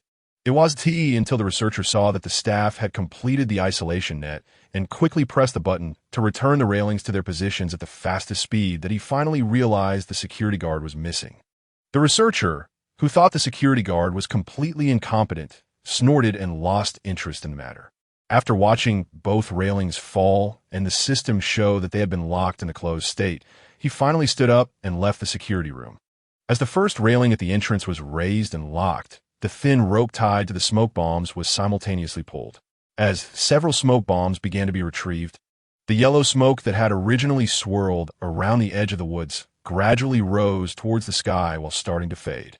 Once all the empty smoke bombs had been recovered in the asset department S corridor, except for a few people left behind, the rest quickly took the opportunity to leave Enclosure 13 while the laboratory personnel were distracted. The security room next to the laboratory was almost connected the moment the assistant called them, and when the laboratory personnel hurriedly brought over the tranquilizer needles prepared by Mary, the assistant was already waiting for them at the exit. "Where's Mary?" Not seeing any familiar faces, the assistant casually asked his two colleagues who were slowly approaching with Cage. Unexpectedly, the two were immediately taken aback. After several seconds, one of them replied with a complicated tone. She was feeling a bit unwell this morning, and then she got so upset with the supervisor here that she developed a fever. After finishing up with us, she went back to the dorm to rest. While they were talking, the researcher in charge of anesthesia had already walked into the hallway. Dr. Wu, who was originally in the best position, had quietly made way for the other party. After the researcher took a shot and hit the target, he observed Subject 2 through the mirror while silently counting seconds in his mind. Subject 2 remained completely still, only flicking its tail to indicate it was still alive even after being shot, allowing the researcher's remote anesthesia injection to be completed in just a few seconds. When the colleague responsible for anesthesia signaled that the procedure was successful, the hand that had been poised at the last barrier immediately pushed it open and stepped forward to check on Subject 2. Behind the assistant, two researchers quickly followed after lifting the cage, while Dr. Wu, who had finally received a return call from Boss Ma, was informing him about the asset situation. Some ambiguous words frequently appeared in Dr. Wu's speech, and his heavy tone led Boss Ma to associate the situation with the worst possible outcome. As the laboratory staff were still busy putting the unconscious Subject 2 into the cage, Delta, who had barely emerged from the shadows of the tree, was directly taken by Blue to the isolation net. With nothing else to do, Charlie and Aiko simply went to the isolation net together. When that group of strange-smelling monsters appeared before them again, Delta immediately whined softly, but Charlie became even more excited. Just as he eagerly wanted to get up close with the monsters, Blue lightly swatted him with his tail. Ouch! What are you doing? Charlie glared at Blue, ready to fight back. Seeing this, Aiko immediately shot Charlie a look that said, "You're an idiot," prompting Delta to gently pat Aiko, hoping to calm the situation and prevent another fight. Aiko said nothing, but after retaliating against Delta with his tail, he directly showed a mocking expression towards Charlie. When Charlie, as he had expected, lunged at him with a loud shout, Aiko effortlessly jumped aside. Not expecting Aiko to dodge, Charlie collided directly with Delta, causing Aiko to start mocking them again. As they began to fight again, Blue, who had been observing the two-legged creature's movements, silently moved a few steps forward. Seeing that Blue had no other dragons nearby, Delta quickly seized the opportunity to occupy the space next to him. Just as Charlie and Aiko's battle reached a fever pitch, the scent of the larger creatures suddenly approached them. Memories of having to apologize to the larger creatures yesterday for being too aggressive surged into their minds, causing them to jump back a step to maintain distance while simultaneously defending themselves. Ouch! Aiko started it. Ouch! Charlie provoked it. Their simultaneous exclamations caused them to stare at each other intensely. If it weren't for the disgusting experience of being forced to apologize to each other yesterday, they might have fought again. As Charlie and Aiko argued, it quickly escalated from blaming each other to a simple contest of who could shout louder. Blue, who was anxious because the larger creatures had not responded for a while, could no longer hold back and turned to them with a dragon roar. Ouch, Blue! You're so fierce. After a brief complaint, Charlie turned to the isolation net, wanting to hear who the larger creatures thought was right. However, what he ultimately saw was the larger creatures lying in something strange. Chapter 69, Can't Think of Title. Ouch! Charlie shouted in confusion. But this time the larger creatures did not respond at all. Just as he was about to ask again, Blue, who had been worriedly watching the larger creatures, finally thought he had figured out the truth. Ouch! The monsters have attacked the larger creatures. We must wake them up. Upon hearing this, Delta's eyes widened in shock as he looked at Blue, while Aiko hesitated and nodded after some contemplation. It seems to make some sense. While the two were confused and hesitant, Charlie immediately began to shout super loudly. But even after he had lost his voice, the larger creatures remained unresponsive, causing Charlie to doubt Blue's reasoning. Under Charlie's suspicious gaze, Blue, realizing that shouting was completely useless, shifted his thoughts. As he focused on figuring out what to do next, Charlie lightly swatted him with his tail. Aiko, who considered the larger creatures to be his little brothers, continued to call out to them even after Charlie stopped, and even had the energy to glance disdainfully at Charlie, causing Delta, who had been helping Blue chew on a piece of iron wire, to instinctively move aside. But upon noticing that Blue was trying to sneak ahead, Aiko immediately fell silent. However, when he saw Delta chewing on the iron wire and Blue tinkering with something nearby, Aiko stopped his actions and began to observe. After a moment, still puzzled as to why Blue was treating the isolation net this way, Aiko tilted his head and asked, "Ouch! Why are you doing this? Ouch! The larger creatures can't hear us, and the two-legged ones are ignoring us. Instead of shouting here, we should quickly go over and take a closer look at the larger creatures," Blue replied indistinctly while also chewing on the wire. Aiko, who wasn't even asking about that, immediately shot an unhappy look at Blue, thinking that he didn't want to tell him his purpose to keep him from surpassing him. Realizing this, Aiko's gaze towards Blue changed dramatically, and without the time to argue with him, he lunged toward the place where he usually studied the isolation net, beginning to hurry the progress. After realizing that shouting was ineffective and feeling powerless, Charlie could only bounce around his brothers. But no matter how he expressed that he could help them, none of his brothers paid him any attention. Delta, who was helping Blue, looked at Charlie with an innocent expression, while the other two ignored him entirely, remaining unmoved by his loud calls. As the scent of the larger creatures began to fade with a distant bang, and the monsters that had been walking back and forth were gradually disappearing, Delta, realizing that Blue's new approach no longer needed him, couldn't he help but whine Blue, busy moving to the other side. Blue glanced at Delta and silently signaled him to speak up if he had something to say because he was busy. However, when Blue actually responded, Delta found himself at a loss for words.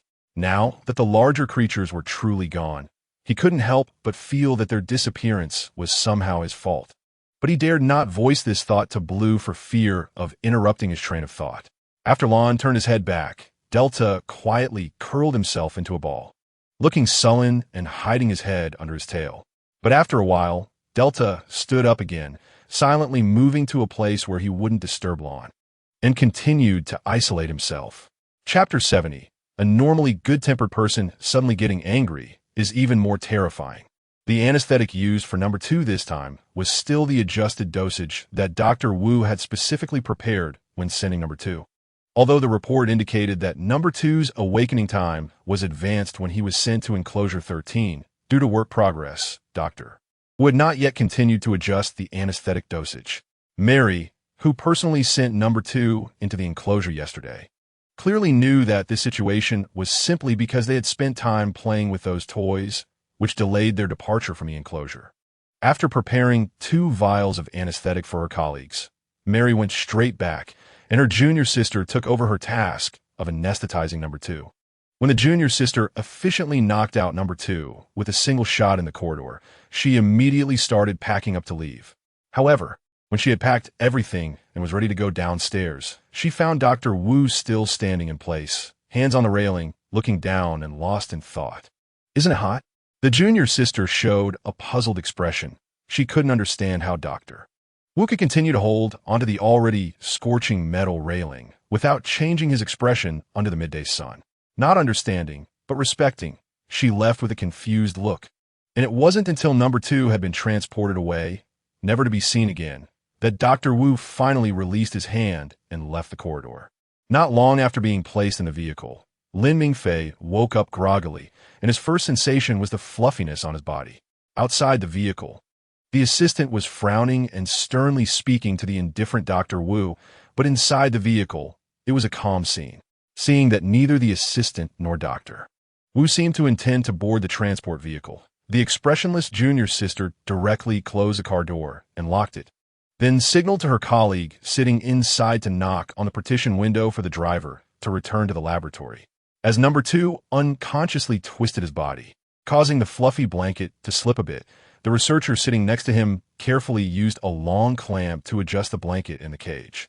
Feeling the shifting object on him, Lin Mingfei silently halted his movements. When he finally opened his eyes, he was shocked to find that a thin black cloth had been placed over him. Countless question marks filled his mind in that moment, occupying all his thoughts.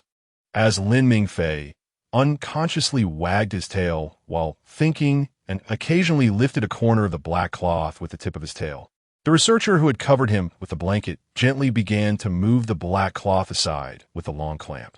Covering the eyes with black cloth is a practice specifically used for sick dinosaurs, aimed at reducing their fear when entering a strange environment, to prevent accidents caused by fear. Upon sensing someone moving the black cloth little by little, Lin Mingfei, feeling that this item was unnecessary, gently shook his head. After roughly and rudely removing the black cloth, Lin Mingfei began to observe his surroundings. He recognized all the scientists in the vehicle. A few young scientists in the corner smiled at him instinctively when he looked over, so Lin Mingfei wagged his tail at them as a greeting. The researcher noticed that number 2 had actively removed the black cloth and showed no signs of discomfort. Just as he was about to use the long clamp to take the black cloth out, he realized that number 2 had already shoved the cloth underneath himself with his paw. After a moment of surprise, the researcher thought for a moment and happily decided to go back and get a new piece. The junior sister remained silent throughout, quietly holding the anesthetic gun and watching number 2. But when number 2 suddenly bumped against the cage, as if stimulated, she immediately tightened her grip and frowned. The assistant only mentioned that number 2's condition was not right and questioned whether they should give him another shot to calm him down. Although the junior sister, who had witnessed the actions of number 1, did not want to equate number 2 with number 1, their shared genetic origin made her cautious. However, the others in the vehicle, except for her, seemed indifferent, either unconcernedly dismissing it or looking at number 2 with pity, as if he had suffered somewhere unknown to them. The junior sister, not knowing what exactly had occurred in Enclosure 13, looked at her colleague's sympathetic expressions as if witnessing a warrior enchanted by a siren, filled with disbelief. While Lin Mingfei was currently in so much pain that he dared not move at all. He initially wanted to pull the blanket up a bit more, but the pain that had vanished upon waking suddenly returned with a vengeance, causing him to instinctively bump backward and, after lightly colliding with the cage, Lin Mingfei directly lay down. At that time, Delta could not safely descend from the tree, which forced Lin Mingfei to try to attract the staff's attention by banging against the railing. He had only thought that if he made a loud enough noise, someone passing above would notice something was wrong. Now, the aftermath of that incident became increasingly significant as time passed after the anesthesia completely wore off. The researcher, noticing number 2's attempt to pull the blanket up, carefully clamped the edge of the blanket to lift it until it rested on number 2's neck before finally releasing it. The researcher, who was cautious not to let the clamp touch number 2, completed this task as smoothly as if walking on flat ground, then directly took the bag handed to him by a colleague and placed some jerky near number 2's mouth. Lin Mingfei, already in a daze from the pain, didn't even glance at what was happening next to him, relying on his subconscious to prevent any inappropriate movements. Why isn't he eating? A young researcher quietly leaned closer to the researcher with the long clamp, filled with curiosity. The latter did not respond, but instead took out his phone, snapped a photo of number 2, and sent it to Dr. Wu. After briefly explaining the situation, the researcher calmly stated that he didn't know, so the young researcher, having not received a clear answer, turned hopefully to the junior sister. I don't know, ask someone else. The junior sister, who had primarily been responsible for selecting and bringing back materials from the original Dinosaur Island after joining the company, decisively refused. Other researchers offered some guesses, but they were just speculations, and the young researcher's peers, like him, could only guess wildly. Thus, the young researcher was left with a bitter expression, planning to wait a few days before asking the assistant for answers. The assistant had left that day in a very bad mood. It was the first time he had seen the assistant in such a poor state after so many years, and he dared not approach him over such matters. Chapter 71. This vehicle is deadly. Dr. Wu's response came almost immediately after the researcher sent the photo. Seeing that Dr. Wu only instructed him to continue monitoring number 2's condition, the researcher no longer thought much of it and simply bent down, resting one hand on his head while quietly watching number 2. As the transport vehicle was smoothly driving on the road in the nearby woods, the assistant sitting in the off-road vehicle with Dr. Wu had a deathly pale expression, eyes tightly shut, and hands gripping the handrail on the roof. Despite his body jerking violently up and down due to the bumps, he stubbornly refused to speak up and asked the driver to let him down first. In this unfamiliar and eerie place, even if he had a mobile phone, it was likely to have no signal. All he could do was endure. The seatbelt was constantly pulling the assistant, who looked like he was about to be thrown out of the vehicle, back to his seat, while Dr. Wu beside him had already bent down, covering his mouth, looking pale, with his hands gripping the handrail so tightly that the veins were bulging. The lanyard of his phone kept jumping up from various angles and hitting Dr. Wu, making his face turn even paler. Just as Dr. Wu was about to endure no longer and asked the driver to slow down, the assistant suddenly let out a scream. Stop! The driver, who was about to press the accelerator again, instinctively slammed on the brakes upon hearing the scream. After the vehicle finally came to a halt, the driver was about to get out and check if he had hit someone when the assistant abruptly yanked open the car door and dashed out. It wasn't until the assistant finally found his completely shattered phone that Dr. Wu, who had remained motionless in the car, began to recover a bit. On the way back, having learned from experience, the driver drove the off-road vehicle at a speed as if being chased by dinosaurs. Once the assistant got back in the car, the driver restarted the engine, and after slowing down slightly, they safely returned to the lab's entrance. However, the two in the back seat did not move for a while. It wasn't until the younger assistant, who had managed to regain some composure, floated back to the darkroom to check on the equipment prepared by others that Dr. Wu's face finally regained some color. The card reader at the door was swiped by the driver, who also pushed the door open. After receiving his ID badge with a chip and entering the lab, as soon as Dr. Wu opened the lounge door, he locked eyes with Mary, who was sitting inside playing on her phone. After a brief silence, Mary calmly turned off her brightly lit phone screen and explained in a flat tone, "They called to ask me how to set up device 73, so I came.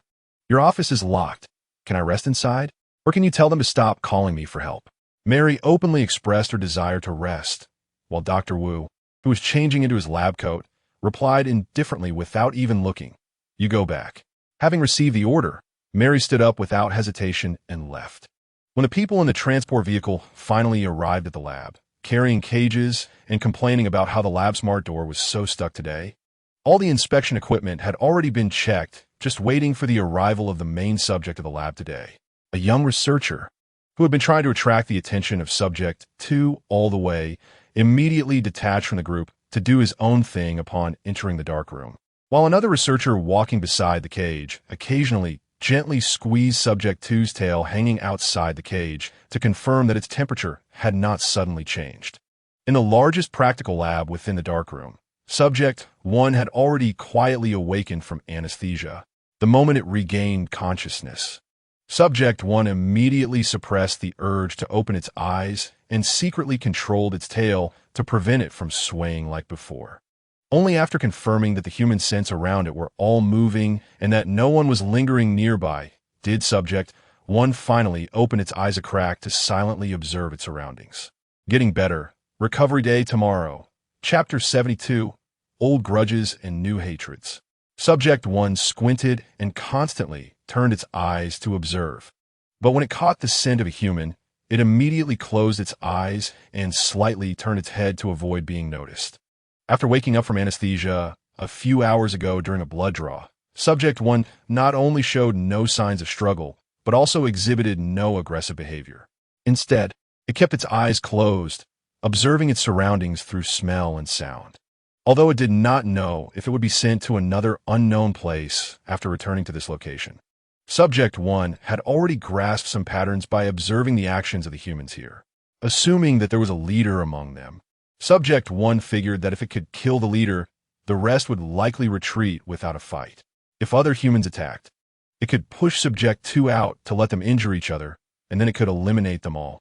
After that, it would decide based on the situation whether to disguise itself and ambush the remaining humans or to leave and pursue freedom.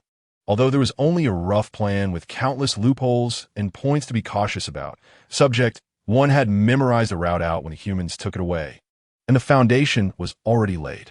After confirming that the leader of this group of humans had not noticed it, Subject 1 reopened its eyes and, after contemplating for a while, slowly turned its body to focus on Dr. Wu, who was talking to others not far away.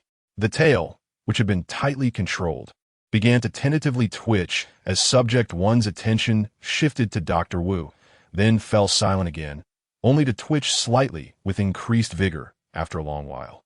Just as Subject 1 was deeply thinking about how to handle Dr. Wu, a researcher accidentally walked close to it, causing Subject 1's attention to shift almost entirely to that person.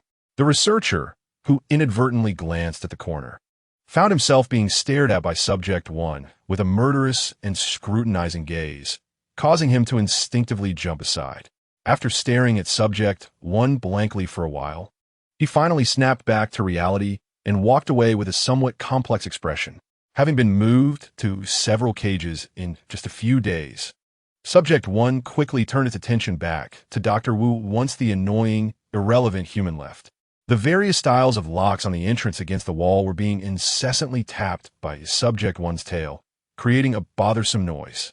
Just as a researcher was about to go over and change Subject 1's room, he was suddenly called away, allowing Subject 1 to continue observing Dr. Wu and everything around. The doors in the dark room's lab were all automatic, and while observing a human pressing something glowing on the wall, Subject 1 suddenly turned its head towards the sound of another door being automatically opened, gripping the railing tightly while staring intently in that direction. The moment it caught the scent of Lin Ming-Fei, Subject 1, already alert, became even more energized and let out a low growl. Lin Ming-Fei, who was called by Subject 1, lay half dead in the cage, while a nearby researcher occasionally adjusted the blanket to prevent it from slipping down. Once Subject 2 entered the lab, the researcher stopped measuring its temperature, but seeing that Subject 2 still occasionally flicked its tail, he thought nothing of it and gently tucked the exposed part of the tail back into the cage, making sure to cover it completely with the blanket. Number 1, who was originally discussing his new plan with Number 2, became irritable after not receiving a response for a long time. Just as he was about to angrily question why Number 2 was silent, he suddenly stopped moving, having shifted all his weight onto the pole. After sniffing in Number 2's direction a few times, he thoughtfully lowered his paw that was resting on the railing. Number 2's scent indicated injury. The plan had changed. Should he take the opportunity to eliminate Number 2 and remove future threats? Or should he wait a while longer to kill Number 2 alongside humanity in the future? The two thoughts clashed violently in his mind, neither yielding an inch, while even the loud complaints of a researcher by the door about the stuck smart door went unheard. For Number 1, both humanity and Number 2 were old grudges that could never be reconciled, but ultimately, the desire to attract the hatred of humans slowly gained the upper hand in the struggle. Chapter 73. Prison Break. While Number 1 began to think about how to use Number 2's injury to eliminate both Number 2 and humanity at once, Lin Mingfei had already been placed on the table. As other researchers prepared to apply restraints on Number 2, a junior researcher began to take out all the straw animals and dolls he could find around the rocks from his bag, gently placing them one by one into the cage. Wearing gloves, a researcher holding a thick stack of gloves tossed a set to the junior researcher, and after confirming he had put them on, he continued to push the items deeper into the cage with his fingers before ignoring him. Facing the scientist holding the restraint device, Lin Mingfei merely glanced at him and reached out his hand. After the scientist secured one end of the restraint device to a hook on the wall, Lin Mingfei felt a bit puzzled when the scientist locked him up and then left without further checks. Shouldn't there be a step to confirm whether the locking was successful? Why did he just walk away? With this thought, Lin Mingfei directly moved his arm and tugged at the device, discovering that both ends were indeed secured. So he lay back down again. The pain in his back seemed to be lessening, whether due to adaptation or actual recovery, while the young researcher, still focused on pushing the dolls inside, didn't notice that Lin Mingfei had already shrunk to the far corner of the cage. The inspection equipment in the laboratory was the most advanced version available on the market, and it wasn't until Dr. Wu stuffed a colorful blanket into Number 2 and pulled out its tail to draw blood that all the dolls were finally placed to the young researcher's satisfaction. Just as he wanted to step back and admire his work, he suddenly realized Number 2 was missing. Cold sweat instantly broke out on his back, and his once nimble fingers became stiff and numb, while the young researcher, panicking like someone searching for their phone, frantically looked for Number 2, Dr. Wu had successfully completed the blood draw due to Number 2's extreme cooperation and was preparing for the next check. When Number 1 noticed that Lin Mingfei was also being drawn blood, he couldn't help but lower his voice to call out to him. This time, Lin Mingfei finally responded. Huh? What's wrong? Seeing Lin Mingfei's voice was weak, Number 1's tone became arrogant. He disdainfully glanced at the thoroughly wrapped Number 2 before finally speaking.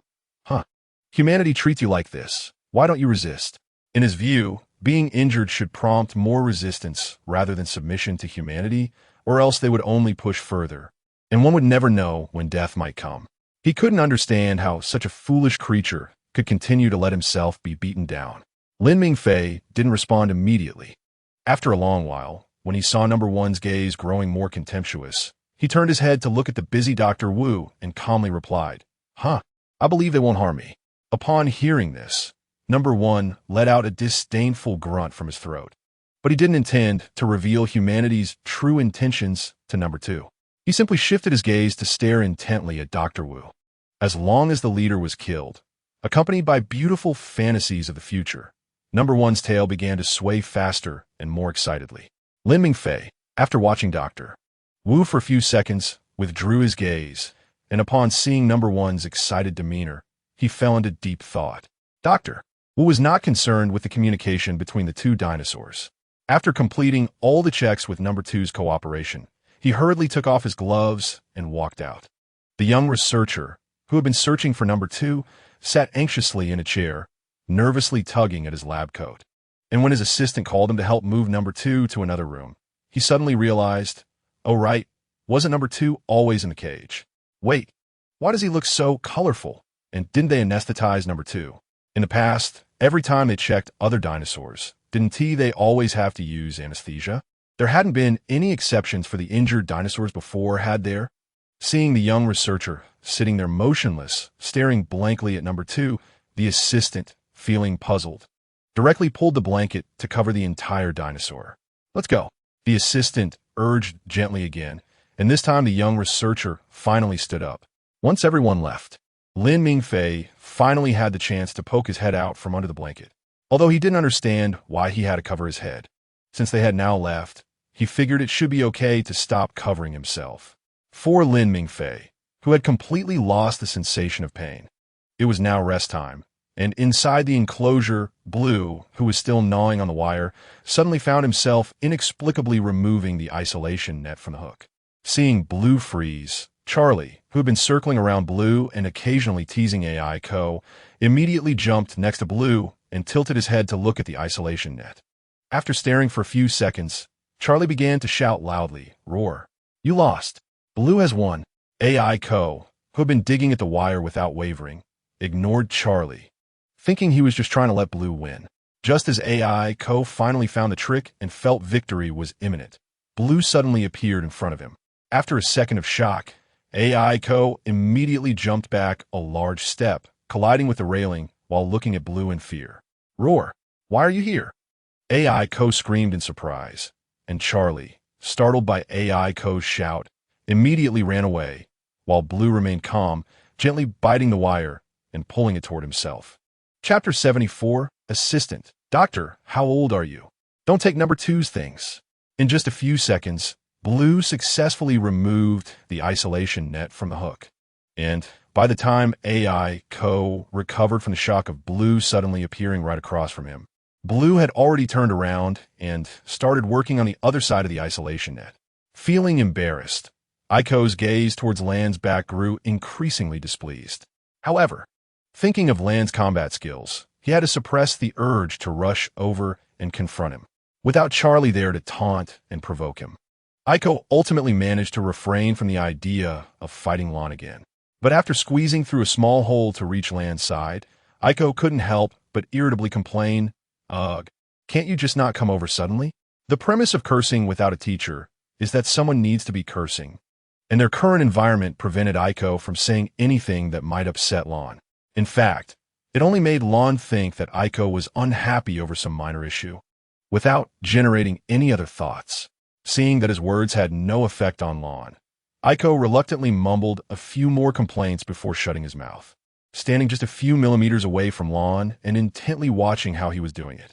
As Lan was halfway through, Aiko began to reflect on why he hadn't thought of this step, and after Lan successfully removed the isolation net from the hook, Aiko confidently walked toward another hook. Lan silently approached Aiko's side and watched him operate. Even when Aiko got stuck at a certain step, he simply watched quietly as Aiko pondered what to do next. If he helped, Aiko would definitely be even more displeased. Meanwhile, in a laboratory, Dr. Wu, who had been somewhat distractedly looking at other animal gene fragments, glanced indifferently at his assistant as they entered, then lowered his head again. The assistant, holding a bag containing straw animals and toys, raised an eyebrow and calmly asked, Doctor, did you take the little dinosaur? Is there something? Dr. Wu, sliding the smart screen, neither confirmed nor denied it. Seeing this, the assistant felt quite helpless. That was for number 2. If you wanted to make one for you, just ask, but don't take number 2's things. Although he knew that Dr. Wu had always liked dinosaurs and had almost watched all the dinosaurs hatch when Boss Ha was still around, what was made for number 2 was for number 2. How could Dr. Wu, now in his 40s, take away the straw dinosaur made for number 2? Dr. Wu, who had shifted his gaze from the screen, coldly began to stare at his assistant. But the latter remained unfazed and even silently gestured for him to hurry up and hand over the items. When the assistant happily retrieved the straw dinosaur from Dr.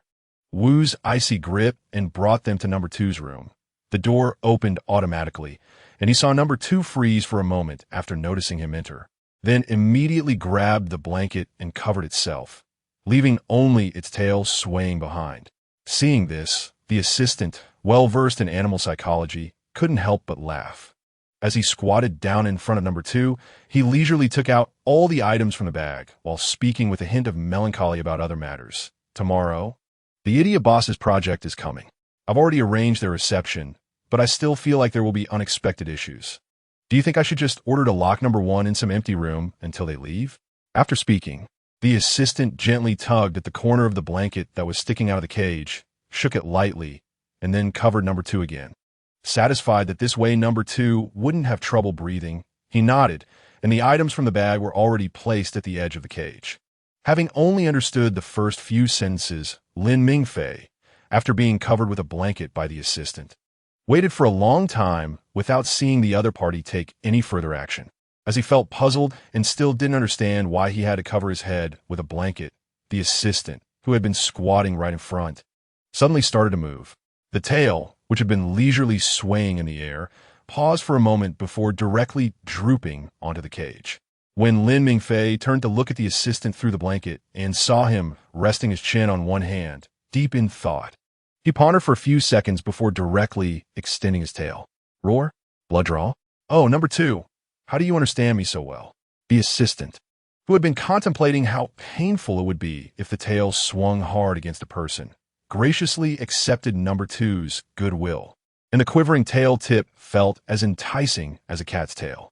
As the dinosaur gradually grew, its skin naturally became rougher, and the defensive spikes began to emerge and sharpen. Just when the assistant was eagerly planning to conduct an experiment, he was suddenly interrupted. Get out, there's an emergency. The tone of the newcomer was filled with unexpressed anger and heartbreak, and during the pause, he directly looked at number 2, eventually forcing himself to tear his gaze away from it. The assistant observed the newcomer's actions and tone, but while he had a bad premonition in his heart, he still remembered to comfort number 2 with "I'll be back soon" before getting up to leave. After the assistant left, Lin Mingfei finally breathed a sigh of relief. As he dropped the blanket with his head, he reached out to carefully retrieve everything in front of him one by one. This middle-aged scientist was unsure of what he was doing, grabbing the thicker part of the tail and swinging it toward his leg. If it weren't for the tail's flexibility, allowing it to escape his grip every time, he really didn't know how he would manage to call someone to help take this one back. Lin Mingfei, while silently complaining, methodically collected everything. But when he picked up the last item and looked at the straw dinosaur, he couldn't help but turn his head in confusion towards the door. Wasn't that what Dr. Wu wanted? Why was it back now? Did he not like it? Chapter 75. Why do you want to find dinosaurs to perform with toys? Although confused, Lin Mingfei still carefully brought the straw dinosaur inside, just like he did with the other toys. Outside the door, the researcher who had come to find the assistant immediately led him to Dr. Wu as soon as the latter came out. After bringing the assistant to meet Dr. Wu, the researcher left, leaving the space to them. At this moment, Mary's Jr. was expressionlessly standing behind the supervisor of Enclosure 13, firmly pressing down on his shoulders. As soon as the supervisor made any move, she would immediately increase the pressure, causing him to involuntarily gasp. In the center of the room, Dr. Wu, holding a report that had been expedited, stood coldly in front of the computer, looking at the report. The slower he flipped through it, the more cold sweat the supervisor on his back broke out in, even though the laboratory's air conditioning was set to a constant temperature. It felt as if he had fallen into a glacier, freezing to the bone. Not expecting that the supervisor of Enclosure 13 would also be here, the assistant paused for a moment before instinctively looking at Dr. Wu. Seeing that he appeared to be in a very bad mood, the assistant directly pulled up a chair and sat across from the supervisor, beginning to inquire about the improvements for Enclosure 13 and the supervisor's explanations for everything that had happened today. Someone was acting recklessly in the area of Subject 2, shaking the railing of the corridor as if afraid of falling. Subject 2 continued to bump into the railing, yet no one from the area of Subject 13 noticed this. The reckless individual later jumped over to the Velociraptor enclosure, but again, it wasn't the people in the enclosure who noticed, but rather me, who went to check on Subject 2. With no one on duty in the security room, I had to find a security guard to let the reckless person out. The asset control team arrived late. Which of these incidents isn't a big deal? If this supervisor cannot provide a perfect and reasonable explanation today, he might as well retire. The assistant was still willing to give the other party a chance, but the increasingly indifferent Dr. Wu, after finishing a short report, coolly pronounced the death sentence. Assistant, inform Claire and Boss Ma about today's events. Wait. The supervisor was about to explain himself further when the junior sister abruptly threw his chair aside. As the supervisor fell back, due to inertia, the junior sister quickly covered his mouth. The violent impact of his head hitting the floor made the supervisor feel dizzy, and when his vision finally cleared from the darkness, he realized he was being pressed face down on the ground, with one arm and his head firmly held. His arm felt as if it was about to be ripped off, and his head was interacting with the ground at zero distance. Not only that, but the person on him was also pressing his head down, as if wanting him to make contact with the ground at a negative distance.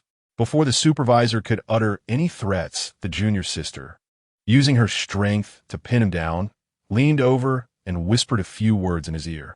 After that, she directly slammed his head against the ground, knocking him out decisively. The series of actions by the junior sister made the assistant frown.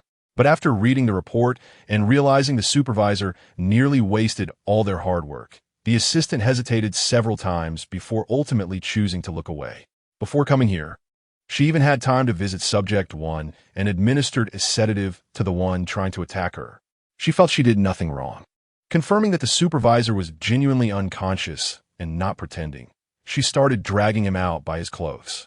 It wasn't until the junior sister left that the assistant finally hesitated and said, "Is it really okay for her to continue being responsible for bringing back the data from that island?"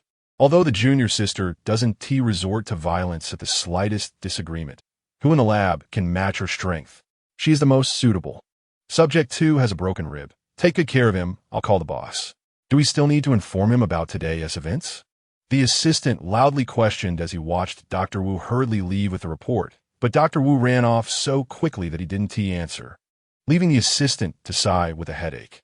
After dealing with the supervisor as if he were trash, the junior sister returned to the lab just as the assistant was contemplating how to write an email that would make the situation seem more serious. Upon seeing her, he immediately grabbed her to help. While Dr. Wu was outside the lab complaining to Boss Ma, several young researchers who had also seen the report were huddled together discussing what to do. They eventually split into two groups, one heading to the 13 enclosure and the other directly rushing into the room where Subject 2 was located. Lin Mingfei refused to think about why these young scientists were performing puppet shows in front of him, especially since these toys were ones they had requested from him. However, despite not understanding, Lin Mingfei cooperated fully. He noticed that the more they saw him wagging his tail, the more excited they became, and the more energetically they performed. He continued to wag his tail at them, and over time, he couldn't help but wonder who the real caged one was. Isn't there any entertainment facility here?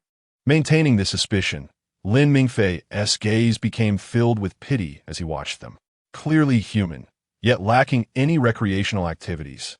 They could only entertain themselves by performing for the dinosaurs, using toys they got from him. Is this the reason why that straw dinosaur would be returned? Because these people aren't allowed to have toys privately? But if that's the case, where did the previous young scientists get their toys? Chapter 76, When in Doubt. Beat it up first. Unable to make sense of it, Lin Mingfei stopped pondering. After all, it wasn't an important issue, so he let them be. When the assistant finally finished and successfully sent the emails Dr. Wu requested to Boss Ma and Parkhead Claire, the junior sister immediately slipped away to Subject 1. Seeing her almost bursting with excitement as she ran off, the assistant couldn't help but sigh in resignation. He casually grabbed Passing Henry, asking him to keep an eye on the junior sister so she wouldn't get Subject 1 killed before heading straight to Subject 2. The tired young researchers were now sitting in small groups on the ground, with some murmuring to Subject 2 while playing with its tail. However, whenever someone attempted to reach in with ungloved hands, Lin Mingfei would instinctively turn his head away. After several attempts, seeing that they still didn't realize they weren't wearing gloves, Lin Mingfei simply retreated to a corner and wrapped himself up in a blanket. When the assistant entered the room, the first thing he saw was several young colleagues clustered around Subject 2 exaggeratedly touching it. After a moment of surprise, before the assistant could speak, the young researchers immediately noticed someone had entered and fled in a panic, stuffing all the toys they had in their hands into the assistant's arms before leaving.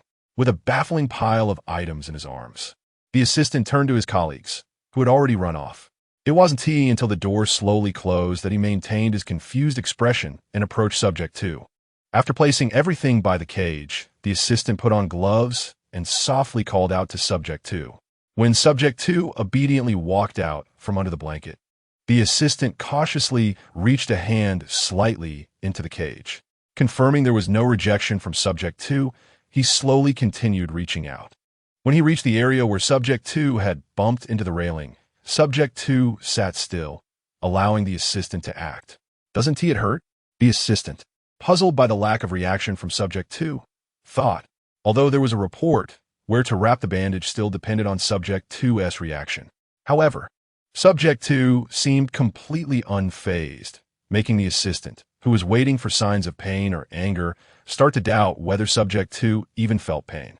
Lin Mingfei, who didn't understand what the assistant was saying, remained silent until the assistant gradually applied more pressure. Only then did Lin Mingfei feel pain and lightly tapped the assistant's wrist with his tail. Finally receiving a reaction from Subject 2, the assistant, after being gently nudged, looked at Subject 2's calm and tolerant gaze and fell into silence.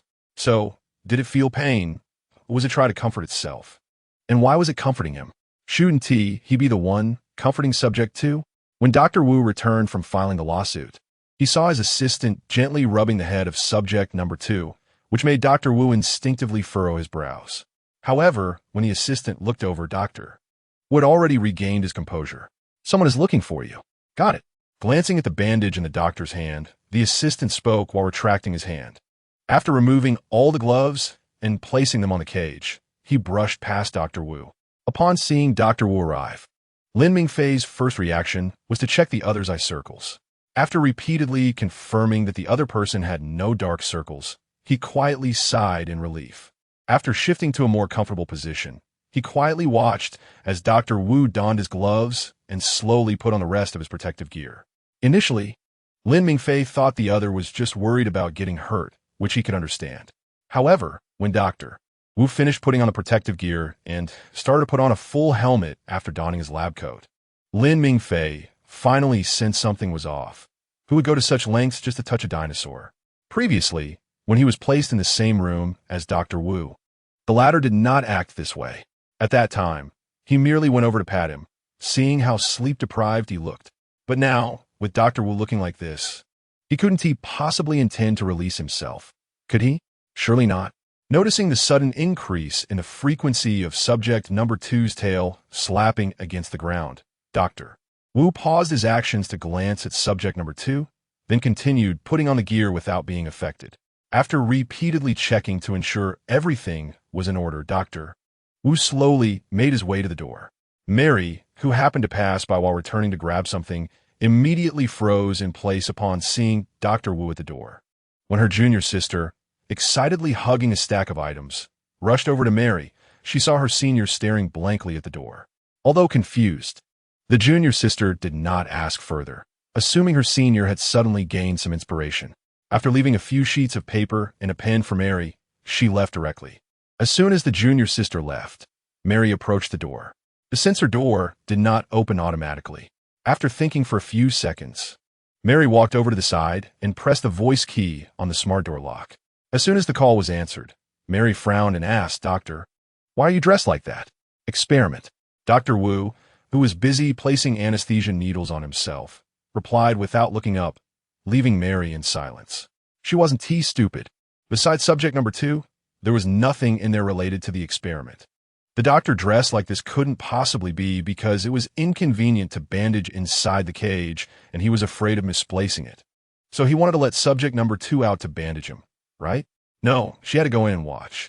Thinking this, Mary immediately turned to grab the anesthesia gun, just as Dr. Wu finished preparing everything and ensured everything was correct. Getting ready to open the cage in front of Subject number 2's terrified gaze, the communication suddenly rang again. Pausing for a moment, Dr. Wu still got up to answer the communication, causing Lin Mingfei, who had already hidden in the corner, to breathe a sigh of relief and immediately close his eyes to pretend to sleep. Their conversation in English was so fast that Lin Mingfei could hardly understand anything except for a few words. When the automatic door reopened, Lin Mingfei felt a flicker of hope, but that illusion vanished as soon as Mary entered with a disapproving look on her face. Outside the laboratory, Mary's junior sister, who had been waiting for Mary for a long time, yawned out of boredom. Meanwhile, Henry, who was also outside getting some fresh air, leaned against the car and stared up at the sky in a daze. After a while, he suddenly broke the silence. What would you do if someone secretly let the dinosaur out of its cage? Very simple. The junior sister turned her cold gaze toward the laboratory door. Why hadn't T or Senior come out yet? Did this inspiration yield so much? First, kill the dinosaur, then beat up everyone involved to teach them a good lesson. How can I let a dinosaur out when they can't even handle me? If they're tired of living, they should just go somewhere deserted and commit suicide instead of pushing the responsibility onto our laboratory. Chapter 77. Can't understand. Henry shrugged and said nothing. But the junior sister became interested in the topic and excitedly recounted her experiences collecting data with the asset department on Sorna Island, where the first batch of dinosaurs was revived last century. As the junior sister became more enthusiastic in her recollections, Henry began to subtly back away, wanting to create distance. He had no interest in how the other person conducted experiments on dinosaurs on that island. He just hoped she would remember that this was not Sorna Island, but Nublar Island, and not to experiment on the dinosaurs here. Inside the laboratory, after being let in by Dr. Wu, Mary first glanced at subject number 2, then looked at Dr. Wu with disapproval. The anesthesia gun, which belonged exclusively to Mary, was maintained perfectly by her, the gun's body shining with a unique metallic luster under the light, prompting Lin Mingfei to unknowingly open his eyes and lean in to see what the gun was made of. So, Doctor, what experiment are you conducting? Mary, holding the gun, spoke in a calm tone with a cold attitude. Dr. Wu's attitude was no different from hers. When Dr. Wu explained that he wanted a better bandage, subject no. 2, while also testing its intelligence, Mary nodded, indicating it was acceptable. I will be watching to protect you.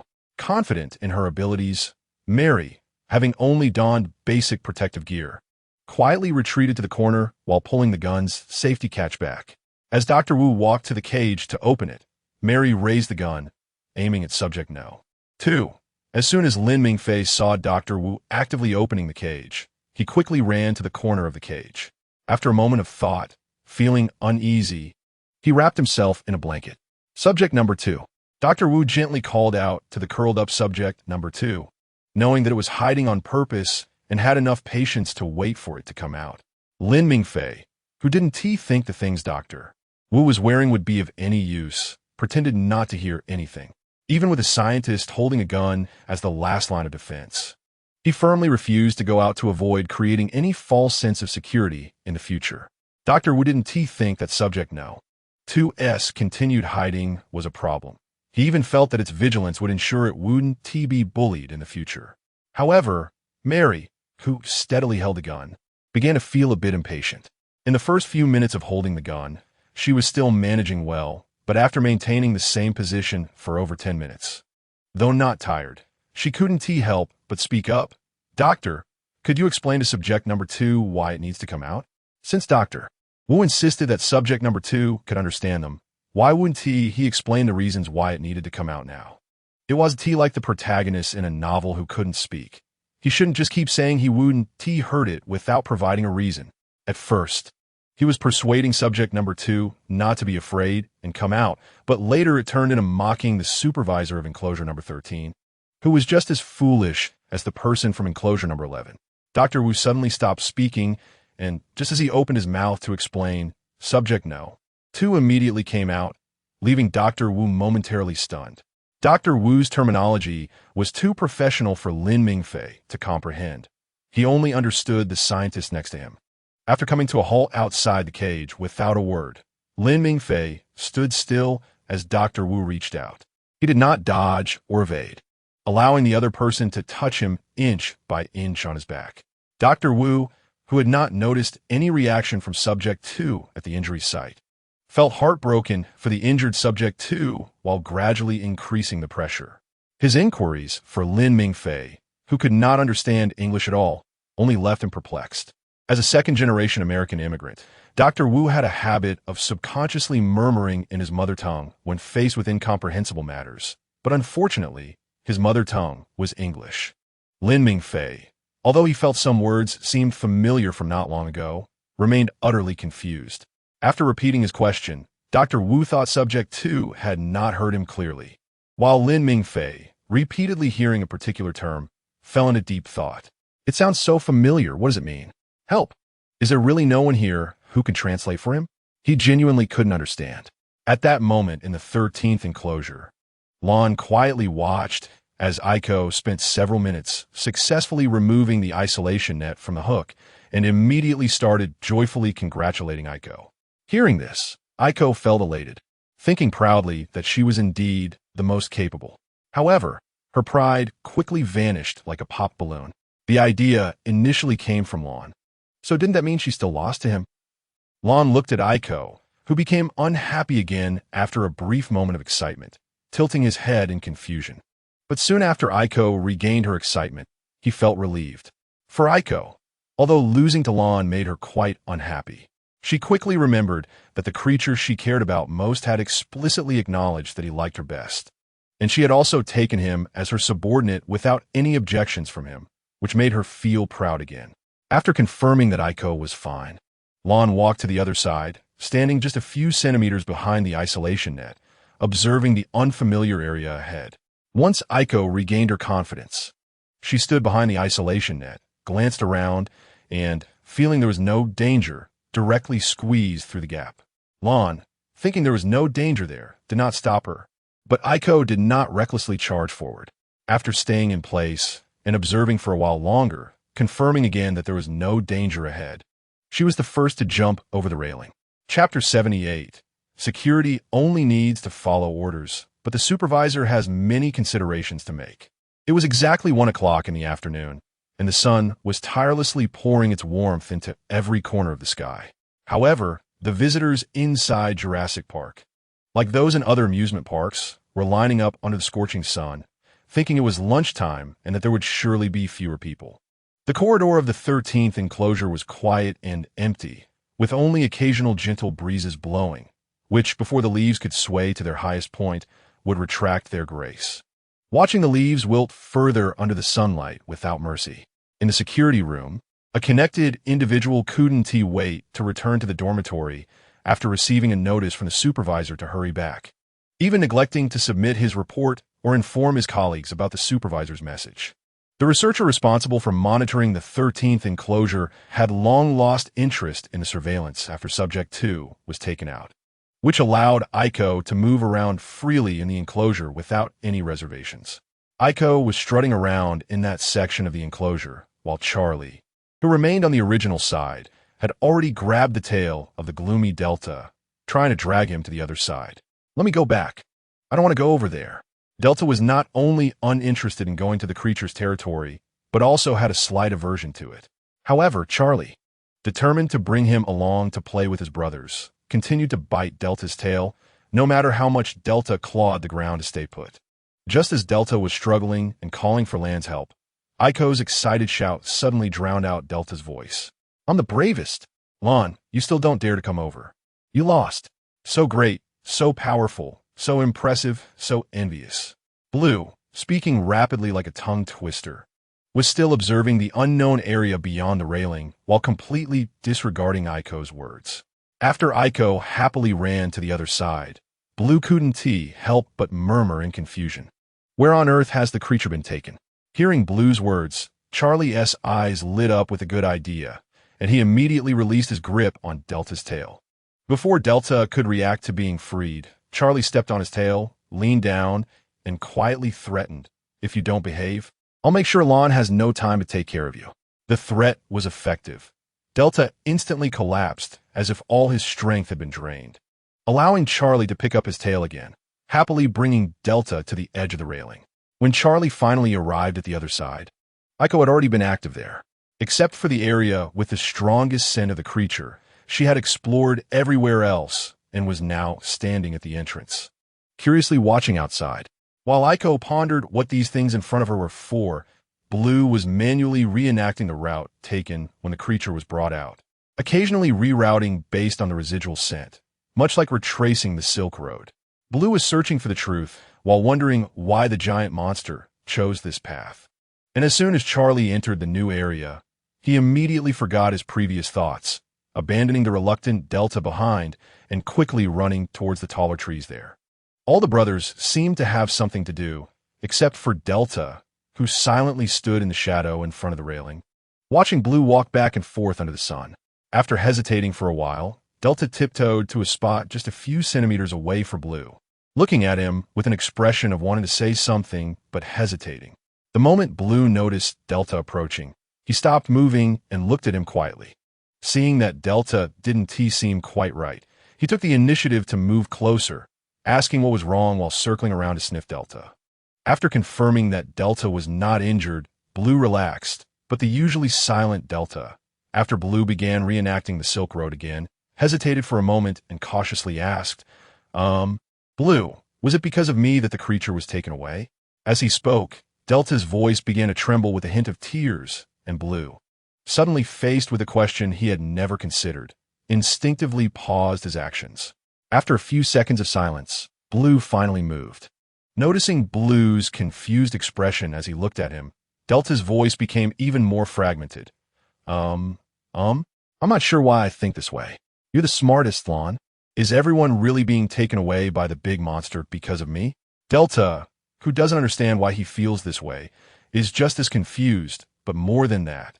He feels a lot of frustration and pain. He doesn't know why he has these emotions. He only knows that he is really sad and wishes everything that happened today was just a dream.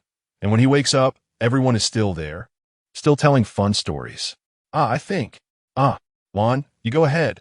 I'll hide for a while during the day. After thinking for a while, Lon just started to say something when Delta hurriedly interrupted him.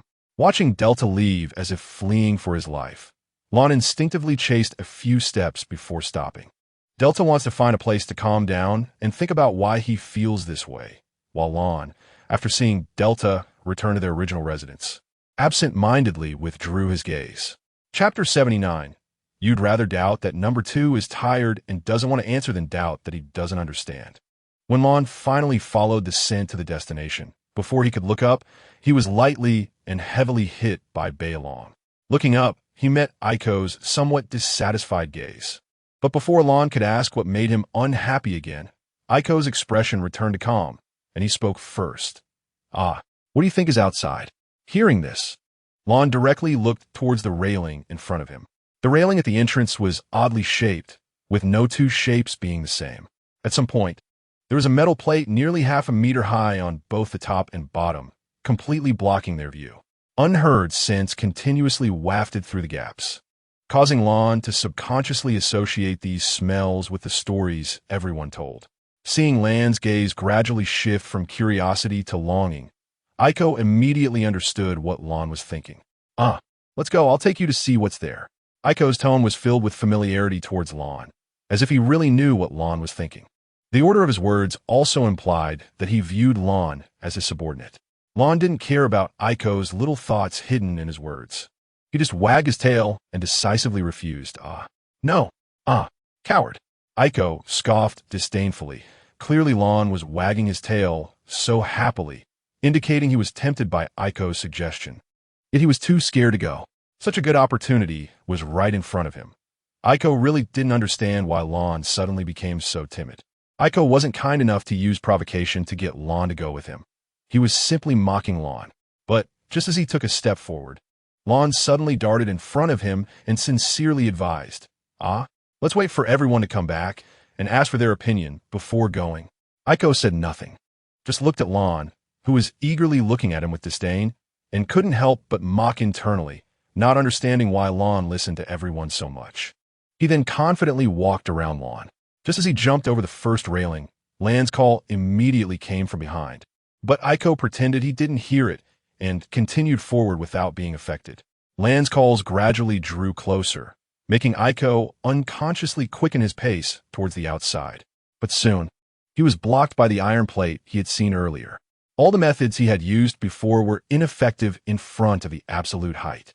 No matter how hard Aiko tried, the iron plate stood firm like a rock, and the reflection on the plate revealed Aiko's anxious state to the world, while also reflecting Lon, who was quickly approaching Aiko.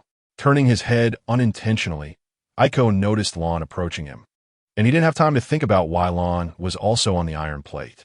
Just as he jumped to leap over the plate, Lon, who had finally caught up, bit his tail and pulled him back to the ground. It wasn't until Aiko was too exhausted to shout that Lon finally lowered his head, nudging Aiko's body with his head, trying to urge him to go back quickly. I won't. Not having the strength to jump didn't mean he didn't have the strength to shout, and facing Aiko's strong declaration, Lon remained unfazed. Seeing that Aiko absolutely refused to leave, Lon thought for a moment and remembered the good method everyone had taught him. If you don't go back, I'll look down on you.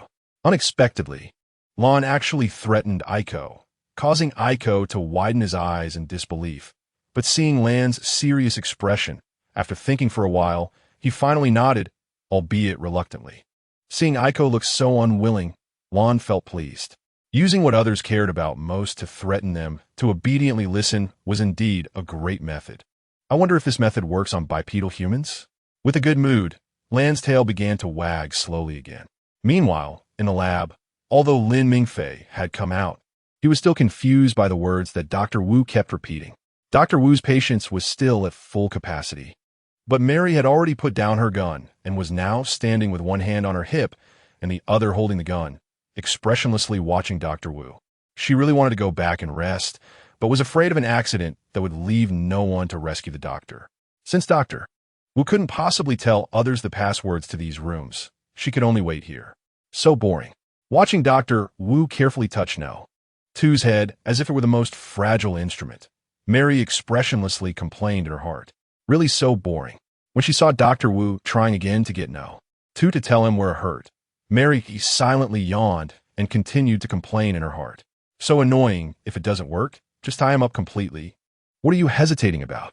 When she saw Dr. Wu being pushed away by number 2's tail, just as he wanted to touch its belly, Mary, who had already shown a cold expression, continued to complain in her heart. But just after she finished complaining, she realized something was off. Why are both the doctor and number 2 looking over here? Did she accidentally say her thoughts out loud? Number 2 is hungry. Oh, it turns out she hadn't said out loud. Maintaining her indifferent expression, Mary directly walked over to the control panel with her gun. When a colleague brought over a bag of meat and snacks, just as Mary was about to take the 2 bags, this researcher suddenly poked his head out from the doorframe, eagerly looking around the room and curiously asking, "What are you doing, doctor?" Suddenly hearing a language she didn't understand, Mary silently looked away, and upon seeing that the doctor was not pressing down on number 2, she couldn't help but show an expression of frustration. "Hurry up and hold him down. Doctor, aren't you afraid number 2 will run away?" While thinking this, Mary directly pulled her colleague, who was peeking in the doorway, inside. As soon as he stepped in, she locked the door again. Asked number 2 where it hurts. While kneeling in place, Dr. Wu gently and patiently spoke, looking down at number 2, who was yawning. When he saw number 2 stand up and jog over to him, hiding by his leg, he couldn't help but reach out to pet the curled up number 2's head. Being so reliant on number 2 made Dr. Wu quite pleased, as a variety of ways to engage number 2 in conversation were constantly appearing and being crossed off in his mind. Meanwhile, the researcher, who was suddenly answered by the doctor in a tone completely different from his usual indifference, lost all ability to manage his expression. Much like someone who suddenly discovers that their usually rational and calm friend has fallen head over heels in love and is naively deceived by emotions, questioning life itself. Although his relationship with the doctor hadn't reached that level yet, the feeling was quite similar. Why ask where it hurts? After a few seconds of finally regaining his composure, the researcher incredulously asked, but just as he wanted to lean in, Mary immediately grabbed the back of his collar, preventing him from getting closer. "Can't you let me take it easy? You're not wearing any protective gear. Why are you trying to get closer?" Mary's thoughts were clearly written on her face. But unfortunately, no one paying attention to her expression. Only Lin Mingfei, who was quietly retreating because the researcher approached without protection, nodded in agreement after seeing Mary's expression. "Exactly. Why do these scientists have such a lack of awareness of danger? Honestly, whether they have protective gear or not, they should maintain an attitude of look, but don't touch. However, it seemed that this researcher had mentioned pain. Could it be that Dr. Wu was asking him about this all along? This way, it could be tied more accurately, benefiting recovery. Suddenly realizing that the doctor was also speaking in an incomprehensible language, Mary thought, forget it, I never intended to join their conversation anyway. If I can't understand, then I can't. Dr. Wu, unconsciously speaking in Mandarin, didn't notice anything unusual, and the researcher, who could understand Dr. Wu's accurate Mandarin, also didn't notice anything off. Plus, since Mary didn't want to join the conversation at all, only Lin Mingfei, who could finally understand their dialogue, immediately raised his head. Wanted to know what the doctor was up to not long ago. As the researcher asked about number 2's situation and unconsciously began to talk more and gradually change positions. Dr. Wu carefully picked up number 2, who had placed its paws on his legs, and gently placed it on his lap. The researcher had long squatted on the ground, listening intently as Dr. Wu shared what he saw from the surveillance. Although what the doctor said seemed quite ordinary at first, just about when number 2 went where and how much meat it ate today, he couldn't help but be captivated by the fact that it was the first time he had heard the doctor speak so kindly. Moreover, an inexplicable sixth sense kept reminding him not to interrupt the doctor at this moment, or he would definitely face retaliation. Otherwise, he would have slipped away long ago. In the corner, Mary had completely lost her expression. Ever since Dr. Wu answered that he was asking number 2 where it hurt, she hadn't understood a single word of their conversation. But watching number 2 slowly wagging its tail, seemingly understanding the dialogue between her superior and colleagues, Mary couldn't help but silently sigh. See, this is adults for you. Once they start talking about something they're interested in, they forget about the hungry child beside them. With that thought, a hint of mild dissatisfaction crept into Mary's gaze towards Dr. Wu. Even if number 2 had a single rib fracture, and since there was no obvious displacement at the fracture site, it would be fine even without bandaging, but since he brought all the bandages over, he shouldn't keep asking where it hurts. Just wrap it up already. Don't ask number 2 where it hurts anymore. Just bind it all up. Or are you using this method to help number 2 feel relaxed to cooperate with your actions? Although she felt that number 2 had already cooperated enough, and doing all this was completely unnecessary. The consequence of her brief distraction was that the researcher, while Mary wasn't paying attention, swiftly dashed over using all 4 limbs. When Mary tried to grab the other person's hand, she barely touched the hem of their clothes. Good boy, come give me a kiss. Thanks to his excellent dynamic vision. The moment this young scientist approached, Lin Mingfei immediately crawled off Dr. Wu's lap. However, as soon as he moved, Dr. Wu, fearing that number 2's actions might affect its recovery, reached out to stop him. Thus, Lin Mingfei had to settle for second best, biting Dr. Wu's white coat and enveloping himself in it. Suddenly approached by number 2 at a closer distance, Dr. Wu silently pulled up his coat to cover number 2 completely. And when a subordinate approached with the voice of a stone goddess, Dr. Wu unhesitatingly reached out to half-block this monster. No, just a little. The researcher excitedly whispered, looking sneakily at number 2's exposed tail, while Dr. Wu immediately nonchalantly wrapped up number 2's little tail as well. No way. Although I don't know what you guys are talking about, can you finish up a bit faster? Or do I have to call my junior sister over for you to be happy? Originally wanting to pull her colleague back, Mary, upon realizing that Dr. Wu was consciously holding on to number 2 to prevent it from leaving, decided not to go up and retrieve the researcher, to avoid causing number 2 to become stressed and potentially harm them. But not going over didn't affect Mary's heart, which was now exhausted to the limit. So, are you going to bandage it or not? Can you stop chatting like those parents who are gossiping about their kids? Oh right, the meat was still in her hands. It made her even more tired. While continuing to talk about number 2's amusing stories, Dr. Wu, completely unaware of what Mary was thinking at that moment, and Lin Mingfei, who had long stopped feeling pain, remained unhurried. The researcher only knew a part of the events and was unaware of the bigger picture. Thus, a world where only Mary was injured was effortlessly realized. Chapter 80, Wearing Gloves, Infinite Loop. After being reminded by Mary, although Dr. Wu still wanted to continue sharing number 2's growth experiences with his subordinates. Considering Mary's abilities were quite good, he could save some tasks with her in the lab. Therefore, Dr. Wu reluctantly nodded in agreement. Seeing that she would soon be able to return to rest, Mary immediately sighed in relief, while the researcher let out a regretful sigh, prompting Mary to look at him with a strange gaze. "So what were you two talking about just now? Why are you so reluctant apart?" With that thought, Mary directly placed both bags on the ground and pushed them over, while Dr. Wu, who caught both bags with one hand without looking back, suddenly stopped his motion when he was about to take out some snacks. Glancing at the full-hand gloves made of the same material as the puncture-proof suit, and then at the handmade snacks tied in a plastic bag with a dead knot, which were vacuum-packed, Dr. Wu fell into contemplation. The full set of protective gear used in the lab was a simplified version of the batch that the asset department was currently using, due to the lab's special nature, which required wearing a white coat inside. These protective gears were not heavy, and the upper and lower body protective suits were dismantled at the joints, 2 centimeters above and below from the original complete set of protective gear. The protective gear on the arms and legs consists of separate forearm, upper arm, calf, and thigh pieces that do not interfere with each other. Although the neck guard is made of hard material, it allows for slight downward movement.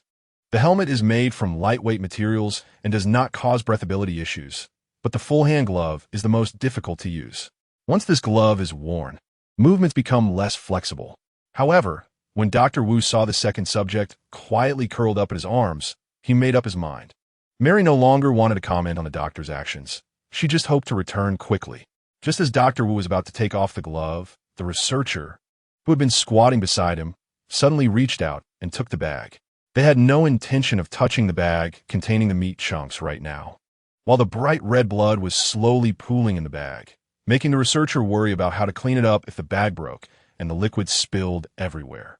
After tearing open the knotted plastic bag, the researcher bent down to focus on tearing open the vacuum-sealed bag. When the first bag of handmade snacks made from cooked beef by the logistics department was finally taken out, the researcher bypassed Dr. Wu and directly handed the jerky to the second subject, who had already rested its paws on the doctor's forearm and poked its head out. Now, looking gently at the second subject, Dr. Wu quietly withdrew his hand and watched the researcher without speaking. The latter, completely unconcerned about the doctor's gaze behind the goggles, saw that the second subject showed no reaction and continued to quietly look at him, smiling as he pushed the snack a little closer. Still, Lin Mingfei, who hadn't yet put on his protective gear, quietly shrank back again. It was only when Dr. Wu took the snack from the researcher and brought it to the second subject's mouth that Lin Mingfei bit down while looking at the scientist, who still had to put anything on. Wasn't this behavior obvious enough? With this thought, Lin Mingfei turned his head again to avoid the snack being offered, but he accepted the food being fed by Dr. Wu, which pleased the doctor. "Why can't I feed him?" The researcher, still squatting on the ground, murmured to the second subject, and just as he reached out his hand, the second subject immediately focused its gaze on his hand. Whenever he showed any sign of wanting to touch it, the second subject would quickly turn its head away to avoid being touched. Why is this happening? The researcher couldn't help but murmur again, his gaze towards the second subject shifting from confusion to questioning life itself, completely unaware that Dr. Wu was silently admiring the second subject's vigilance, knowing not to let strangers touch it. After the second subject started to refuse the snacks being offered to its mouth, Dr. Wu was not annoyed.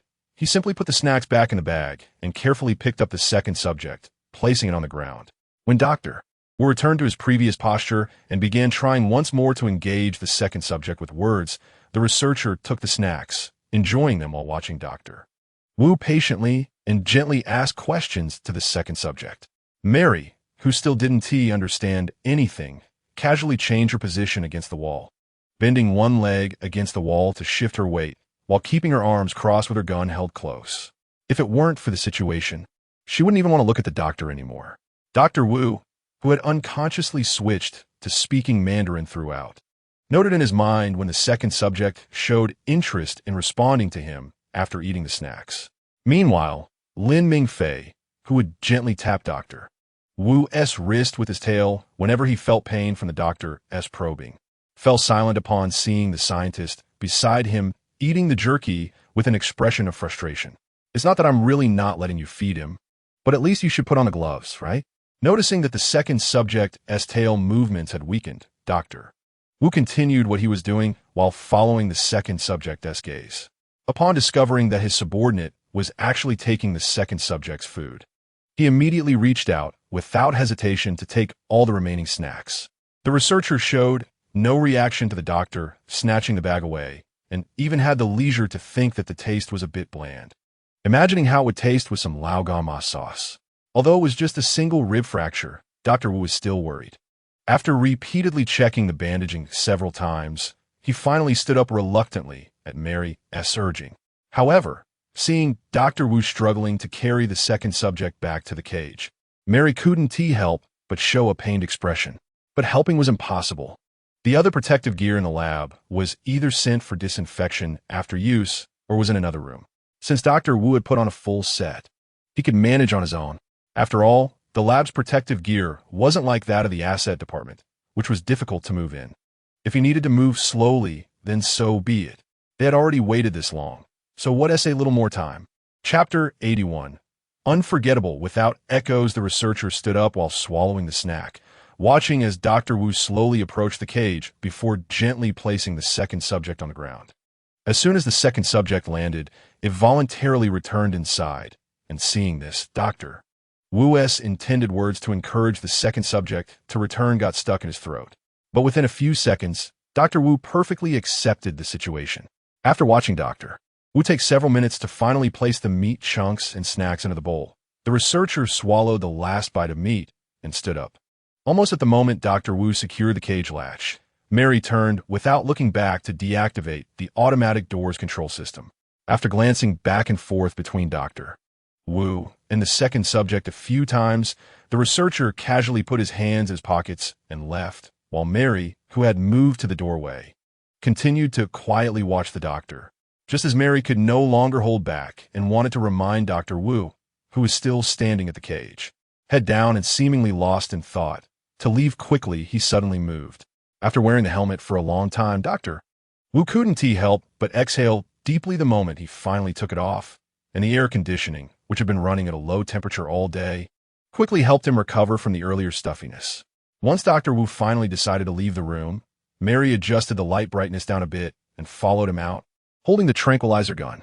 The automatic door slowly closed behind them, and Dr. Wu's steps gradually slowed as the door closed.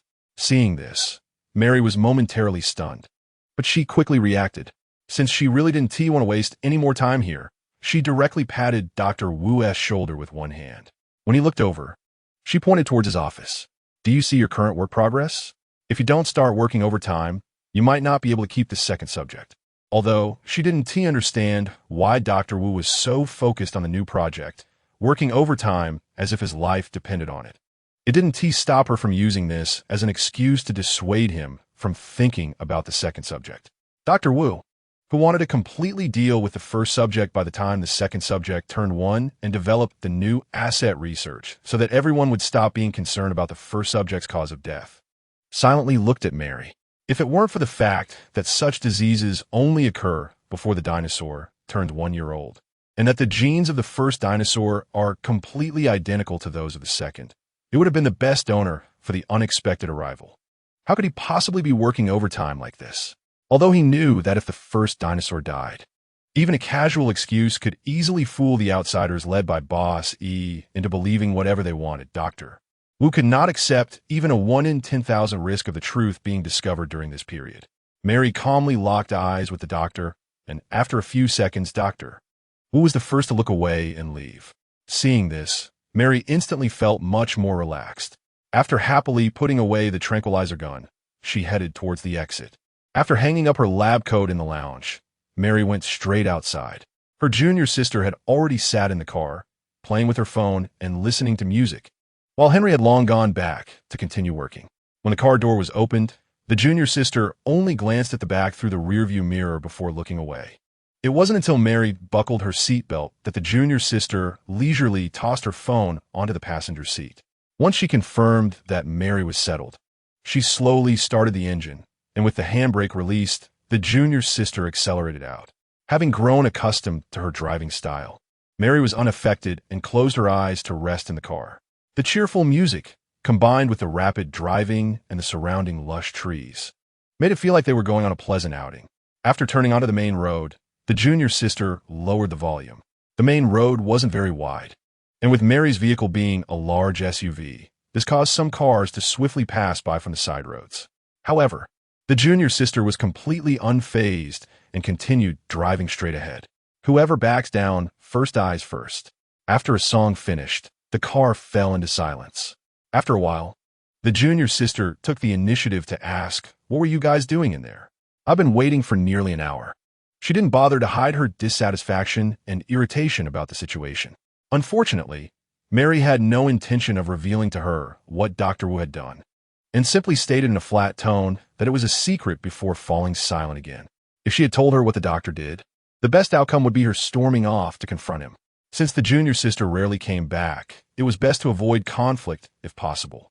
Oh, receiving this unexpected answer, the junior sister's tone immediately softened.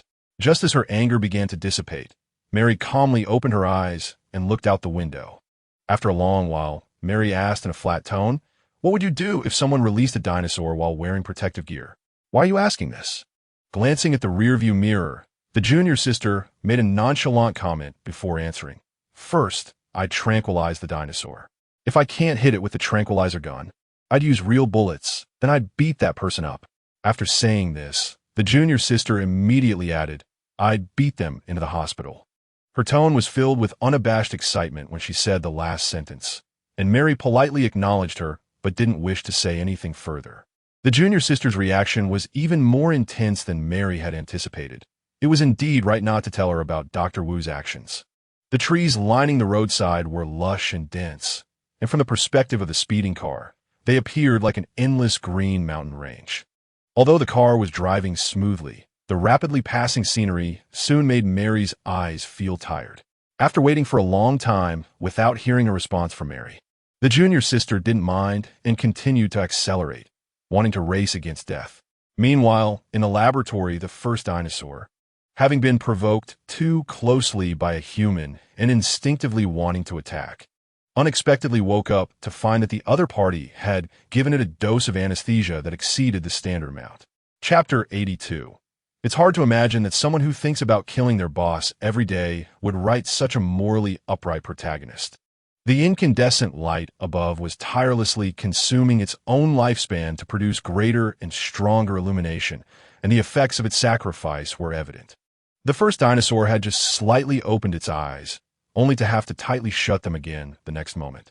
With its intelligence, it couldn't yet associate this scene with the childish revenge of humans. But that didn't prevent the first dinosaur from attributing any unpleasant occurrences it encountered to humans and the second dinosaur equally. Such a fair and just dinosaur. Who wouldn't praise it as a noble creature? Everything it did had a deeper meaning, to tell the world that anyone who intended to control it or thought they could change it should not only not attempt it, but even not think about it. However, no living being could comprehend the first dinosaur's good intentions.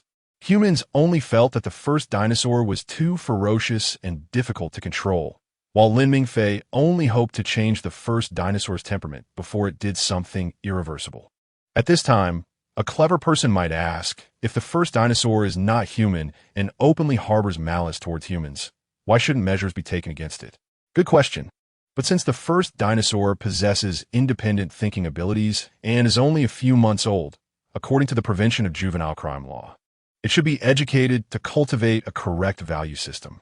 However, this law is not rigid. For minors with serious misbehavior, appropriate corrective measures can be taken to help them correct their mistakes. The actions of the first dinosaur towards Lin Mingfei previously coincided perfectly with the latter. Although it's unclear at what age a dinosaur is considered an adult, Lin Mingfei still treated the first dinosaur according to the laws of Wagua. Unfortunately, the first dinosaur did not understand Lin Mingfei's good intentions. If it were now a fully civilly capable person over 18, it would certainly not be lively and energetic, still having the energy to think about how to kill all living beings except itself. The first dinosaur, who had not eaten until now, was already feeling hungry, and the delayed food made it start contemplating some unfriendly ideas towards other living beings. The iron lock on the cage, after being brought to this remote room, not only did not decrease, but was added with several more for good measure. However, the first dinosaur's reaction was nothing but disdain. It had seen how humans opened this thing before. As long as they poked a long, thin object inside and turned it, the lock would open. Its sharp, elongated claws gave it the confidence that when Henry brought food to the room, the first thing he would see would be several medium-sized locks that had fallen to the ground.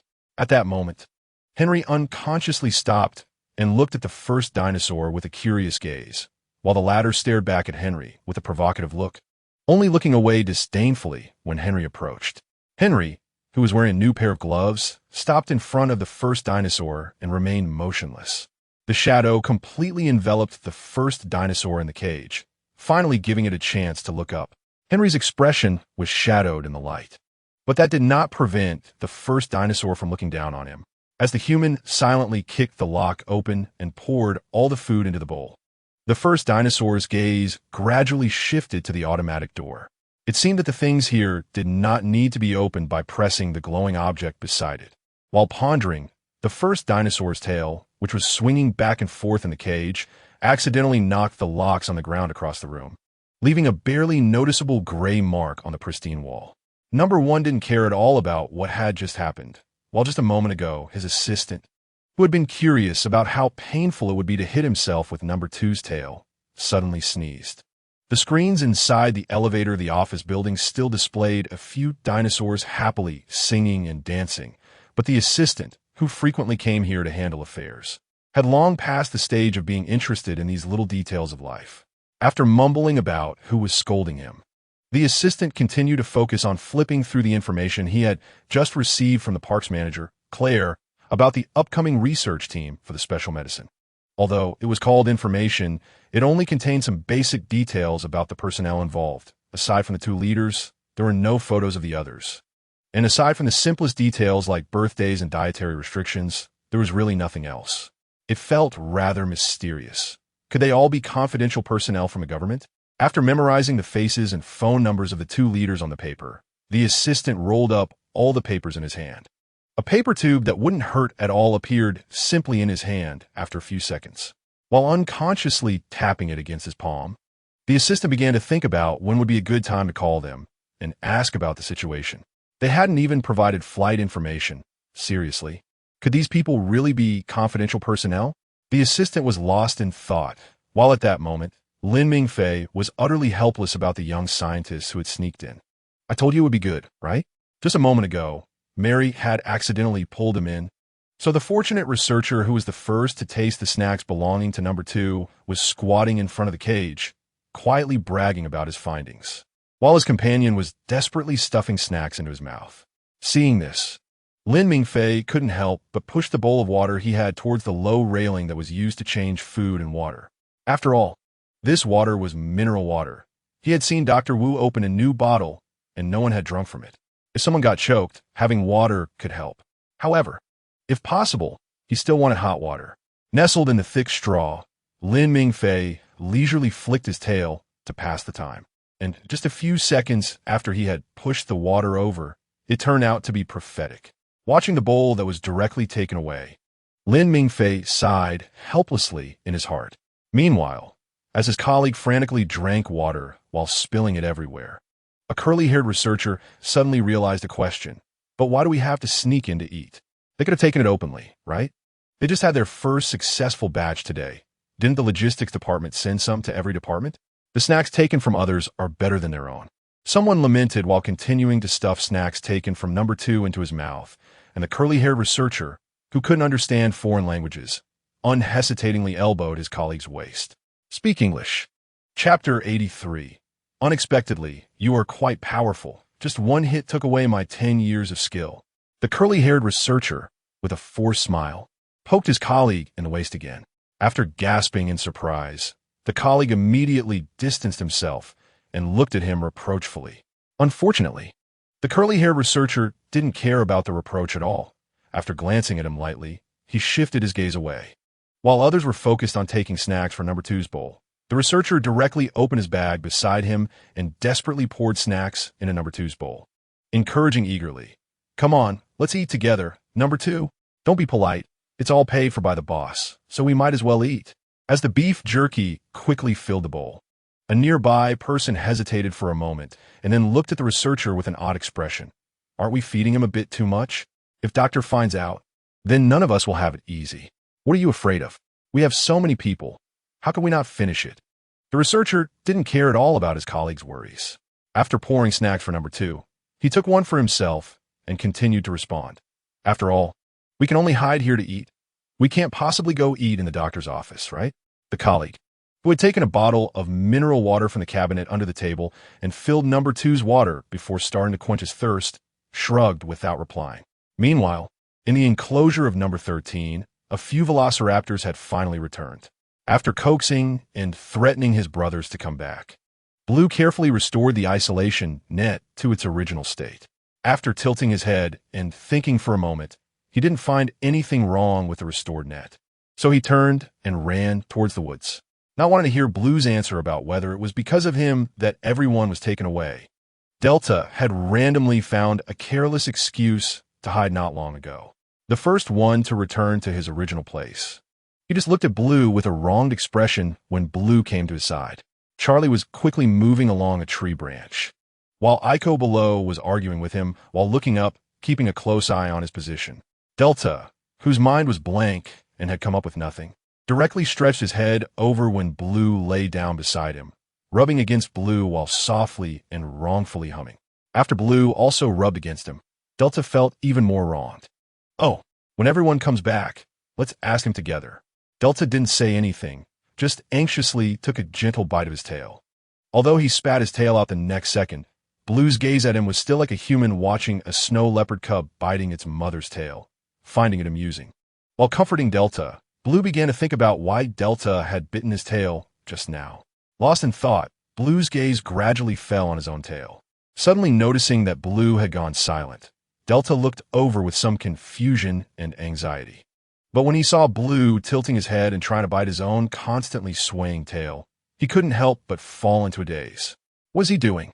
Maintaining a mindset of not understanding but believing there must be a reason for Blue's actions, Delta remained silent and quietly watched Blue struggle to catch and bite his tail. As he watched, Delta inexplicably became fascinated, and his earlier anxiety dissipated like smoke. Everyone now seemed to have something to do, but at this moment, Owen was wandering around Jurassic Park almost aimlessly. Although the supervisor had given him the map, employee handbook, and dormitory keys.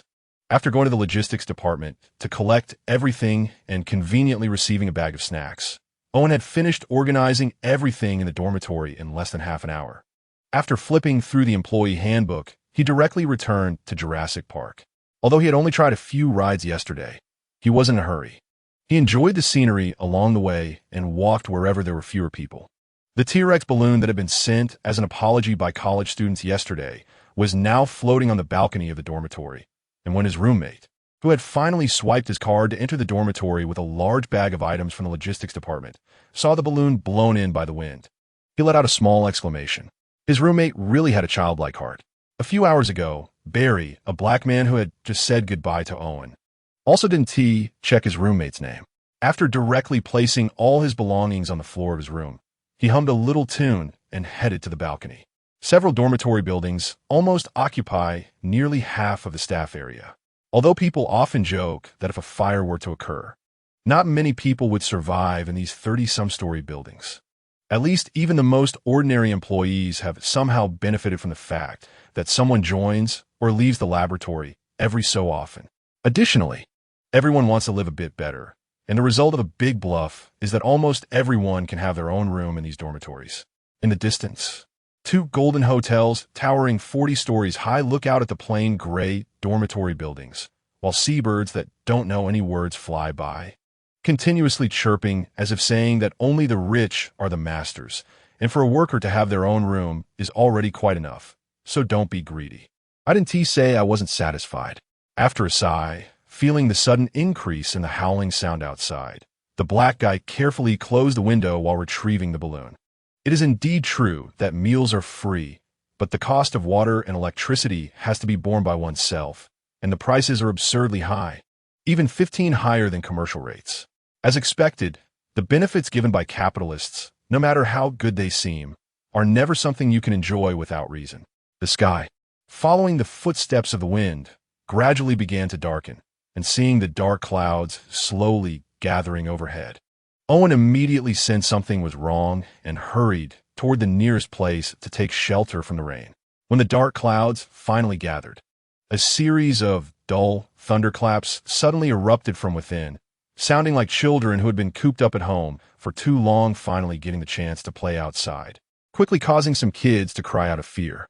Owen helplessly glanced at a child being held by a running parent, loudly crying, and he just started to wonder why there were no raincoats or umbrellas for sale here.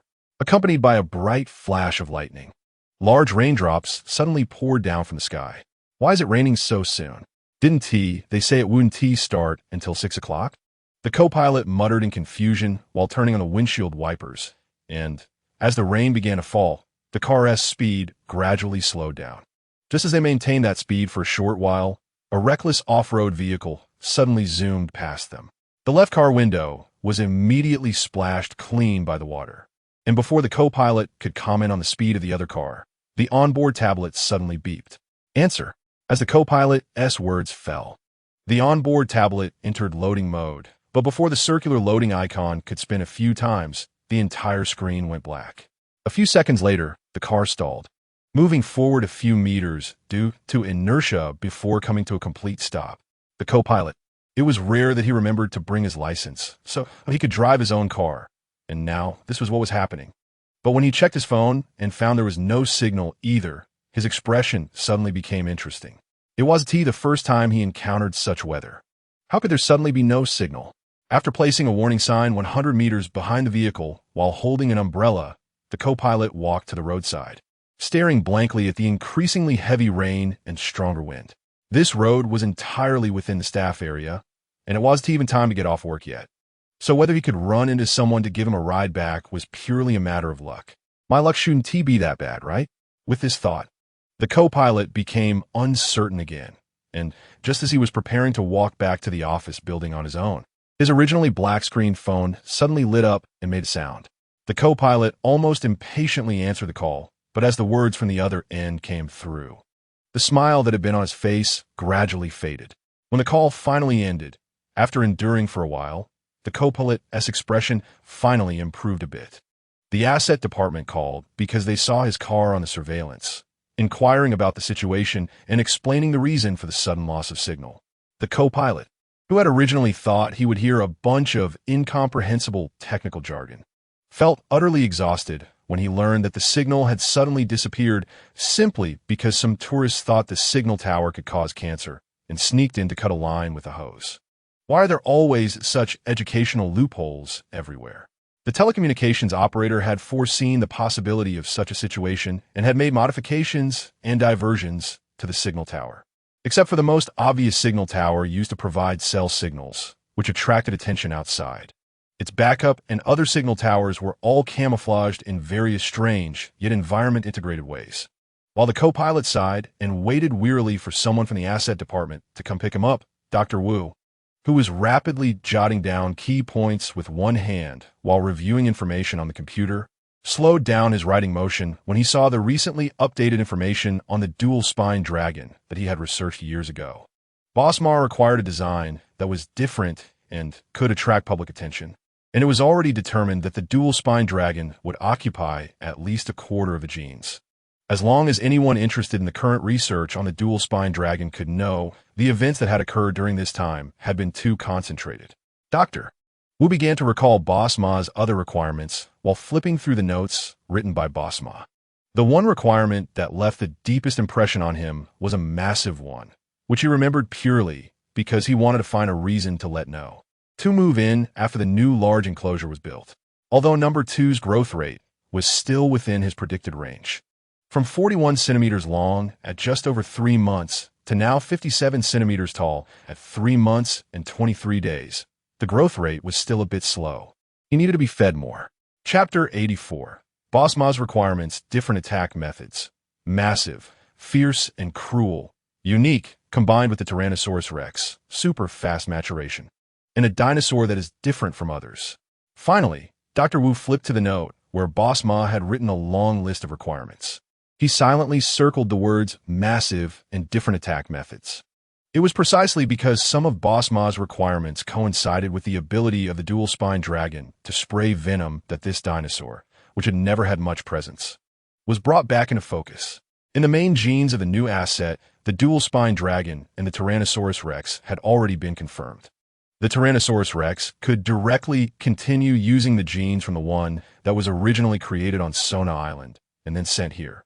Although that Tyrannosaurus rex was not large, it was impressive, and it was the only carnivorous dinosaur sent from Sona Island. Although the dinosaurs on Sona Island were created during a time when technology was not mature enough, resulting in all female dinosaurs having the ability to automatically change sex. This Tyrannosaurus rex did not change its sex despite having similar kinds on the island, and it even had no offspring, since it showed no interest in reproduction. It would be much safer to directly delete the frog genes from its genetic basis and replace them, rather than using genes from other T-Rex specimens that the junior sister collected on Sona Island. Different species of dinosaurs have distinct genes, which is why it is time-consuming and labor-intensive to develop new genetically modified hybrid dinosaurs, as it is impossible to directly copy and paste parts of the T-Rex genes used in creating specimen number 2 onto the new dinosaur. Dr. Wood already figured out how to research the attack methods. And just as he stood up to verify his ideas in the laboratory, there was a sudden knock at the office door. The moment after the knock, Henry cautiously opened a crack and quietly asked, "Doctor, do you know where the assistant went? I just tried calling him outside, but I couldn't get through." "The office building," Henry said, and was about to close the door when the doctor suddenly called out to him, "Go check on specimen number 2. If anyone is there, have them all go back to work." "Understood." When the assistant finally returned to the laboratory in the asset department's vehicle, the sky was already dark, with lightning occasionally illuminating the sky, and heavy rain continued to pour down from above. Henry, who had been waiting for him in the lounge, silently handed over the white coat. While the assistant thanked him and put it on, Henry, somewhat irritated, voiced the reason he had been looking for the assistant. "Specimen no. 1 flipped the cage over. Every time I just clean the floor, it starts causing trouble again. We can't just leave it without water. Is there anything we can use to hang the cage?" Upon hearing this, the assistant asked another question after a brief moment of thought. "Besides the cage, has anything else happened?" "The locks kept falling off, but after I replaced them with new ones, it hasn't happened again." Henry was puzzled. After all, he had tried the keys on the locks that had fallen, and they all seemed fine. Why did they suddenly unlock and fall off? Moreover, specimen no. One had scattered those locks to other places. It seemed better to switch back to the smaller cage. It might be a problem with the springs inside. They're old and can be unreliable. Henry nodded, accepting this explanation, and since such inexpensive items didn't need to be sent to the logistics department for repairs, they could just be thrown away and replaced with new ones. "All right, I'll handle the cage issue. You go take a break. Are you working overtime today? If not, remind me at 8 o'clock. I need to call that team to check on the situation." "Okay." When the assistant arrived at specimen number 1's room, specimen number 1, which had been staring at the door, immediately shifted its gaze to the human. Its tail was held high and swayed leisurely, but as the assistant approached specimen no, 1 let out a threatening sound from deep in its throat. The number of locks on the cage was increasing rather than decreasing, but for specimen number 1, opening all those locks had lost its meaning, since it could open both large and small locks. And the foolish humans became increasingly nervous each time they saw a lock opened. Continuing to do so would certainly alert the humans.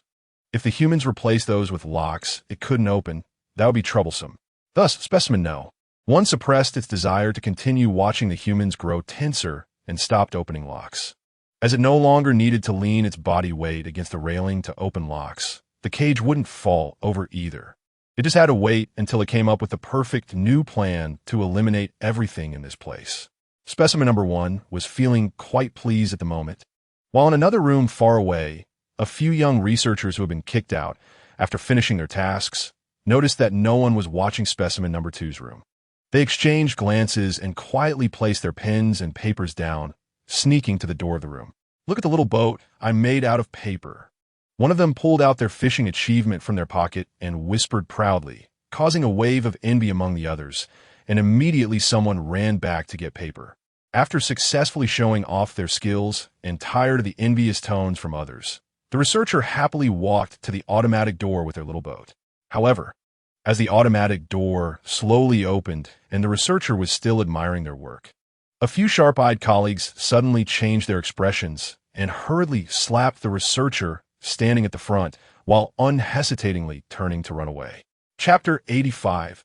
New Toys. The researcher, still looking down at the little boat in their hands, had no idea that their colleagues were warning them to run. After being tapped, they thought their colleagues were telling them the door was open and urging them to go in quickly. Got it. The researcher replied in a very perfunctory tone while keeping their head down and walked in. Their colleagues, who had already run far away, showed expressions of disappointment. But if they had to speak up to remind them, they definitely wouldn't dare. They could only stand there and lower their voices to desperately call out the researcher's name, hoping that the researcher would look up to see who was inside and hurry away. The hope in their colleagues' hearts vanished like a popped bubble when they saw the researcher cheerfully walking into the room without looking up. After silently mourning for a second for the researcher, they ran to find the assistant. After the assistant replaced specimen number 1's room with one that had fixed walls, he quickly found a chain to secure both railings on the wall side of specimen number 1's cage to hooks. Just as he was satisfied with his success, the door suddenly opened automatically. Meanwhile, the researcher, who had unknowingly walked into the room for quite a while, finally realized that there was no sound from their colleagues. Although feeling a bit puzzled, they didn't pay much attention to it. After glancing around and noticing that no one was beside them, the researcher turned to look at specimen number 2 and smiled, wanting to share their work, only to suddenly see Dr. Wu standing in front of the cage. The smile on the researcher's face froze in an instant, while Dr. Wu, who had merely come to check if there was enough water for specimen number 2, looked coldly at his visibly guilty subordinate. Doctor, I just came to bring something for specimen number 2 to pass the time." The researcher stammered, looking down and unable to continue looking at Dr. Wu, their tone growing less certain, as if they didn't even know why they were there, which only made Dr. Wu's expression more indifferent. After struggling to finish speaking and awkwardly finding a somewhat acceptable reason, the researcher took a big step forward. In a hurry, as if discarding something shameful, they placed the crumpled little boat onto the cage, then immediately turned around, saying goodbye in a stiff manner while quickly leaving the room. Only after the subordinate left the room did Dr. Wu finally shift his gaze to the little boat above the cage. Number 2 was sitting below the small boat, curiously watching it, causing Dr. Wu's gaze to soften slightly, as Dr. Wu thought to himself that this reason was too flimsy to even fool Boss Ma. He picked up the small boat, confirmed that there was nothing on the surface, and then bent down to place the small boat back onto the cage. When he saw number 2 still quietly gazing up at the boat after it was placed back, Dr. Wu couldn't help but smile silently. "Go ahead and play." It was rare for Lin Mingfei to understand a complete sentence, so he silently reached out to take the small boat down, while Dr. Wu quietly squatted down, watching as number 2 picked up the small boat with its claws and placed it next to the toys in the corner. Looking at the various shaped toys, Dr. Wu unconsciously recalled that book about weaving that had been placed on the bookshelf, which was purchased by someone unknown and occasionally disappeared for a few days before reappearing. Dr. Wu couldn't help but ponder who had the time to learn weaving, but no one in the lab had shown any obvious preference for it, resulting in no answers. Although he couldn't find an answer, Dr. Wu didn't really care. After watching number 2 entertain itself with the toys for a while, he returned to work. As the assistant approached the door of number 2's room, he happened to run into Dr. Wu coming out. Seeing that the researcher was not there and Dr. Wu's expression was relatively gentle, he immediately breathed a sigh of relief. Touching the straw doll he had finished preparing on the way back, the assistant brushed past Dr. Wu, and as he entered the room, he noticed that number 2 immediately fixed its gaze on him.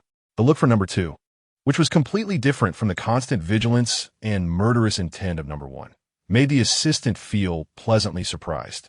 As he approached the cage under number 2's calm and gentle gaze, the assistant knelt down on one knee and gently placed the item from his pocket in front of the cage, saying, "Look, a new toy, made just for you." The assistant's tone was filled with unabashed pride and joy, and even someone who didn't understand English could feel his good mood. After number 2 called out to him in a tone of praise, the assistant's mood brightened even further. Chapter 86. It's just assassination, something I'm good at. Being looked at by number 2 with approving eyes, although the assistant initially felt it should be the other way around, he quickly came to terms with it. When number 2 brought over the straw dinosaur it had made earlier, the assistant's interest was piqued, and he began to enthusiastically talk about his production process. Although Lin Mingfei still couldn't understand what the other person was saying, it didn't stop him from responding appropriately after each of the assistant's sentences. Striving to be a perfect sidekick. In the assistant's ears, number 2 occasionally chimed in with a small comment after he finished a few sentences. And just as he was about to catch his breath and continue speaking, number 2 would call out, but its tone seemed as if it really understood and was responding. This feeling of having a response for every sentence gradually brought a smile to the assistant's voice.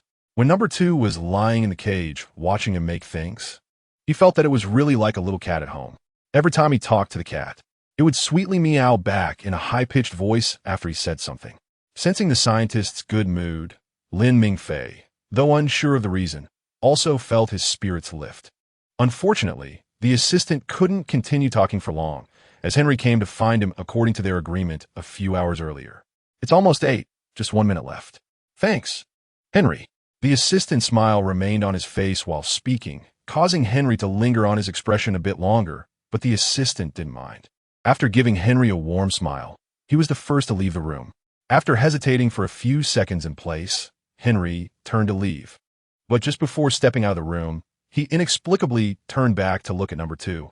Seeing number 2 placing something to the side, he couldn't help but sigh. Withdrawing his gaze and stepping out of the door, he no longer dared to hope that number 1 would someday become as well-behaved as number 2. Now, as long as number 1 could stay put and not cause trouble, he would be grateful. It is said that in the East, if a person kneels before another while holding 3 incense sticks, the person being worshipped must agree to the request made by the kneeling person. If he did the same for number 1, would number 1 stop causing trouble? In a laboratory, it was impossible to perceive anything from the outside.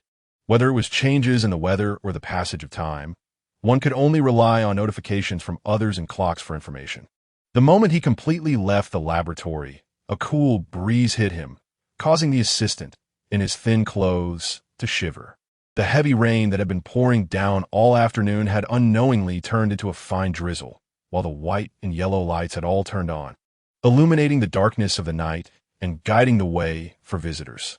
The assistant was already well acquainted with the phone numbers of the 2 leaders of the Chinese team, and after the first call indicated that the line was busy, he couldn't help but lament how well he had timed his call.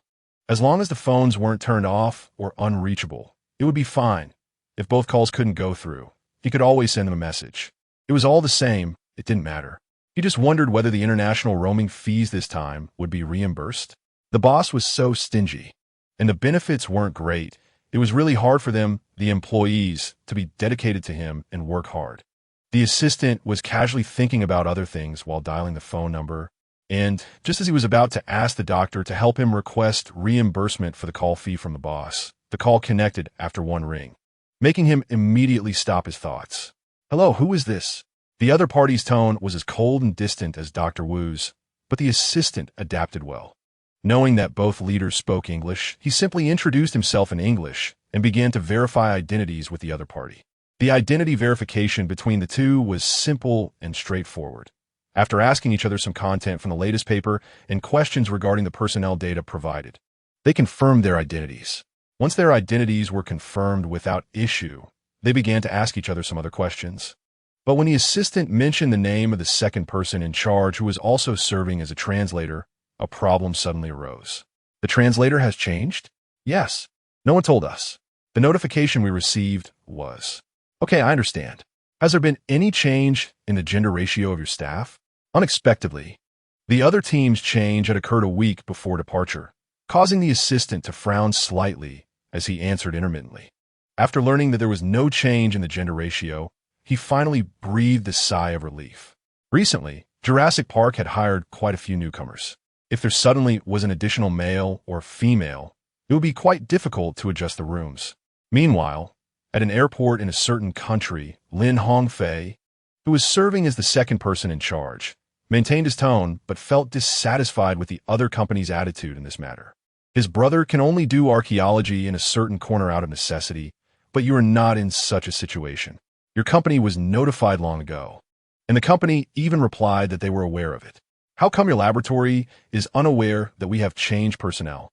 It's not like we're begging to go there to learn. Can your company take this matter a little more seriously and show a better attitude? The person mentioned by the other party is known to him because his name sounds the same as his brother's, so he paid attention to that person's case. He is a researcher in a research team under their subordinates, and since his surname is Lin, he is actually quite famous. Their team this time consists of dozens of people carefully selected from several related research institutions based on the other party's conditions. And the list was actually drafted 6 months before the contract was signed. The fact that a person with little qualification can become the second in charge is entirely because the person sent by his research institution is the most numerous, while the first in charge is the most experienced among everyone. This Lin's surname researcher had just finished a government-sponsored study in the United States, but on the day before returning home. He was unfortunately involved in a car accident and is still in the hospital, so they had to replace him with a candidate. Chapter 87. There's a ghost. Lin Hongfei and his team are currently at the airport preparing to transfer. And when the assistant asks what time their flight is and when they can arrive at the nearest airport to Nuller Island, Lin Hongfei directly refuses to answer the question. Due to confidentiality, I cannot disclose that. I will notify you as soon as we disembark. Okay, I understand. Everything has been prepared on my side, and we will do our best to cooperate with you. After a brief exchange of pleasantries, the call was disconnected, and as soon as the electronic voice appeared, the assistant couldn't help but sigh. His head hurt. How could he encounter all these issues? He can already imagine how the other party would view them after this incident. None of this is related to their laboratory, so please don't attribute the reasons to them. Thinking of this, the assistant felt even more headache. And just as he returned to the darkroom, someone noticed his arrival and called his name directly. The doctor is looking for you in theory room 2. Got it. As he spoke, the assistant looked around and noticed that many people were already gone. Thinking it would be better for him to head home early today while recalling the name mentioned on the phone. When the assistant arrived in the room, Dr. Wu was standing in front of the computer, simulating the sequence with software. Seeing this, the assistant sat down on a chair and propped his chin with one hand, looking idle until Dr. Wu finally moved his gaze away from the screen. The assistant suddenly asked, "Did you need something?" Without lifting his head, Dr. Wu slid a piece of paper that he had prepared earlier closer to him while continuing to work. The assistant had a nonchalant attitude toward this, and after he managed to reach the densely written paper, his curiosity gradually turned into contemplation. After a long while, the assistant finally nodded, folded the paper, put it in his pocket, and promised, "Don't worry, I will take care of these matters for you." After saying this, the assistant briefly summarized what happened on the phone after hesitating for a second, but Dr. Wu, who was seriously looking at the screen, only let out a cold snort and showed no other reaction. Dr. Wu refused to comment on the matter, and the assistant was not surprised by his reaction, given that he usually does not care about anything happening to anyone besides the tasks he assigns. The assistant did not mention which people he would bring to pick up at the airport the next day. Thinking about when his car could be sent back for repairs, the assistant left and outside without an umbrella and unable to find a place to buy one or a raincoat. He finally returned to the dormitory under the manual rain shield. A sudden downpour made it impossible for the park to use staff vehicles to take the wandering tourists to a sheltered place, as most of their vehicles were open-topped. They could only use the few sightseeing buses in the park to repeatedly transport those scattered tourists back to avoid the rain. When can we buy some covered go-karts and off-road vehicles? Didn't they submit that application again? In the control room, a staff member, finally relieved when no new questions came through the many earphones, couldn't help but complain, while his colleague next to him, still communicating with the staff in the park, had no time to respond. When Owen, completely soaked, finally got on the elevator, he couldn't help but silently sigh. In such a big place with so many shops, why can't I find a single store selling umbrellas? In the dormitory, a black guy was sitting in the living room holding a T-Rex balloon, watching a movie. Not only were the curtains tightly drawn, but even the lights were completely turned off, leaving the room dark except for the light from the TV. As the horror movie approached its climax, the grip on the dinosaur's claw tightened unconsciously, and he leaned forward, causing the T-Rex to occasionally thump its chest with its other claw. On screen, the murderer had found the female lead's house and forcefully turned the doorknob down. The next second, the unlocked door, which had been forgotten to be locked in fear, was easily pushed open, accompanied by the creaking sound as the door slowly opened. And the black guy's breathing became tense. Wow.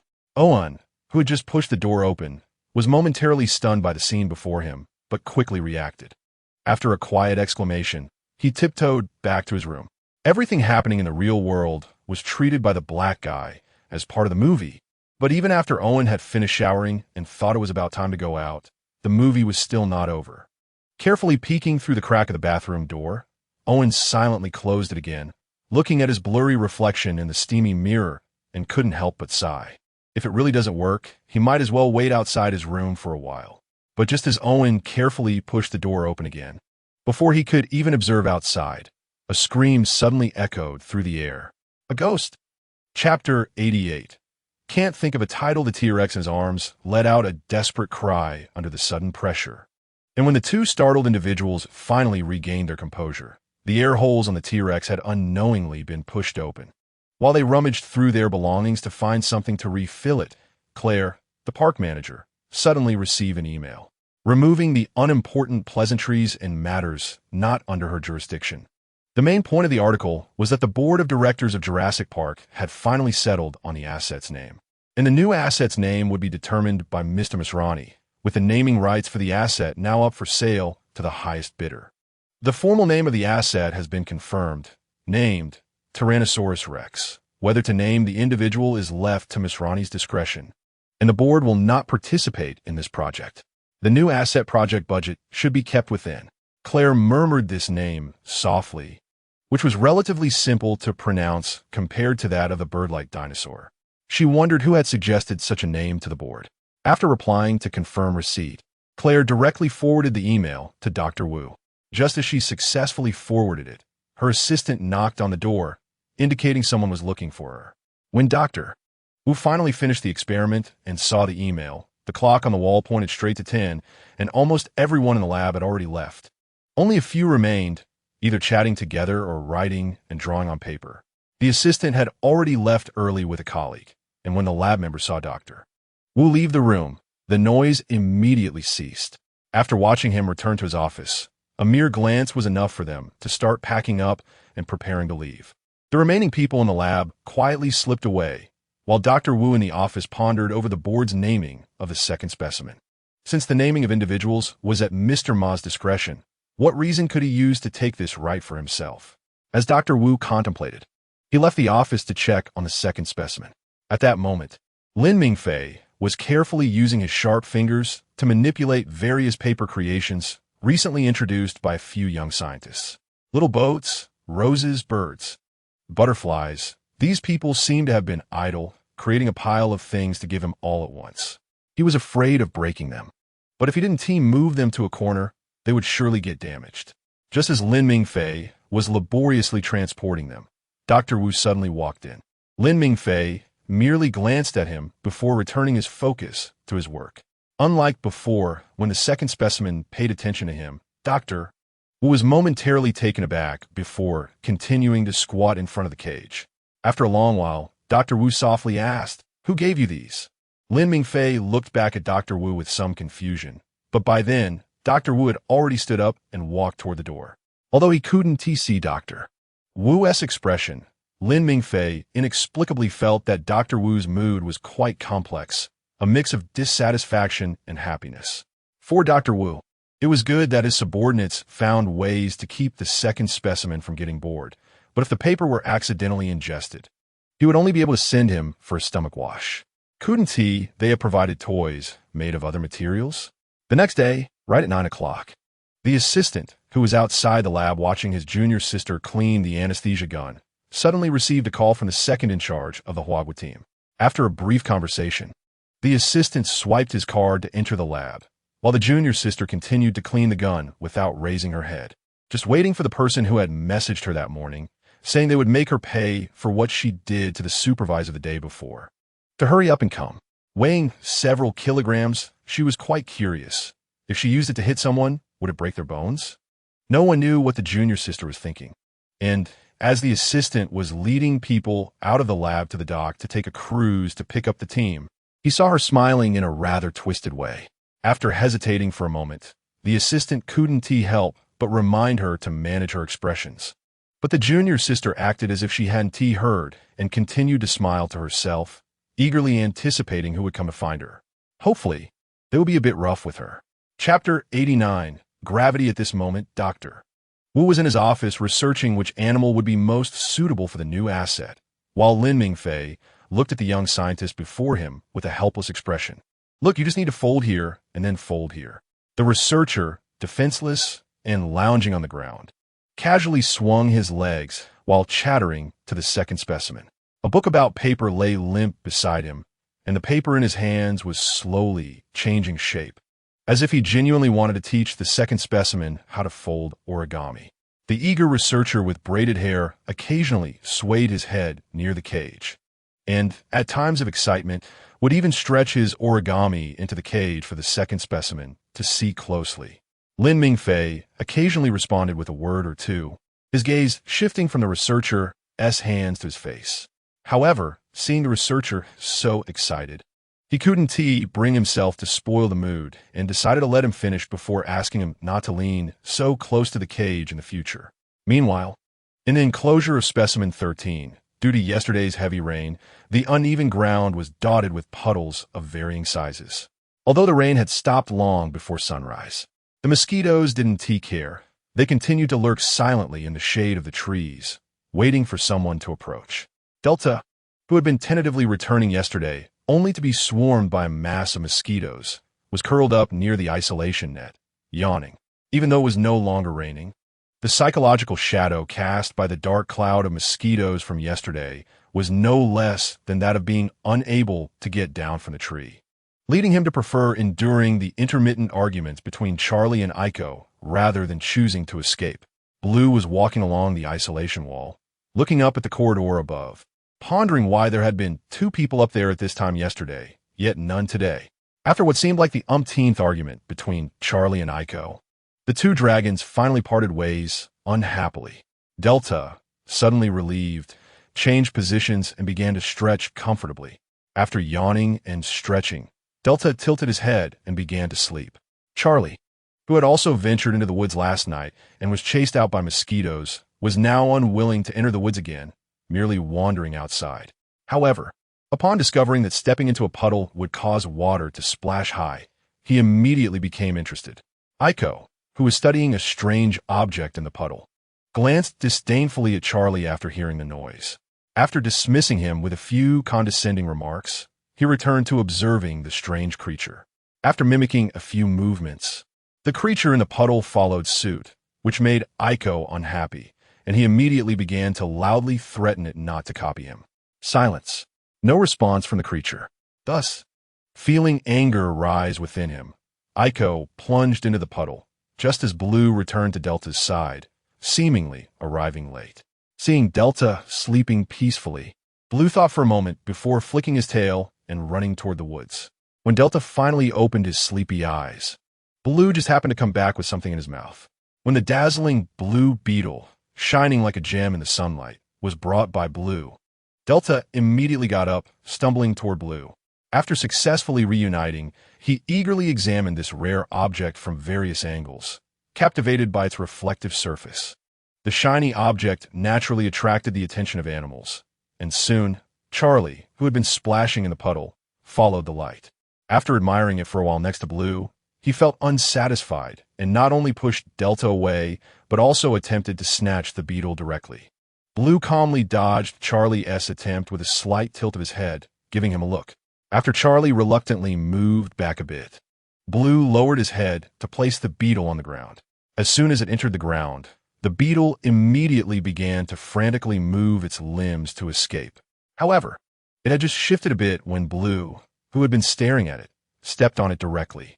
Blue finally released the beetle when Delta returned, but the still lively beetle had just gained its freedom, only to be stepped on again by Delta the next second. Charlie, who had been watched closely by Blue, dared not express his anger. It wasn't until Blue brought him a beetle of the same color that he finally became happy. Charlie, holding the new beetle, took it to the puddle to play, while Delta lay on the ground, contentedly playing with the beetle with his paws. Seeing that he had nothing to do, Blue quietly approached the isolation net to observe the area on the other side. His tail tip gently slid on the ground, and no matter how much Blue thought, he couldn't figure out why the big fellow was taken away and what the two-legged people would do with it. Would the two-legged people treat the big fellow the same way they treated them?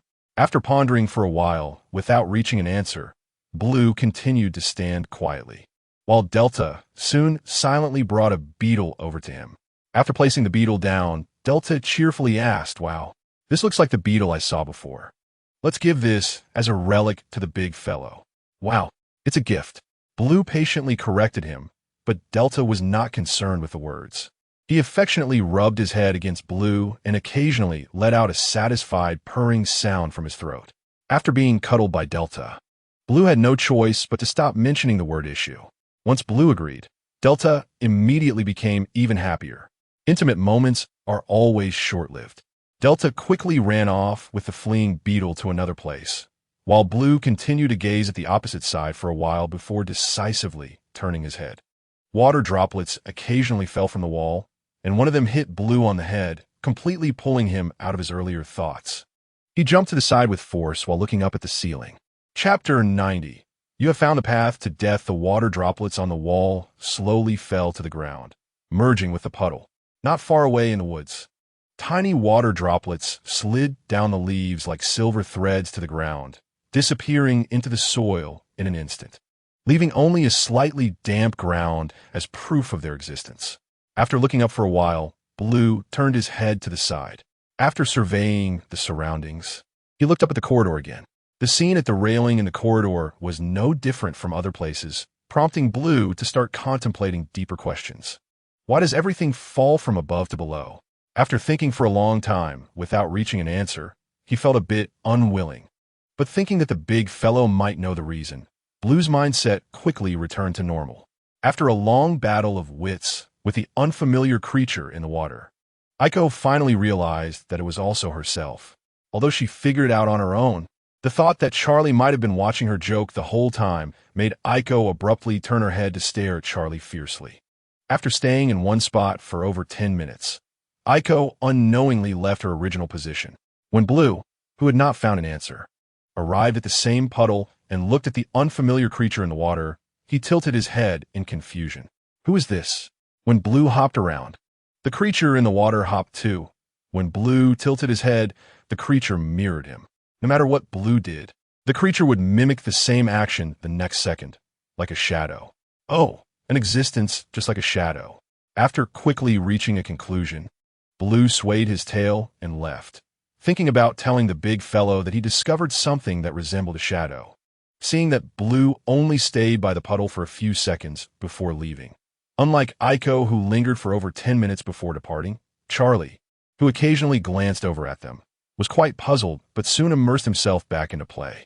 Meanwhile, after hitching a ride to the 13th enclosure, Owen, who had spent the whole night discussing how to inflate the T-Rex, yawned and headed to the security room as per the instructions from last night's text message.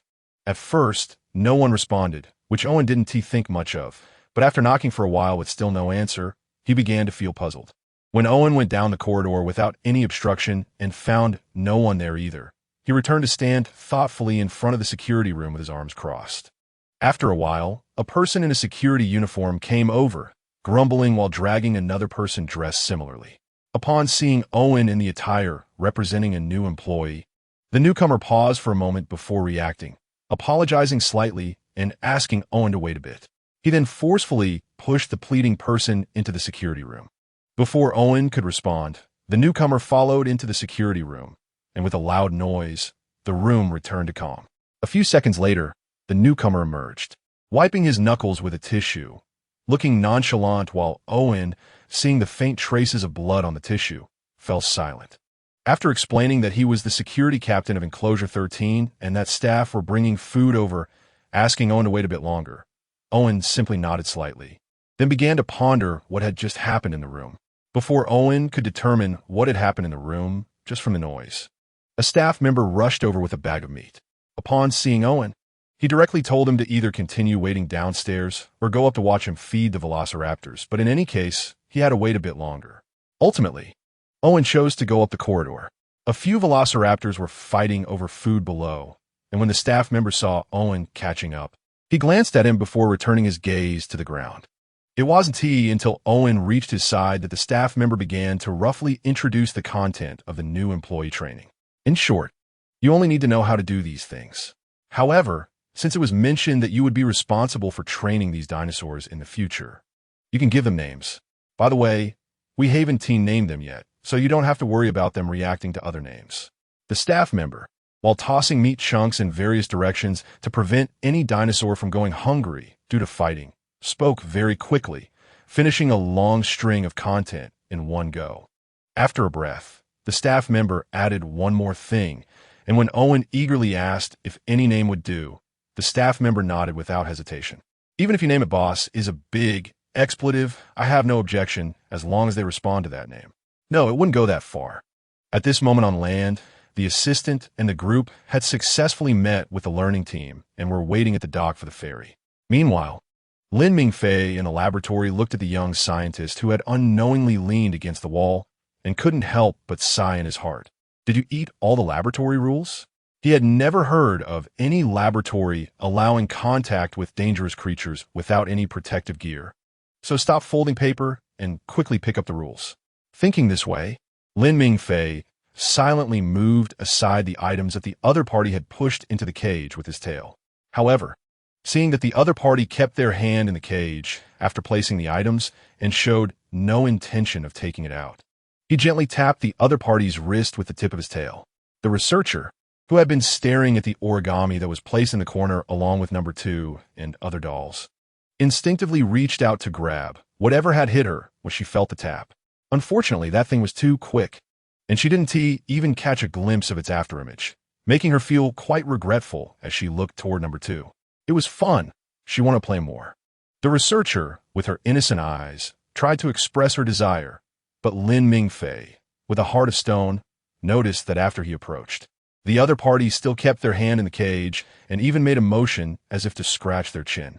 Lin Mingfei not only tilted his head to avoid the hand that reached out, but also unhesitatingly pushed it away with his tail again. When Dr. Wu came to see number 2, he found his subordinate desperately bothering number 2, while his little deer could only run around in that small cage to avoid the other party. Chapter 91. Random title name, Why Are You Not Working and Instead Disturbing Number 2's Rest? Dr. Wu questioned coldly, looking at the innocent-faced researcher.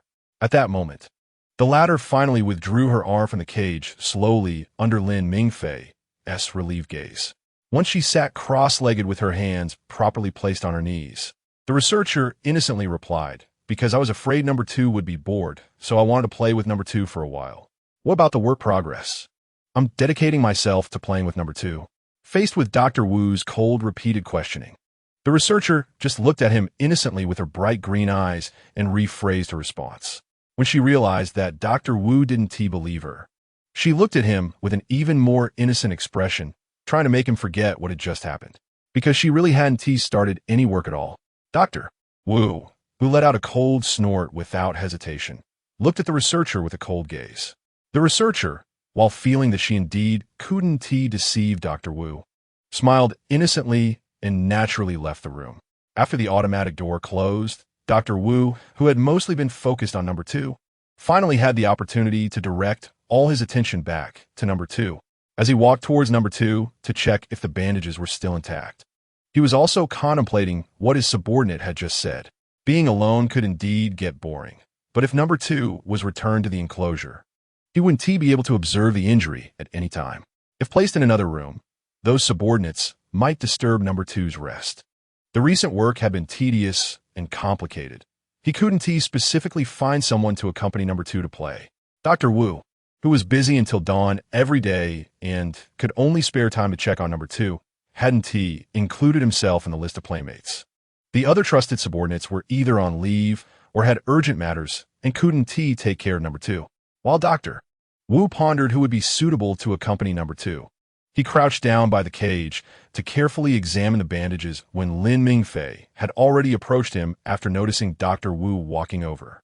Thinking that the other party was there to check the bandaging, Lin Mingfei understood he had guessed correctly when he saw Dr. Wu's gaze fixed on the bandages. He immediately changed his position to make it easier for Dr. Wu to observe. Dr. Wu, who thought his subordinate was sensible enough not to move the bandages, immediately noticed when number 2 made a move. Watching number 2 lean involuntarily, Dr. Wu's originally cold expression softened considerably. However, just as Dr. Wu was about to ask number 2 to come closer so he could check the rib situation, the automatic door suddenly opened. Before Dr. Wu could turn around to see who was interrupting his interaction with number 2, Mary's voice came in first. The assistant and that team are about to arrive at the lab. Interrupted, Dr. Wu's hand froze a few centimeters before the cage. Unable to move, Mary, after calmly notifying him, left directly, leaving Dr. Wu to weigh the two parties on a scale in his mind. Lin Mingfei, who understood the key words in the scientist's sentence at the door, saw Dr. Wu deep in thought and, although he didn't understand what he was thinking about, still gently urged to roar. The guests are more important. Hurry to them. After advising, Lin Mingfei, fearing that the other party wouldn't understand, looked towards the door. His gaze constantly shifting between Dr. Wu and the automatic door, worried that the other party wouldn't grasp what he was trying to express. Dr. Wu, who couldn't understand dinosaur language, but noticed that number 2 was persuading him, glanced at number 2 without speaking. Lin Mingfei, seeing Dr. Wu's expression of "I understand, but I'll pretend I don't," couldn't help but feel a bit helpless. Just when Dr. Wu put on his gloves and was about to check on number 2, the automatic door opened again. His cold-faced junior sister entered, glancing at the doctor and then at number 2, unable to hold back a click of her tongue. However, she restrained herself until the doctor finished the examination before somewhat impatiently asking, "They're almost at the door.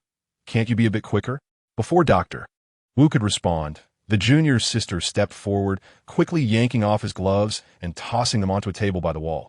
Before the gloves even landed, she had already hurriedly grabbed Dr. Wu's wrist and forcibly dragged him away. Outside, the assistant had already brought the learning team to the door. Standing at the entrance, Mary nodded to them, then swiped her card to open the big door, smoothly transitioning the conversation to the lab. The safety of the lab is our top priority. The door can only be opened with a card, and it requires a card from our lab members. To the right inside, there is a lounge with no door lock, while changing rooms and storage are inside. As the assistant introduced the situation to the team, Mary quietly unlocked the door. Inside the bus outside, several researchers who had been taken by the assistant were happily sharing gossip with the members of the learning team who stayed behind. Eating melons is human nature, and gossip is always the best way to bridge distances between each other. Upon entering the big door, the room on the left is a storage room, which also has no door lock. Straight ahead is the main entrance, accessible by facial recognition, fingerprint, or password. After entering the main door, there are 2 large laboratories. The outer one is a public laboratory for visitors to observe and take photos, while the inner one is a dark room for confidential experiments. Entering the dark room requires a password and fingerprint. In the dark room, rooms with automatic doors are either theoretical laboratories or practical laboratories. If they don't respond, using a fingerprint or password will suffice. Other than the doctor's office, all other rooms are unlocked and can be entered freely. After Mary entered the dark room, she quietly moved to the side to follow them, thinking to herself that she had rarely seen all the automatic doors in the dark room locked. The assistant, after finishing the introduction of the situation here, suddenly realized a problem. Can you input your fingerprints while abroad? Definitely not. Mary calmly thought in her mind as she replied to the assistant, just as the junior sister happened to drag Dr. Wu over. Chapter 92 Encounter. As soon as the junior sister saw Mary, she immediately let go of Dr. Wu, who discreetly moved his wrists while walking towards the study team. And his assistant also noticed him. However, what Dr. Wu didn't know was that as soon as he left, someone entered the room and took Subject 2 away with a cart. When the researcher really brought Subject 2 in, the first reaction of the others wasn't that their colleague actually dared to bring Subject 2 over, but rather, since there was a cart, why did we have to struggle carrying the cage back then? Yes, why didn't we use it at that time? The researcher who had participated in bringing Subject 2 back to the lab looked at the questioner with a bewildered expression, but questions quickly followed, leading the questioner to fall into deep thought. This question not only stumped the questioner, but also left everyone else who had joined in the fun at a loss. And after a while, someone hesitantly answered, "Maybe, possibly, perhaps the doctor forgot we had this?" "Huh? Are you joking? How could the doctor make a mistake?" Just as someone bravely answered, another person immediately rebutted, and this person's questioning was unanimously accepted by the rest. Even the previous responder nodded in agreement after some thought. So the question arises, since the doctor wouldn't make a mistake, why didn't they use the cart back then? Soon someone, feeling lost and unable to come up with anything meaningful, gave up and went to play with Subject 2, but the others refused to admit defeat easily. However, by the time those who went to find Lin Mingfei were already wearing gloves and starting to play clapping games with Subject 2, the others, who had tried various ways of thinking, still couldn't come up with anything. Lin Mingfei, feeling that these young people were really boring, mechanically raised different hands to clap with Subject 2, while his tail was also not spared by those people. And someone was now tying something to the tip of his tail. Is it really that boring? Has the work already been finished? Lin Mingfei's doubts went unanswered. But for the few researchers who thought they were playing with Subject 2 to keep him entertained and avoid boredom, working was out of the question. Since everyone was not working now, rounding it up meant everyone was working, so it didn't matter. Continuing to play was the most important thing at the moment. Outside, the junior sister, who had originally been following Mary, couldn't stay with her sister for long before being instructed to head ahead to check on the situation in those rooms to avoid problems during the upcoming introductions. As she began to check each room one by one, the expressionless junior sister suddenly changed her expression upon entering a room she had rarely entered before. "What are you doing?" The disdain in the junior sister's tone was unmistakable, and after learning about the questions from this seemingly crazy group, she looked at their expressions as if she were looking at aliens. "What a ridiculous question. Forget it. I can't be bothered. My sister will be here soon." Even if you're pretending, you need to at least pretend to work seriously. And why is Subject 2 here? No, I don't want to know. Don't tell me. I don't care at all. Just hurry up and get moving. After giving everyone inside an equal glare, the junior sister immediately turned and left, walking so fast as if something unclean were chasing her, prompting a researcher inside, who was standing on one leg like a chicken, to sigh. "I said you can't stay with those brainless people from the asset department for too long. Look, a gentle and considerate person has become like this. Always thinking about fighting and killing. How could someone with such a good temper turn into this? Is that so? I thought it was because she spent too long with wild dinosaurs on Sona Island." While they were chatting, Lin Mingfei, who had finally gotten his tail back, looked at the white bow on the tip of his tail, filled with questions. "After all that effort, you just made the simplest bow?" The creator, under Subject 2's puzzled gaze, awkwardly averted his eyes, mumbling a defense for himself, which made Lin Mingfei, who completely couldn't understand and felt the creator was getting more and more flustered, unable to resist gently patting the creator's hand with his tail for comfort. The creator, feeling even more flustered, shifted his gaze around, refusing to look at Subject 2, while his colleague, whose attention had been stolen, immediately became displeased. "Subject 2 should be playing with me." Just as the words left his mouth, his hand inside the cage was slapped, and when he looked over, he saw Subject 2 staring off to the side. Following Subject 2's gaze, Dr. Wu had unknowingly arrived at the doorway, surrounded by a crowd of people. Although Dr. Wu still wore the polite smile he usually had when facing his boss and others, the researcher could still see the words "you're finished" in his eyes, causing the color to drain from his face. "My life is over. If I had known, I would have sent Subject 2 back earlier." The assistant looked helplessly at the already pale-faced researcher, and as he expressed with a tone of resignation that this researcher usually liked to play with dinosaurs, Mary occasionally chimed in to make the rumor even more believable. Meanwhile, the junior sister beside Mary quietly snorted, saying that if it weren't for the presence of outsiders, she would have rushed over and taken him away by now.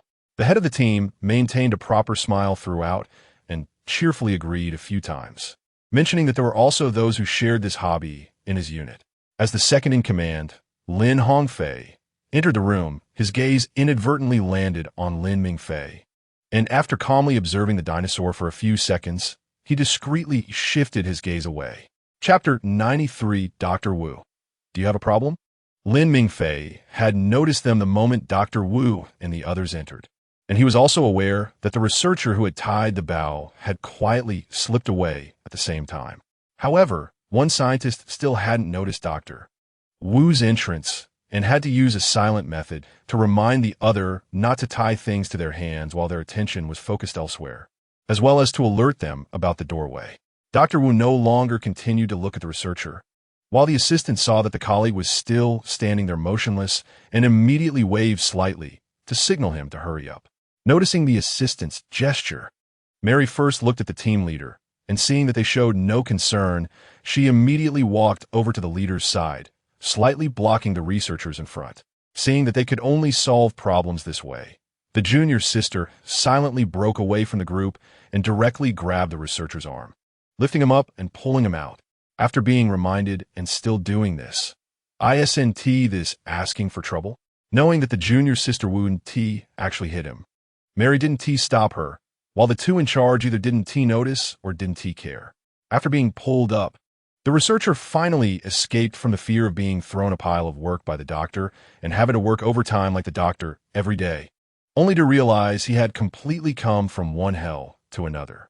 The other researchers in the room were either pretending to be busy with the things in their hands or genuinely starting to work seriously. Lin Mingfei, after noticing the team arriving and standing in front of someone who looked quite a bit like his younger brother but was older and more mature, couldn't help but marvel internally at how vast and surprising the world was. He never expected to be so lucky as to encounter someone who looked so similar. He then began to imagine what his brother would look like when he grew up based on the other person's appearance. When he died, his brother had just finished the college entrance examination and hadn't even reached 10 days after that. Fortunately, this incident didn't happen during his exam period. He wondered if his brother could get into the school and major he wanted.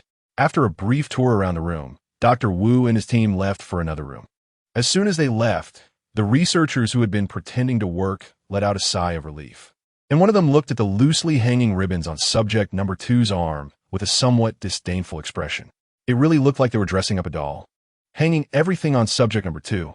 Meanwhile, in the enclosure of subject number 13, after the staff finished feeding the velociraptors, they took Owen to their usual working area. Seizing the opportunity while the staff was busy organizing things, Owen took out his phone while watching the door. Since he was put in charge of training, he needed to think carefully about the most important name. With this mindset, Owen started searching online for meaningful names, but after picking and choosing, he still hadn't found even one good name by the time the staff called him in. While Owen was pondering what name would be best, subject number 1, who had not seen light since the lights were turned off last night, curled up in its cage, its eyes fixed intently on the automatic door, and its long tail swung in the air, occasionally colliding with the railing. It was unclear whether it was a natural talent or something else, but it already learned to count and was continuously calculating time in its mind. When the automatic door finally opened, a blinding white light poured in from outside, instantly driving away the darkness. As subject number 1 squinted to adjust to the bright light, unexpectedly, the assistant, who had initially hesitated, turned on the lights despite the room being unlit. A brief glance at the lab was enough, and the learning team had already been taken away by the people from the office building. Thus, the assistant found himself suddenly unburdened, not used to having no one or nothing demanding his attention for a moment. In another room, Dr. Wu looked at subject number 2, which was still being dressed up like a rag doll, and his expression turned even colder. Just take it. Please don't get angry. Seeing Dr. Wu's cold face in silence, a researcher immediately forgot the explanation he intended to give, hurriedly responding while taking the ribbons that subject number 2 had brought over. These things are very light, doctor, and they want to interfere with subject number 2. Someone in the corner quietly explained for himself, but when Dr. Wu looked at him with a cold expression, he immediately shut his mouth and pretended to work hard. Not understanding why these scientists were tying things around their necks and tails, Lin Mingfei, who was more about being inclusive after becoming relaxed again, saw the somewhat dejected young scientist and, after a moment's thought, gently walked to the cage and said softly, "Hey, don't be sad. It's for your own good." If something goes wrong, you'll be the ones to take the blame. The researcher, who had no idea what subject number 2 was saying, looked at its head and instinctively reached out to touch it, only to stop immediately. After all, who wouldn't he want to be close to such an amazing dinosaur? But the doctor was still watching. If he touched it now, it felt like something terrible would happen. While the researcher was caught in this dilemma, Dr. Wu had already instructed someone to prepare a trailer to move subject number 2 into his office. Since he couldn't feel at ease anywhere else, it was better to keep subject number 2 with him. Lin Mingfei didn't care where they went, but seeing Dr. Wu's awful expression as he followed behind, he couldn't help but feel a little worried. After being called out by subject number 2 in a tone filled with concern, Dr. Wu quickly stepped forward, unconsciously following the trailer while shifting his focus to subject number 2. Life in the laboratory was almost unchanged. After watching subject number 2 being sent into the office, Dr. Wu turned back to continue his work. His junior sister had long since returned, although it was unclear when. Since her main job was not on the island they were currently on, she only lingered in the lab for a while, greeted subject number 1, and then drove away. Inside Dr. Wu's office, the assistant had already taken the only chair inside and was continuing to pull straw from subject no. 2's cage to make toys while complaining to subject number 2 about what had happened since he arrived at the lab. My name wasn't even chosen by me. And who knew that Deputy happened to sound similar to the assistant's name? If it weren't for that, how could I have ended up being the assistant? But Dr. Wu was truly impressive back then. He was the only main force in the entire project, while Hammond kept pushing and pushing, a real taskmaster. Doctor, Wu even took the things I wanted to give to you. He could have just asked me directly. After decades of working together, would I really not give them to him? His complaints did not interfere with his actions, and when Mary opened the door to find the assistant, she first saw countless straw dolls at his feet and the sparse straw in the cage. Maintaining her composure, Mary paused before calmly asking, "Are you sure you want to stick to your opinion?" "Of course." The assistant nodded slightly in affirmation and placed the small box he made from straw into the cage through the opening at the sink. Watching subject no. To move all the dolls into the box, the assistant couldn't help but chuckle while continuing to respond to Mary. Isn't this incident the best example? Subject no. To getting hurt from this was completely unexpected for us. Although those few people will definitely be fired this time, who knows what kind of person will come next? What if something similar happens again in the future, or even worse? Then what will happen to subject number 2 if there's no subject number 1? Anyway, there are only a few months left. Let us just endure a bit longer. Easier said than done, Mary commented indifferently. In her view, subject no. 1 was a potential huge threat, and the best course of action was to eliminate it directly to avoid future troubles. The assistant didn't continue the conversation and focused on making toys for subject number 2. The two of them still remained unconvinced by each other, waiting for Dr. Wu's final judgment on the matter. Just as Mary turned to leave, the assistant suddenly called out to stop her. "Does your junior sister know that subject no? 1 has developed a resistance to anesthesia and almost escaped from the cage. If she knew, she wouldn't treat subject number 1 like this." Mary's tone was calm, as if the matter were trivial, and the assistant simply nodded in agreement after a moment's thought. "That's true. I'll tell others not to mention this. Have you dealt with that code of yours?" While speaking, the assistant continued to think about how to arrange for his junior sister.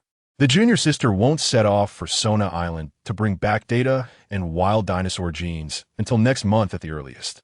In the meantime, just to be safe, let's find some random reasons to have her wander around the park. Otherwise, if she keeps staying in the lab and someone accidentally mentions subject 1, it would be disastrous. She might just lose everything. After saying this, Mary signaled her assistant with her eyes to hurry up and mention other matters. She had other things to attend to, and the results of the genetic testing should be coming out soon, as she still needed to do the pairing. Seeing the assistant shake his head, Mary pushed the door open and left. After she left, although the assistant looked back at subject 2 and his hands kept moving without interruption, his eyes began to grow increasingly vacant. Watching the scientist in front of him appear so absent-minded, Lin Mingfei noticed after a while that he was indeed daydreaming, having used up all the straws in his hand without taking any new ones. He directly tapped on the cage to signal the assistant to snap back to reality. Don't zone out while alone in a room with a dinosaur and so close to the cage. It could lead to trouble if something happened. It wasn't until Lin Mingfei tapped several times that the assistant finally sighed softly as his awareness returned.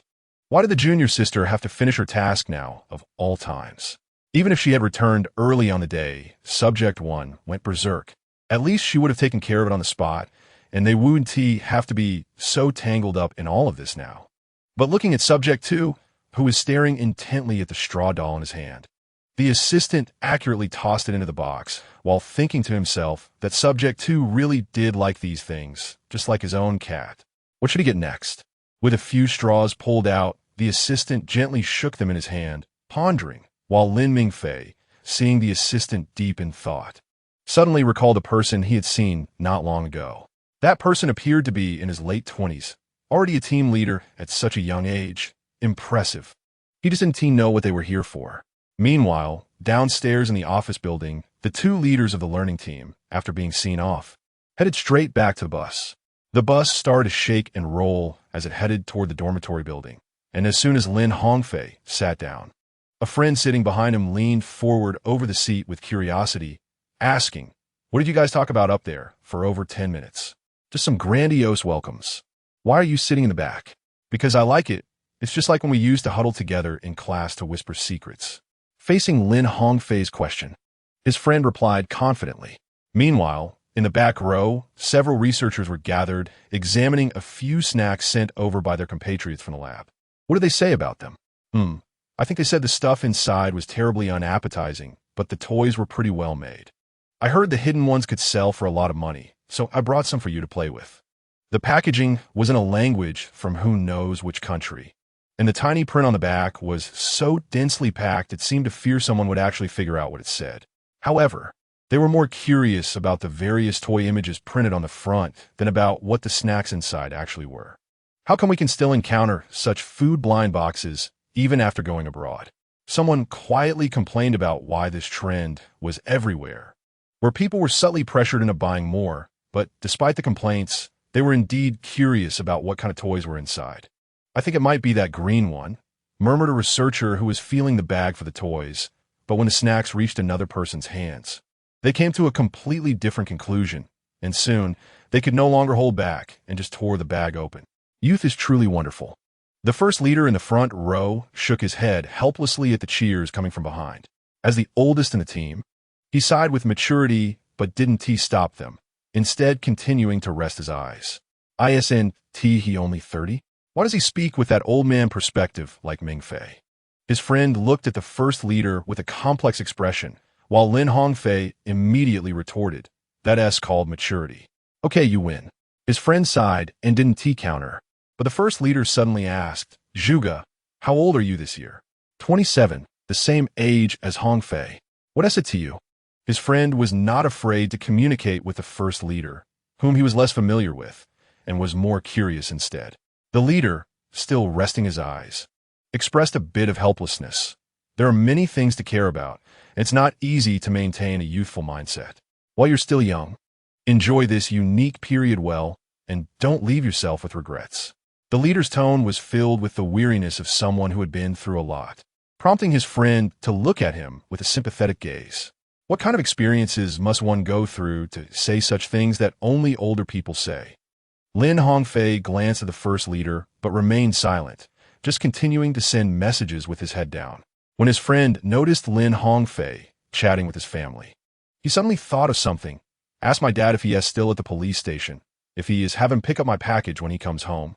Lin Hongfei silently began relaying his friend's request, but as soon as he sent the message, he paused and, after several seconds of confusion, asked, "Isn't the package station already closed?" "Oh, it's fine. He has to go to work anyway. It's just a matter of convenience." "But speaking of age, how old was the Mingfei you dreamed about when he died?" "How would I know? Who yells their age when they're dying?" Lin Hongfei's tone was somewhat dismissive.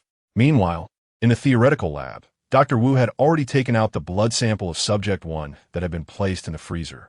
Although the blood draw had resulted in an unexpected situation where the test tube fell to the ground and shattered, fortunately, a small portion of the blood remained uncontaminated in the broken vessel.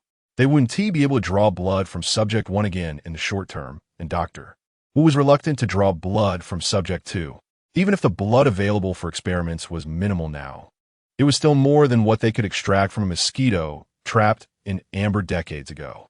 As doctor, we used a pipette to extract some blood and place it into the testing device. Mary entered the room carrying a stack of documents. Glancing at Dr. Wu's actions, Mary directly opened the documents and approached him, flipping through while discussing her findings during the experiment. A gene from a type of venomous scorpion that has just been discovered and not yet officially named can match with the genes of Tyrannosaurus rex and several other medium to large carnivorous dinosaurs at over 80. Hearing the matching percentage, Dr. Wu's movements paused slightly. After placing the blood sample properly, he took the documents from Mary and began to flip through them while asking without looking up, "What's the matching percentage with other animals?" Relatively low, only about 30. Furthermore, the matching percentage between this venomous scorpion and the Spinosaurus is only 5. If we want to use its genes, we may need to completely rearrange the entire gene sequence. After Mary finished summarizing her research conclusions, she fell silent, quietly standing by to wait for Dr. Wu's response.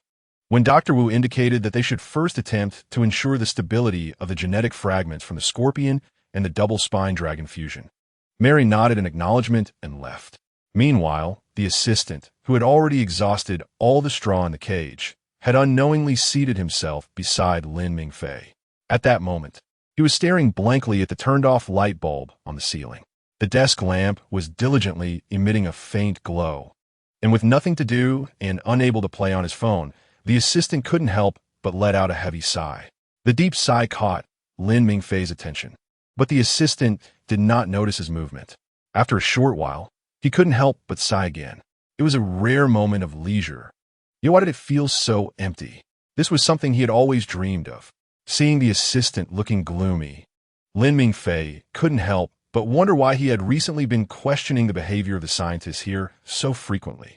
But he thought about it and decided to poke the assistant with his tail. When the assistant looked over, Lin Mingfei directly pushed a box towards him. Sure, that's fine. The assistant thought for a moment and agreed to the second one. Since he had nothing else to do, he might as well play along.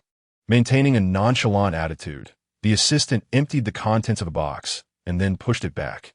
When he threw a toy into the box, which was then tossed back by the second one using his tail, the assistant immediately became interested. "Not bad, come on, give me more." The gap between the railings was wide enough for the assistant to easily toss things in, but while he was gradually getting engrossed in it, Lin Mingfei, who had accidentally knocked a toy into the box with his tail, was puzzled. Was the other party making the toys just to play like this? He thought about it. But when he saw the assistant reaching for the toys given to him by other scientists, Lin Mingfei quickly stepped forward to stop him. When the assistant heard the second one calling him in a hurry, he was confused. He initially thought the second one was in pain and wanted to check, but seeing that the second one was just glancing at him and then at the toys on the ground, the assistant suddenly let out a hiss and fell into contemplation. What does this mean? But when the assistant tentatively picked up something he made, the second one stopped calling. However, when he picked up those toys again, the second one would start calling again. After several attempts, the assistant finally deduced the answer from Lin Mingfei's self-doubting gaze. The second one was telling him that he only wanted to play with the things he made. Great! His efforts to persuade Mary to keep the first one alive for a while were not in vain. With that thought, the assistant placed all the toys that weren't made by him at the edge of the cage. After watching the second one sweep them all to one side, the assistant eagerly picked up the straw toy to continue playing with the second one. Once the assistant was finally called away, Lin Mingfei breathed a sigh of relief. As he lay down, he used his tail to push the toys that had been placed in the corner over to him. After grabbing them and putting them in the box, Lin Mingfei rested his head on his tail and yawned. What a boring game. Chapter 96. Melancholy for Lin Mingfei. Time in the laboratory always passed particularly slowly and boringly, especially when he couldn't pass the time by watching other scientists work. This sense of helplessness regarding the sluggish passage of time became even more pronounced. However, for others who had tasks to do, they wished that time could be split in half, hoping for a 72-hour day to get all their work done quickly. The employee office area of the No. 13 enclosure was only a few hundred meters away from the enclosure. Since the enclosure had not yet officially started operations, and even the supervisor was struggling to cope. All the staff here were enjoying a carefree life. With the public opening still far off, most of the people in the number 13 enclosure had the same shift schedule. As soon as the work hours ended, someone immediately grabbed their pre-packed backpack and rushed out. "Owen, aren't you leaving? I can take you back to the dormitory." Although the park was strict about vehicle applications for ordinary employees coming to the island, each enclosure had a few off-road vehicles and motorcycles specifically for staff. So there was no need to worry about commuting. "No, thanks. I want to familiarize myself with the processes here a bit more. You all go ahead." After showing a bright smile to the questioner, Owen lowered his head again to continue reading his notes. The questioner, receiving this unexpected response, suddenly looked strange. "You might not even be doing this work in the future. Why bother memorizing it? While everyone else is slacking off, don't secretly be competitive. Moreover, these positions did not have overtime pay, so why work so hard?" But in the end, the questioner said nothing else and left after reminding Owen to lock the door before leaving. After everyone had left, Owen looked around and took out his phone to continue searching for the most suitable name, while also asking a black colleague for help. After getting a response about checking out birth videos for inspiration, Owen had an epiphany. However, when Owen approached the office building with a trial-and-error mindset and knocked on the supervisor's office door, it was answered by a cheerful stranger. "Oh, you must be the new trainer. Come in." The person who opened the door was someone Owen recognized, but he only thought this meant they took their work seriously and memorized every subordinate's name, just like a class leader would remember the names of every soldier. Without thinking too much about it, after learning of Owen's intentions, the deputy supervisor readily wrote a note for him and told Owen that he could see what he wanted in the laboratory with the note. Not expecting things to go so smoothly, Owen felt confident about his future work. After Owen left, the deputy supervisor held back laughter for a while, but ultimately couldn't contain it, bursting into laughter at the supervisor's desk. If it weren't for all the commotion and the fact that Owen, belonging to the number 13 enclosure, had jumped down, along with whatever the supervisor did that led the lab personnel to keep attacking him, wanting to rise through the ranks wouldn't be so easy. Owen was truly his lucky star, huh? The deputy supervisor, who only had a vague understanding of the situation and didn't even know that the second one was taken away due to injury, finally laughed enough. After rubbing his stiff face, he called the security room next to the laboratory. Upon learning that the assistant was outside getting some fresh air, he directly called him. After resolving Owen's request to watch a video over the phone, the deputy supervisor felt quite good and opened the internal forum to continue reading the lengthy novel written anonymously by the laboratory personnel to criticize the supervisor. Truly, a cultured person had a unique way of cursing. Meanwhile, in the number 13 enclosure, all the velociraptors were sleeping against the isolation wall. The combination of the shade brought by the tall walls and the cool wall surface created an effect that was not simply 11 equals 2. Additionally, with gentle breezes occasionally passing by, their sleeping postures became increasingly twisted. A blue beetle is struggling to slide its limbs under Delta, trying to escape this land of troubles as quickly as possible. However, Delta is pressing it down firmly, and no matter how hard the beetle tries, it ultimately finds itself working in vain. In the distance, a battered blue beetle occasionally twitches its forelegs under the intense sunlight, silently questioning the culprit that played with it to this state and then mercilessly discarded it.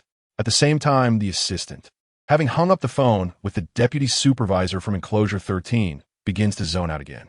Although it is nearly 5 o'clock, the sun's brilliance shows no signs of diminishing.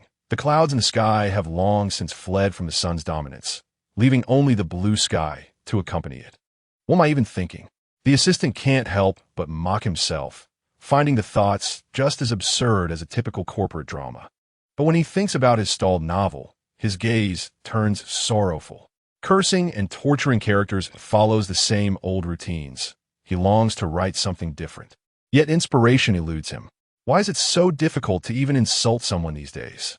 Chapter 97. The meeting, the assistant has already figured out what to arrange for the learning team. Once Dr. Wu learned they were coming, he directly handed it over to him to manage. Since they are researching special drugs, they should also be dealing with genes. He decides to let them participate in the project of combining animal genes, which would not only give them a sense of involvement, but also keep things confidential. He plans to have them observe first, and, if they can handle it, gradually involve them in the work. But what is Bossma thinking? Why bring in a team that has almost no relevance to their experimental goals to learn here? Even if he wants to assign them tasks, it's not feasible. Just as the assistant begins to ponder what to do if the team cannot accept the sixth alternative for the experiment, his junior sister suddenly walks toward the laboratory, eating an ice pop. Noticing that the assistant is completely oblivious to her, she directly taps him on the shoulder and points behind her when he looks over. Seeing it is the second leader of the learning team, the assistant feels puzzled by her silent approach, but greets her with a gentle smile. While they converse, the junior sister finishes her ice pop and swipes her card to enter. Once inside the darkroom, she leisurely puts her hands in her pockets and goes to find Subject 1. At this moment, Henry is also in the room recording data from Subject 1. Noticing the junior sister's arrival, he can't help but remind her, don't get too close. Every time Subject 1 roars at her, it gets sedated. And even Subject 1 cannot withstand being sedated daily. If it dies, it would be a problem. The junior sister looks at Henry expressionlessly, feeling quite displeased with his request. Yet after a cold huff, she stops. Although she wouldn't get hurt by Subject 1, she figures that listening to him, this once isn't a big deal, considering his concern for her. With a nonchalant attitude, she stands still, while Henry, who glances at her, sees that she indeed does not advance any further and takes a few steps forward himself. Upon noticing that the human who always targets it has come closer, Subject 1 immediately enters a state of alertness. Seeing that the human is just standing there without moving, it also remains still, fixating amber eyes on her. After staring at Subject 1 for a while, the junior sister suddenly asks, why does it always look so displeased with everyone? Like it wants to kill us? Who knows? It's just its nature. You should use less anesthetic on Subject 1 in the future. It has developed a resistance. Henry answers casually, and the junior sister tilts her head, somewhat puzzled. Is it born this way? Or did you train to be like this? As they speak, Subject 1 slowly changes position, lying down in place, first glancing at them before slowly closing its eyes. Henry does not answer the junior sister's question, but she is not particularly concerned about it at the moment. Instead, she focuses on the tail of Subject 1, which is swaying in the air. The movement is reminiscent of a velociraptor hunting, but she has never seen the velociraptors on Sona Island exhibit such a camouflage hunting behavior after decades in the wild. What other animals are in its genes? While the junior sister compares Subject 1 to the velociraptors on Sona Island, Owen rides a motorcycle to the laboratory entrance. Just then, the assistant and Lin Hongfei are still at the door. After Owen explains his purpose and shows them the note from the deputy supervisor, the assistant merely glances at him and nods. So this is the recommended person. Sorry to interrupt you. I'll leave after watching the Velociraptor birth video. No problem. Your superior has already informed me. Come on, once you sign the confidentiality agreement, you can go in. After saying this, the assistant swipes his card to let Lin Hongfei enter first, while he takes Owen to the other side. After signing a pile of confidentiality agreements and placing his phone in the lounge under the assistant's watchful eye, Owen finally gains access to the laboratory. The assistant directly takes him to Dr. Wu's office. While waiting for the permissions to be granted, Owen notices a dinosaur curled up in a corner of the cage. Although the desk lamp is dim, seeing the dinosaur's dark green exterior, Owen cannot help but recall the fleeting dark green tail he saw earlier. Could it be the same one? But that seems too coincidental. Lost in thought, Owen is called by the assistant and stops looking at it, instead walking toward the desk. The assistant, using Dr. Wu's computer to show Owen the Velociraptor video, feels no hesitation in using the professor's computer for this purpose. After granting Owen access to the Velociraptor video and confirming everything is correct, he leaves, but not before taking one last look at Subject 2. As the door gently closes, Lin Mingfei, who had been pretending to doze off, opens his eyes and glances outside before turning to the stranger who is focused on the video. The lighting in the office is not bright, and the warm gaze only allows him to see the stranger's movements without revealing their face. Yet for some reason, the stranger feels familiar to him. Outside, Lin Hongfei, waiting in a room, furrows his brow slightly when he notices that Owen has also been brought into the laboratory. Is this place really reliable? They're letting unrelated people in so easily.